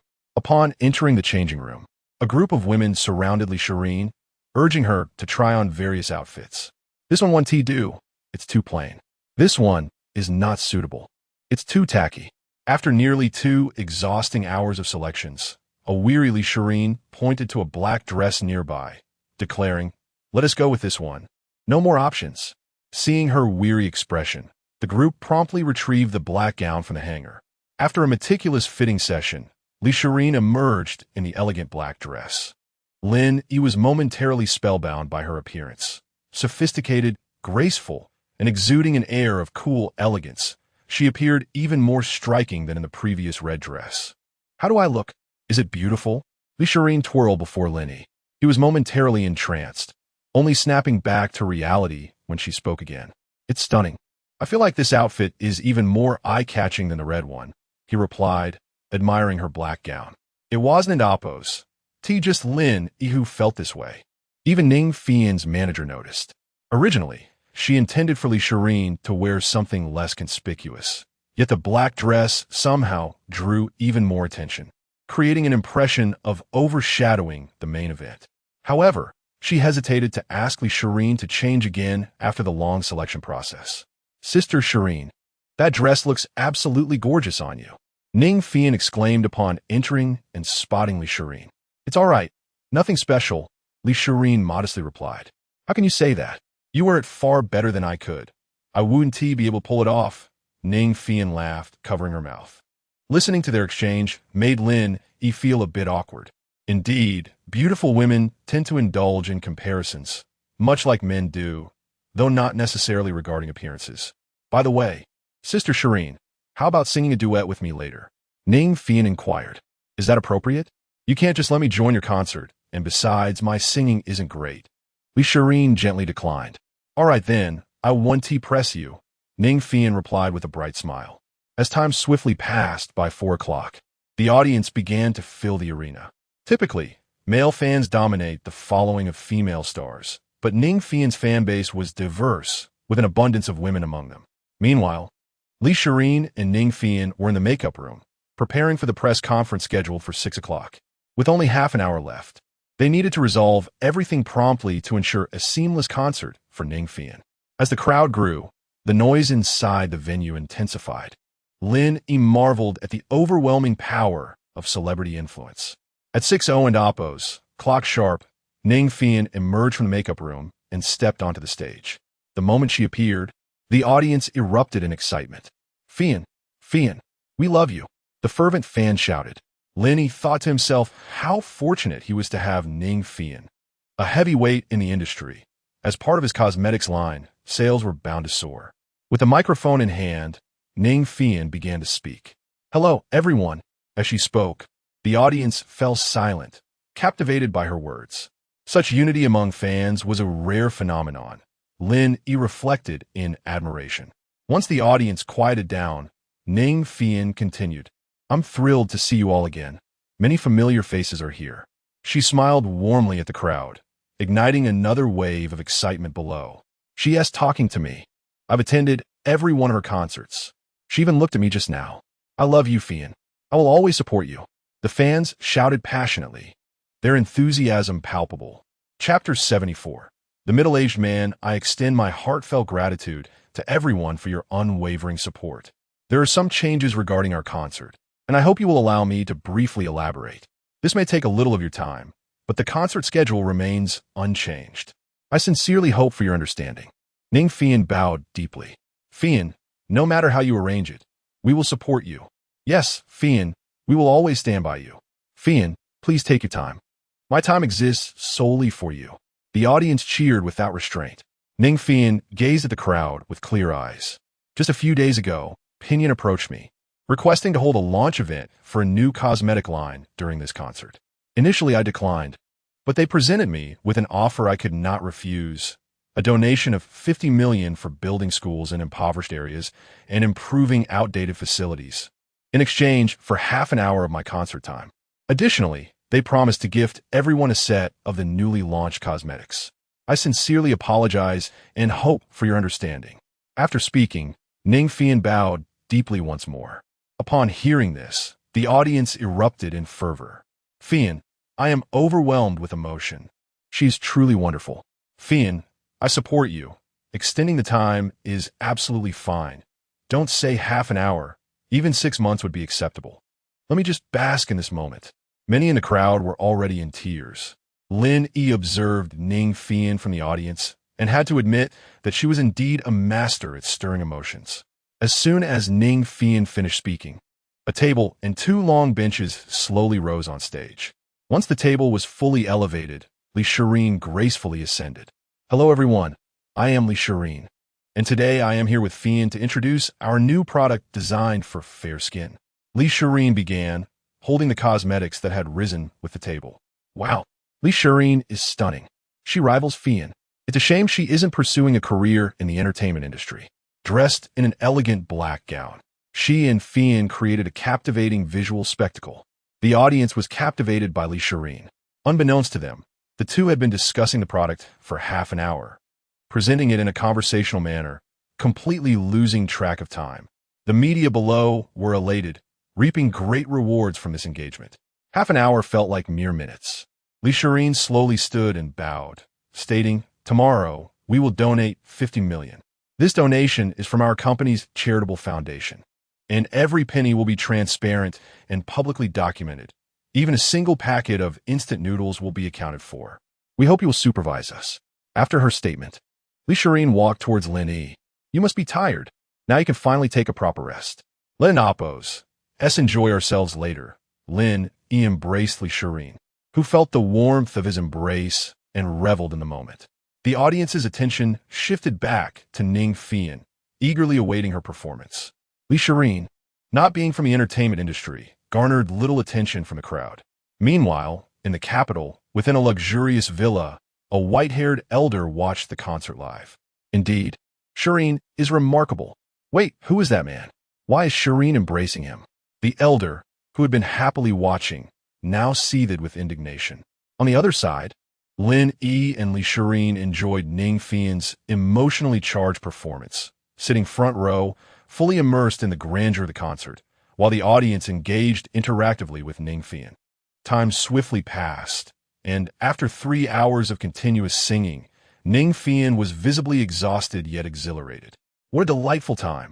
I look forward to seeing you all again. After concluding her performance, she waved to the audience in gratitude. Once the concert ended, the audience politely queued to exit. Outside, Li Shi had already prepared a large truck, distributing sets of the newly launched cosmetics to all attendees, even the cleaning staff. Following the concert, Lin Yi and Li Shireen realized their product was destined for immense popularity, perhaps even a shortage in supply. The media and audience served as their finest promotional tools. As Ning Fian wiped the sweat from her forehead and gulped down water, she sighed, "I'm so tired. When can I retire? I wish to stop." "What are you saying? You are at the peak of your career. If you don't put in the effort now, you will regret it when the time comes," her manager exclaimed, though it was a harsh truth. As a responsible older sister figure, she meant well. "I'm just joking," Ning Fian teased, sticking out her tongue at her manager. Li Shireen smiled at Ning Fian. "It's about time. We should take our leave." "Don't go. We haven't had the celebratory feast yet. Wait until we eat before leaving," Ning Fian insisted, but Li Shireen declined. "Let's have a meal together another time. I need to return to the company. I expect an influx of orders in the coming days." Realizing she could not persuade her further, Ning Fian acquiesced. Li Shireen and Lin Yi returned to the company, gathering numerous executives in the conference room. "President Li, the fan engagement from Ning Fian has skyrocketed. The 50,000 sets we listed on our website sold out in an instant," an executive reported. Li Shireen nodded in satisfaction. "Once this batch sells out, hold off on the next release for 3 days. And during this period, Let every production line focus solely on this product. Halt others if possible. She felt assured that this product would become the most successful in history. If there is nothing further to discuss, we shall adjourn. Li Shireen waved her hand. The executives, having listened to her directives, returned to their respective departments. Let's go home. Li Shireen linked her arm with Lin Yi as they exited. In the capital, the middle-aged elder addressed a nearby man. Book me a flight to Huadu, preferably for tomorrow morning. The man nodded and stepped outside. Chapter 75. When I have a child. During the day, Lin Yi gazed at the slumbering Li Shireen, gently lifting the covers to rise from bed, careful not to make a sound. Just as he got up, Li Shireen stirred awake. Good morning, she said softly, clutching Lin Yi's pillow to her chest. Lin Yi smiled tenderly at her. Sleep a little longer, he suggested, playfully pinching her cheek. All right, let us get up. Oversleeping is not good for you. Li Shireen then tossed off the covers. Husband, Li Shireen called out, looking at Lin Yi. Yes. Lin Yi turned his gaze toward her. Let's go house hunting today. She blushed as she spoke. Lin Yi paused for a moment, then embraced Li Shireen with a smile. All right, we shall go today. After they brushed their teeth and washed their faces, they entered the living room, discovering Zhao Xiangmei lounging on the sofa, engrossed in her phone. Watching World TV. You've been tired for so long. Why not sleep a bit more? Zhao Xiangmei chuckled. Lin Yi replied, why sleep so much? Zhao Xiangmei shot him a look. I wasn't asking you. Go to the kitchen and fetch the dumplings I made this morning. If they're cold, heat them up. Upon hearing this, Lin Yi headed straight for the kitchen, leaving Zhao Xiangmei and Li Shireen alone in the living room. Shireen, sit. Zhao Xiangmei patted the space beside her. Once Li Shireen settled beside her, Zhao Xiangmei reached out to gently touch Li Shireen's abdomen. Shireen, you two aren't getting any younger. Will you give us a grandchild to hold? Li Shireen realized Zhao Xiangmei's intent in sending Lin Yi away. She was urging her to have a child. Embarrassed, she responded, I'm ready whenever. It's entirely up to us. Zhao Xiangmei became anxious upon hearing this. Lin Yi, you little rascal, come here. While Lin Yi was in the kitchen heating the dumplings, he immediately dashed to the living room upon hearing his mother's roar. Mom, what is going on? Why the shouting? I command you. Within a year, I want to hold my grandchild. Zhao Xiangmei declared firmly, leaving no room for negotiation. Every time she went out, everyone else was carrying their grandchildren or discussing how adorable theirs were, leaving her feeling left out. Lin Yi stood frozen in shock for a moment before responding, Mom, I can't have a child alone. It requires effort from both Shireen and me. He glanced at Li Shireen and spoke softly. Zhao Xiangmei puyat Li Shi incluse. Just now, Shireen mentioned she also wants a child. Isn't it your responsibility too? Every time I leave the house, Aunt Qin keeps bragging about her grandchild, and I can't join in the conversation. So, you two need to produce one within the year. You're not busy anymore, and I can help take care of you. Li Shireen? Lin Yi. All right, I'll make an effort. Lin Yi sighed.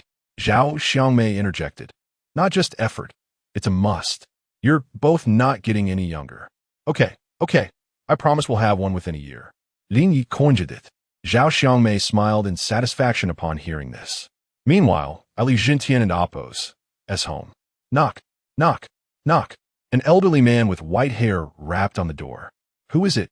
Wu Rulin called out as she approached the door. Upon opening it, she was momentarily taken aback before exclaiming, Dad, what brings you here? The white-haired elder was none other than Wu Rulin's father, Wu Yongchang. Wu Yongchang walked in without hesitation and plopped down on the sofa. Where is Xintian? Didn't he see his father-in-law arrive and pour me a glass of water? Xintian went fishing. I'll call him back right away, Wu Rulin replied. Dad, why didn't you let me know you were coming? I didn't need to inform you. Tell me, last night I saw that girl Shireen on TV, hugging some man. Who is he? Wu Yongchang inquired coldly. Wu Rulin chuckled. That's Shireen's husband. They just got married recently, and Haven T had the wedding yet. So don't be hasty. Wu Yongchang was taken aback. What did you say? Shireen is married? Who is that young man? Call them over immediately, and don't forget to bring Xiaochun as well. Wu Yongchang issued his command to Wu Rulin. Faced with the formidable presence of her father, Wu Rulin could only step aside to make the phone calls to gather everyone back home. At that moment, Li Shireen's phone rang. Setting her chopsticks down during breakfast, she rose to answer. Hello. Mom, what is up? Wu Rulin spoke softly on the other end. Your grandfather is here. He wants you all to come back. Li Shirin questioned. Why is grandfather here? Isn't he in the capital? How does he have time to come? Just come back. Remember to bring Lin Yi with you. Your grandfather doesn't seem very happy, Wu Rulin urged. I understand. I'll head back right now. With that, Li Shirin hung up the phone. After the call, she told Lin Yi, my grandfather is here. He wants us to come back immediately. Lin Yi nodded in agreement. After finishing their dumplings, they set off. Do you know what your grandfather likes? Should we stop and buy something for him? Lin Yi inquired during the drive. No need. My mom said my grandfather isn't in a good mood. I'm worried that buying something might upset him. Li Shirin expressed her concern. Don't worry, as the younger generation should bring something along. It's the thought that counts. Lin Yi parked the car on the side of the road and went into a specialty tea shop, purchasing 2 boxes of fine tea. Before long, Lin Yi and Li Shirin drove into the underground garage. They approached the door, pressed their fingerprints, and opened it. Upon entering, they saw an elderly man with white hair sitting on the sofa, engrossed in his phone. Grandfather, Li Shirin called out. Wu Yongchang turned his attention to them. Is this my granddaughter's husband? He inquired. Hello, grandfather. I'm Lin Yi. Before Lin Yi could finish, Li Zhentian stormed in from outside. Mud caked on his shoes and pant legs. Like a royal, expecting the whole family to welcome him and wash away the dust. Next time, you should just have someone carry you in, Li Zhentian grumbled as he noticed Wu Yongchang in the living room. You old rascal. How old are you? Every day fishing while I, at your age, barely leave the office. What is your plan? To fish for decades? Wu Yongchang scolded. Chapter 76. You young men are incapable. It was evident that the relationship between the two was fraught with tension, as their first meeting erupted into a heated exchange. Isn't making money meant for enjoyment? You, at your age, still running to the company every day, Li Zhentian expressed his dissatisfaction with his father-in-law's words. Enjoyment, enjoyment. At over 70, I am still striving. You're only 50, yet you hand over the company to the children and spend your days fishing, Wu Yongchang retorted angrily. I'm in a good mood and do not wish to quarrel with you. If you have something to say it directly. Your sour face is quite bothersome, Li Zhentian declared as he removed his shoes, took a glass of water, and settled onto the sofa. I must have been blind to let Rulin marry you. Wu Yongchang fumed, pointing an accusatory finger at Li Zhentian. Observing this scene, Wu Rulin could only intervene. How can you two, at your ages, argue upon meeting? Must you not consider how this reflects on the children? It was clear that their relationship had reached an extreme chill, and it was not a mere minor discord. As Lin Yi pondered to himself, I ask you, why did you not inform me of Shirin's marriage? Who is this young man emerging from nowhere? Wu Yongchang questioned Li Zhentian, pointing an accusatory finger. Li Zhentian took a sip of tea and responded, if Shirin likes someone, she will marry him. Is that within my control? Besides, they have not even held a wedding yet. They will call you when the time comes. Upon hearing this, Wu Yongchang and Appo's face flushed with anger. Back when you and Rulin married, I opposed it, and now your daughter is following suit. Can an Appo's show some growth? What growth? If you hadn't mentioned it, I wouldn't even be upset. Have I wronged Rulin all these years? You old man always belittling my poverty. Now look at me. I have made something of myself. Haven Ti, Lizantian Kuntarat. Wasn't Appo's. T. Rulin who brought our family into Appo's. As resources to you? Can you even dare to shout at me now? Wu Yongchang challenged. With a cold snort, Li Zhentian replied, do I not have resources?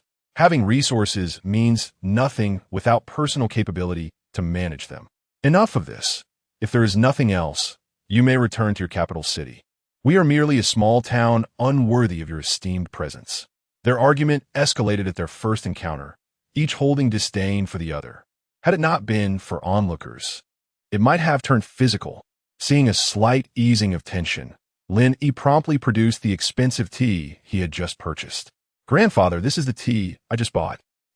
Before Lin Yi could finish, Wu Yongchang interjected with a scoff, a mere bit of tea, and you think to win over my granddaughter? I have not yet consented to your relationship. You may as well take it back. Li Zhentian bristled at this. Why waste money on tea for this old man? It would be better spent enjoying time with Shirin. They are married with the family's approval. Why are you meddling? Besides, Xiao Yi is no less than anyone else. Wu Yongchang, upon hearing this, pointed an accusatory finger at Li Jintian. You think I should not care? How laughable. Do you have any idea how exceptional the Zhao family child from the capital is? At a young age, he manages the family business and has already seen it grow exponentially. There are only 7 major families in the capital. Can our Wu family compare? If we are swallowed up by another family, our hard-earned assets will dwindle. Li Shirin was displeased by this remark, while Lin Yi maintained a serene smile as he regarded Wu Yongchang. Grandfather, I must contest that statement. Lin Yi is no less capable than anyone else. If you wish to visit, we would certainly welcome you. However, if you come merely to belittle Lin Yi, we shall take our leave and you may speak to yourself. Li Shirin would not tolerate anyone speaking ill of Lin Yi, especially given that they were now married. Let's leave. We should return. With that, Li Shirin attempted to pull Lin Yi towards the exit, but he remained unmoved. Grandfather, you have consistently criticized my worth. I fail to understand where your disdain originates. Please do enlighten me, Lin Yi said, beaming at Wu Yongchang. Wu Yongchang, gazing at the young man who continued to smile at him, found himself at a loss for words. Young man, you heard my previous remarks. The Zhao family in the capital is larger than ours, and their youngest of your age has successfully managed their family's affairs. I have also done some research, he continued, and though you previously had a company yielding significant dividends, you still cannot compare to them. You are far beneath my granddaughter's standards. Lin Yi chuckled at this.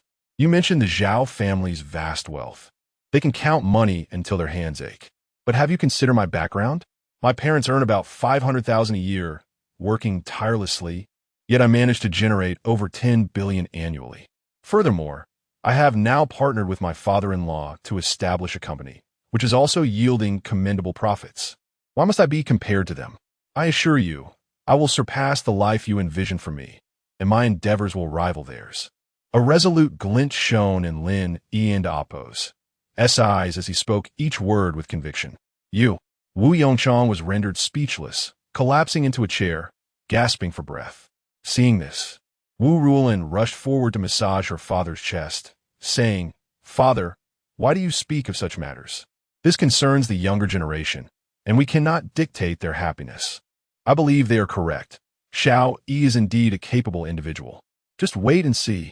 Moreover, we have an elder brother. The family business can be entrusted to him, and we will not take a single share. Initially, Wu Yongchang had calmed down somewhat, but his daughter's words only fueled his ire further. You speak of your elder brother? Do you not know his wife has not borne a single child in all these years? I have observed her for decades, and her condition remains unchanged. You still dare to mention such things? Our family's legacy should rightly pass to Xiaochun and Shirin. Yet look, Xiaochun is already 30 and still unmarried, while Shirin has chosen this young man. Wu Yongchang vented his frustrations. Hearing talk of the younger generation only heightened his anger. His eldest brother's wife had failed to conceive after all these years, and he had lost all hope. He could only pin his hopes on his youngest daughter. Chapter 77. The Art of Car Manufacturing. In the future, all the assets of the Wu family will belong to these 2 children. You are all that remains of the Wu lineage. Wu Yongchang gazed at Li Chun in the corner, and then at Li Shirin before speaking. Li Chun glanced at her grandfather, hesitating to voice her thoughts. She had considered suggesting that her uncle find another partner, but ultimately decided against it, recognizing that Wu Yongchang was still in a foul mood. To speak up now would be akin to provoking a confrontation. I will be residing here for a while. Please prepare a room for me, Wu Yongchang instructed Wu Ruolin. Upon hearing his request, Wu Ruolin immediately ascended the stairs to tidy up a room for him, with Wu Yongchang following closely behind. Honestly, why is that old man here when he could be enjoying his time in the capital? It's utterly vexing, Li Jintian muttered. Li Shirin, having overheard, offered a word of comfort. Father, perhaps you could refrain from speaking so much. Grandfather is advanced in age. We wouldn't want to upset him. Oh, just because he is elderly means I am not? Ever since I married your mother, that old man has looked down upon me.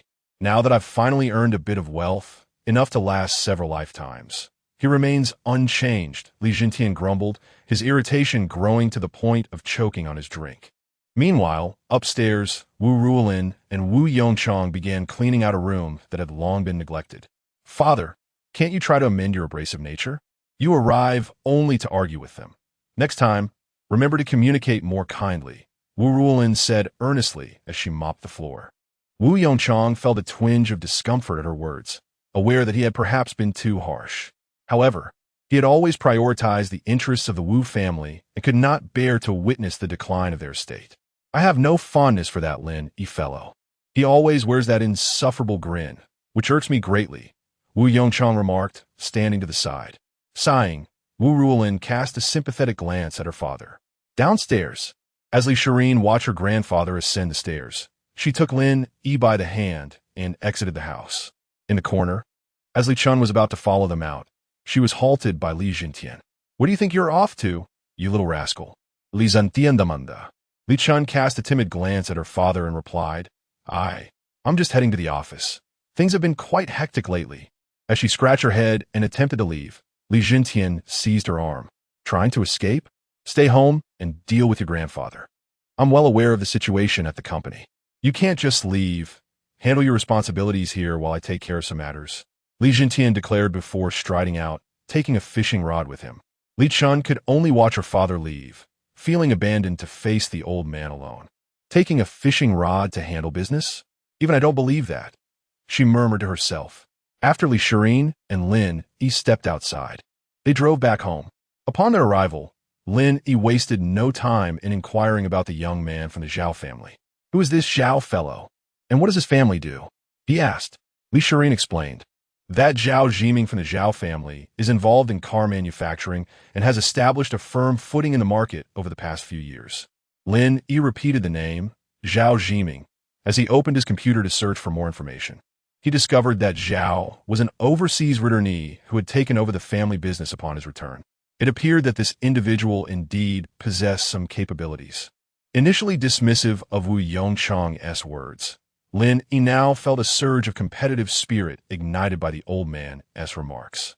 Congratulations to the host for receiving a crisis reward. Acquired new energy lithium battery technology.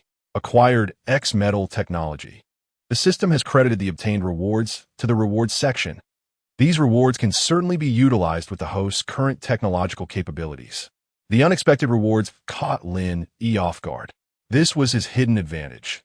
While he was confident he could develop his business into a formidable empire within his lifetime, the system's rewards would undoubtedly allow him to sidestep many pitfalls. This boon was akin to a timely gift in the midst of winter. Wife, I have an idea, Lin Yi exclaimed to Li Shireen, his excitement palpable. Li Shireen looked at him quizzically. What idea? You seem quite pleased. I want to manufacture cars, Lin Yi declared, articulating each word with careful emphasis. Upon hearing this, Li Shireen placed her hand on Lin Yi's forehead, checking for fever, then touched her own forehead. No fibit. Dear, don't take my grandfather's words to heart. We can simply ignore him. He is old and speaks rather bluntly. I believe you can accomplish this in the future, but let us not act impulsively. Manufacturing cars is a significant undertaking. Investing 100 billion might barely make a splash. Our capabilities still fall short, she cautioned. Li Shireen's reasoning was not without merit. Although their assets were substantial, the notion of diving into car manufacturing seemed rash. If things went awry, it could lead to financial ruin. Lin Yi understood her perspective. After all, embarking on such an endeavor would require several years of groundwork. Nevertheless, with newfound leverage, he firmly believed in his potential for success. My dear, let me explain. I'm not being impulsive. I have confidence in my ability to succeed. While I can't provide all the details right now, I assure you that I will keep you informed throughout this journey. If you disagree, we want to proceed, Lin Yi said, cradling Li Shireen's face in his hands. The warmth of Lin Yi's breath brushed against her ear, causing her cheeks to flush as she nodded softly. I believe in you. If we fail, we can always sell goods on the street together. I'll share in your hardships. Her words deeply moved Lin Yi, igniting a motivation within him even before he had begun. If only she hadn't added that last part. Presently, he recognized a significant advantage: the rising fuel prices. Many vehicle owners were lamenting the costs. While electric vehicles face limitations in terms of range and charging speed, as Lin Yi contemplated the rewards he had received, he realized that the current technology could lead to substantial advancements. The metal technology was undoubtedly tailored for his automotive aspirations. My dear, trust in me. We will achieve success, and soon you will see our cars traversing the streets. Lin Yi confidently declared to Li Shirin. Chapter 78. Just wait and see, though Li Shirin harbored some doubts. She was resolute in her unwavering support for Lin Yi, as he had urged. Despite Lin Yi's technological prowess, the endeavor at hand was one that demanded careful consideration. 100 billion might barely make a splash, let alone starting from scratch. Furthermore, he was not merely focusing on automobile production. He had yet to unveil his battery technology and the mysterious X-metal. Their current capital was insufficient for manufacturing cars. In simple terms, they were still short on funds. However, Lin Yi was reluctant to invite external financing, as he aspired to retain complete control over the venture. Without further ado, Lin Yi opened his computer to assess the market conditions, focusing first on battery manufacturing plants, then steel mills, and finally automobiles. He was not inclined to start from the ground up, as that would be a protracted process, often spanning years. What he sought was direct acquisition. He turned to Li Shirin and said, "Dear, please help me identify any steel mills on the brink of collapse, battery factories, and particularly those automotive companies struggling with poor sales, ideally those suffering consecutive losses." Li Shirin nodded and began making inquiries within her network. Meanwhile, Lin Yi immersed himself in research for 2 hours until he stumbled upon a promising lead. Yuan Battery, an established family-run enterprise, was currently facing severe financial distress. With dwindling orders and a management style that favored familial decision-making over the advice of corporate executives. After much deliberation, Lin Yi felt a glimmer of hope. Yet, he knew that information from the media could be unreliable. He needed to verify the facts with his own eyes. Just as he was about to review Yuan Battery's public financial report, Li Shirin interjected with exciting news. "I found a steel mill, a particularly large one that suffered a failed investment a few years ago, draining their working capital. They can't even afford to operate now, and the owner owes substantial sums to suppliers." Her revelation sent a jolt of excitement through Lin Yi. The timing was impeccable. Although Li Shirin intended to elaborate, she caught Lin Yi's eye and lowered her gaze. Noticing her unusual demeanor, Lin Yi gently urged, "Darling, if something is troubling you, please speak freely. We are husband and wife. There is no need for concealment." His words instilled a measure of courage in Li Shirin. "Husband, while I have faith in you, do you think this approach might be a bit hasty, pursuing both a steel mill and a battery factory? I trust you, yet there are inherent risks. What if?" Li Shirin left her thought unfinished, leaving a hint of concern for Lin Yi to ponder. He gazed into her eyes and replied, "I understand your apprehensions. Let us proceed with the acquisition of the steel mill and battery factory. You can assess the results later. If you're dissatisfied, we can abandon the project and consider it a failed investment." After a moment of contemplation, Li Shirin recognized the merit in Lin Yi's proposal. They could indeed muster one to 200 billion. If it didn't pan out, it could simply be deemed a misadventure. After all, money could always be regained, time being the only variable. However, Lin Yi believed that once Li Shirin witnessed the fruits of their labor, she would undoubtedly inspire him to continue. For now, the absence of visible progress left her feeling insecure. As they strategized in their room, Li Shirin's phone rang. Upon checking, she saw it was a call from Wu Rulin. "Hello, mother, what is it?" On the other end, Wu Rulin's voice came gently. "Shirin, your grandfather is returning home. He has invited us out for a meal." Li Shirin responded promptly, "All right, I understand. I'll be there shortly." After hanging up, Li Shirin turned to Lin Yi. "My grandfather seems eager to return. My mother has asked us to join for dinner." Lin Yi nodded. "Your grandfather has a fiery temperament. Staying here for long is not his style. It's better for him to return to the capital where he feels at ease." The two descended the stairs and drove toward Li Shirin's family home. During the journey, she asked Lin, "Husband, if you're planning to build cars, doesn't that mean we should postpone buying a house?" It was evident that Li Shirin felt a tinge of disappointment. She was eager to live together with Lin Yi, especially considering what Zhao Xiaomei had previously mentioned. Lin Yi, recognizing her wistfulness, smiled and reassured her, "Our car production will not hinder our ability to purchase a home. If we can build cars, we will certainly have the funds for a house. If necessary, we can negotiate the price down by $1 billion or $2 billion. Lin Yi spoke of the acquisition as casually as one might discuss grocery shopping, as if haggling were a mere formality. Li Shireen felt a wave of sweetness wash over her. She longed to move in with Lin Yi, to wake early and prepare breakfast for him. Initially, she had considered the house Lin Yi had reclaimed from Zhang Mengyao, but then thought better of it. Perhaps Lin Yi refrained from mentioning it because he didn't want her to reside in a place previously occupied by Zhang Mengyao. While Li Shireen daydreamed of their shared life, Lin Yi had already parked the car in the underground garage of his home. After securing the vehicle, they entered the house, where the family awaited their arrival at the dining table. Apologies for the delay. It was a bit far. Lin Yi offered an apology. Li Jintian, unfazed, urged, Come on, let us sit down. In stark contrast, Wu Yongchang, with a biting tone, remarked, And here is the son-in-law. I suppose I should start calling you Grandpa too. The whole family is waiting for you to eat. In response, Li Jintian retorted, Old man, if you don't want to eat, then don't. We're a family here. We don't need to adhere to such formalities. This isn't to your company. Our family values warmth. If you want everyone to cater to you, you might as well head back to your office for dinner. Li Jintian's comment left Wu Yongchang momentarily speechless. Fine. Let us eat. Li Chun interjected to ease the tension. After the awkward silence, the family meal lost its flavor, with everyone absorbed in their own plates.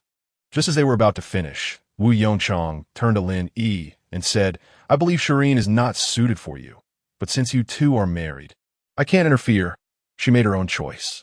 However, I still suggest you explore the capital and meet some exceptional individuals, rather than confining yourself to this small corner. Lin Yi chuckled at Wu Yongchang's comments. Grandfather, on what grounds do you presume I am unworthy here? Why do you believe I am not exceptional? My name will echo across the globe, not just within the confines of your capital. Lin Yi's succinct retort left Wu Yongchang at a loss for words. Chapter 79, Snack Street. After finishing their meal, a middle-aged man appeared at the door. Boss, it's about time, he remarked, directing his gaze towards Wu Yongchang. Nodding in acknowledgement, Wu Yongchang stepped outside. Dad, let me see you off. Wu Rulin accompanied him as they exited, while the others remained at home. The relationship between the few remaining and Wu Yongchang had never been particularly cordial, especially for Li Jintian, who was quite pleased to see him leave. Dad, aren't you going to send off Grandpa? Li Chun inquired, noticing Li Jintian's indifference. Send him off? If he spoke nicely, I might consider it. But look at the kind of words he uses. Why would I want to invite trouble upon myself? Li Jintian expressed his frustration. Ever since he married Wu Rulin, that old man had constantly disparaged him. Even during their annual visits to the capital, he had to grit his teeth and endure. Turning to Xiao Yi, Li Jintian continued. You and your partner have been registered for a while now. Why not ask your parents when they are free? We could arrange a gathering between our families. Lin Yi smiled. I'll ask them tonight. They've recently hired some staff, so they should be available. Upon hearing this, Li Jintian grinned. Excellent. If you find time tomorrow, we could share a meal together. All right. It's getting late, so Shireen and I will head back to inquire, Lin Yi replied, taking Li Shireen's hand as they walked out. As they made their way, Li Shireen gazed at Lin Yi and then out the window, observing the bustling traffic and the hurried pedestrians finishing their day. Lin Yi, noticing her gaze, recalled how they had only been out for leisure once despite their time together, while Li Shireen had never once suggested an outing. He steered the car to the right and gradually parked in a lot. Where are we headed? Li Shireen asked, puzzled. Lin Yi looked at her softly and said, I'm sorry. Li Shireen was taken aback. What has gotten into you? Suddenly saying that? Gazing into her clear eyes, Lin Yi continued. We've been together for quite a while, and I haven't taken you out to enjoy ourselves properly. I feel quite guilty about that. While they were together, he had been preoccupied with work matters, always intending to take her out once things settled. Yet, every time he thought he was finished, another task arose. He had recently come to realize that the work was never-ending, and now he was engrossed in another project concerning car production, nearly forgetting his original intentions. Why are you saying this? Li Shireen's eyes glistened with unshed tears. Lin Yi's sudden admission caught her off guard. Just as she was feeling touched, Lin Yi abruptly pulled her along. You decide where to go. I'll follow. Despite this, they ended up walking hand in hand aimlessly down the street. Spending not a single cent unbeknownst to them, they wandered into Snack Street, where Lisharin's eyes sparkled with excitement at the vast array of delicacies. Lin Yi finally understood where her heart truly lay. She showed little interest in the luxurious boutiques of the bustling city center and had never once suggested indulging in a fine steak. But here, amidst the treasure trove of street food, Lisharin discovered her true delight. "Boss, 2 portions of snail rice noodles, please. Make 'em spicy," Lisharin exclaimed, pulling Lin Yi to a small table beside a vendor. Previously, she had heard others remark that the dish had a foul odor, but before she could finish her thought, Lin Yi swiftly covered her mouth. No, there are people around." He glanced at her, feigning a stern expression. "He almost forgot," Lisharin chuckled sheepishly. Lin Yi surveyed the nearby stalls and noted that the vendors maintained a commendable level of cleanliness, which was reassuring. He wasn't overly fastidious, having frequently enjoyed late-night snacks with friends, but he was concerned about Lisharin's well-being. Before long, the vendor placed 2 bowls of snail rice noodles before them. "Careful, they're hot. Take your time," the vendor cautioned before returning to his work. Once the vendor left, Lisharin eagerly picked up a pair of disposable chopsticks and began to eat. "Wow, so spicy," she exclaimed, fanning her mouth after the first bite. Each time she lifted some noodles, the chili oil clung to them, making the experience a blend of pungency, spiciness, and heat. Regretting her choice, she lamented, I might not finish this." With teary eyes, she looked at Lin Yi. "You ordered 2 portions. Who told you to be greedy?" Lin Yi said, transferring some noodles from her bowl to his, leaving just a small amount for her. I just wanted to try the smell." Lisharin, seeing how much Lin Yi had taken, began to slurp her noodles as well. Half an hour later, Lin Yi finally reached his limit. "Let us go," Lisharin urged, pulling him towards the end of Snack Street. Poor Lin Yi felt nauseous at the sight of the greasy food, having consumed far too much. Anyone would struggle with such an excess. He longed to escape the bustling street. Once Lisharin had finished exploring, Lin Yi felt a sense of liberation. Exiting Snack Street, Lisharin led Lin Yi to a prestigious boutique in the city center. "Welcome." A beautiful woman at the entrance greeted them. Lisharin guided Lin Yi inside, glancing around. The salesperson, still smiling, inquired, "May I ask if this gentleman or this lady is interested in a watch? We'll take a look first and let you know if we decide to buy," Lisharin replied, causing the salesperson's expression to cool slightly. She had assumed they were genuinely interested in purchasing a watch, but it seemed they were merely browsing. Nevertheless, trained in her profession, she continued to warmly present the watches to them. Lin Yi caught sight of the prices, a string of zeros that explained the lack of patrons. Selling just 1 watch would equate to the entire store's monthly sales. The wealthy truly were extraordinary, Lin Yi mused. Chapter 80. The Appointment. After a while of contemplation, Lisharin pointed at the exquisite watch priced at 600,000 and said, "Please wrap up these 2 pieces for me." "Madam, are you requesting both?" The saleswoman's voice trembled slightly. She had assumed the pair merely wished to browse, never anticipating such an immediate purchase. "Allow me to introduce," the saleswoman began. "This watch is adorned with 128 diamonds, a sapphire crystal transparent case, and—" Before she could finish, Lisharin waved her hand dismissively. "No need for all that.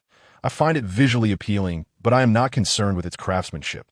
Despite her words, the saleswoman felt a pang of frustration. With such a lavish purchase, she felt compelled to provide some context to ensure her commission felt justified. Yet, the customer is always right, and she complied with Lisharin's request.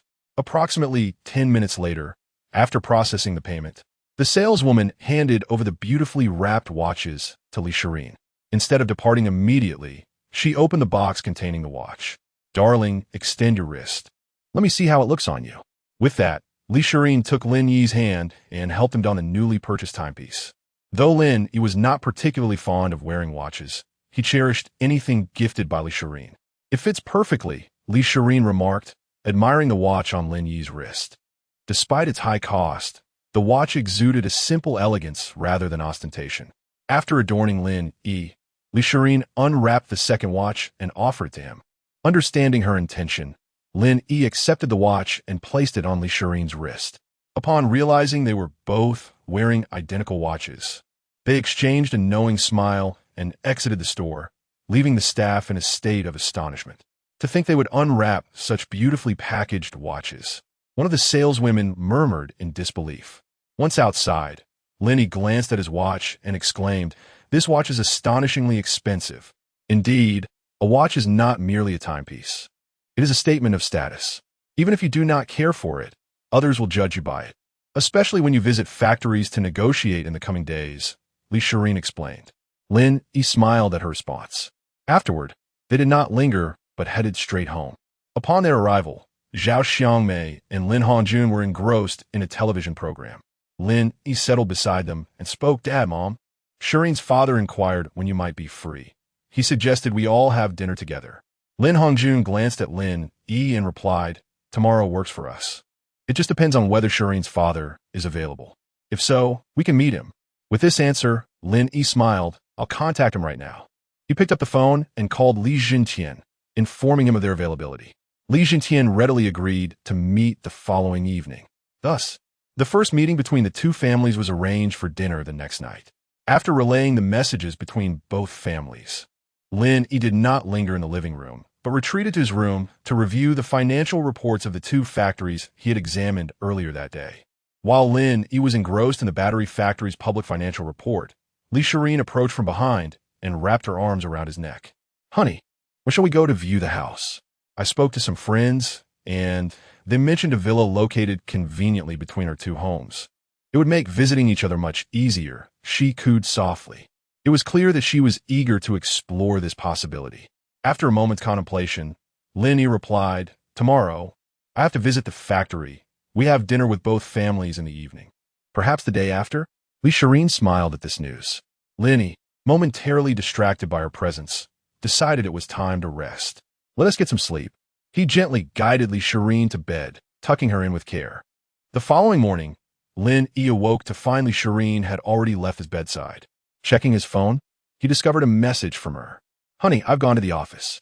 Remember to pick me up after work." Smiling at her note, Lin Yi quickly washed up and prepared a swift breakfast before heading out. After leaving, he followed the addresses he had researched the previous day and arrived at a suburban area filled with factories. The streets were nearly deserted, with only a few workers emerging from their shifts, their eyes heavy with fatigue. Lin Yi surmised these must be night shift employees finishing their work. If I acquire the electronics factory, should I eliminate the night shift or provide additional incentives? He pondered, feeling a twinge of sympathy for them. However, he quickly dismissed this line of thinking and proceeded directly to the battery factory. Intending to enter, he was stopped by a security guard. "Who are you? Do you have an appointment? What are you doing here outside of work hours?"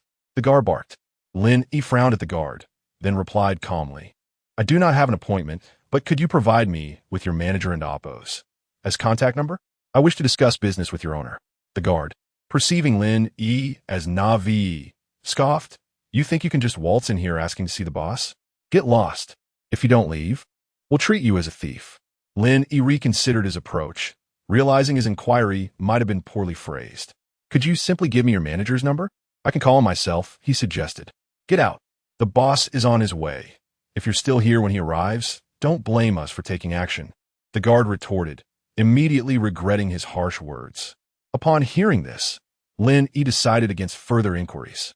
His initial plan to navigate through the hierarchy to reach someone of authority was clearly unnecessary. Nevertheless, he felt displeased with the guard's demeanor. It was unbecoming for someone in service to wield such authority over others. Instead of engaging further, he returned to his car and patiently awaited the arrival of the factory's so-called leadership. Chapter 81. Understanding the situation, there was no alternative. Lin Yi had inquired about the matter through his connection with Li Shirin. However, their network did not extend into this particular domain, leaving him with no choice but to proceed as he did. Even Li Jintian was unfamiliar with the individual in question, who was reportedly from out of town. Given the multitude of enterprises in Huadu, knowing a fraction of individuals was already commendable. Knowing everyone was simply unfeasible. Initially, Li Jintian had requested Lin Yi to grant him 2 days to find a way to obtain that person's contact information through some acquaintances, but Lin Yi declined. He desired expedience, as he was eagerly anticipating his own car. Before long, A Mercedes-Benz slowly approached the factory gate. Seizing the opportunity, Lin Yi stepped forward to intercept the vehicle. Upon witnessing Lin Yi's actions, several security personnel swiftly surrounded him, sternly demanding, "What are you doing? Step aside."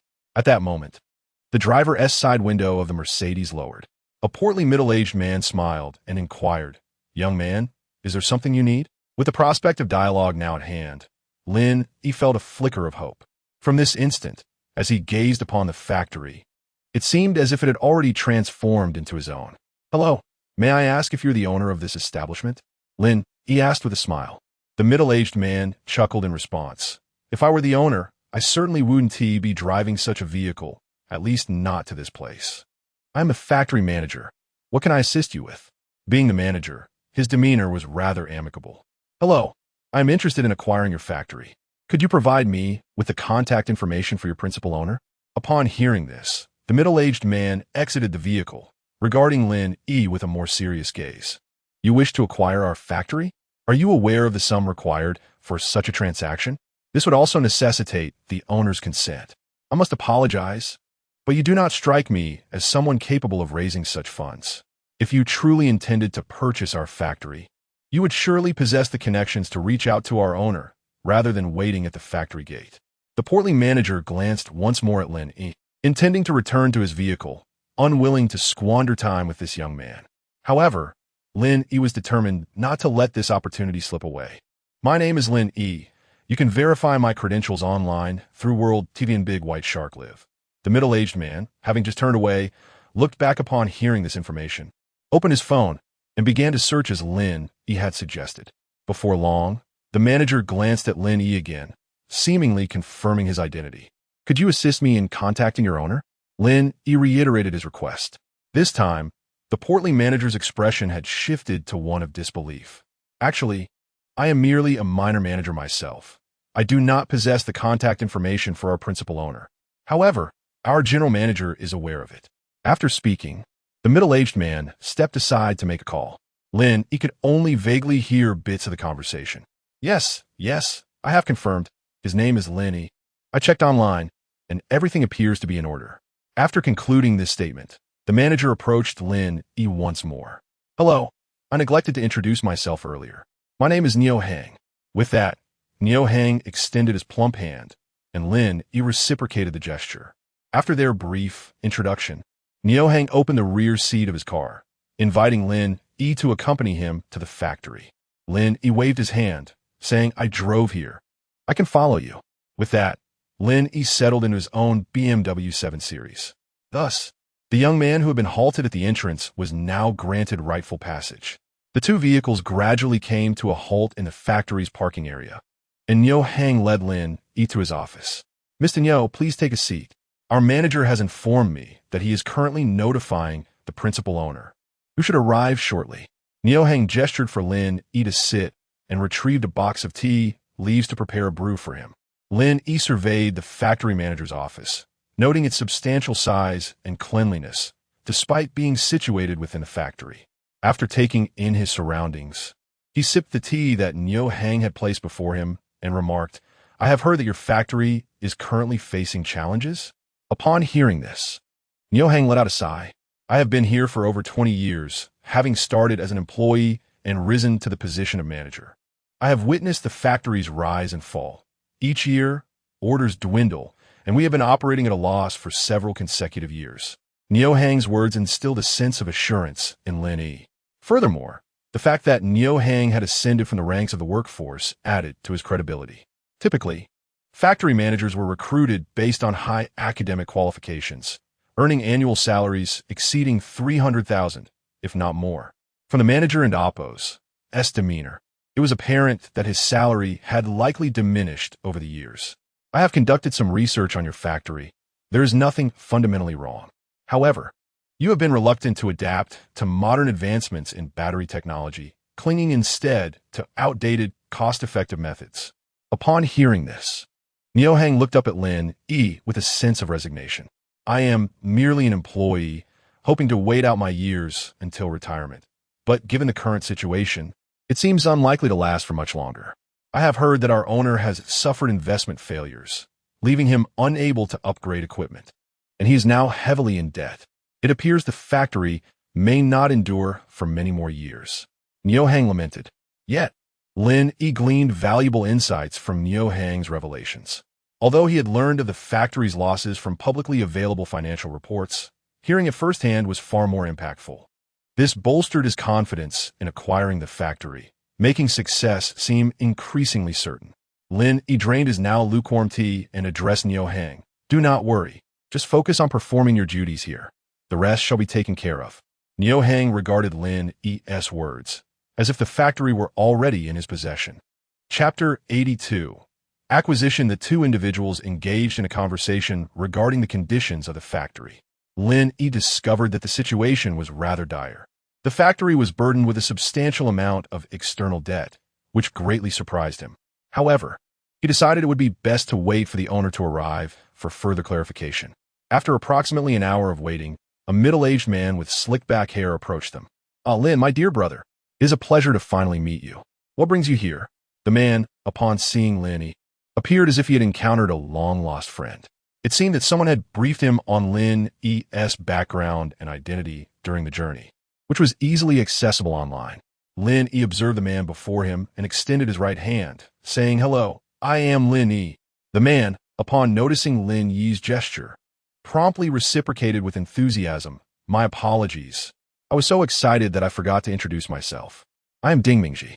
As their hands clasped, Lin Yi furrowed his brow. Although he had released his grip, Ding Mingji continued to hold on with both hands. Upon realizing his awkwardness, Ding Mingji quickly let go. I apologize. I got a bit carried away, he said with an embarrassed smile. From Ding Mingji's earlier expressions and actions, it was evident that his factory was nearing its end. As someone of his experience would not have exhibited such eagerness otherwise. Once seated, Lin Yi fixed his gaze upon Ding Mingji and stated, Mr. Ding, I believe you're aware of my intentions for this visit. May I inquire what price you have in mind? Please, make the first offer. Lin Yi directly addressed the matter at hand, avoiding any superfluous conversation. Ding Mingji found himself in a difficult position. He had hoped to gauge Lin Yi's offer first, but the latter had boldly asked for a price instead. Typically, one would engage in pleasantries before diving into negotiations, but the younger generation had become exceedingly forthright. To be honest, I had no intention of selling this factory. As you can see, it is functioning well. This factory represents years of my dedication. Although we are facing a bit of debt, our performance improves year by year, Ding Mingji chuckled. He realized he needed Lin Yi to propose a price first. Allowing him to negotiate upwards, being questioned directly placed him at a disadvantage. Mr. Ding, let me speak candidly. If you truly had no desire to sell, you would not have come here to meet me. Your visit indicates an intention to sell. Moreover, I have reviewed your publicly available financial reports, which reveal a consistent trend of losses. This is something we both understand. As Lin Yi spoke, he maintained steady eye contact, causing Ding Mingji to feel increasingly uneasy. As the conversation progressed, Ding Mingji's gaze began to wander, betraying his growing lack of confidence. No wonder you are Lin Yi. We are all aware of your success with World TV. However, my dear brother, running a factory is quite different from managing software media. What price do you have in mind for acquiring my factory? Ding Mingji sighed, still holding out hope for a better deal. Lin Yi smiled, Mr. Ding. I'm speaking to you in earnest. The price is yours to propose. I cannot simply suggest a figure like 1 or 200 million. That would be pointless. We are both men of stature. Let's be straightforward. At this point, Lin Yi had completely seized control of the conversation, while beads of cold sweat began to form on Ding Mingji's forehead. Well, this is rather sudden. May I have a few days to consider? Ding Mingji implored Lin Yi. However, Lin Yi frowned and replied, Mr. Ding, if you lack sincerity, then let us part ways.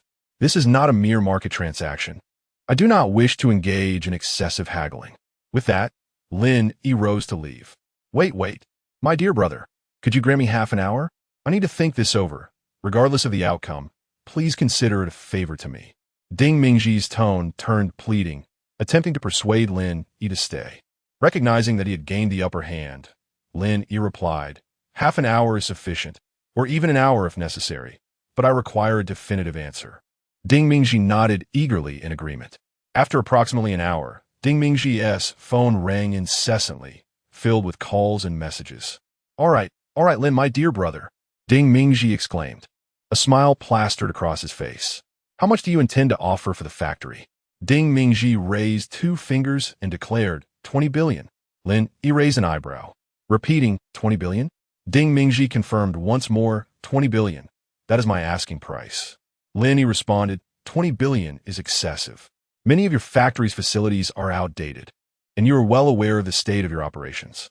To acquire this factory, I will need to replace a significant amount of equipment, and that price is unjustified. I can offer you a maximum of 15 billion, especially considering the considerable external debts you still owe, which amount to several billion. Therefore, I can only go as high as 15 billion. Ding Mingji was taken aback, feeling bewildered. He had anticipated Lin Yi would offer at least 2 billion less than his initial asking price, but this was far beyond his expectations. My dear brother, this is unacceptable.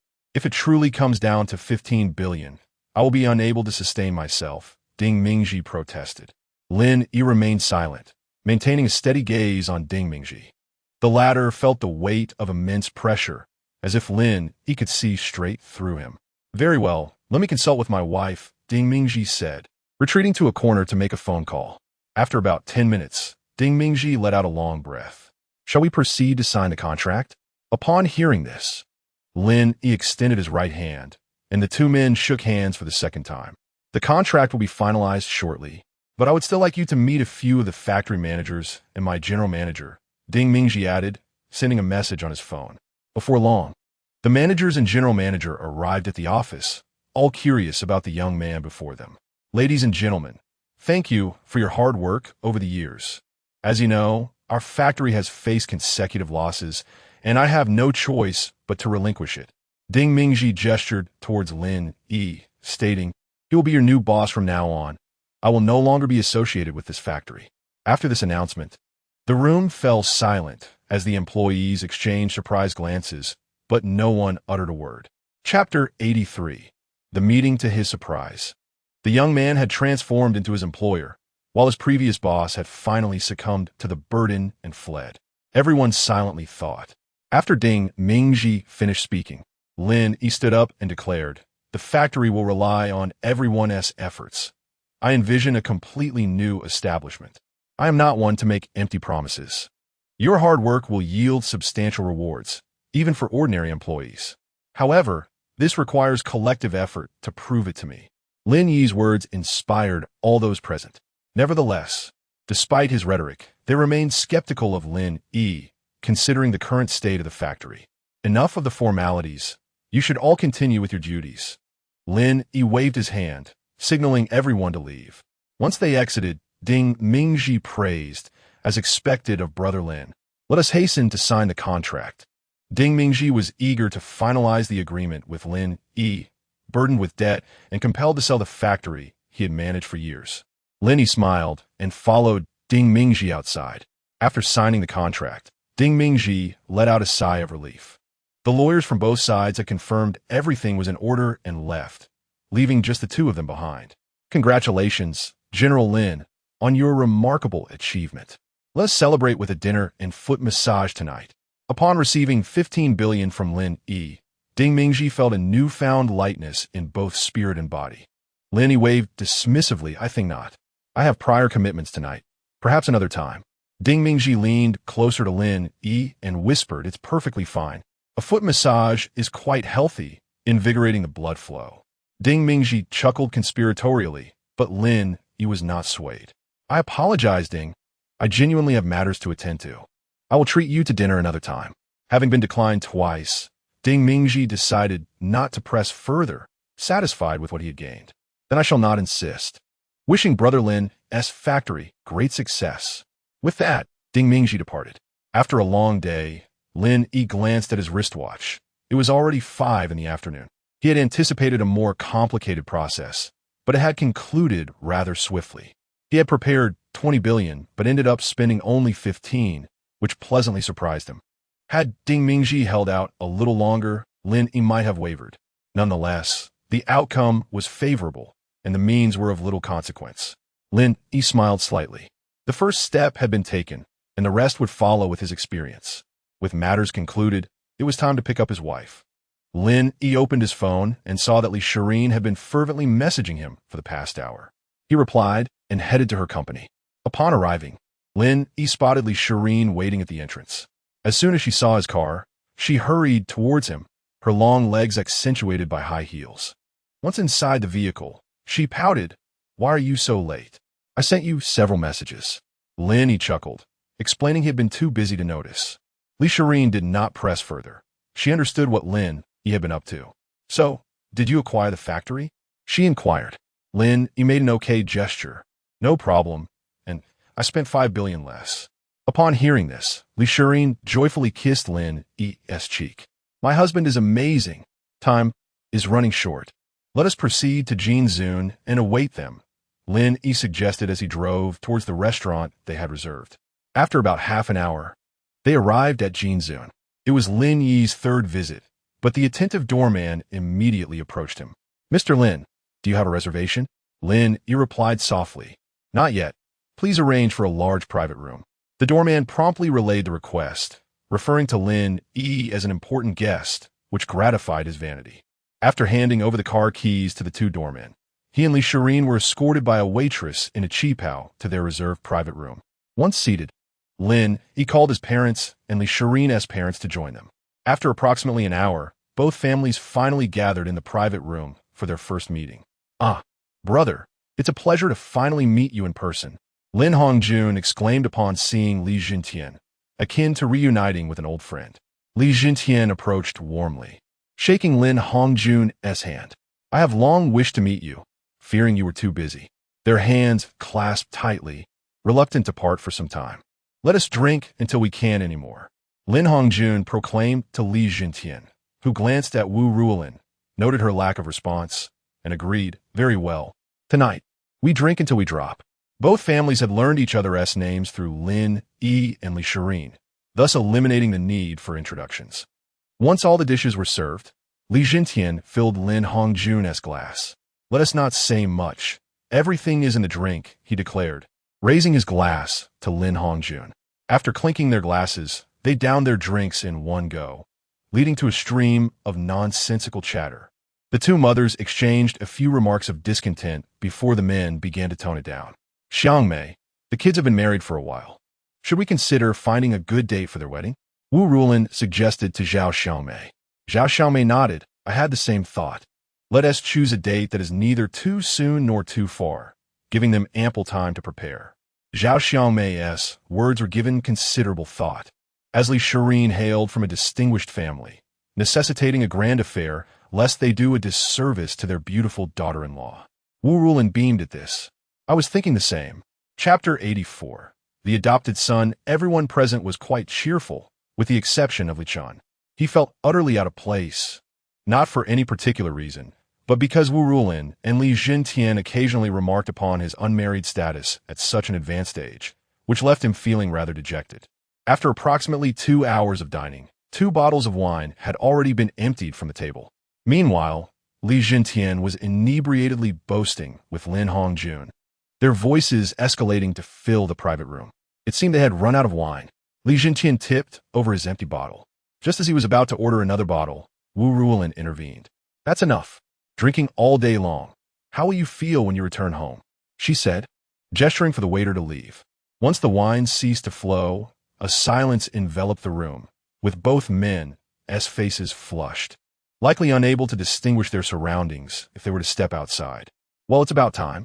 Let us gather again when we have the chance," Zhao Xiaomei said with a smile. The two families had grown quite familiar, mostly discussing Lin Yi and Li Shireen. "All right, let us leave it at that for now. We'll reconvene when we can," Wu Ruolin replied with a smile. After Lin Yi settled the bill, each family began to escort their respective elders out. "Don't forget to gather again sometime," Zhao Xiaomei called out. Wu Ruolin nodded in acknowledgement. Once Wu Ruolin's family had entered their vehicle, Lin Yi assisted his inebriated father into the car. "Really, why drink so much? Can't you exercise some restraint?" Zhao Xiaomei complained as she helped Lin Yi with Lin Hongjun. After getting into the car, Lin Yi drove the vehicle that Lin Hongjun had arrived in, while Li Shireen took the BMW that Lin Yi had driven. Upon returning home, Lin Hongjun immediately rushed to the toilet to vomit. Honestly, knowing it would end this way. Why push your limits? Zhao Xiaomei grumbled. After he finished, Lin Hongjun collapsed onto his bed without even taking a shower. Get up. If you don't wash up tonight, you want TB sleeping. Zhao Xiaomei's furious voice echoed throughout the house. Meanwhile, Lin Yi and Li Shirin, in the adjacent room, could hear Zhao Xiaomei's furious outburst. Should we go check? Li Shirin inquired beside Lin Yi. He waved his hand dismissively. No need. It's our family's old tradition. This reminded Lin Yi of how his father would always end up sleeping on the sofa after a night of drinking. Poor Lin Hongjun, every time he was cast out, he would think to come to Lin Yi's room to sleep, but was always coldly rejected. Time had passed, and Lin Yi had now established his own family. As he reminisced about the past, he noticed Li Shirin gazing at him with her sparkling eyes. Turning to her, he asked, "What's the matter?" She lowered her head and asked, "Darling, you haven't forgotten what you said before, have you?"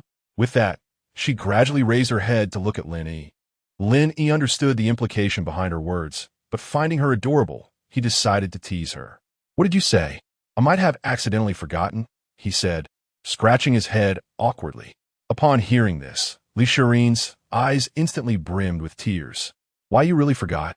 I just told you yesterday. How could you forget what I said?" She grew increasingly agitated, even covering her face and bursting into tears. "Oh no, I've messed up," Lin Yi thought anxiously. Don't cry, don't cry. I remember. We're going to look at houses tomorrow. I remember. I was just joking." He hurriedly tried to comfort her, but Li Shirin continued to sob uncontrollably.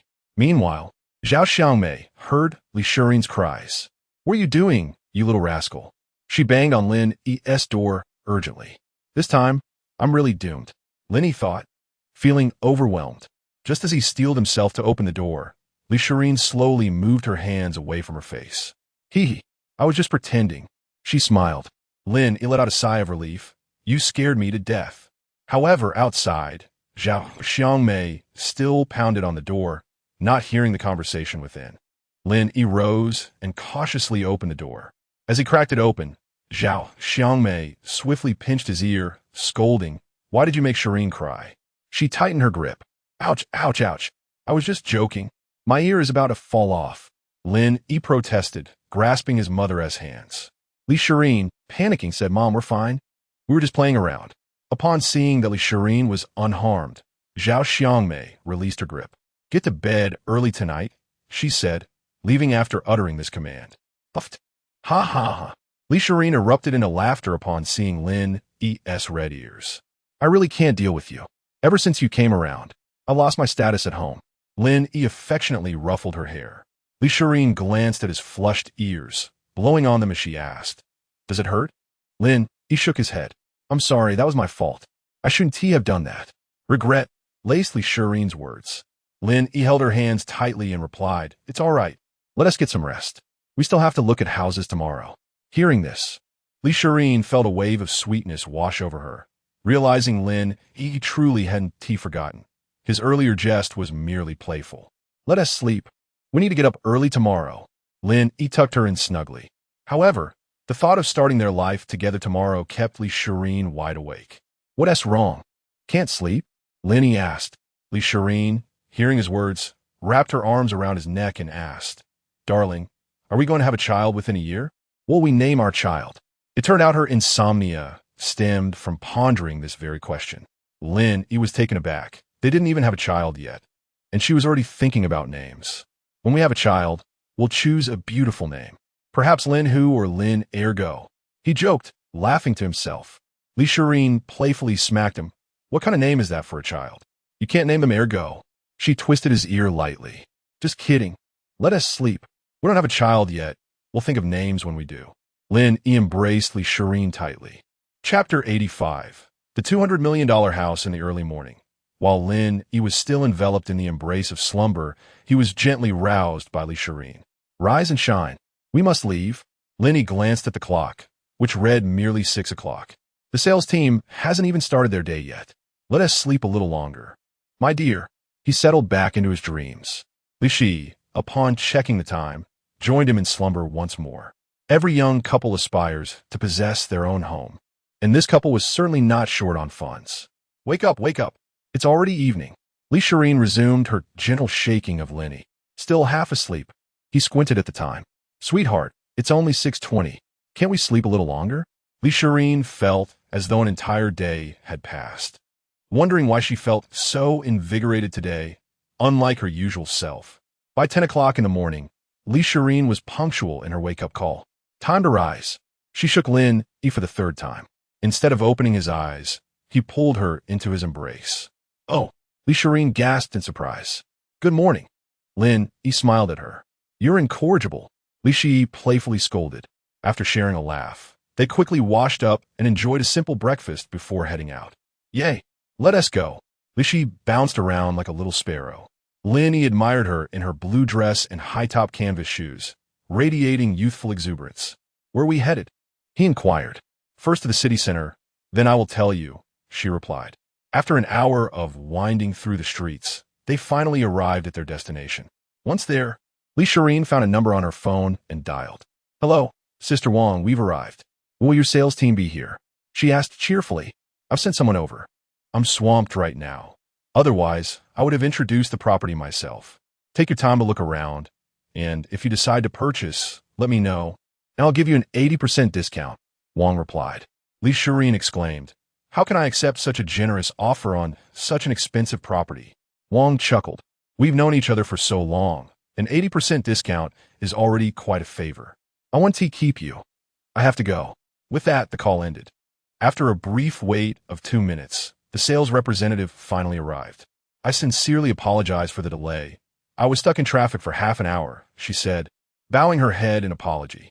Lin Yi waved dismissively. No worries, let us view the house. Right this way, the saleswoman beckoned, leading them toward the villa district. Our villas are standalone, and we have the best property management in the entire area. Any issues will be resolved within 2 hours. Importantly, we're neither too far from the city nor too close. The surroundings are tranquil, and it's just a 10-minute drive to the city center. As they approached the villa, the saleswoman pointed to a small adjoining structure.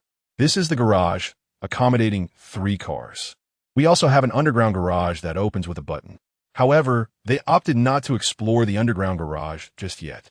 The saleswoman led them inside the villa. This entire house is fully furnished and ready for you to move in. Should you wish to renovate, we will provide 1 complimentary renovation. The furniture is exquisite, far from the ordinary items you find on the market, she elaborated, showcasing the property. Arriving at one side of the house, she said, This is our indoor swimming pool, maintained at a constant temperature, ensuring comfort regardless of the weather outside. Noticing Li Shireen's captivated gaze, she continued, What do you think? We'll take this house. Li Shireen declared upon seeing the pool. Ma'am, are you saying you wish to purchase it right now? The saleswoman was taken aback. Such a house would sustain her expenses for several years. Yes. Can we move in today? Li Shireen was eager to settle in. Certainly. As long as the paperwork is completed, it will be yours, the saleswoman replied, her smile growing wider. We have all the necessary documents. What do we sign? Li Shireen asked excitedly. Right this way. I'll assist you with the paperwork, the saleswoman said, leading them to the office. After finalizing the documents, Li Shireen could hardly contain her excitement as they returned to their new home. Look at the size of this bed, she exclaimed, pointing to the master bedroom and immediately leaping onto it. It's so soft, she called out to Lin Yi. Lin Yi chuckled. A $200 million house acquired so swiftly. Are we moving in tonight? Isn't that a bit hasty? Pouting, Li Shireen replied, but I want to move in tonight. Seeing her eagerness, Lin Yi relented, realizing he had no choice, especially since she had insisted on paying. As he recalled the moment she swiped her card, he smiled at the memory of her eagerness, which had led others to assume he was living off her. Moving in tonight is fine, but we should invite our families over for dinner to celebrate this significant purchase. Lin Yi suggested thoughtfully. Yes, I'll invite them for dinner this afternoon, Li Shireen chimed, brimming with joy. Finally, they had bought their own home, and such a beautiful one at that. With a burst of enthusiasm, Li Shireen leaped off the bed and dragged Lin Yi toward their grand swimming pool. Chapter 86. Moving into a new home, what a splendid swimming pool. In due time, we can come here whenever we desire to enjoy it. and perhaps purchase an air mattress to float upon. Li Shirin's voice dwindled to a whisper. Lin Yi playfully pinched her, asking, "How do you plan to enjoy it?" Upon hearing his words, Li Shirin blushed and smiled shyly, but suddenly she realized, "Oh dear, you're incorrigible." She playfully swatted Lin Yi's arm. Their laughter echoed as they frolicked about, exploring every nook and cranny of their new abode. Truly, it was a luxurious villa, complete with a private cinema. Everything one could wish for. "I never imagined I would one day afford such a dwelling," Lin Yi mused. This is my purchase," Li Shirin declared, waving her card triumphantly. "Lin Yi chaklet, alricht. It is our affluent Li Shirin's purchase." Li Shirin struck a proud pose, hands on her hips. "Just so you know." "Enough chatter. Didn't you say you would move in tonight? We still need to return home to gather our belongings. Let us invite them over for dinner later." Lin Yi patted Li Shirin's head. Almost forgetting, Li Shirin urged him to hurry, pushing him toward the door. Upon returning home, they found Zhao Xiangmei engrossed in her phone on the sofa. Hearing their commotion, she turned and inquired, "Where have you two been today?" Li Shirin smiled and presented her hands from behind her back. With a resounding thud, the property deed slammed onto the table. "Mom, we bought a house today," she exclaimed joyfully. Ever since the acquisition, a radiant smile had adorned Li Shirin's face. Zhao Xiaomei picked up the deed and asked, "Did you really buy a house? How much did it cost?" Li Shirin held up 2 fingers. "Guess, Mom. Considering the current exorbitant housing prices, you must have chosen a prime location. Surely, it must be at least 20 million. You wouldn't settle for a 2 million house," Zhao Xiaomei deduced. Li Shirin shook her head. "No, Mom, it's 200 million. The moment the words left her lips, Zhao Xiangmei was flabbergasted. "What? 200 million? I can't even fathom that. In all my years, I've never seen a 20 million house, and you've gone and bought one for 200 million. Where did you find it? I must see it for myself." Zhao Xiangmei's heart was racing at the thought of such an extravagant home. "Mom, we're moving in tonight, so you should tidy up as well. The house is quite vast," Li Shirin encouraged. Zhao Xiangmei promptly declined. "Your father and I have worked hard for many years to acquire this home. Though it may not be large, it holds sentimental value. We want to be moving with you young ones. It's too spacious for us to adapt to." After her refusal, Li Shirin didn't press further, understanding the depth of her parents' and Appo's attachment to their home. "All right, but do remember to join us for dinner tonight," Li Shirin reminded.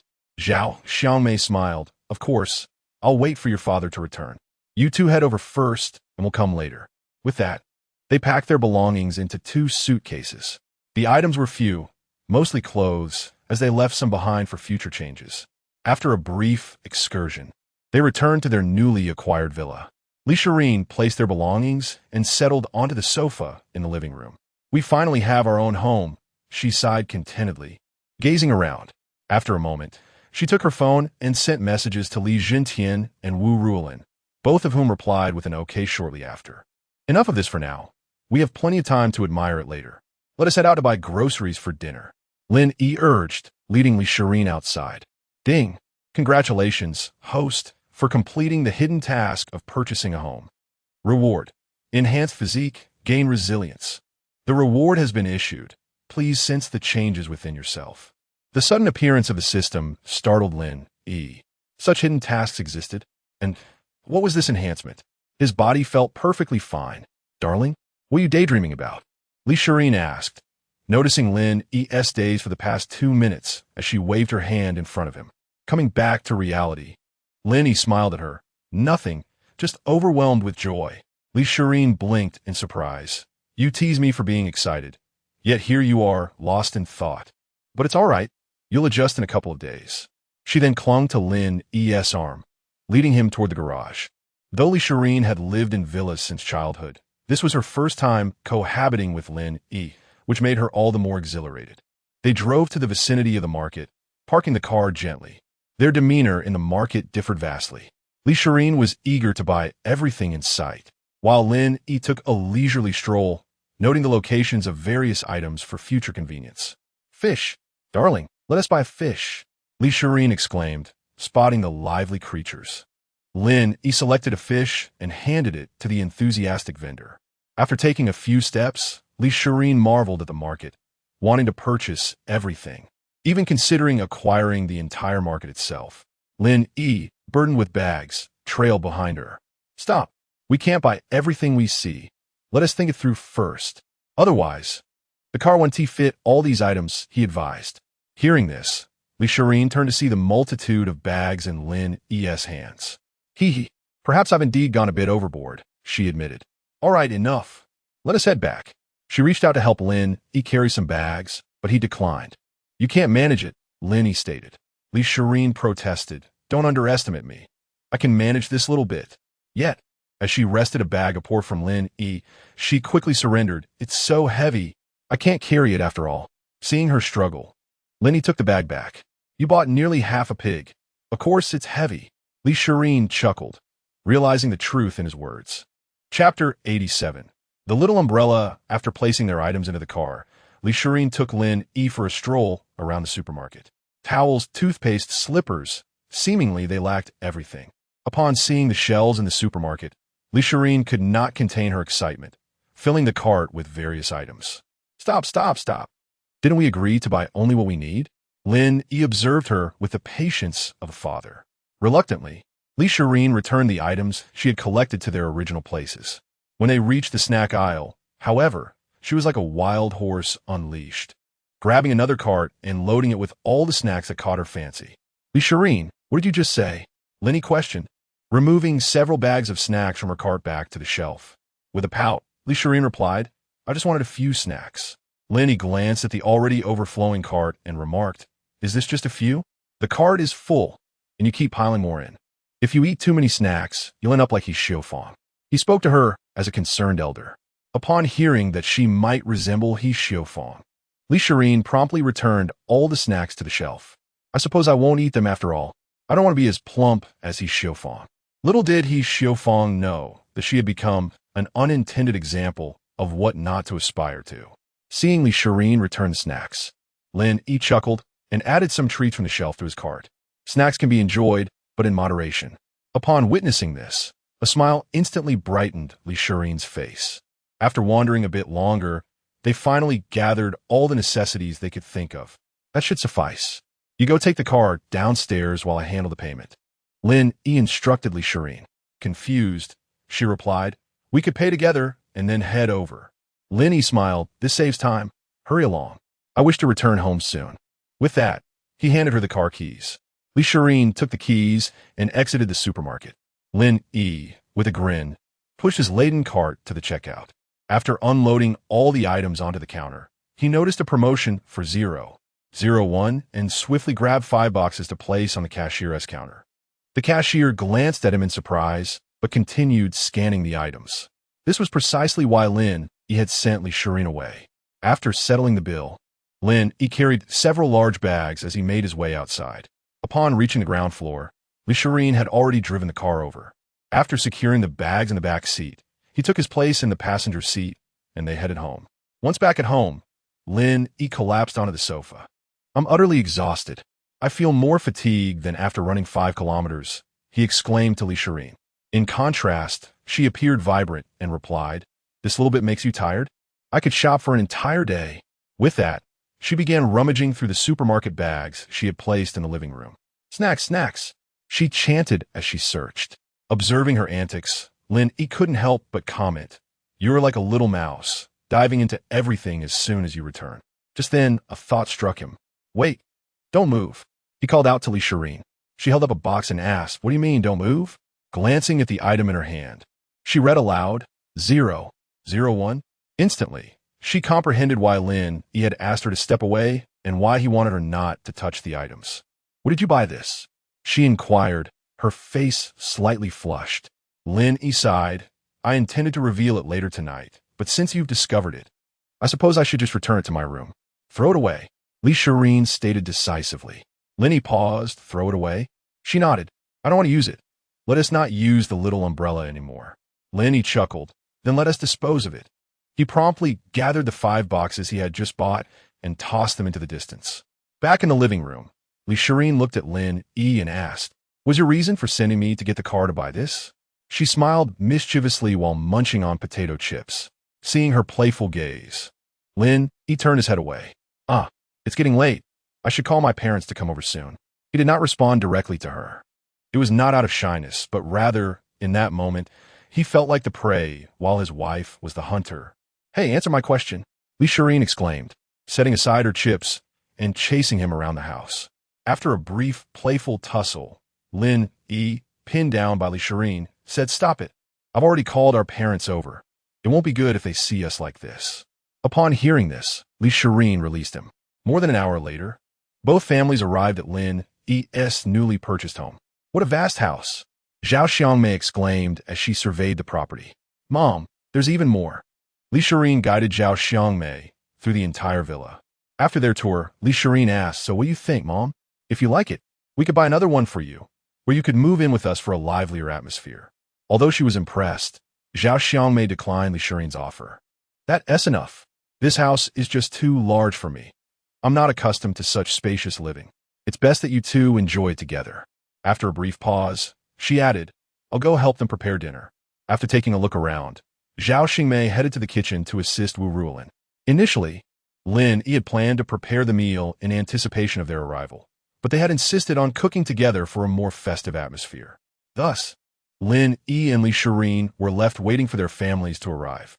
However, once they did, the kitchen was entirely occupied by Zhao Xiangmei and Wu Ruolin, leaving little room for anyone else. Chapter 88.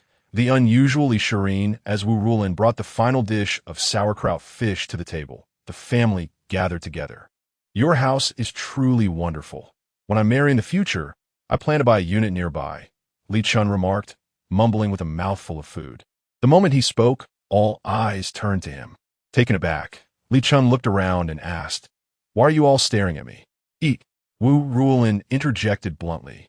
"Your sister is already married, and you, my boy, are 30 now. Yet, I haven't seen you bring a woman home." Li Chun, caught off guard by this reminder, placed a meatball in his mother's bowl and replied, "It's just that I haven't found someone I like yet. Once I do, I will surely pursue her. I promise. I will find a wife in 5 years. By the time you're 35, it might stretch to 40. I command you to find a girlfriend within a year. Family background doesn't matter, but character does," Wu Ruolin insisted firmly. Li Chun never anticipated that such a casual comment would ignite such a firestorm. "Let us eat. Let us eat." Li Shireen nudged the others, eager to preserve the pleasant atmosphere. Glancing at the dishes on the table, Li Chun turned to Li Shireen and asked, "Shireen, since Dad and Uncle are here, why don't you bring out a bottle of wine?" However, as soon as he spoke, both Zhao Xiangmei and Wu Ruolin shot him disapproving glares, simultaneously declaring, "No drinking." Lin Hongjun and Li Zhentian exchanged wry smiles. Having clearly witnessed the two women conspire in the kitchen, especially after their last visit when they nearly lost their stomachs.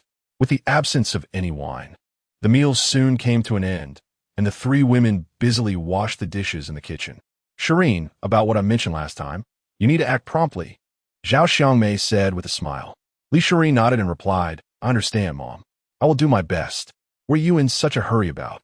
A curious Wu Ruolin asked, looking bewildered. Seeing her mother's expression, Li Shireen shyly responded, "It's nothing." However, Zhao Xiangmei, being someone who had experienced it all, openly stated, "Oh, what else could it be? It's time for Shireen and Xiao Yi, who have been married for quite some time, to start thinking about having children.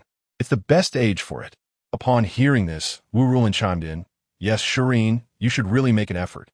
If Lin Yi isn't interested, I'll have a word with him myself." Hearing her mother's assertiveness, Li Shireen quickly waved her hands, saying, "Mom, that's not necessary. We both agree on this.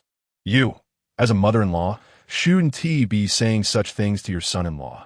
Wu Ruolin laughed at Li Shireen's flustered reaction, saying, "I'm just joking.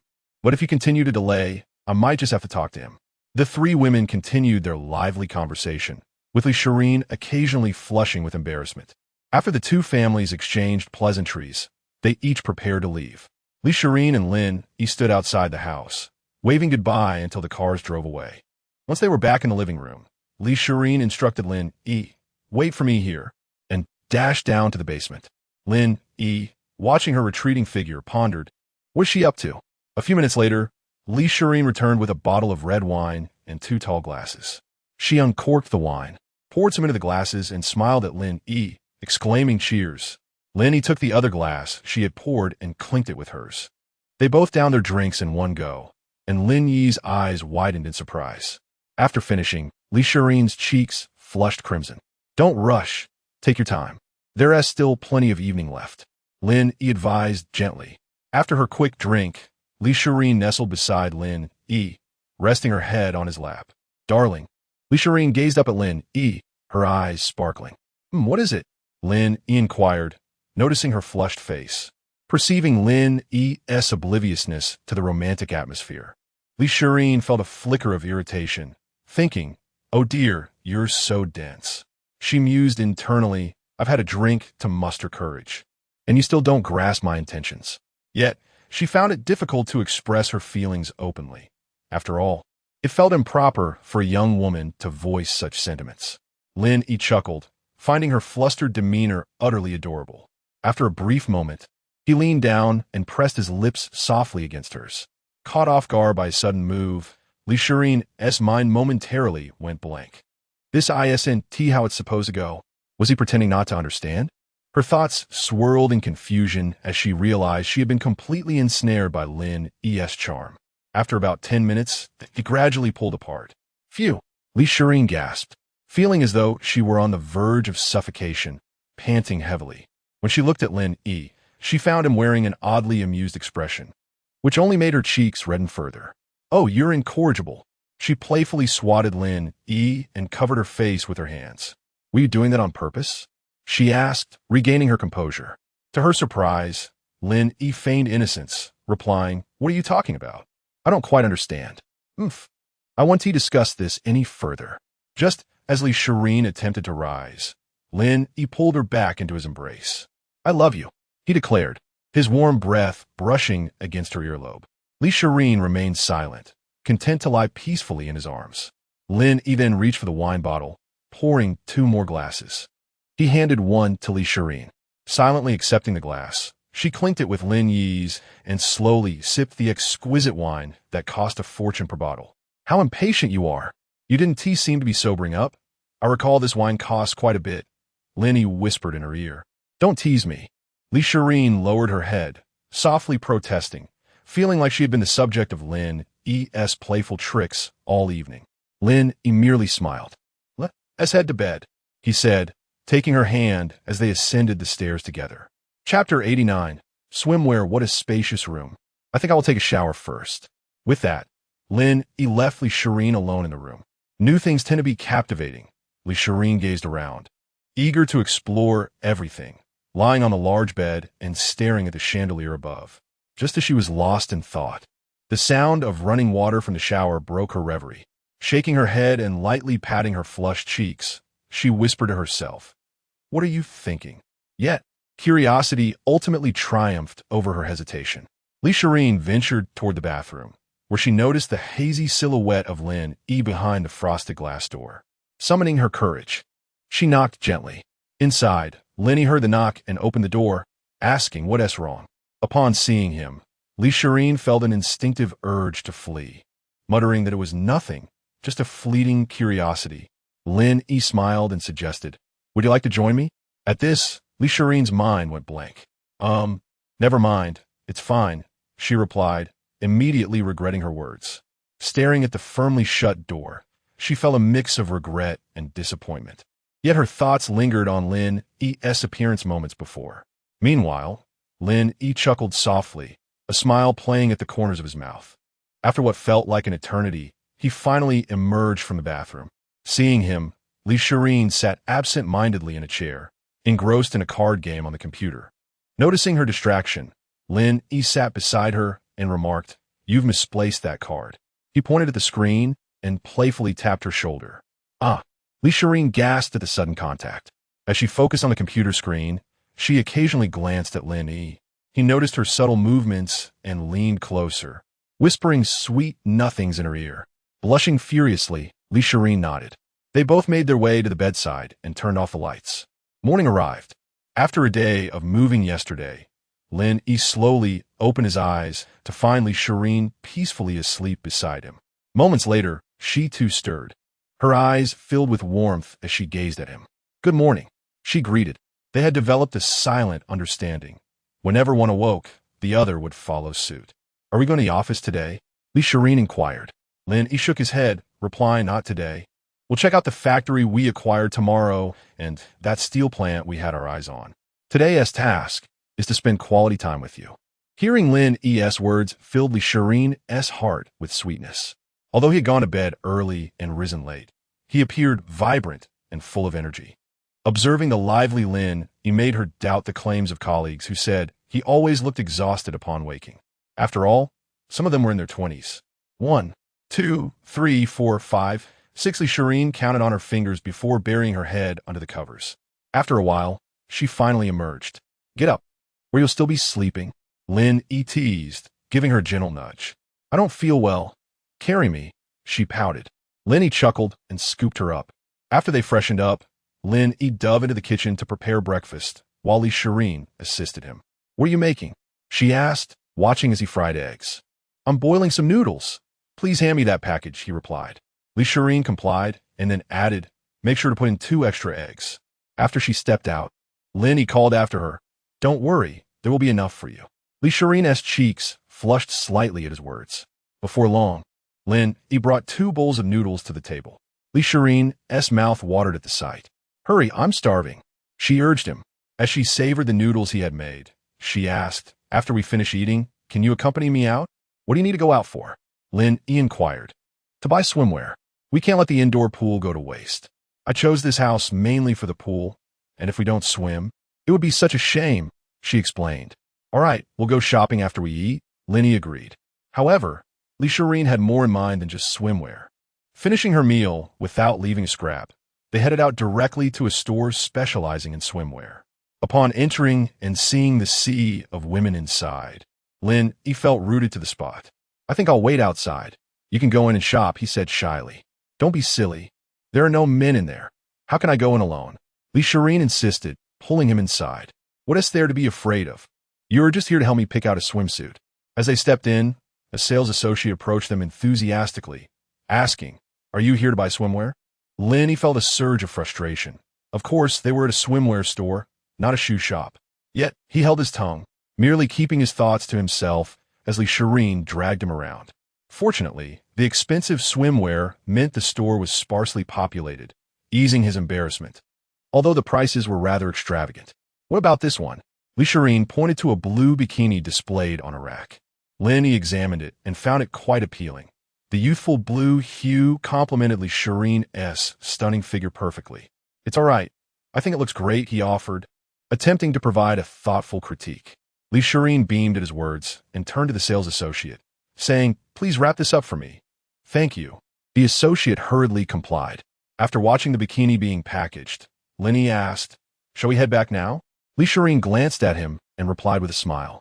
This is just the beginning. It's only the first piece. With that, she eagerly pulled him further into the store. Chapter 90. The swimming pool, how about this red one? Li Shireen held up a red swimsuit and waved it in front of Lin Yi. Upon hearing her voice, several girls in the shop, who were also selecting swimwear, turned their gazes toward Lin Yi. Lin Yi glanced at the swimsuit that Li Shireen presented, his eyes evasive as he shyly replied, it looks rather good. Quite suitable for you. Upon hearing this, Li Shireen pouted and remarked, you didn't even take a proper look before declaring it suitable for me. However, she did not pursue the matter further and promptly instructed the store staff to wrap it up. The sales assistant, witnessing Li Shireen purchase another swimsuit priced at $7,000 or $8,000, could hardly contain her smile as she rushed over. While wrapping it up, she eagerly introduced other garments available, extolling their virtues. After half an hour of browsing, Li Shireen had acquired over 10 swimsuits, each one deemed attractive by Lin Yi.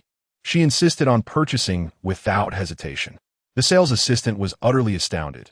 Li Shireen's purchases totaled several tens of thousands. Moreover, when she spotted a couple's swimsuit design that she fancied, she promptly decided to buy it as well.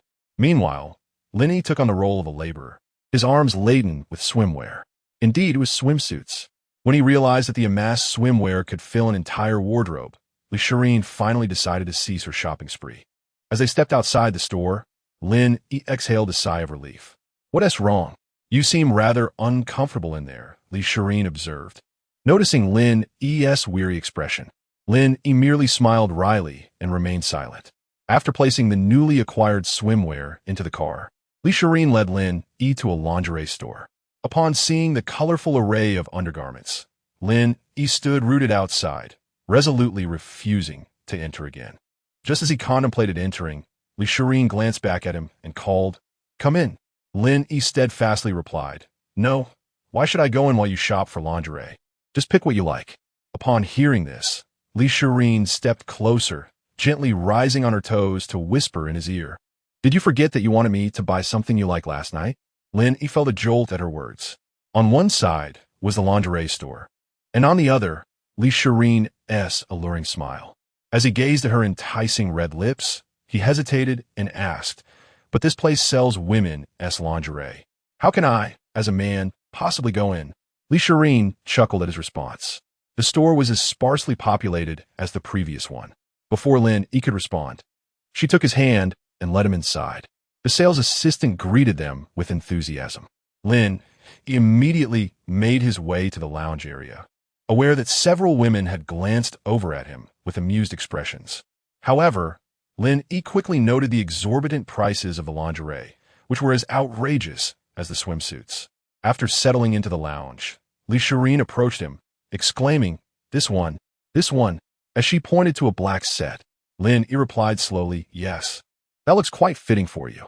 Li Shirin, encouraged by his words, proceeded to inquire about a dozen more sets, to which Lin Yi continued to nod in agreement. "All right, I won't put you through any more discomfort. Let's head back." Li Shirin recognized Lin Yi's unease and decided not to linger any longer. Moreover, she noticed a few girls shopping for lingerie who kept stealing glances at Lin Yi, which made her feel uncomfortable. When Lin Yi heard her suggestion, he thought he was finally free and attempted to flee, but Li Shirin caught hold of him. "Wait, we haven't purchased the most important item yet." Lin Yi was puzzled. "What else is there to buy?" Li Shirin smiled mysteriously and led him to a section filled with boxes of stockings. "I've run out of all my stockings at home, so while we're here, I might as well stock up on some more. The previous ones were of poor quality." Lin Yi, ever earnest, replied, "Then let us get a few more. Let us buy some in white as well." Li Shirin's eyes lit up as if she had discovered a new world. "You like white?" she asked, beaming, and promptly instructed the sales assistant to fetch 2 boxes. Within a matter of hours, Li Shirin had spent nearly 200,000. After completing her purchases, Lin Yi carried 2 large boxes to the back seat of the car. "Darling, once we get home, let us try out the swimming pool." Li Shirin winked at Lin Yi with a smile. "All right." Lin Yi nodded and drove them home. Upon returning home and placing their purchases inside, Li Shirin eagerly sought out the swimsuit she had just bought. "Darling, once you've put everything away, come to the pool. I'll be waiting for you." With that, she dashed off with a swimsuit in hand toward the pool. "Be careful," Lin Yi cautioned as he observed her sprinting away. He chuckled and, after organizing their new belongings, donned the couple's swimming trunks that Li Shirin had just set out, making his way to the pool. Upon arriving at the pool, he found Li Shirin lounging on a sunbed, donning one of her new swimsuits. The sight of her stunning figure in the swimwear was captivating. As soon as Li Shirin noticed Lin Yi's arrival, she dove into the water. After swimming a lap, she surfaced and called out, "Darling, come down. The water feels incredible." She splashed water playfully in Lin Yi's direction. Lin Yi laughed and jumped into the pool, swimming over to her side. He embraced her from behind as he submerged beneath the water. "Ah!" Li Shirin was startled, but then turned and kissed Lin Yi, smiling. 5 hours later, the two lay side by side on the sunbed, sipping orange juice. Chapter 91. Goji berries with water. "Honestly, with all this perspiration, I feel sticky all over," Li Shirin remarked as she adjusted her swimsuit. "Let's take another dip." Without hesitation, Lin Yi scooped her up in a princess carry and tossed her into the swimming pool, swiftly following her plunge. As the evening approached, Lin Yi sensed a foggy heaviness enveloping his mind, a sensation amplified by the system's enhancement. Meanwhile, Li Shirin found herself languishing in the pool, her body weary and sore. Upon entering the living room, both were still clad in their swimsuits, having not yet changed into their home attire. "You should rest a bit. I'll prepare dinner," Li Shirin said. Planting a gentle kiss on Lin Yi's forehead, before heading to the kitchen. At that moment, Lin Yi understood why King Zhou was so easily enchanted by Daji. He felt utterly content to simply share a cozy life with Li Shirin at home. After a brief pause, Lin Yi rose and wandered into the kitchen, where he found Li Shirin had changed out of her swimsuit into a white t-shirt paired with casual shorts, her apron tied securely as she diligently prepared their evening meal. Overcome by her determination, Lin Yi couldn't resist wrapping his arms around her from behind. Ah! Li Shirin jumped slightly, glancing back. "Stop it, go wait outside." She lightly swatted his hand away. Yet, Lin Yi remained transfixed, watching her skillfully maneuver the spatula. "I'm so hungry," he began after a few moments of silence. "You've exercised for so long today. Go play in the living room for a bit. This dish will be ready soon," she replied gently. Still, Lin Yi clung to her waist, unwilling to let go. "But I want to eat now," he declared, giving her waist a playful squeeze. Li Shirin immediately grasped his intentions. "Be good, step outside. Otherwise you'll get splattered with oil," she said, her cheeks flushing as she muttered softly. However, Lin Yi disregarded her warnings and stepped closer to her. 2 hours later, the couple finally set the table with a simple meal of 3 dishes and a soup. After arranging the bowls and chopsticks, Li Shirin thoughtfully brewed a cup of goji berries infused with water, a mixture that made Lin Yi apprehensive. "Isn't this a bit excessive?" He pointed at the cup filled with goji berries and water. "Supplementing is always beneficial," she replied, adding a few dried red dates to the mixture, a skill she had clearly acquired from somewhere. After their meal, the two settled in the living room, gazing at their impressive television screen. Li Shirin nestled against Lin Yi. "Darling, I have to go to the company tomorrow, and I really don't want to," she whispered. "If you don't want to go, then don't. I'll support you." Lin Yi chuckled, stroking her hair. Li Shirin squinted her eyes, murmuring, "Never mind. I want to be happy at home without you. At least at the company, I'll have things to occupy my mind. How about this? Once I complete my current tasks, we can get married," Lin Yi suggested, looking into Li Shirin's eyes. Her expression brightened at his words. "Really?" The glimmer in her gaze was unmistakable. "Yes," he nodded affirmatively. Li Shirin and Appo's excitement was palpable. Although they had already registered their marriage, they had yet to hold a wedding ceremony. She had often envisioned her dream wedding, but ever since obtaining their marriage license, they had been too busy to arrange it. Lin Yi's proposal reignited the long-buried excitement within her. Lin Yi, too, felt a pang of guilt. After their registration, he hadn't even given her a ring, while she had purchased both his watch and their home. He longed to present her with something truly unique, something that would evoke envy from all. "Let us head to bed," Lin Yi suggested, glancing at Li Shirin, who nodded in agreement. The next morning, Lin Yi watched Li Shirin peacefully asleep before carefully rising from bed. Noticing a few pairs of stockings strewn across the floor, he chuckled as he tidied up. After completing his morning routine, he prepared 2 breakfasts, keeping one for himself and leaving the other for Li Shirin, along with a thoughtful note, before hurriedly departing. Once outside, he made his way to the garage, driving to the battery factory he had recently acquired. After approximately 2 hours on the road, Lin Yi finally arrived at the factory. The guard, upon spotting Lin Yi's vehicle, promptly raised the electronic gate. Reminded of his previous encounter with the young owner, the guard felt a bead of sweat trickle down his forehead. Having worked there for over a decade, he was accustomed to a laid-back routine, and he certainly did not wish to jeopardize his position. As he contemplated how to apologize to the young owner, Lin Yi drove straight into the factory, saying not a word to the guard. The guard exhaled in relief, realizing that his fears had been unfounded. Inside the factory, Lin Yi sent a message in the group he had previously created. Upon receiving his message, the members promptly acknowledged it and made their way to his office. Before long, 8 middle-aged men arrived at Lin Yi's office, each sporting a noticeable belly. "Good morning."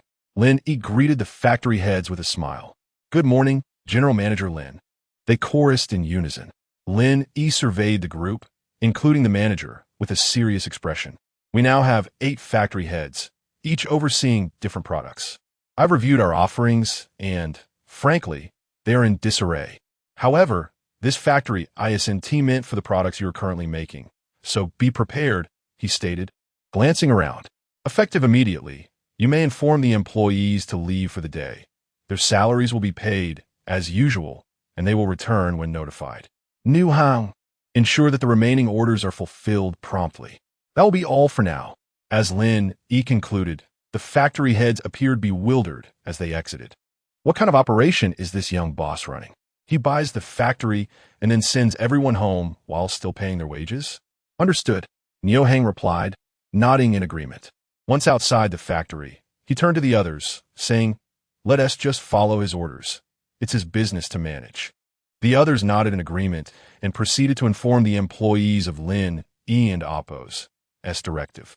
Chapter 92. The steel mill. How many more orders do we need to fulfill before we can deliver? Lin Yi inquired, glancing at the manager beside him. The manager pondered for a moment before opening the office computer to check. "Boss, we're nearly done with this batch of orders. We just need a couple of days for Nio Hang to expedite the work," the manager replied, looking at Lin Yi. Lin Yi nodded. The most pressing issue at the moment was the equipment and the previously signed orders. These commitments must be honored, and once they are fulfilled, all equipment can be replaced, allowing for full-scale production of our own batteries. Lin Yi contemplated and said to the manager, after completing this batch of orders, "Proceed with the purchase of the equipment I sent to your email. Once it arrives, we will replace everything." "What shall we do with the current equipment once it's replaced?" the manager asked. Lin Yi replied calmly, "You may sell the existing equipment directly. Our business will no longer involve producing these batteries. If there are any issues, you can reach out to me directly." The manager nodded and continued, "What products will we be focusing on next?" "We will be producing automotive batteries," Lin Yi responded. "Automotive batteries? Which brand will we manufacture?" The manager pressed further. "We will be producing our own automotive batteries, not for others," Lin Yi stated, deciding it was best to be forthright with the manager, as there was no need for secrecy. After all, anyone hearing this would recognize the absurdity of competing in a saturated automotive market against well-established brands. "Contact me once the equipment arrives.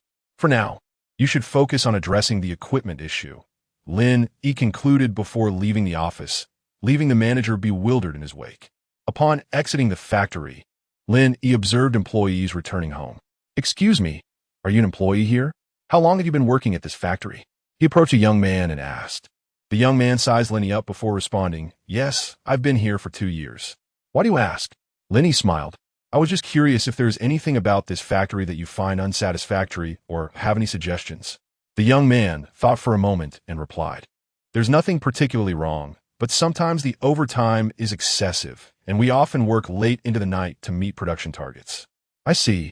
Thank you for your cooperation," Lin Yi said with a smile. He continued to ask several others, all echoing similar sentiments about the excessive overtime. With these simple inquiries, Lin Yi gained insight into the fundamental issues within his factory. "It seems I have some improvements to make," he murmured as he returned to his vehicle. Unlike others who might push their employees to exhaustion, Lin Yi desired a work environment where employees could leave on time, thereby maximizing efficiency. Relentless overtime only breeds resentment. After delegating this matter to the manager, Lin Yi drove towards his father-in-law's home. Upon parking in the underground garage, he opened the door and entered the house. Initially, Li Jintian opposed Lin Yi's automotive venture, but seeing Lin Yi's determination, he ceased his opposition and even helped him locate the steel mill, successfully finding someone with the right connections. As Lin Yi entered the living room, he found Li Jintian watching television, waiting for him. "You're here," Li Jintian exclaimed with a smile. Lin Yi nodded and took a seat opposite Li Jintian, directly requesting him to arrange a meeting with the steel mill owner. Li Jintian readily complied, making a phone call, and soon confirmed a meeting at a tea house. He accompanied Lin Yi to the designated location. Upon arrival, they found the owner, an elderly gentleman with white hair, already waiting for them. "Hello, Mr. Gu." Li Zentian, grata varmly. The elderly man reciprocated the greeting enthusiastically, shaking their hands and pouring tea for them. "This is my son-in-law. He is interested in purchasing your steel mill." Li Jintian introduced Lin Yi to the elderly man. Lin Yi nodded. "Mr. Gu, my name is Lin Yi. It is a pleasure to meet you." He extended his right hand and slightly bowed his head in a gesture of respect.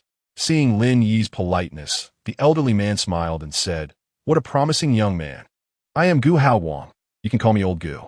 They shook hands vigorously, both feeling a sense of camaraderie. "Come, let us enjoy some tea."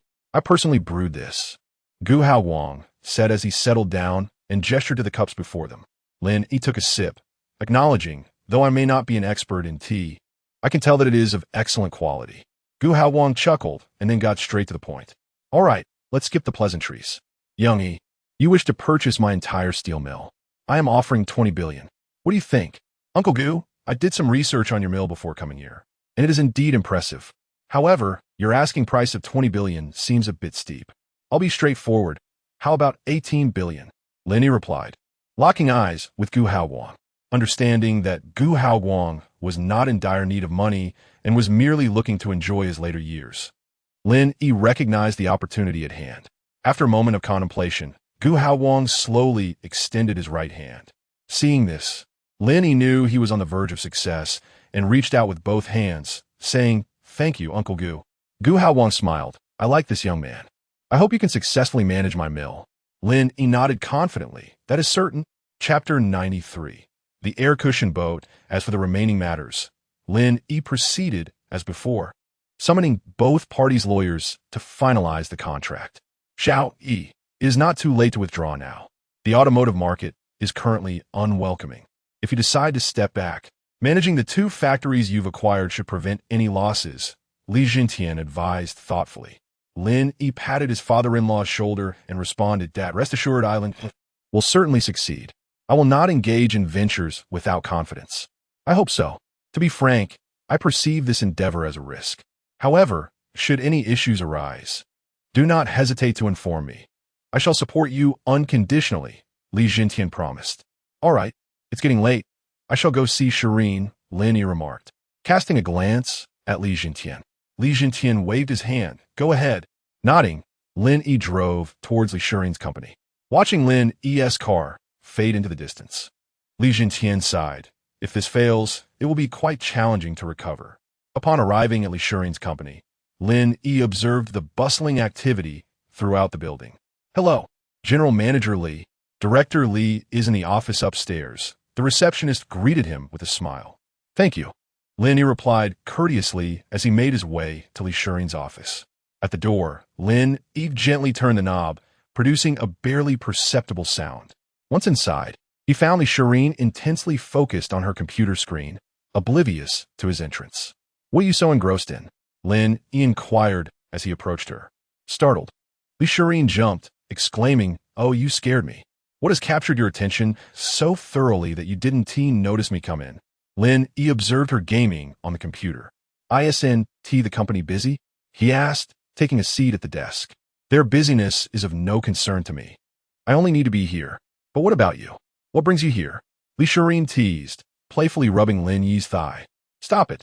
What someone walks in? He admonished, swatting her hand away. Relax. She giggled, standing to lock the door. With everyone so busy, it's unlikely anyone will interrupt. Even if they do, they'll all call first. She playfully blew air into Lin Yi's ear, causing him to feel a mix of surprise and delight. 2 hours later, Li Shireen swallowed hard and said, It's getting late. We should head home. Lin Yi glanced at his watch. Is it really appropriate for the boss to leave with the company in such disarray? However, Li Shireen shot him a sultry glance and retorted, Don't you want to go home? Feeling completely captivated, Lin Yi yearned to retreat into their private world together. Let us head back then, he agreed, tapping her shoulder. Hello, Director Li. Employees greeted her as they passed. Li Shireen, however, appeared transformed, merely nodding without acknowledging Lin Yi. Once they reached the ground floor, Lin Yi intended to head straight home, but Li Shireen interjected, Wait, let us buy something first. With a smile, she motioned for Lin Yi to follow her lead. Half an hour later, they arrived at a store selling air cushion boats. What can I help you with? The cheerful shopkeeper asked. Do you have larger air cushion boats suitable for outings? Li Shireen inquired. How many people do you require it for? The shopkeeper asked. 6 should suffice. The larger, the better. And it should be quite sturdy, she replied. After some deliberation, the shopkeeper led them to a model. How about this one?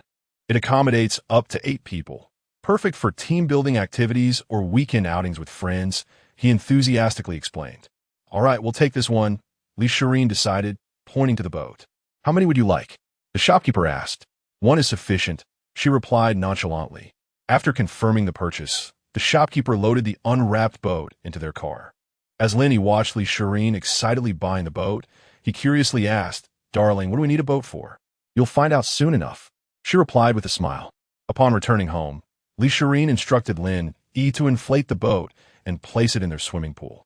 She poured 2 glasses of red wine, urging, "Hurry and change into your swim trunks." Reluctantly, Lin Yi complied. Arriving at the pool, he saw Li Shireen lounging on the newly acquired air-cushioned boat, complete with a cushion. "When did you buy that pillow?" Lin Yi asked, eyeing the accessory. Wearing her swimsuit, Li Shireen removed her sunglasses and explained, "Oh, I ordered it online the day we bought the house. It just arrived today. It's so much fun. Come join me." Waving her arms to beckon him, she clumsily paddled the boat closer to the pool's edge. Without hesitation, Lin Yi leaped onto the boat, eager to experience its comfort. "This is delightful. So soft," he exclaimed. Before he could fully savor the moment, Li Shireen pounced on him, beaming, "Hee hee. I've been looking forward to this for ages. Of course, it's comfortable." "Really, you little enchantress," Lin Yi chuckled, playfully pinching her nose. He noticed that ever since they had purchased the house, Li Shireen had become more carefree, continually seeking ways to entertain themselves. He recalled the previous night when they were playing cards, and she had received a call. Without a glance, she had flung her phone against the wall, startling him. "What are you thinking? Focus," she chided, her playful demeanor returning. Lin Yi smiled, realizing he was utterly at her mercy. Chapter 94. New medal for an entire afternoon. Lin Yi and Li Shireen swam in the pool. Upon returning to the living room, Lin Yi felt grateful for the system that provided him with enhancements. Otherwise, he would have been in dire straits. "Darling tea." Li Shireen offered a cup brimming with goji berries to Lin Yi. "That's unnecessary. I don't need such things." Lin Yi waved his hand in refusal. "No, you must drink it," Li Shireen insisted, presenting the cup once more. With no other choice, Lin Yi took the cup and drank it all. Satisfied, Li Shireen smiled and went to the kitchen to prepare dinner. "I used to laugh at those who consumed goji berries. Now here I am." Lin Yi chuckled wryly, glancing at the goji berries on the table. He recalled his good friend Zhou Kong, who had once called him to lament his woes. Lin Yi had looked down on Zhou Kong then. Now, he understood Zhou Kang's suffering, but fortunately, he could manage it well, thanks to his advantages. An hour later, Li Shireen had prepared the meal and set it on the table. Lin Yi stood up, astonished by the array of dishes: yam, leeks, taro, and silver fungus. "Dear, are we having this tonight?" Lin Yi pointed at the dishes. "Yes. What's the problem?" Li Shireen asked, puzzled. "This isn't nourishing," Lin Yi started, but Li Shireen interrupted him. "Let me count. Since we moved in, today is only the 3rd day. 1, 2, 3, 27. Li Shireen counted on her fingers. "It's already 27. Think about it. To maintain good health, even if one is in good shape, one must take precautions. Otherwise, at such a young age." "Ah." Li Shireen smiled playfully, picking up a large portion of leeks to feed Lin Yi. As Lin Yi inhaled the pungent aroma of the leeks, he had no choice but to swallow them in one go. It was not that he was picky, it was simply that the leeks were overflowing from the plate. Seeing Lin Yi finish the leeks, Li Shireen's smile grew even sweeter. "Hee, how is it? Delicious, right? After this, you can have 3 more servings," Li Shireen declared, offering him more dishes. Though Lin Yi initially had no obligations, he now felt overwhelmed. After dinner, Li Shireen kindly prepared a bath for Lin Yi, who usually did not bathe in a tub. However, since moving into their new home, Li Shireen had insisted he do so. The reason was, in the early morning, after a long night, Lin Yi opened his eyes, while Li Shireen slowly did the same. "Good morning," Lin Yi greeted her. "Morning." Li Shireen squinted, stretching her arms. "You really are something," Lin Yi said as he embraced her to get up. After brushing their teeth and washing their faces, Lin Yi prepared a simple breakfast. After a brief moment of affection, they headed out together. "Dear, remember to pick me up after work tonight," Li Shireen said, giving Lin Yi a light peck on the cheek before driving off to her company. Lin Yi, on the other hand, was to visit his steel factory, having already arranged to go there with Gu Haowang. This time, Lin Yi did not drive himself. He had summoned his chauffeur. Upon arriving at the tea house, Lin Yi made a phone call, and Gu Haowang soon emerged. "Xiao Yi, nice car. You're quite young to be driving this," Gu Haowang remarked, as he entered the vehicle. Ha ha! Uncle Gu, you flatter me. This car is nothing compared to what you could easily acquire, Lin Yi chuckled. Gu Haowang waved his hand dismissively. Let us not get ahead of ourselves. At my age, I'm not accustomed to having others drive me. To be honest, I prefer electric vehicles. After exchanging pleasantries, they arrived at the steel factory. Gu Haowang gathered the management personnel in a reception room. Ahem. Gu Haowang cleared his throat, surveying the crowd. I want to waste words. This young man beside me is Lin Yi, your new boss. I have sold the factory to him, and he will be taking it over from now on. If you have any questions, feel free to ask him. Gu Haowang kept it brief and stepped aside, allowing Lin Yi to speak. Hello everyone, I am Lin Yi. As Uncle Gu mentioned, this factory is now mine. I know what you're most concerned about. Rest assured, your salaries will remain unchanged, and there may even be increases in the future. You will continue your respective duties, but I hope you will work diligently to show results. Unless there is anything else, you may return to your work, Lin Yi concluded, waving his hand for them to disperse. All right, the rest is up to you.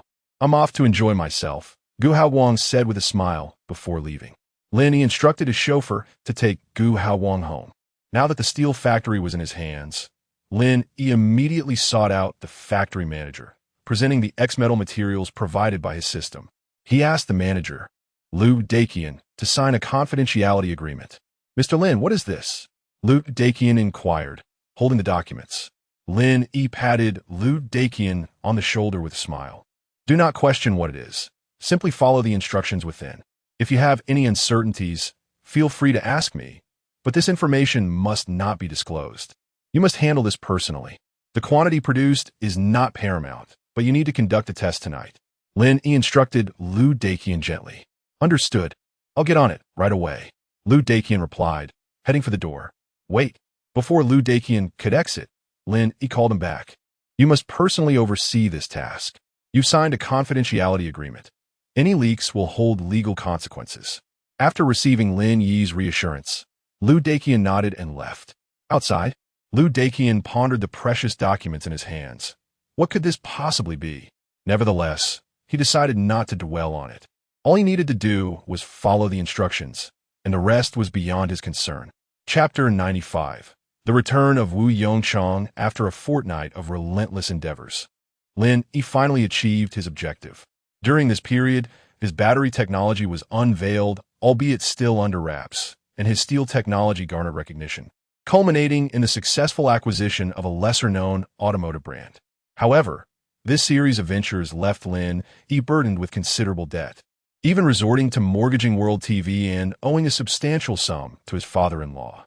He pooled every available resource, to the extent that Li Shireen contributed all her savings to him.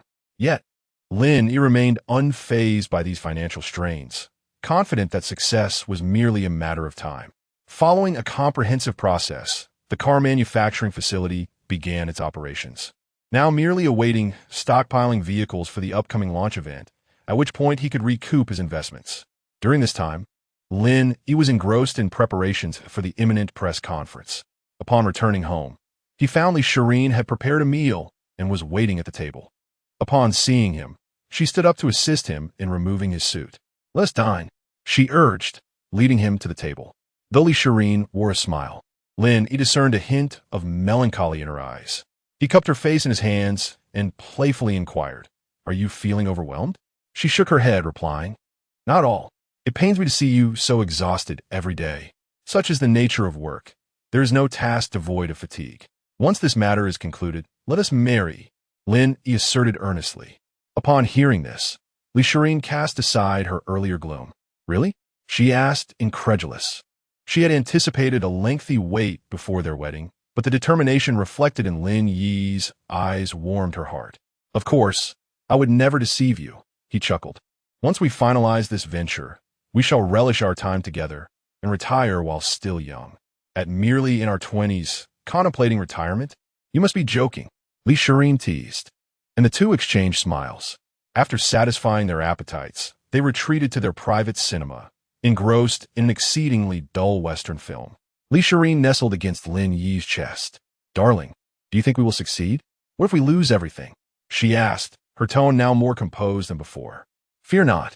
I assure you we will recover all our investments within 6 months, and within a year, our cars will be renowned worldwide, Lin Yi promised.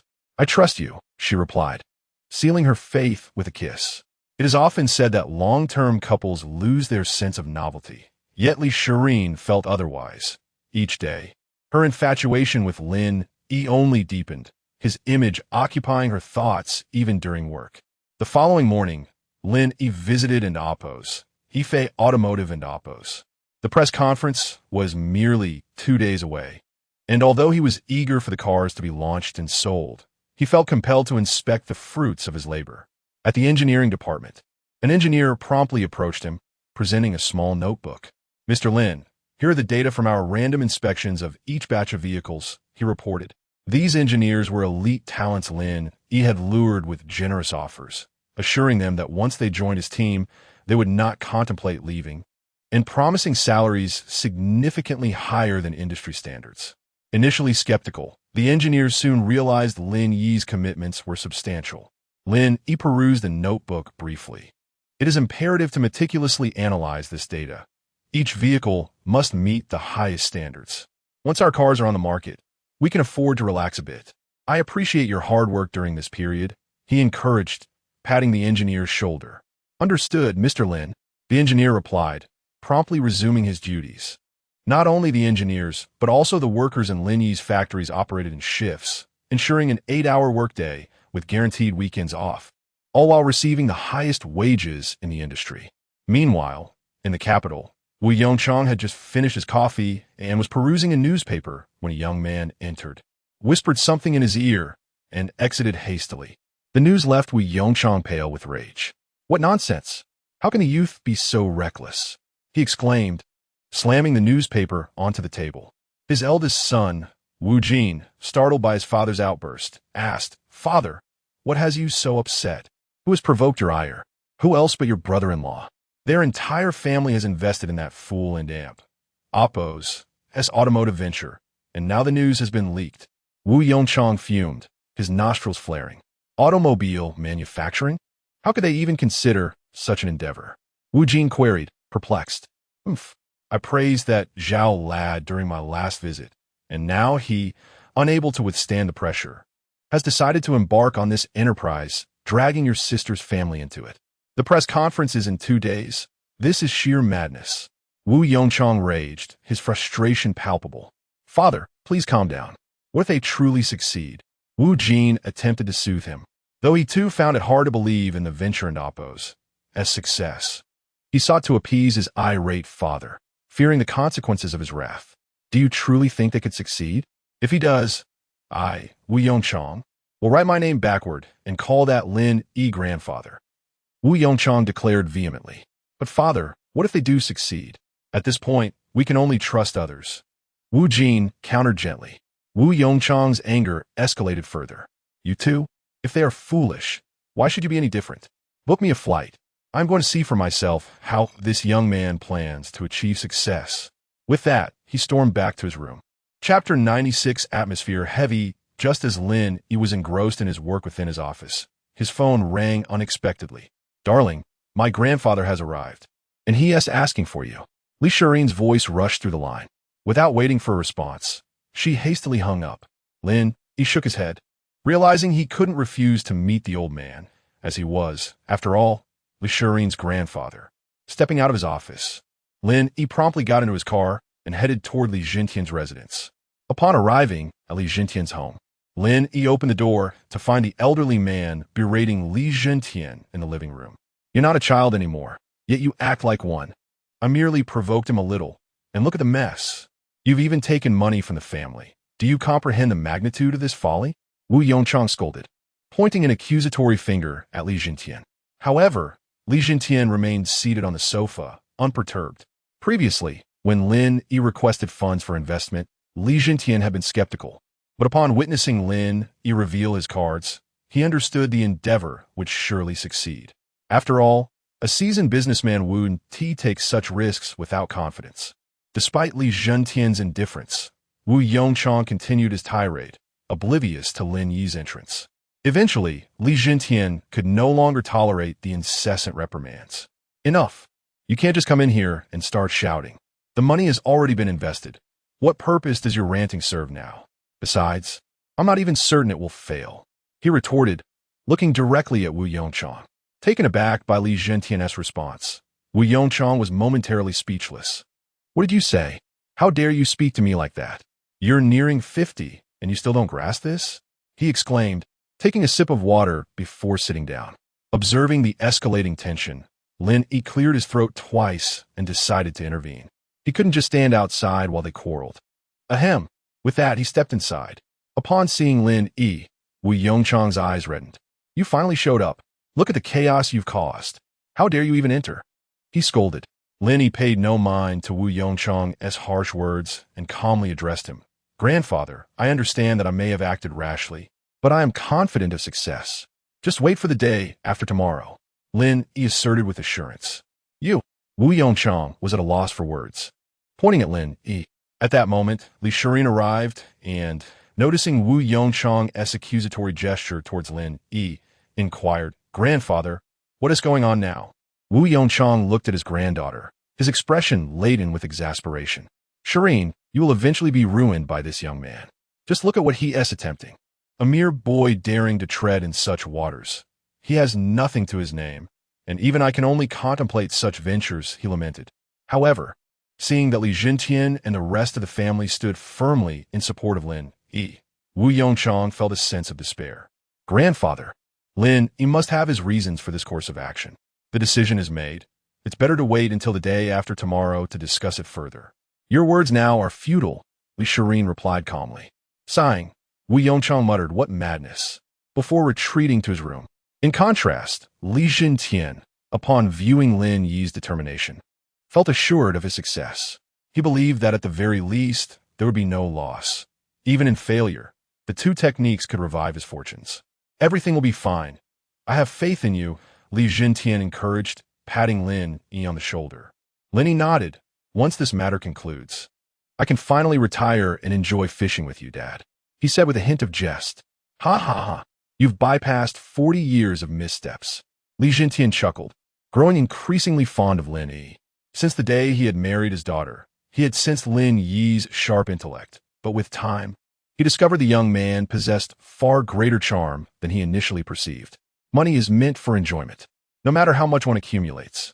It cannot be taken beyond the grave. It is far better to relish it while one can, Lin Yi remarked with a smile. Indeed, you Haven Tea visited us in quite a while. Stay for dinner tonight. Let us share a drink. It's been ages since I've had a proper one. And only you can coax me into it, Li Zhentian invited, pulling Lin Yi to sit down. Lin Yi chuckled, settling into a chair. He felt a twinge of sympathy for his father-in-law, who could only indulge in alcohol when Lin Yi was present, as his mother-in-law rarely permitted such indulgences. After a while, Wu Rulin returned with 2 bags of groceries. Upon seeing Lin Yi and Li Zhentian seated in the living room, she asked, Did my father storm off to his room again? Li Zhentian nodded. You should check on him. At his age, he is still so fiery. He'll eventually make himself sick. You too. Wu Rulin sighed before heading upstairs to check on her irate father. Come, grandfather, eat more vegetables. Li Shirin persistently served Wu Yongchang, and after ensuring he had enough, she turned to Lin Yi as well. She felt a headache coming on every time her father and grandfather clashed. Ever since she grew up, she vividly remembered their constant bickering, which had persisted for decades. Grandfather, you should attend the press conference the day after tomorrow. I assure you will be pleased, Lin Yi said with a smile directed at Wu Yongchang. He held no grudge against the old man, merely viewing him as a talkative elder. Well, I've thought over. The deed is done, so I might as well accept it. I shall see your presentation the day after tomorrow. If it truly fails, we'll halt it quickly. I still have funds to help you start anew, Wu Yongchang replied, acknowledging that there was no point in further protest, placing his trust in his granddaughter's husband. Yet, despite his resigned acceptance, Wu Yongchang couldn't help but express his frustration with a statement that nearly provoked an outburst. Grandfather, I have faith in my work. There is no need for your assistance. Just await the good news the day after tomorrow, Lin Yi proclaimed confidently, gazing at everyone with optimism. Chapter 97. The car launch event 2 days later. Lin Yi was testing his microphone equipment. After enduring a long wait, the moment had finally arrived. Li Jintian and others watched Lin Yi nervously from behind. "Darling, remember to stay calm when you go up there," Li Shireen said, her palms clammy with sweat. Yet Lin Yi, appearing unfazed, reassured her, "It's all right, I know what I'm doing. You tell me not to be nervous, yet look at your sweaty palms." He gently caressed Li Shireen's face. Upon hearing his words, Li Shireen's cheeks flushed crimson. "Nonsense. I'm not nervous at all," she retorted, but her expression betrayed her anxiety. After all, this was a gamble, yet she unconditionally believed in Lin Yi. Lin Yi surveyed the media present. The journalists in attendance were from various reputable outlets within the automotive industry, as well as some independent media. They were a mixed crowd. Some were eager to witness the unveiling of what was touted as the most advanced vehicle, while others were waiting to see this young entrepreneur's potential downfall. The attendees were merely seeking to capitalize on the event's buzz, but as long as the attention was sufficient, Lin Yi's plan would succeed. Checking the time, Lin Yi gradually made his way to the stage. "Good evening, everyone. Welcome to the launch event for Ifei Automotive. It is a pleasure to see you all. The theme of today's presentation is quite simple. Your first car?" After pausing to gauge the audience's reactions, he noted that many were eager to witness his potential blunders. Given that he was introducing something entirely new that could hardly compare to long-established brands. "I understand that the automotive industry is well known to many of you. Cars are quite affordable these days. Most people have at least one. However, I assure you that today's vehicle will astonish you." With that, Lin Yi unveiled the car, draped in a red cloth. As he unveiled it, the media immediately began snapping photos, the bright flashes illuminating Lin Yi and Oppo's face. Yet, he felt no discomfort. In fact, the more flashes he received, the happier he became, providing a moment for the audience to react. "This car is truly stunning. It looks like a sports coupe," murmured the crowd. "But such a beautiful vehicle must cost a fortune. How could this possibly be the first car? Most people can't afford a vehicle like this." The audience whispered among themselves, aware that they were industry professionals and thus well-informed. Turning back to the stage, Lin Yi continued, "As you can see, it is indeed quite beautiful. Some may say that such an attractive car must come with a hefty price tag, making it unaffordable for many. However, I will keep you in suspense for now. I believe you will be pleasantly surprised later." When Lin Yi hinted at discussing the price, the audience perked up with anticipation. Yet he chose to hold back, heightening their curiosity for what was to come. Of course, price is not the most crucial aspect. Safety is paramount. I may struggle to convey how safe this car is, but allow me to show you a video. With that, Lin Yi initiated a video projection displaying a crash test. The footage depicted a car accelerating towards a wall at simulated maximum speed. Bang! The vehicle's front crumpled upon impact. The audience gasped, questioning, "Is this truly the safest option?" The car was utterly destroyed. However, before their disbelief could settle, the video revealed the aftermath. The test personnel slowly opened the car door, extracting a silicone dummy that emerged unscathed, with scarcely a scratch. "Is this real?" murmured the crowd, astonished by the extreme nature of the test juxtaposed with the dummy's flawless condition. Seeing their astonishment, Lin Yi felt a surge of satisfaction as he switched off the video. As you witnessed, despite the severe impact that crumpled the front of the vehicle, the interior remained intact. "We have reinforced the front to mitigate the impact force, thereby minimizing potential harm to the occupants. This particular vehicle was randomly selected from our inventory, and should you have any doubts, you're welcome to visit our factory for a tour. We conduct collision tests daily to ensure the highest standards of quality." Applause erupted from the audience, continuing for several minutes before gradually subsiding. Lin Yi then spoke again. "What's even more impressive is that prior to today's launch, we released some information about this vehicle. It is electric." The audience nodded, acknowledging the common perception that electric cars typically suffer from limited range and inconvenient charging. Lin Yi continued, "But I assure you, I won't exaggerate without merit. After extensive testing, I am pleased to announce that this vehicle can achieve a remarkable range of 800 kilometers on a full charge, and it only requires about 10 minutes to recharge. That is our key innovation." Upon hearing this, the audience could no longer contain their skepticism and began to murmur amongst themselves. This is quite the boast. If such technology truly existed, it certainly wouldn't be produced by a new company, they speculated. Lin Yi overheard their discussions and smiled. I understand your doubts. Yet the reality speaks for itself. The testing video is available on our website, unedited and unaccelerated, for your viewing. If you remain unconvinced, we will offer 10 vehicles for a month-long trial after this event. However, availability is limited. With this assurance, the audience began to believe in his claims, recognizing that such confidence could only stem from true capability. And now, let us discuss the pricing. Lin Yi said, glancing at the eager crowd. Chapter 98. A sensational scene upon hearing the announcement regarding the pricing.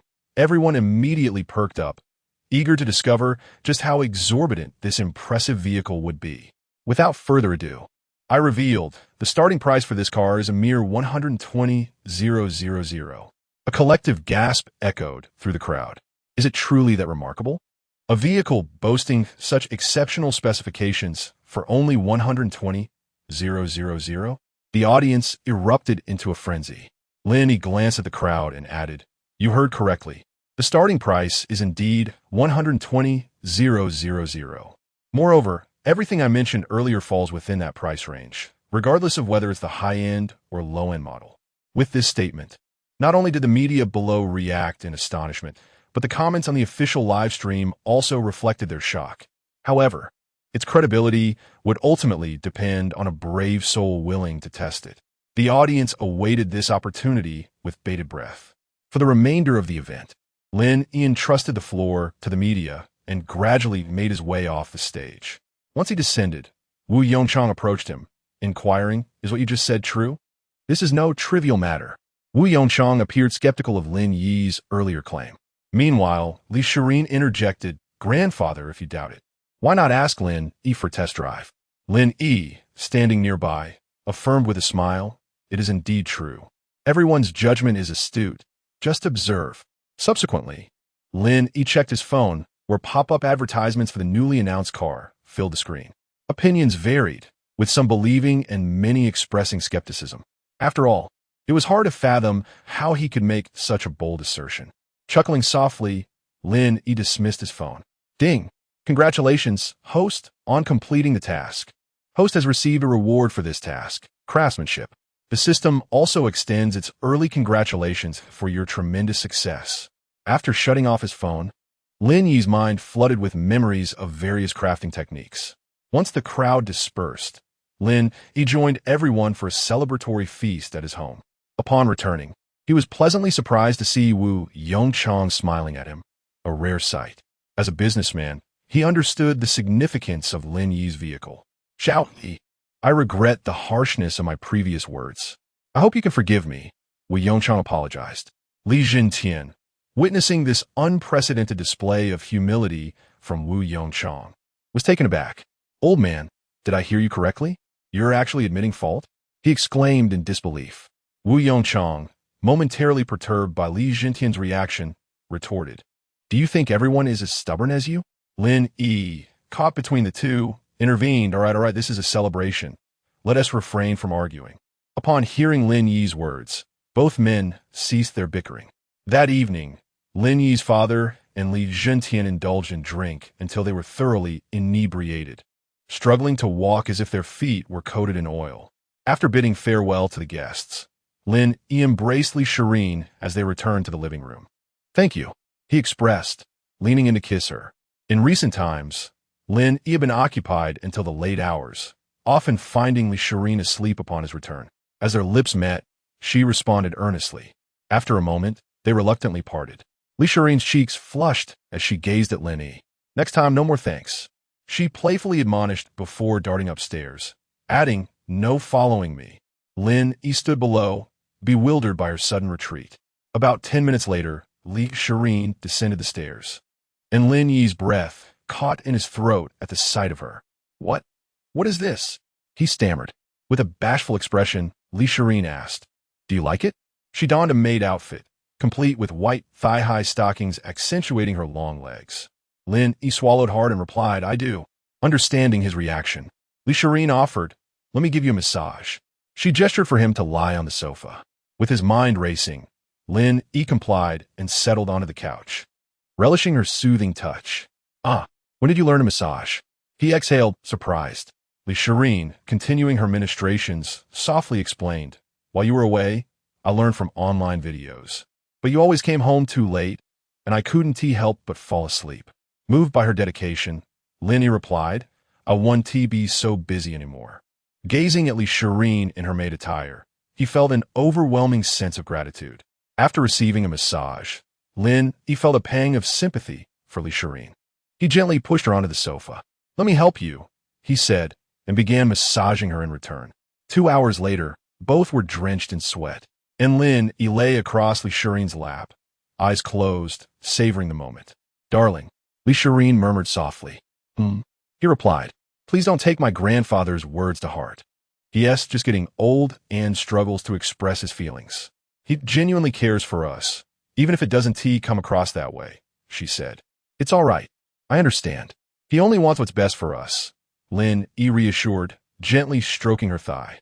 Li Shireen jumped at his touch, and Lin Yi, unable to contain himself, carried her into the bedroom. Chapter 99. Enchantment upon awakening. Lin Yi checked his phone, only to find that the news had spread like wildfire. As he opened World TV, he saw Zhou Kong testing his car, a vehicle Lin Yi had generously gifted him. Zhou Kong had now become a popular influencer with millions of followers. Brothers, we've been driving for an entire night, covering 800 kilometers, and we still have 55% battery left. Let us see if we can reach 1,600 kilometers. Zhou Kong, seated in the passenger seat, was enthusiastically introducing the car to his live audience. When he first received the vehicle, he immediately promoted it and conducted personal experiments. Now, he and Tan Yusin were taking turns driving to test the limits of distance. Wow, Brother Zhou is incredible. He truly delivers, exclaimed the viewers. We've been waiting for this car. We just returned the one we bought yesterday, eagerly anticipating this one. The comments flooded the live stream. Lin Yi couldn't help but chuckle at the barrage of comments. His car had become exceedingly sought after, with some individuals already expressing impatience on the official website, even accusing him of employing scarcity marketing strategies. After a brief moment, Li Shireen stretched her body and glanced at Lin Yi, who was absorbed in his phone. Awake now? Why not sleep a little longer? Lin Yi suggested. Li Shireen, feeling the aches in her body, playfully rested her head against him, exclaiming, I'm so sore. This remark reminded Lin Yi of the night before when they had played cards until dawn, with Li Shireen shedding tears over her losses. It was only a few hours since then, and she was already awake. It seemed he would have to persuade her to play less in the future. Perhaps you should sleep a bit more. You've barely rested, he said, gently moving her head back onto the pillow. As he got up, Li Shireen noticed several pairs of stockings on the floor, her face turning crimson as she tightly shut her eyes. Before long, Li Shireen fell back asleep, and Lin Yi got up to prepare breakfast. Just as he finished, Li Shireen descended the stairs, surprisingly still clad in a black qipao that perfectly accentuated her figure, stirring something deep within Lin Yi. He was startled. Anyone who saw her would be captivated, especially since this was a special outfit she had chosen to wear at home for him. Here, a bowl of noodles. Eat it while it's hot, Lin Yi said as he handed her chopsticks, his hands trembling slightly. Feed me, Li Shireen replied, raising her head. Lin Yi chucked it, obliging her request as he fed her the noodles. Meanwhile, she discreetly brushed her black stockings against his leg beneath the table. After enduring half an hour of this delightful torture, Lin Yi finally finished feeding her. Darling, why aren't you showing any reaction? Li Shireen said, resting her chin on her hands, gazing at him. Lin Yi swallowed nervously, replying, well, moderation is key. Yet he instantly regretted his words, pondering why he was pretending to be so virtuous. Really? Li Shireen laughed, her legs still restless beneath the table. Perhaps it's best to let it be, Lin Yi said, lifting her into his arms and placing her on the couch. 2 hours later, Lin Yi lay on Li Shireen's lap, a gentle smile gracing his face as he reflected on the recent events. I can't even take a moment to rest. He chuckled. Li Shireen had changed into a simple white dress, smiling as she said, I've been so busy lately. I need to make up for lost time. Lin Yi paused at her words, grateful for his own capabilities, realizing that had he been less adept, he might have been bedridden and relying on medicine.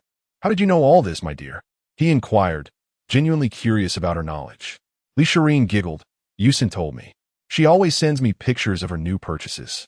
With that, she pulled out her phone, showing him the chat history, which revealed Tan Yusin sending links to her every time she bought something. Despite Li Shireen's protests against receiving such links, she had quietly made her own purchases. Upon seeing this exchange, Lin Yi recalled the weak voice he had heard when he called Zhou Kong, who had occasionally urged him to play games, providing an excuse for his actions. He remembered Zhou Kong holding a thermos filled with goji berries, and his heart ached for his friend, who at such a young age was already resorting to such remedies. "What is wrong, darling?" Li Shireen asked, noticing his silence and assuming he was upset. "If you don't like it, I won't buy this next time." Lin Yi smiled. "How could I? I like everything you wear." He jested, reflecting on how Li Shireen was cold as ice when out, but transformed into a playful kitten at home. What man wouldn't he find that appealing? Hearing his words, Li Shireen beamed and planted a kiss on his cheek, exclaiming, "Hee. Actually, I have many more outfits. Do you want to see?" She lowered her head and whispered, then glanced at him, gauging his reaction. Lin Yi was taken aback. He anticipated there were more. He had assumed she had already shared her entire wardrobe with him, but her revelation excited him anew. "More?" he asked, intrigued. Li Shireen nodded. "So many more." With that, she pulled Lin Yi upstairs. Upon reaching the upper floor, Li Shireen opened another wardrobe, revealing it brimming with outfits. Lin Yi was astonished, wondering when she had amassed such a collection. "Shall we try some on?" she asked, playfully placing a finger on her lips, looking at him coyly. Lin Yi swallowed again, nodding in agreement. Seeing his response, Li Shireen's laughter grew even more jubilant. Thus, Lin Yi found himself immersed in an entire day filled with delightful chaos. Chapter 100. Zhao Jiming. In the ensuing period, Lin Yi and Li Shireen indulged in a carefree existence within the confines of their home. While the demand for his automobiles soared to unprecedented heights, the 4S dealership became inundated with eager customers, reflecting a global frenzy. Each arrival of new vehicles was met with long queues, with some individuals even braving the night to secure their purchase. Lin Yi's groundbreaking innovation sent shockwaves through the automotive industry, causing competitors to panic. A vehicle priced at merely 100,000 yuan, with the most luxurious model falling short of 200,000, stood in stark competition to those priced at 400 to 500,000. Consumers now prioritized a automobile above all else, disregarding other options entirely. This phenomenon reverberated throughout the automotive community, and upon learning that Lin Yi was behind it, many recalled his prior venture, World TV, which had similarly dominated the short video platform landscape, now established as the largest entity in that sector. Initially, skepticism surrounded Lin Yi. Many believed his success was merely a stroke of luck, asserting that manufacturing automobiles required more than just production. It demanded an understanding of the market. However, upon the debut of his vehicles, the industry was left astounded. Both quality and pricing outshone competitors. Even those outside Lin Yi's domain began to feel a sense of foreboding, fearing the encroachment of this formidable man into their territories. In the capital, a bespectacled man sat in his high-rise office, savoring a freshly brewed cup of coffee. "Zhao, here are the performance metrics for this month." A tall secretary presented a report to the man, who was still sipping his coffee. He glanced at the document briefly before placing it on the table. "What exactly is this Yifei?" he inquired. "Our investigations reveal that Yifei is gaining momentum, and there are whispers that consumers refuse to purchase any vehicle that isn't Yifei. Some clients who had placed deposits with us are now retracting them, which is a significant blow to our industry," the secretary reported with an air of calm. The man remained expressionless, having been taught since childhood to remain composed in the face of adversity, knowing that panic only leads to mistakes. "Understood, you may leave." He gestured for the secretary to exit. Once the door closed behind her, he furrowed his brow, fully aware of the commotion surrounding Yifei. Yet, he felt helpless. The brand had swiftly claimed its market position and amassed a loyal following before he could react. Zhao Jiming shall not be bested by such a novice," he declared, striking the table in frustration. Zhao Jiming, the man from the capital, was the very individual Wu Yongchang had compared with Lin Yi. After the impact of his fist resonated through the table, Zhao felt a sting in his hand. Huh, how amusing, he chuckled, observing his red knuckles, acutely aware of the threat looming over him. After a brief laugh, he seized his phone and dialed his attorney. Gather everyone in the conference room for a meeting, he instructed, hanging up before allowing the secretary a chance to respond. Soon after, Zhao entered the conference room to find his colleagues exchanging bewildered glances. Without uttering a word, he took a seat. Do you all know why I called you here? He asked, prompting silence as they looked at one another. Are you familiar with Yifei Automobile? Zhao queried. Understanding dawned upon them, and they nodded in acknowledgement. Zhao, it's merely a minor player, hardly significant, a middle-aged man with a bald head asserted confidently, dismissing the earlier concerns. Nodding thoughtfully, Zhao inquired further, does anyone else hold a different view? Following the previous man's remarks, another colleague stood up, asserting, Zhao, I also believe Yifei is inconsequential, and we needn't concern ourselves with them. He promptly took his seat again. Zhao scanned the room, frustration mounting. Suddenly, he slammed his hand against the table. What use are you to me? A mere Yifei, and all you do is drink and play on your phones during work hours. Will they grow to our size? You'll all be left out in the cold. Who among you has studied Yifei? At that moment, a voice emerged from the crowd. Zhao, I recently purchased a Yifei vehicle, a young man said, meeting Zhao's gaze. Zhao recognized him as a talented recruit he had brought on board when he first assumed control of the company. Oh, you bought one? Tell me what stands out. Zhao inquired, smiling. To be honest, their cars surpass ours by a considerable margin, the young man replied. The previously rebuked middle-aged man interjected. How can you bolster their reputation? Before the young man could elaborate, Zhao's temper flared. Silence. Have I granted you permission to speak? The middle-aged man recoiled, returning to his seat. The young man continued. I've driven their car for several days, and it indeed lives up to its claims. Over 1,000 kilometers on a single charge, and the quick charging feature alone outmatches ours. Additionally, it and Oppo's is affordable, while the rest are quite standard. He concluded and sat down. Upon hearing this, Zhao smiled with satisfaction. Excellent. It seems we still have talent in our ranks. I feared I was surrounded by fools. He then glanced at the two middle-aged men, who instinctively lowered their heads. Their vehicles sound impressive, and if this trend continues, they will undoubtedly surpass our scale and quality. Today, I summoned you all to brainstorm strategies. We cannot wait until we are devoured by others before we react. Who has any suggestions? Zhao surveyed the room, seeking input. Chapter 101. Mingji Group. Mr. Zhao, considering they're still an emerging company and their performance has been commendable, might we contemplate acquiring them or perhaps investing in their venture? This way, when they expand, we shall not be easily overshadowed, proposed the young man who had just stepped forward. Zhao Jiming, after a moment of contemplation, replied, that is indeed a commendable thought. However, we must deliberate further on this matter. With that, he concluded the meeting, eager to escape the company of what he deemed simpletons. The young man echoed Zhao's sentiments, recognizing that the Zhao family had established itself over the years and possessed the capacity to acquire a nascent firm. Meanwhile, Lin Yi remained blissfully unaware that his company, Yifei, had attracted the attention of others. Daily, he would visit the office, only to return home to enjoy the company of Li Shirin. Li Shirin, too, spent her days at home, rarely venturing out except for calls from her secretary. As Lin Yi idly occupied his office, his secretary entered with a measured pace. Mr. Lin, representatives from Mingji Group have arrived, requesting to see you. I have instructed them to wait in the reception area, she reported. Mingji Group? Did they specify their purpose for visiting? Lin Yi inquired. The secretary shook her head. No, they did not elaborate, merely expressing a desire to learn from you, Mr. Lin. Lin Yi pondered for a moment before instructing, please excuse me. I will join them shortly. As he made his way to the reception area, he mused, I'm unfamiliar with Zhao Jiming. What could they want? Upon entering the reception area, Lin Yi encountered two men and a woman awaiting him.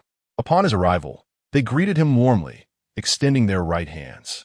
Mr. Lin, it is a pleasure to finally meet you. Lin Yi reciprocated the gesture, shaking hands in turn. Might I inquire why you have traveled all the way from the capital to visit us here in the metropolis? he asked directly. One of the men, the previously mentioned young man, introduced himself. I am Wang Yi, and this is O Wenhui and Wang Chuan.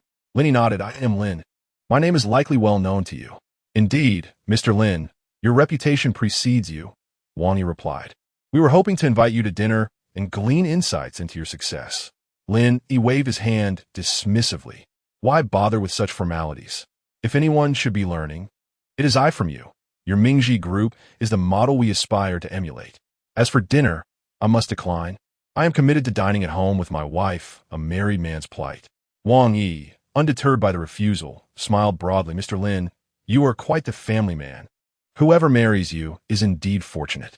Noticing Wang Yi's evasiveness, Lin Yi directly inquired, might I ask the true purpose of your visit? Surely it is not solely for dinner. We appear to be of similar age. If there is something to discuss, let us proceed candidly. Upon hearing this, Wang Yi abandoned the pretense and revealed their intent. Mr. Lin, we believe in the potential of your company. Acknowledging the challenges you face as an emerging business, we wish to offer our assistance. He then presented a document to Lin Yi. Lin Yi took the document, glancing over it, and thought to himself, they are considering acquiring my company, and the offer is indeed tempting. I'm afraid I cannot accept this proposal, Lin Yi stated, though he refrained from uttering the word acquisition. While the offer is alluring, this endeavor represents my labor and dedication. I have no intention of selling. Wang Yi, maintaining a smile, responded, what does Mr. Lin suggest? An increase in the offer? Zhao Jiming had previously indicated that if Lin Yi sought a better deal, it could be accommodated, and Wang Yi sensed progress based on Lin Yi's hesitation. However, Lin Yi countered with a smile, no, Mr. Wang, you misunderstand. My reluctance is not due to monetary concerns. It is my commitment to this venture that I cannot part with. If you do not mind, I would be happy to treat you to a meal. Anywhere in the city will suffice. Mr. Lin, you are aware that our offer is quite generous. As a nascent company, you may find your resources somewhat limited. Of course, if this negotiation fails, we can explore other avenues, Wang Yi added, presenting another document. This time, Lin Yi did not accept it. I appreciate the offer, but I'm not interested in pursuing this further. If there is nothing else, shall we proceed to dinner? He suggested with a smile. Seeing Lin Yi's resolute stance, the trio decided to relent. Since Mr. Lin has made his intentions clear, we shall not impose further. Should you reconsider, please do not hesitate to reach out. We hope for a future collaboration, Wang Yi concluded as they exited. Lin Yi observed their departure, reflecting, such is the nature of large corporations. Even their subordinates exude an air of superiority.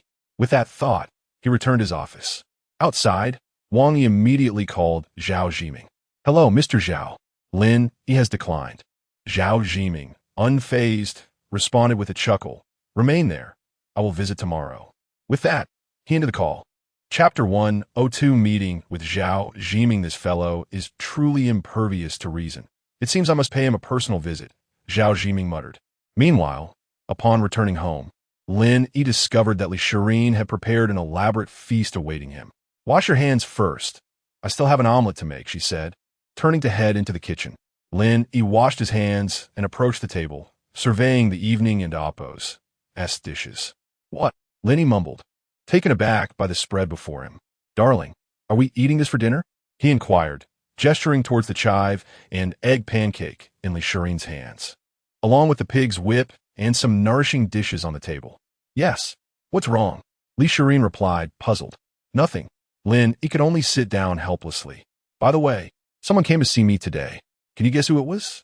Lin Yi looked at Li Shirin and asked. After a moment of thought, Li Shirin responded. Who else could it be? It wouldn't be Zhang Mengyao, would it? Lin Yi shot her a sideways glance after hearing her analysis. Why bring her up? Today, a representative from Mingji Group came to see me, expressing interest in acquiring our company. A representative from Mingji Group sought you out? How did they even find you? You don't know them. Li Shirin asked. I don't know. After I declined their offer, they seemed keen on investing in our company. But I turned that down as well, Lin Yi added. I suspect they must have noticed the potential of your automotive venture, envisioning it as a future competitor. I believe you are correct. However, I do not perceive them as rivals. My aim is to ensure everyone recognizes my vehicle, not just the modest Mingji Group. Lin Yi stated calmly. Upon hearing this, Li Shireen gazed at Lin Yi with starry eyes, almost like a lovesick maiden. She stood up, kissed him softly, and looked at him with affection. The following day, as Lin Yi arrived at the company, he spotted a young man approaching. Upon seeing Lin Yi, the young man exclaimed, "President Lin," and enthusiastically extended his hand. Lin Yi reciprocated the handshake, recognizing the young man as Zhao Zhiming, whose information he had previously researched online. By any measure, Zhao Zhiming was indeed a handsome man, although Lin Yi believed he surpassed him in looks. "If I am not mistaken, you must be President Zhao." Lin Yi feigned to guess. "Ha ha, it is truly an honor for President Lin to know me," Zhao Zhiming replied, lowering his posture with a smile. "Why mention such things? In our line of work, who does not know President Zhao?" Lin Yi laughed. Zhao Zhiming waved his hand dismissively. "It is merely a name. It is all thanks to my family. Without them, I would be just another white-collar worker. This place is not conducive to conversation. Come, please enter," Lin Yi invited, motioning for Zhao Zhiming to follow him into the company. However, Zhao Zhiming declined, saying, "President Lin, I came today to get to know you better. I just found a lovely tea house nearby, renowned for its exquisite teas. Shall we go there to foster our friendship?" Lin Yi felt a chill at Zhao Zhiming's ambiguous invitation. This man is suggesting we foster our friendship? Yet he kept this thought to himself, choosing to accept the invitation outwardly. "He sounds great, but if my wife hears what you just said, she might get jealous. Two men fostering friendship, and if there were more people around, they would surely misunderstand."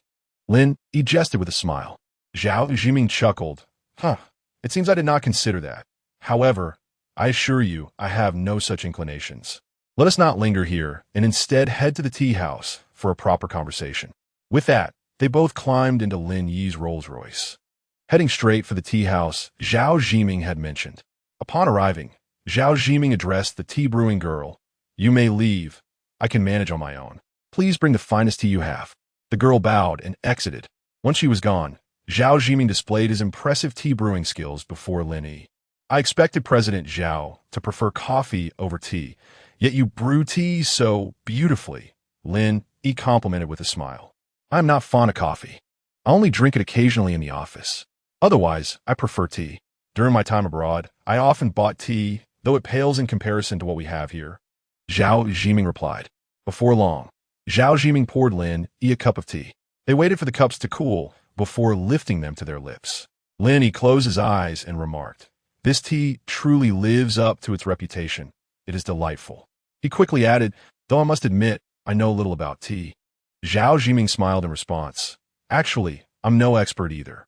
My grandfather often took me to drink tea when I was a child, claiming it would help me find tranquility. Over time, it became a habit. I, on the other hand, grew up on soda and street food, much to my parents' chagrin." Lin Yi chuckled. "Ha ha ha. I have read some news about you online, President Lin. Your family background was not as privileged as it is now, yet your achievements are commendable. I have much to learn from you," Zhao Zhiming said, cooling his tea before downing it in one gulp. Lin Yi detected the subtle sarcasm in Zhao Zhiming's tone, but chose to remain unfazed. After all, it was common knowledge in their circle that many attributed his success to having lived off a woman. Zhao Zhiming's visit was likely a follow-up to their previous discussion, and Lin Yi was content to wait for him to broach the topic. "Drink up. Cold tea is far less enjoyable," Zhao Zhiming finally said, gesturing awkwardly toward the teacups on the table. Chapter 103. The Cunning Lin Yi. Indeed, tea loses its flavor when it becomes cold. Lin Yi, while observing Zhao Zhiming, lifted the teacup from the coffee table and drank it in one go. Once the tea was finished, a profound silence enveloped them once more. Zhao Zhiming, noticing Lin Yi's quietude, proceeded to pour another cup of tea for him. "Actually, I'm acquainted with Shireen as well," Zhao Zhiming began, pouring 2 cups. Lin Yi nodded in acknowledgement. Seeing that Lin Yi remained reticent, Zhao Zhiming continued, "Our families have always enjoyed a good relationship. Her grandfather and my grandfather have been close friends for many years. I was smitten the moment I met Shireen. However, after her grandfather returned last time, he informed my grandfather that she is married. I found myself wondering who could win Shireen and Apos, as hard. And when I discovered it was you, I was curious about what qualities you possess that allowed you to marry her. Only recently did I realize that you two are truly a perfect match. Zhao Zhiming spoke as if confiding in an old friend, yet it seemed as though he was subtly asserting his superiority over Lin Yi. Nevertheless, Lin Yi remained unmoved by these remarks. In truth, I was unaware that Shireen had harbored feelings for me since university, and it was only at the end that I discovered this. However, it is not too late. We have obtained our marriage certificate and are living a carefree life. Lin Yi remarked with a smile. Ha ha ha. I meant no offense. I was merely a person who harbored a secret admiration for her. I hope, Mr. Lin, that you do not mind. Zhao Zhiming replied with a chuckle. Lin Yi waved his hand dismissively. Not at all. She was the belle of the school, but we still ended up marrying. Upon hearing this, Zhao Zhiming and Appo's brows twitched, but he quickly regained his composure. Inwardly, he thought, this Lin Yi actually considers me a pompous fool. He ought to assess his own worth. Meanwhile, Lin Yi took a sip from the cup on the table, thinking, after all, I'm not the one in a hurry. I could sleep at any moment. If I'm not anxious, why should he be? Let us simply linger in this moment. Finally, Zhao Zhiming could no longer contain himself and spoke about the reason for his visit. Mr. Lin, you are aware of what I wish to discuss today, are you not? Just as Zhao Zhiming anticipated a response from Lin Yi, he was taken aback by Lin Yi's unexpected reply. I am uncertain as to what Mr. Zhao refers. I do not quite understand, Lin Yi smiled. Upon hearing this, Zhao Zhiming nearly spat out his tea, incredulously thinking, is he feigning ignorance? We were just having a meaningful conversation, and now he seems like a completely different person. It pertains to the matter that our company brought up with you yesterday. I wonder what your thoughts are on it. Zhao Zhiming stated directly. When Zhao Zhiming expected Lin Yi to provide an answer, he was surprised when Lin Yi responded, I have already expressed my stance on yesterday's events. I have no intention of proceeding further, and I kindly ask you not to inquire again. Your tea is delightful. Let us enjoy it and reminisce about our youth. With this, Lin Yi poured Zhao Zhiming a cup of tea. Please do not rush. I acknowledge my misstep yesterday. If my associates were at fault, I apologize on their behalf. I have come today with sincerity, hoping for an opportunity from you, Mr. Lin, Zhao Zhiming said, taking a sip from the tea Lin Yi had poured for him. Mr. Zhao, you speak too kindly. If anyone should be expressing sentiments, it is I. Please speak freely. Lin Yi replied with a smile. Following this, Zhao Zhiming produced a contract from his bag and handed it to Lin Yi. This is a personal share transfer. If you sign, I will allocate 5% of my shares to you. If you have any doubts, feel free to send your lawyer, Zhao Zhiming stated. Lin Yi glanced at the contract laid before him, astonished to discover that Zhao Zhiming was indeed generous enough to offer him 5% of shares in Mingji Group. He mused, I never anticipated that this fellow could reach such a level. It appears he is intent on winning me over. Mr. Zhao's offer is indeed substantial. Shares and cash. This is quite tempting and nearly makes my mouth water. Who could refuse such an opportunity? Lin Yi feigned avarice, playfully teasing Zhao Zhiming. Seeing Lin Yi and Appo's expression of greed, Zhao Zhiming felt a glimmer of hope, though his heart ached. Why not summon your lawyer, Mr. Lin? We could sign the contract right now, Zhao Zhiming suggested. Apologies, Mr. Zhao, but upon reflection, I think I shall pass.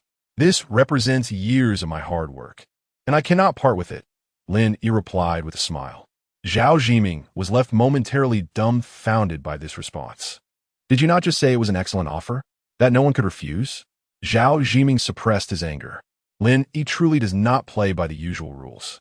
If you find the conditions lacking, we could negotiate. Yet, to say it is irresistible while rejecting it is perplexing, Zhao Zhiming thought to himself. Lin Yi, maintaining a smile, sipped his tea. It is growing late, Mr. Zhao. I must take my leave. My wife expects me home for lunch, he said. Zhao Zhiming, smiling, replied. I shall not keep you, Mr. Lin. We can share tea another time. Indeed, we shall, Lin Yi responded, preparing to depart when Zhao Zhiming called out to him. Wait, Mr. Lin, do not be in haste. Let us exchange contact information. We can have a proper discussion at a later date. With that, Zhao Zhiming opened his phone to display his QR code. Lin Yi, despite their differences, chose to grant Zhao Zhiming this courtesy, recognizing the importance of maintaining amicable relations. He too opened his phone to scan Zhao Zhiming and Oppo's as QR code. With a chime, they successfully added each other as contacts. Lin Yi smiled as he walked out, saying, Mr. Zhao, we can converse further another time. I shall take my leave now. Left alone in the tea house. Zhao Zhiming did not hurry to leave, but instead prepared another pot of tea.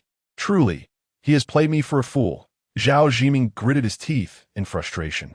Unbeknownst to Zhao Zhiming, Lin Yi was already on his way home in his Rolls-Royce.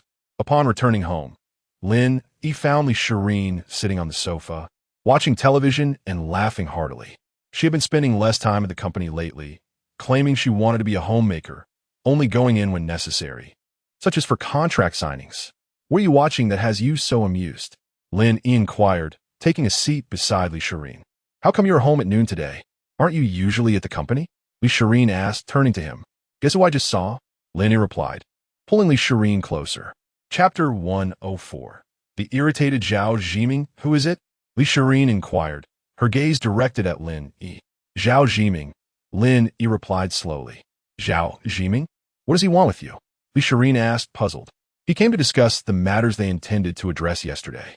He even offered me 5% of the shares in their Mingji group, but I declined, Lin Yi explained. What? 5% of Mingji Group's shares? Is he out of his mind, or are you? How could you not be tempted by such an offer? Li Shireen was taken aback. Clearly, Zhao Zhiming had come prepared. Yet Lin Yi refused. While one could argue that the offer was exceedingly generous, another reason was Lin Yi's unwillingness to part with his own company. Any other person might have readily accepted the deal. Li Shireen was initially stunned, but soon realized that Lin Yi had invested so much effort that he would never want it to become a mere stepping stone for someone else. Did you two just chat for the entire morning? Li Shireen asked Lin Yi. Lin Yi chuckled and replied. He also mentioned that he has harbored a crush on you for quite some time. Li Shireen, unfazed, remarked, there are many who have a crush on me, but the one I long for took 5 years to materialize. After saying this, she leaned towards Lin Yi. Lin Yi smiled, embraced Li Shireen, and headed upstairs. 2 hours later, Lin Yi looked down at the softly slumbering Li Shireen in his arms and said, let's choose a good time to get married. What? Li Shireen asked, her voice barely above a whisper.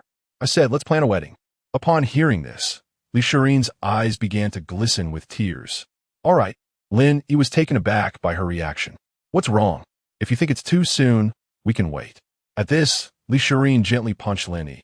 How dare you? I'm merely overjoyed. I wish we could get married tomorrow. After speaking, she nestled further into Lin Yi's embrace. Help! I'm being nudged by a pig. Lin Yi said. You are the pig. Li Shireen blushed at the playful insult. When we return, I'll ask my mother to help us find an auspicious date, and then we can have the wedding.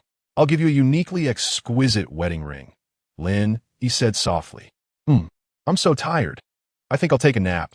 Li Shireen nodded before drifting off in Lin Yi's arms. Lin Yi watched her closed eyes and gently kissed her before falling asleep beside her. Meanwhile, in a presidential suite at a hotel, Zhao Zhiming returned after being rebuffed by Lin Yi, feeling utterly dejected. He summoned 3 others who were also staying in the hotel to his room. Zhao, did that Lin Yi kid agree? One of them asked upon entering. Isn't that a given? How could Mr. Zhao leave without success? Wang Chuan flattered from behind. Yet, Zhao Zhiming replied dismissively, it's useless. That kid is impervious to persuasion. I even offered him 5% of Mingji Group's shares as part of the deal. What? The 3 were astonished. Was Lin Yi truly that oblivious? Any other individual would have jumped at such an opportunity, perhaps even calling him father. The Mingji Group is a colossal entity with a presence worldwide. Trading 5% for a relatively nascent company was something no sensible person would do. Mr. Zhao, perhaps Lin is unaware of Mingji Group's scale. Should we wait a couple of days and see if he comes around? Once he understands our magnitude, he might reach out to us. Then we can negotiate the share down to 3%, Wang Yi suggested. Wang Yi felt a pang of jealousy. He toiled relentlessly at the company, earning a mere 100,000 a year, while the 5% stake represented billions in dividends. Why was he not so fortunate? Still having to bow and scrape? Let us not rush. We were too abrupt this time. I'll reach out again in a few days. If he shows genuine interest, we'll be relieved. If not, then it's his prerogative, Zhao Jiming said thoughtfully. Mr. Zhao, we could also consider launching a comparable vehicle. If we do, it could be just as successful. We need not dance to their tune, Wang Chuan suggested. Zhao Jiming regarded Wang Chuan and remarked, "You're quite astute. I had intended to commend you. But since you've said so, tell me, have you ever seen the Yifei vehicle? I've heard of it. Their cars resemble sports cars, appealing to the youth, which is a significant part of their success," Wang Chuan replied earnestly. As an employee, how can you remain unaware of the competitor's offerings? How have you lasted this long in the company? Zhao Jiming's gaze bore into Wang Chuan. Wang Chuan felt beads of cold sweat forming on his forehead, regretting his earlier question. A vehicle costing over 100,000 cannot possibly have such specifications. I suggest you visit their official website directly. I shall say no more. You should tread carefully, Zhao Jiming concluded, waving them out. Wang Chuan, feeling a wave of relief, hastily exited the presidential suite. Once the three had left, Zhao Jiming gazed out of the tall hotel window, murmuring, what sort of technology could achieve this? Could Lin Yi truly be a business prodigy? Zhao Jiming was perplexed. Upon first encountering Lin Yi, he had merely thought him handsome, but after interacting, he realized Lin Yi was not only striking, but also remarkably intelligent. It seemed another star was rising. Zhao Jiming mused to himself. Chapter 105. Slander in recent days. Zhao Jiming had attempted to reach out to Lin Yi, but Lin Yi refused to meet, claiming that his wife was overly strict and wouldn't allow him out. This left Zhao Jiming feeling quite frustrated. Was it really impossible to meet face to face? Did he fear that Zhao would cause him harm? As he gazed at a message Lin Yi had just sent, he clenched his teeth, staring at the emoticon accompanying it. After regaining his composure, Zhao Jiming sent a direct message to Wang Yi. Book the flight back to the capital for tonight. Moments later, his phone buzzed with a swift response from Wang Yi. So has this Yifei been abandoned? Just book it, Zhao Jiming retorted, turning off his phone and lying back on the bed in the hotel. If Lin Yi was unwilling to collaborate, so be it. He had already shown his sincerity. The thought of Lin Yi's technological prowess made Zhao Jiming uneasy, foreseeing a bleak future for himself. If matters continued in this manner, his company would inevitably falter under his stewardship. The thought gnawed at him. Business had already begun to wane. Since taking over the company, his monthly reports had consistently shown growth, but now, in just a month, the number of vehicles had begun to decline. Though the reductions were slight, Zhao Jiming would not tolerate such occurrences.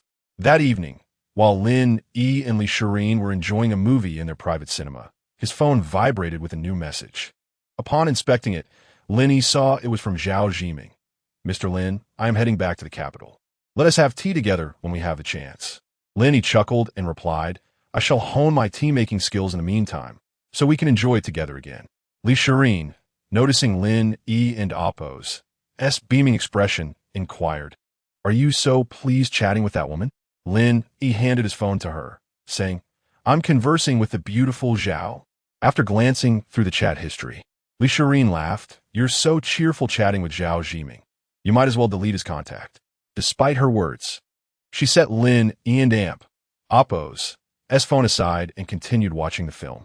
Days passed, and Lin Yi had expanded his factories. In a year and Appo's time, he anticipated significant growth in scale. The emergence of Yifei had stirred a fervor in the market, with car sales reaching a frenzied peak. Some customers had even sold their previous vehicles to acquire Yifei. The acclaim for his automotive venture spread throughout the industry, with competitors even accusing him of monopolistic practices and banding together to resist Yifei.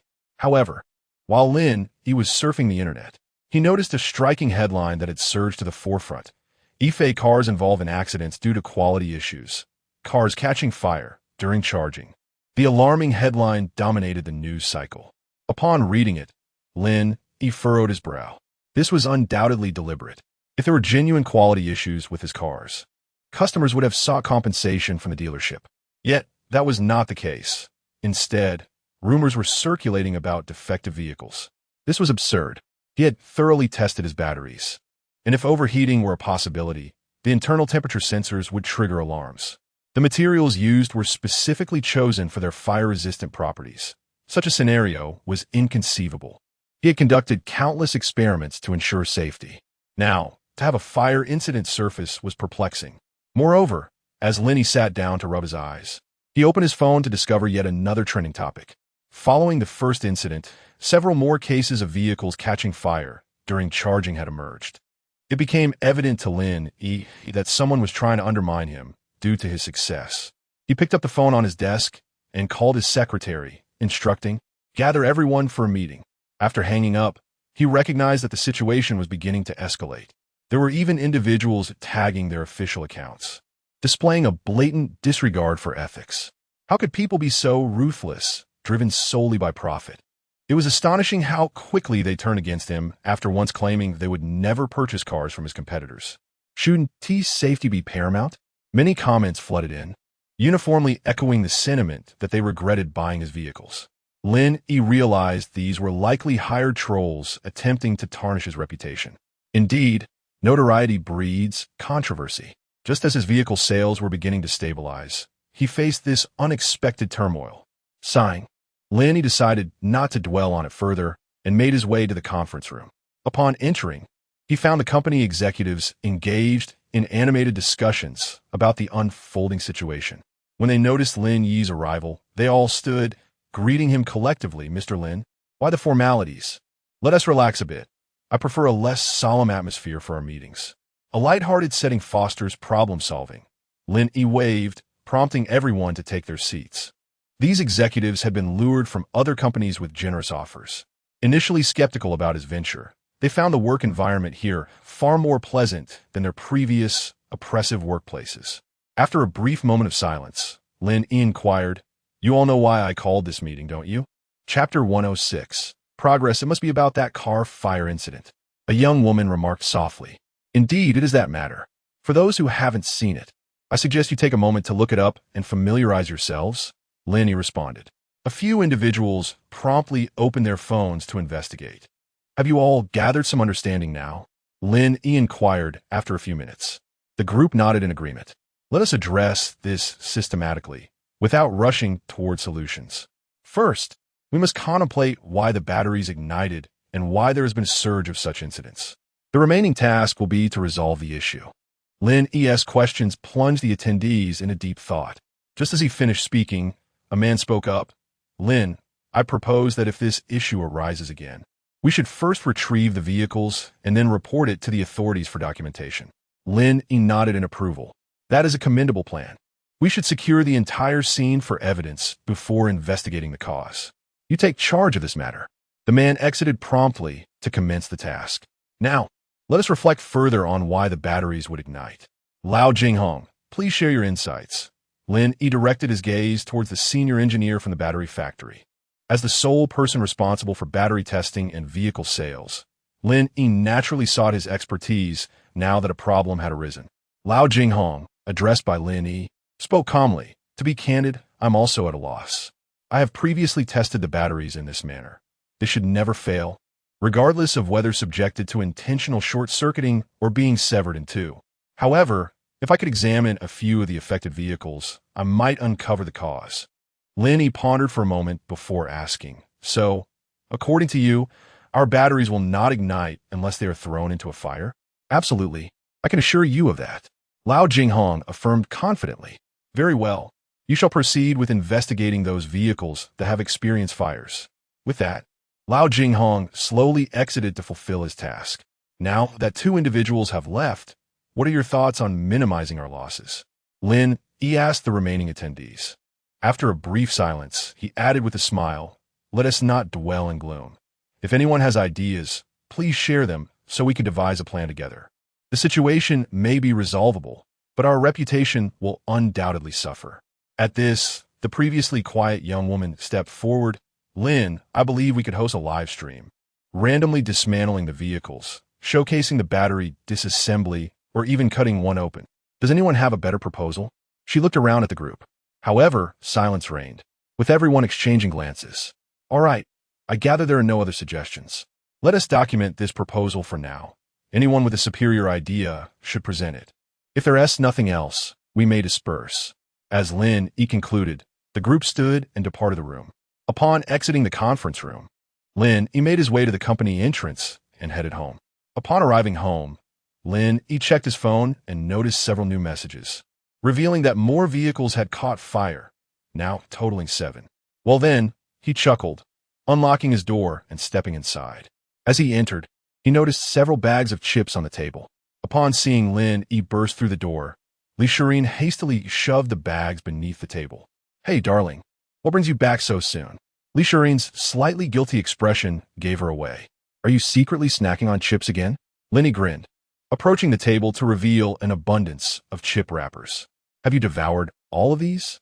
Lin Yi questioned. Yes," Li Shirin admitted, nodding bashfully. Lin Yi observed the remnants of chips on her lips, recalling that he had allowed her 2 bags a week, which explained the distinct aroma he often detected upon returning home. "I'll refrain from it in the future," Li Shirin promised, nervously clutching her shirt like a child caught misbehaving. Lin Yi chuckled. "This cannot become a recurring habit." Li Shirin nodded fervently, but internally thought, "I shall indulge again next time." Before she could bask in her fleeting happiness, Lin Yi added, "If this happens again, I shall have no rations left to share." At this, Li Shirin panicked, internally lamenting, "My chips, one must pay the price." Seeing her anxious hands, Lin Yi smiled and pulled her closer. "It's not that I want to prohibit you. Just look at how many you've consumed today. I see at least 10 bags here. Excessive consumption is unhealthy." Li Shirin nodded, a faint smile appearing on her face. "Understood, I'll want to do it again. But regarding your earlier statement, my daily allowance must not diminish," she declared, extending her palm. "You're quite the challenge." Lin Yi chuckled, gently pressing her hand down. As evening approached, they both finally rose from their seats. "I noticed our company trending on social media today. Is everything all right?" Li Shirin inquired, wiping her mouth. "Everything's fine," Lin Yi assured her, ruffling her hair. "I have everything under control. These incidents are likely the result of envy from those who wish to tarnish our success. What should we do then? If this persists, our losses could be significant." She expressed her concern. "It and Appos. That's all right. I and Appos. V said it before. You focus on being a wonderful homemaker, while I will visit the company daily. If all is well, I'll return home, so do not worry about these matters." Lin Yi similet reassuringly. Just as they were discussing the day's events in the living room, Lin Yi's phone rang. He glanced at his phone and saw it was Lao Jinghong calling. "It seems I have news," Lin Yi said to Li Shirin, then answered the call. "Hello," Lin Yi greeted.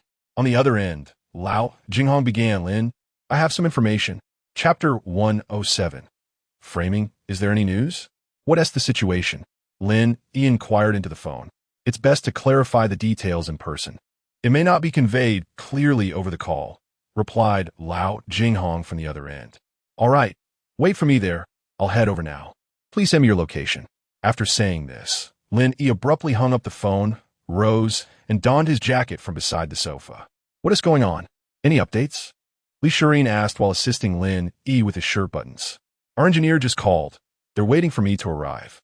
If I come back late tonight, don't wait up for me. You should go to bed." After finishing his words, Lin Yi gently tapped Li Shirin on the forehead before grabbing his car keys and heading out. Upon stepping outside, he received the location from the other party.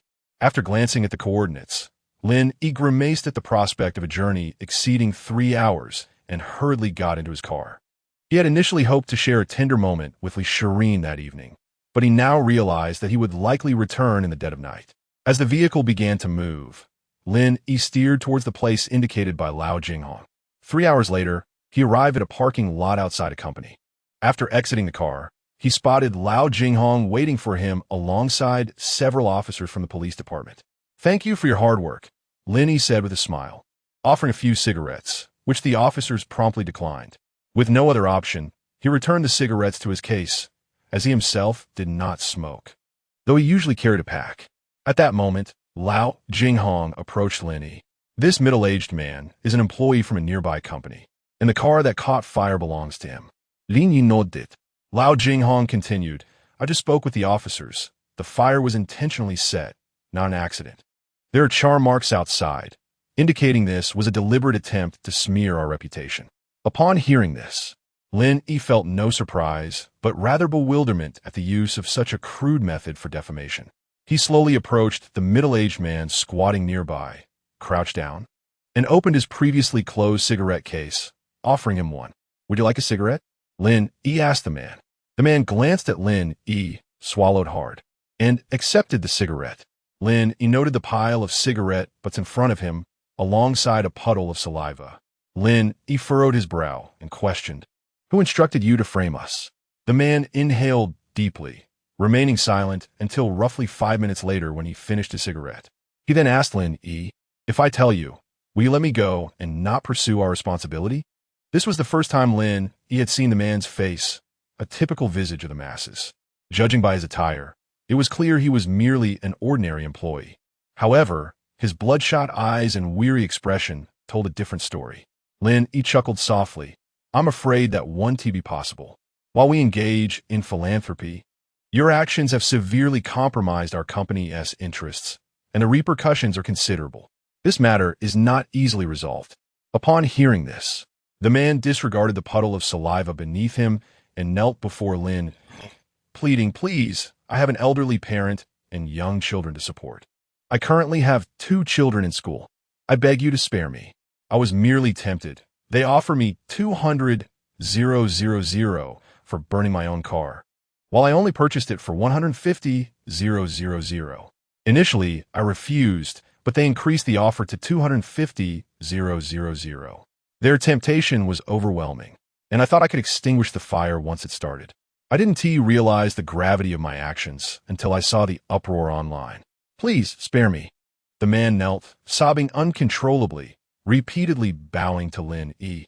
Witnessing this scene, Lin Yi could only shake his head and assist the kneeling man to his feet. "Rise. Some mistakes carry consequences.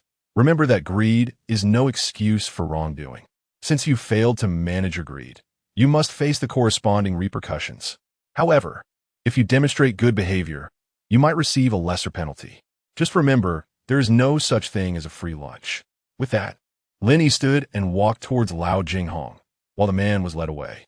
"Impressive. The progress is remarkably swift. I'm tempted to give you a raise." Lin Yi patted Lao Jinghong on the chest. "Really?" Lao Jinghong's eyes gleamed with curiosity. "Of course not, but there will be a bonus," Lin Yi replied with a smile. "As long as there is a bonus, I'm satisfied." However, this old fellow was quite stubborn at first.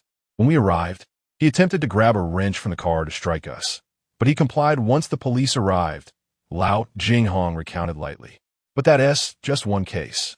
There are still others that remain unresolved," Lin Yi remarked. Lao Jinghong confidently declared, "As long as the car's R&T reduced to ashes, modern technology can easily uncover the truth. I've already put the word out that anyone with genuine issues can claim a compensation of 1 million. However, if it turns out to be arson, we'll have to charge them with extortion." As of now, none of the car owners whose vehicles caught fire had approached them, likely contemplating how to destroy the evidence. Lao Jinghong chuckled as he spoke. "You're quite adept at this. If you manage to resolve this within a few days, the company will host a celebration banquet in your honor." Lin Yi slapped Lao Jinghong's chest again. However, Lao Jinghong declined the offer for a celebration banquet. "Mr. Lin, I don't want a celebration. I'd prefer 4 days off, if that is all right." He cautiously asked Lin Yi. "There will still be a celebration, but if you wish for time off, that can be arranged." "What is the matter? Are you exhausted from work lately?" Lin Yi inquired. "Not at all. I recently started dating, and we've been together for quite some time without going out. I'd like to take this opportunity to enjoy a trip together," Lao Jinghong admitted, scratching his head. Lin Yi chuckled and playfully kicked his backside. Paid leave it is. Chapter 108. The perfect promotion in the ensuing days. The situation gradually came to a close. Although this incident had little impact on Lin Yi's company, it nonetheless resulted in some considerable losses. Fortunately, the presence of a prominent influencer like Zhou Kong helped to sway public sentiment. Honestly, brothers, I'm also a proud owner of an Yifei automobile. But what has been claimed previously is simply implausible. While I am in the official livestream, I must speak fairly. If you say there are excessive gaps in the car doors, I might entertain that notion, but to suggest that the battery caught fire is beyond belief. That would be as absurd as claiming the brakes failed. Even if corners were cut, it is unlikely they would compromise the battery. Zhou Kong continued, "I hope everyone remains vigilant and does not panic in such situations. If necessary, Just refrain from driving until the official clarification arrives. It is worth noting how Zhou Kang's eloquence has improved since he transitioned into a video influencer. From the bashful boy in front of the camera to the seasoned speaker he is today, as Zhou Kang engaged in his spirited commentary. The barrage of comments in the live stream surged. What he says makes sense. Unless the entire Ife team is composed of fools, how could they cut corners in this regard? Exactly. How could such a positive influencer like Kang Gu possibly deceive us? After a brief wait, the camera panned to another area where staff were disassembling a brand new vehicle to demonstrate the battery's integrity. Several large batteries were laid out before the audience, showcasing the authenticity of the car just off the production line. Look, this is a freshly manufactured vehicle. To prove our point, the cars we showcased earlier during the live stream were indeed real, and if you doubt it, you can refer to the recorded footage. We aim to demonstrate that we are using new cars to prevent any accusations of using models to mislead viewers, Zhou Kang declared, positioning the camera in a testing area while retreating to a safe distance. Now, everyone observe closely. As a non-professional, I will excuse myself. Just as he finished speaking, a mechanism resembling a gate approached the battery. As the viewers braced for an explosion, they were astonished to see the battery being cleanly sliced in half, revealing its inner components. The gate adjusted its angle and made several more cuts, transforming the battery into smaller pieces as effortlessly as cutting a cake. Afterward, the staff swept away the remnants and brought forth a brand new battery. This time, they employed a blowtorch, subjecting it to flames for a full 30 minutes without any ignition. In the following hours, the batteries underwent a series of rigorous tests, ultimately yielding no adverse incidents. Zhou Kang returned to the screen, stating, "Brothers, you have witnessed it. This battery genuinely will not catch fire. We have tested it for several hours, and although many have left, the results speak for themselves." As he spoke, the comments section erupted with praise. I have also inquired, and if there truly is a quality issue with the battery, Ife will compensate with 1 million. This was just confirmed by the president of Ife, who is here with me. Is the president here? I heard he is quite handsome. Can you let us see him? Host, don't be selfish, streamer. Allow us a glimpse of the president. The comments clamored for a glimpse of Lin Yi.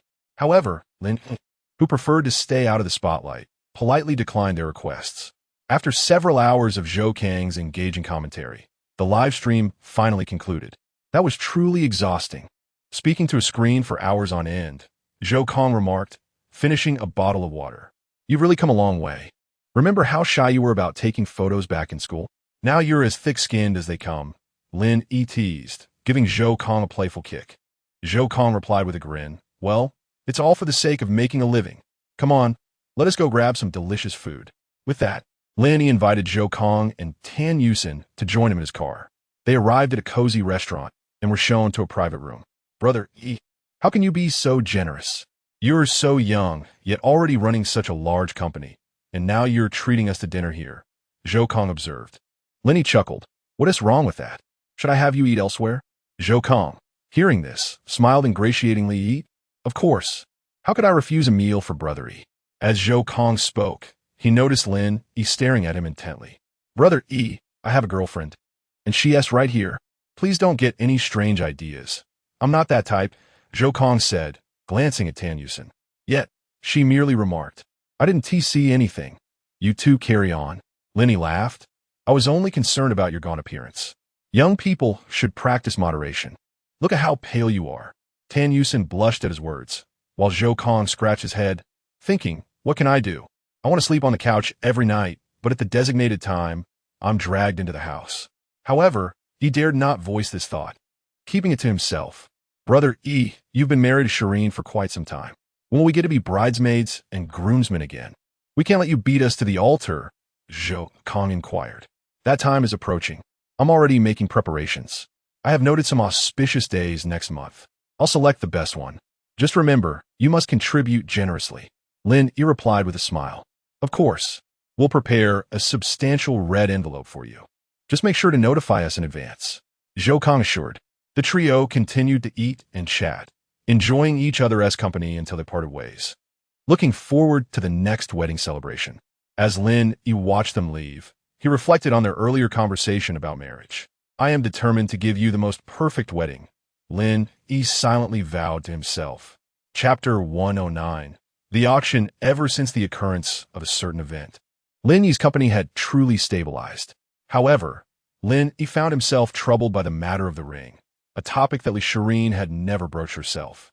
During this period, Lin Yi had been contemplating how to discover the perfect wedding ring. While Lin Yi was reclining on his sofa, scrolling through his phone for inspiration, Li Shireen was at home, engaged in animated conversations with her friends over the phone.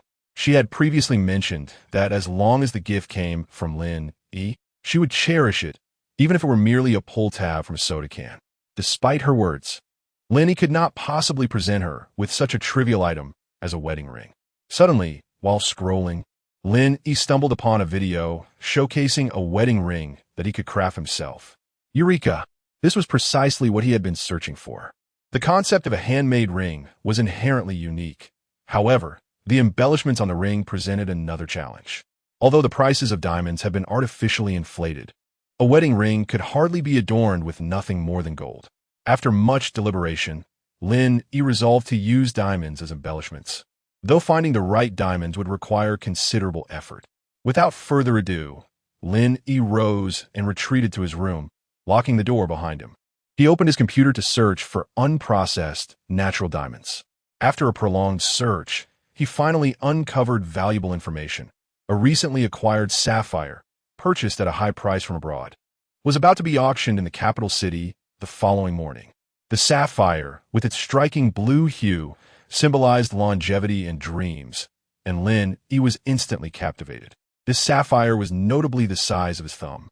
In a moment of serendipity, Lin Yi felt a newfound belief in luck. It was as if this extraordinary gem had been custom-tailored for him, with every coincidence revolving around his desire. After shutting down his computer, he promptly booked a flight to the capital. Once the ticket was secured, he descended the stairs and embraced Li Shireen, informing her, "My dear, I have a pressing matter at the company that requires my presence in the capital. I may return late tonight. Be sure to eat properly and avoid snacking at home." Understood? Upon hearing this, Li Shireen's brow furrowed with concern. "Is something wrong?" she inquired. "It's nothing serious," Lin Yi reassured her. "Just a significant contract that requires my signature. I'll be back as soon as I can." Relieved, Li Shireen replied, "Then make sure to return early." After helping Lin Yi adjust his attire, he swiftly departed in his Rolls-Royce towards the airport. As he stepped outside, Li Shireen gazed in the direction of Lin Yi's vanishing car. Once it was out of sight, she quietly retrieved a bag of chips from beneath the table. A haven and Oppos. Tea had these in ages. What a temptation. Just as she opened the bag, Lin Yi and Oppos, as earlier admonitions resurfaced in her mind, she realized that if she continued indulging, she might inevitably become overweight. Shaking her head, she placed the chips aside. "No, I must resist the allure of these wicked snacks." As she inhaled the aroma of the chips, she found herself salivating. Meanwhile, Lin Yi arrived at the airport and, after a brief wait, boarded his flight to the capital.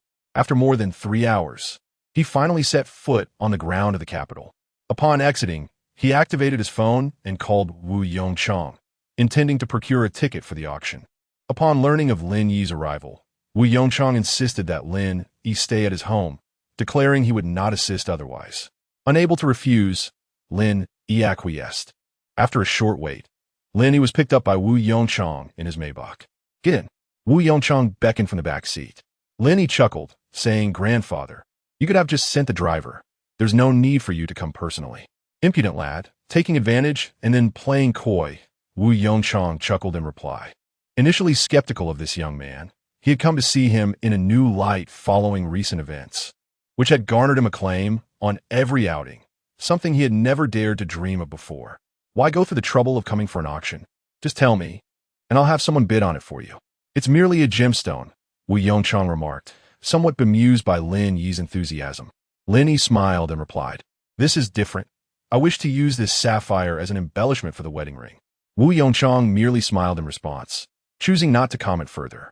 Upon returning to Wu Yongchang's villa, Lin Yi took in his surroundings. Soon, a middle-aged woman appeared. "You must be Xiao Yi. I am Lu Li. I have prepared a room for you and will help you with your belongings," she offered, taking Lin Yi's small suitcase upstairs. Lu Li was Wu Jin's wife, and the household comprised only Wu Yongchang and the couple. Before long, Lu Li had arranged Lin Yi's belongings neatly. Lin Yi then made his way to Wu Yongchang's study. "Grandfather, have you secured the auction ticket you mentioned?" Lin Yi inquired as he took a seat before Wu Yongchang. Wu Yongchang glanced at him and retrieved a ticket from the drawer, handing it to Lin Yi. Such trivial matters are easily resolved with a few words. After confirming the ticket, Lin Yi prepared to leave. As he reached the door, he turned back to Wu Yongchang and added, "When I arrive, please let Shireen know. I intend to surprise her." Wu Yongchang gave Lin Yi a sidelong glance before returning his attention to the newspaper on his lap. With the ticket in hand, Lin Yi retreated to his room, lost in thought as he stared at the ticket for an extended period. Later that evening, upon hearing of Lin Yi's arrival, Wu Jin burst into Lin Yi's room, exclaiming, "Xiao Yi, are you here?" He knocked on Lin Yi and Appo's door. Upon hearing the commotion, Lin Yi swiftly opened the door. "Uncle," he greeted politely. To his surprise, Wu Jin seized Lin Yi and pulled him downstairs. "So, you're the young man everyone is talking about. I have quite the reputation now, thanks to you. Cool me. Let us share a few drinks tonight." Wu Jin led Lin Yi to the table, which was adorned with 2 bottles of liquor. Lin Yi chuckled wryly, realizing he was in for a long night. Chapter 110. The pregnancy the following day. Lin Yi rose early to find Wu Jin already up and preparing to head to the office. Upon seeing Lin Yi, Wu Jin was momentarily taken aback. After all, the two had indulged quite a bit the previous night, yet here Lin Yi was, bright and early. Unbeknownst to Wu Jin, while Lin Yi had been unfazed, Wu Jin had been thoroughly inebriated. Had it not been for Lu Li's intervention, Wu Jin would certainly have struggled to rise that morning. "Xiao Yi, it's still early. Why not sleep a little longer?" Wu Jin suggested, glancing at Lin Yi. Lin Yi waved his hand dismissively. "I've had enough rest. I must step out shortly." After a brief exchange, Wu Jin hurriedly exited, and Lin Yi casually selected a vehicle from Wu Jin's collection before embarking on his journey. After a 30-minute drive, Lin Yi finally arrived at the auction venue. Following a brief wait of about 10 minutes, the auction commenced. Initially, the items presented were rather inconsequential until mid-auction when a striking sapphire was unveiled. "Ladies and gentlemen, we present one of today's highlights," proclaimed a tall, elegant woman as she presented the sapphire. "This exquisite gem has been acquired through great effort." A middle-aged man proceeded to extol its virtues for nearly 10 minutes, while Lin Yi below began to feel drowsy, only roused by the call for bids. The starting price is 1 million, with increments no less than 100,000. "Let the bidding commence," he announced, surveying the eager crowd. 150,000, a middle-aged woman raised her paddle. 5 million, a young girl chimed in. Over the next half hour, the bids escalated, reaching over 20 million. With the number of bidders dwindling, Lin Yi seized the opportunity and called out, 30 million. Heads turned towards him, and the crowd assumed he was merely a charming young man attempting to impress someone with this extravagant purchase. 35 million. The young girl immediately countered, shooting Lin Yi a challenging glance. 50 million. Lin Yi declared nonchalantly. As the bidding reached 50 million, onlookers believed Lin Yi had lost his senses and hesitated to continue. Just as the auctioneer was about to bring the hammer down, the girl interjected, 80 million, casting another glance at Lin Yi. However, Lin Yi, now unfazed, boldly declared, 100 million. A wave of astonishment rippled through the audience. "Is he out of his mind? Who would spend 100 million on this?" murmured the crowd. Yet the girl refrained from raising her paddle again, her gaze fixed on Lin Yi. After successfully acquiring the sapphire, Lin Yi departed the venue. Once outside, he called Wu Yongchang to inform him that time was of the essence, and he needed to return home to work on a ring. Wu Yongchang offered no further commentary, simply wishing Lin Yi a safe journey. After ending the call, Lin Yi purchased a plane ticket and boarded a departing flight. A short while later, he parked in a lot and arranged for someone from Wu Yongchang's team to retrieve the car. 3 hours later, Lin Yi returned to Huadu. However, he did not head straight home, but instead sought out a small workshop where he could craft the ring himself. Utilizing their machinery, he brought his own materials. Upon learning that Lin Yi wished to rent the workshop for a week, the owner treated him like royalty after receiving several thousand yuan. Yet, Lin Yi required no assistance. He had already acquired the necessary skills and merely needed time. Initially, he rendered the design of the ring in 3D, making adjustments until evening fell. Lin Yi smiled, transferring the final design to a portable drive and hurriedly returning home. Upon arriving, he found Li Shireen beaming with joy, her happiness surpassing the ordinary. Lin Yi, puzzled, remarked, "I've only been gone a day. What could possibly have you so elated?" He gently ruffled her hair. Li Shireen shook her head. "There is something even more exciting. What could possibly be more delightful than my return?" Lin Yi inquired. Just then, Li Shireen retrieved a small plastic bag from beneath the table. Opening it revealed a collection of pregnancy test sticks. Lin Yi recognized the items immediately, but as he beheld them, his hands began to tremble uncontrollably. 2 lines. What does this mean? Li Shireen, sensing his anxiety, nodded affirmatively. "Indeed, you're going to be a father. A few days ago, I felt unwell, initially thinking it was merely something I ate. However, upon reflection, I realized we hadn't used any protection, so I bought a test, and to my astonishment, it showed 2 lines. I even thought perhaps the test was faulty, so I purchased an entire bag, and they all confirmed the same. I visited the doctor this morning, who confirmed the pregnancy."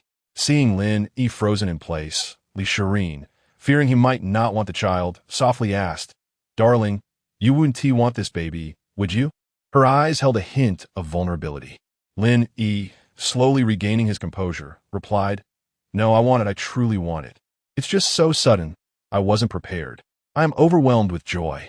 His excitement was palpable, matching Li Shireen's own fervor.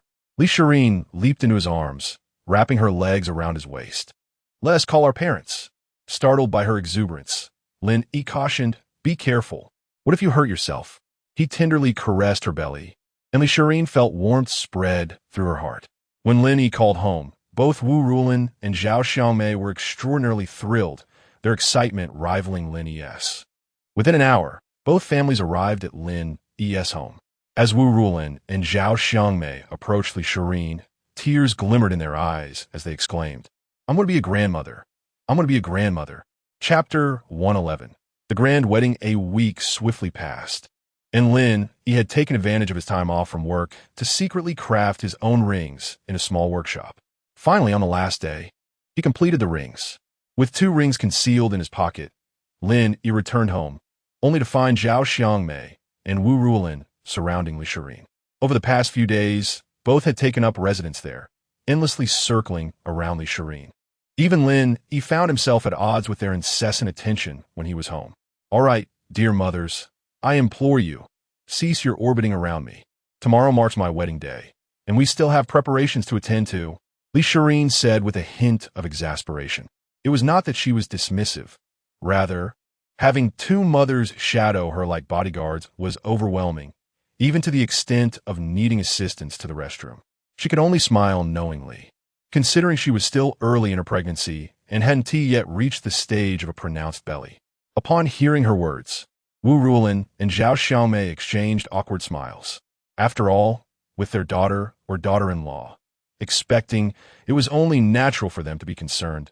Yet, upon reflection, they acknowledged that perhaps their vigilance was a tad excessive.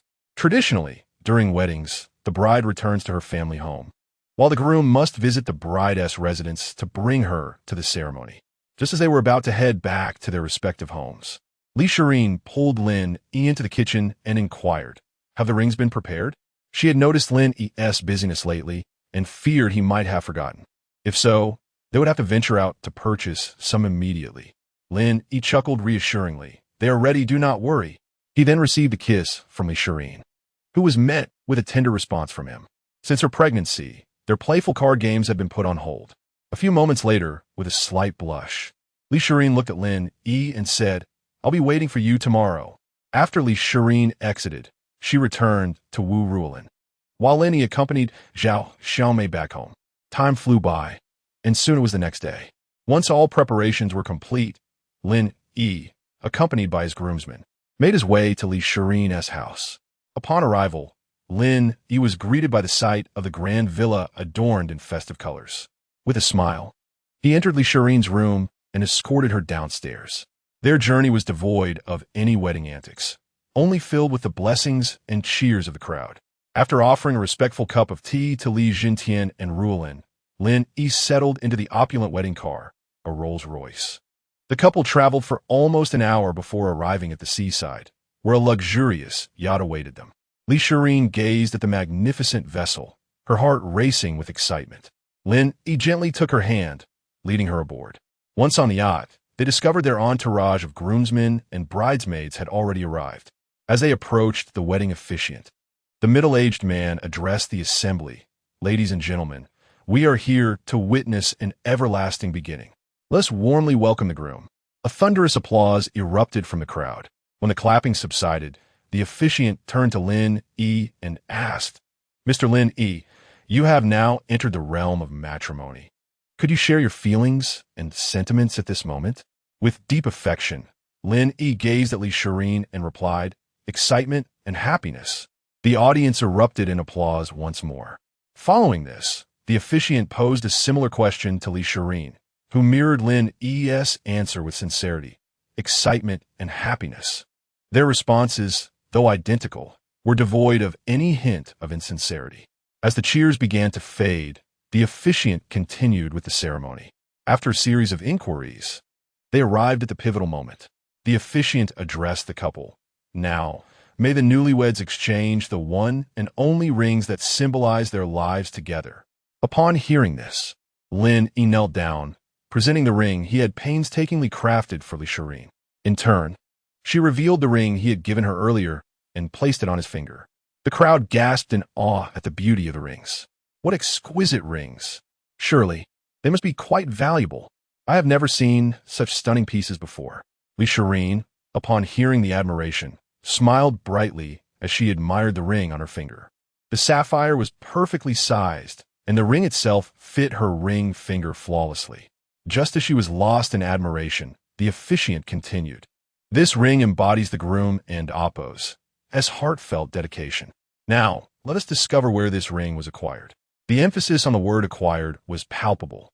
As he stepped aside, a video played, showcasing Lin Yi diligently crafting the ring in the workshop, meticulously carving each detail with unwavering patience. Even as beads of sweat streamed down, he never once wiped his brow, remaining focused on his creation. The 5-minute clip concluded swiftly, and Li Shirin felt her eyes welling up with tears of emotion as she watched Lin Yi. Just then, the crowd began to chant, "Kiss! Kiss!" After a moment of realization, Li Shirin rose on her toes, embraced Lin Yi, and kissed him. Minutes later, they gradually parted. Hand in hand, they descended towards the audience, drawing envious glances from those around them. As Li Shirin's mind raced with memories, she recalled attending Lin Yi's wedding, feeling a pang of bittersweet longing. She had intended to merely observe, never imagining Lin Yi would truly accept her, leading to their own wedding now, with the added joy of carrying Lin Yi's child. Contemplating this, a radiant smile graced Li Shirin's face. Chapter 112. The little daughter 4 years later. "Daddy, wake up. You promised to take Xiaoku out to play yesterday." Lin Yi glanced at his phone on the bedside. It was 5 o'clock in the morning. He cradled his little daughter in his arms, still half asleep, and murmured, "Sweetheart, it's only 5 in the morning. Let's wait 2 more hours." With that, he settled back down. In the span of these 4 years, Li Shirin had given birth to a daughter named Lin Ku, and Lin Yi's Yifei automobile had become the largest car manufacturer in the world. Now, Lin Yi spent his days either with his wife and daughter at home or accompanying them out. Once Lin Yi had fallen asleep, Lin Ku climbed out of bed and went downstairs to watch television. Noticing Lin Ku had gone downstairs, the still sleeping Li Shirin cautiously followed her. Seeing Lin Ku engrossed in an animated show, Li Shirin tiptoed back to the bedroom. Finding Lin Yi still asleep, she gently shook him awake. "Darling, it's time to get up. Xiaoku is watching television downstairs." Li Shirin carefully roused Lin Yi. He slowly opened his eyes and asked, "What is wrong?" Li Shirin whispered, "Xiaoku is watching television downstairs." After she spoke, she kissed Lin Yi. Seeing this, Lin Yi slowly pushed her away, saying, "What if Xiaoku comes up?" Li Shirin caressed Lin Yi's chest and replied, "It's fine. The room is soundproof. Since Xiaoku was born, We VE had very little time alone together. I'll talk to her in a few days and let her sleep in her own room. With that, Li Shireen lowered her head. An hour later, Lin Yi and Li Shireen exchanged glances and simultaneously burst into laughter. Why does it feel like we're being so sneaky? Li Shireen remarked. Isn't that exactly what we are? Lin Yi said while picking up the stockings scattered on the floor. After getting ready, they noticed Lin Ku was still watching cartoons downstairs. Lin Yi approached her and observed how she anxiously clutched her little feet in white socks, engrossed in the television. As soon as Lin Ku saw Lin Yi, she scrambled onto his back and exclaimed in her sweet voice, "Daddy, are we going out to play?" Lin Ku and Appo's excited shouts filled the entire living room. Not yet, it and Appo's. It's not even 7:00 and Appo's clock. Let us wait until 9, okay? Lin Yi stroked her little head. Okay. Then I'll keep watching television, Lin Ku replied, climbing down from Lin Yi's back to sit quietly and watch TV, glancing at the time now and then. It must be said that children have boundless energy. Lin Ku, while watching television and checking the time, finally endured until 9 o'clock. As soon as the hour struck, she clung tightly to Lin Yi and Appo's leg. Tom and Appo's, up. Let us go out to play. Lin Yi lifted Lin Ku into his arms, laughing. All right, here we go. Let us have fun. Charge. Lin Ku shouted from Lin Yi's shoulders. As Lin Yi drove, Li Shireen and Lin Ku sat in the back seat. Where do you want to go, Xiao Ku? Lin Yi asked the little girl in the back. I want to see Daddy's school. Lin Ku said after a moment and Appo's thought. All right, then Daddy will take you to see the school. With that, Lin Yi drove towards Huadu University. After a short while, Lin Yi parked the car, and Li Shireen took Lin Ku out. Once Lin Yi parked, he took Lin Ku from Li Shireen's arms, and the family of 3 walked toward the school. Arriving at the school gate, the familiar gatekeeper was still there. Lin Yi, as before, tossed a pack of cigarettes over. The gatekeeper immediately caught it and looked up to see who had thrown it. Upon recognizing Lin Yi, he chuckled. Ha, Xiao, is this your child? Lin Yi nodded and gestured to Lin Ku, saying, Xiao Ku, say hello to Grandpa. Upon hearing this, Lin Ku immediately greeted the gatekeeper. Hello, Grandpa. The gatekeeper beamed widely. Good. You're so adorable. Your mom is beautiful, and you're even cuter. Come on in. The family strolled aimlessly around the campus, and it wasn't long before someone recognized them. Some girls, upon seeing Lin Ku, were captivated. Wow, how cute. Hello, seniors. One girl approached Lin Yi and Li Shireen to greet them. Lin Yi smiled at her. We graduated a few years ago. How do you know us? The girl replied with a smile. You might not know, but everyone in our school basically knows you and Senior Shireen. Even the teachers mention you in class, telling us to learn from you. Lin Yi chuckled. So we're quite famous at school? The girl nodded. After chatting a bit longer, they continued wandering around the campus, and soon, more people recognized them. Let us head to the snack street outside the school. Before Lin Yi could respond, Li Shireen pulled him along. I can't believe people still recognize us. Li Shireen laughed as they stepped outside. Indeed, I never expected we'd be so well known, receiving compliments from teachers like this, Lin Yi replied. While they were exploring the snack street, Lin Ku suddenly piped up, Mommy and Daddy, look, that pretty auntie is selling takoyaki. The two followed Lin Ku's finger to see the stall. Upon arriving, they were astonished by the sight of the beautiful auntie. The 3 of them stared at each other in disbelief, and after a moment, Lin Ku shouted, Auntie, please give me this one, and that one too, pointing at the small balls. The stunning auntie was none other than Zhang Mengyao. However, Lin Yi and Li Shireen were taken aback to see her selling takoyaki here. Though Zhang Mengyao was still lovely, years of exposure to oil and smoke had altered her appearance, making her look like she was in her 30s now. All right, Zhang Mengyao, regaining her composure, prepared a serving of takoyaki and handed it to Lin Ku. Be careful, it's hot. Is this your daughter? Zhang Mengyao inquired, looking at Lin Ku and Lin Yi's arms. Lin Yi nodded. Have you been here all these years? Li Shireen asked Zhang Mengyao. I've been here for 3 years, running this stall. Life has been manageable, Zhang Mengyao sighed. Are you married? Li Shireen asked her. Zhang Mengyao shook her head. I'm not planning to get married anymore. I'm fine living alone. My mother has changed so much. She's now in a mental hospital. I just want to take care of my parents and not think about anything else. A hint of resignation tinged Zhang Mingyao's words. Upon hearing Zhang Mingyao's words, the two had no choice but to settle the bill and take their leave. Once Zhang Mingyao saw them depart, she squatted down and began to weep uncontrollably. After Lin Yi and Li Shirin had walked away, Lin Ku, nestled in Lin Yi's embrace, inquired, "Daddy, do you know that lady?" Lin Ku's large eyes were fixed on Lin Yi. With a gentle smile, Lin Yi patted Lin Ku's head and replied, "She was a classmate of mine from long ago." With that, the family of three continued their stroll into the vibrant snack street. The end of the book. P.S. Although no one may be reading this now, I still wish to express a few thoughts. Since the inception of this book until its conclusion, I have received both encouragement and criticism. In fact, I consider criticism to be beneficial, as it has illuminated my areas of inadequacy. Furthermore, I do not believe this book has ended poorly. Rather, continuing it would serve no purpose. One could say that after Zhang Mingyao's arc concluded, the subsequent narrative fell short, lacking in substance. It is not the poor quality that is daunting, but the inability to identify the flaws. To any readers who have reached this point, I extend my heartfelt gratitude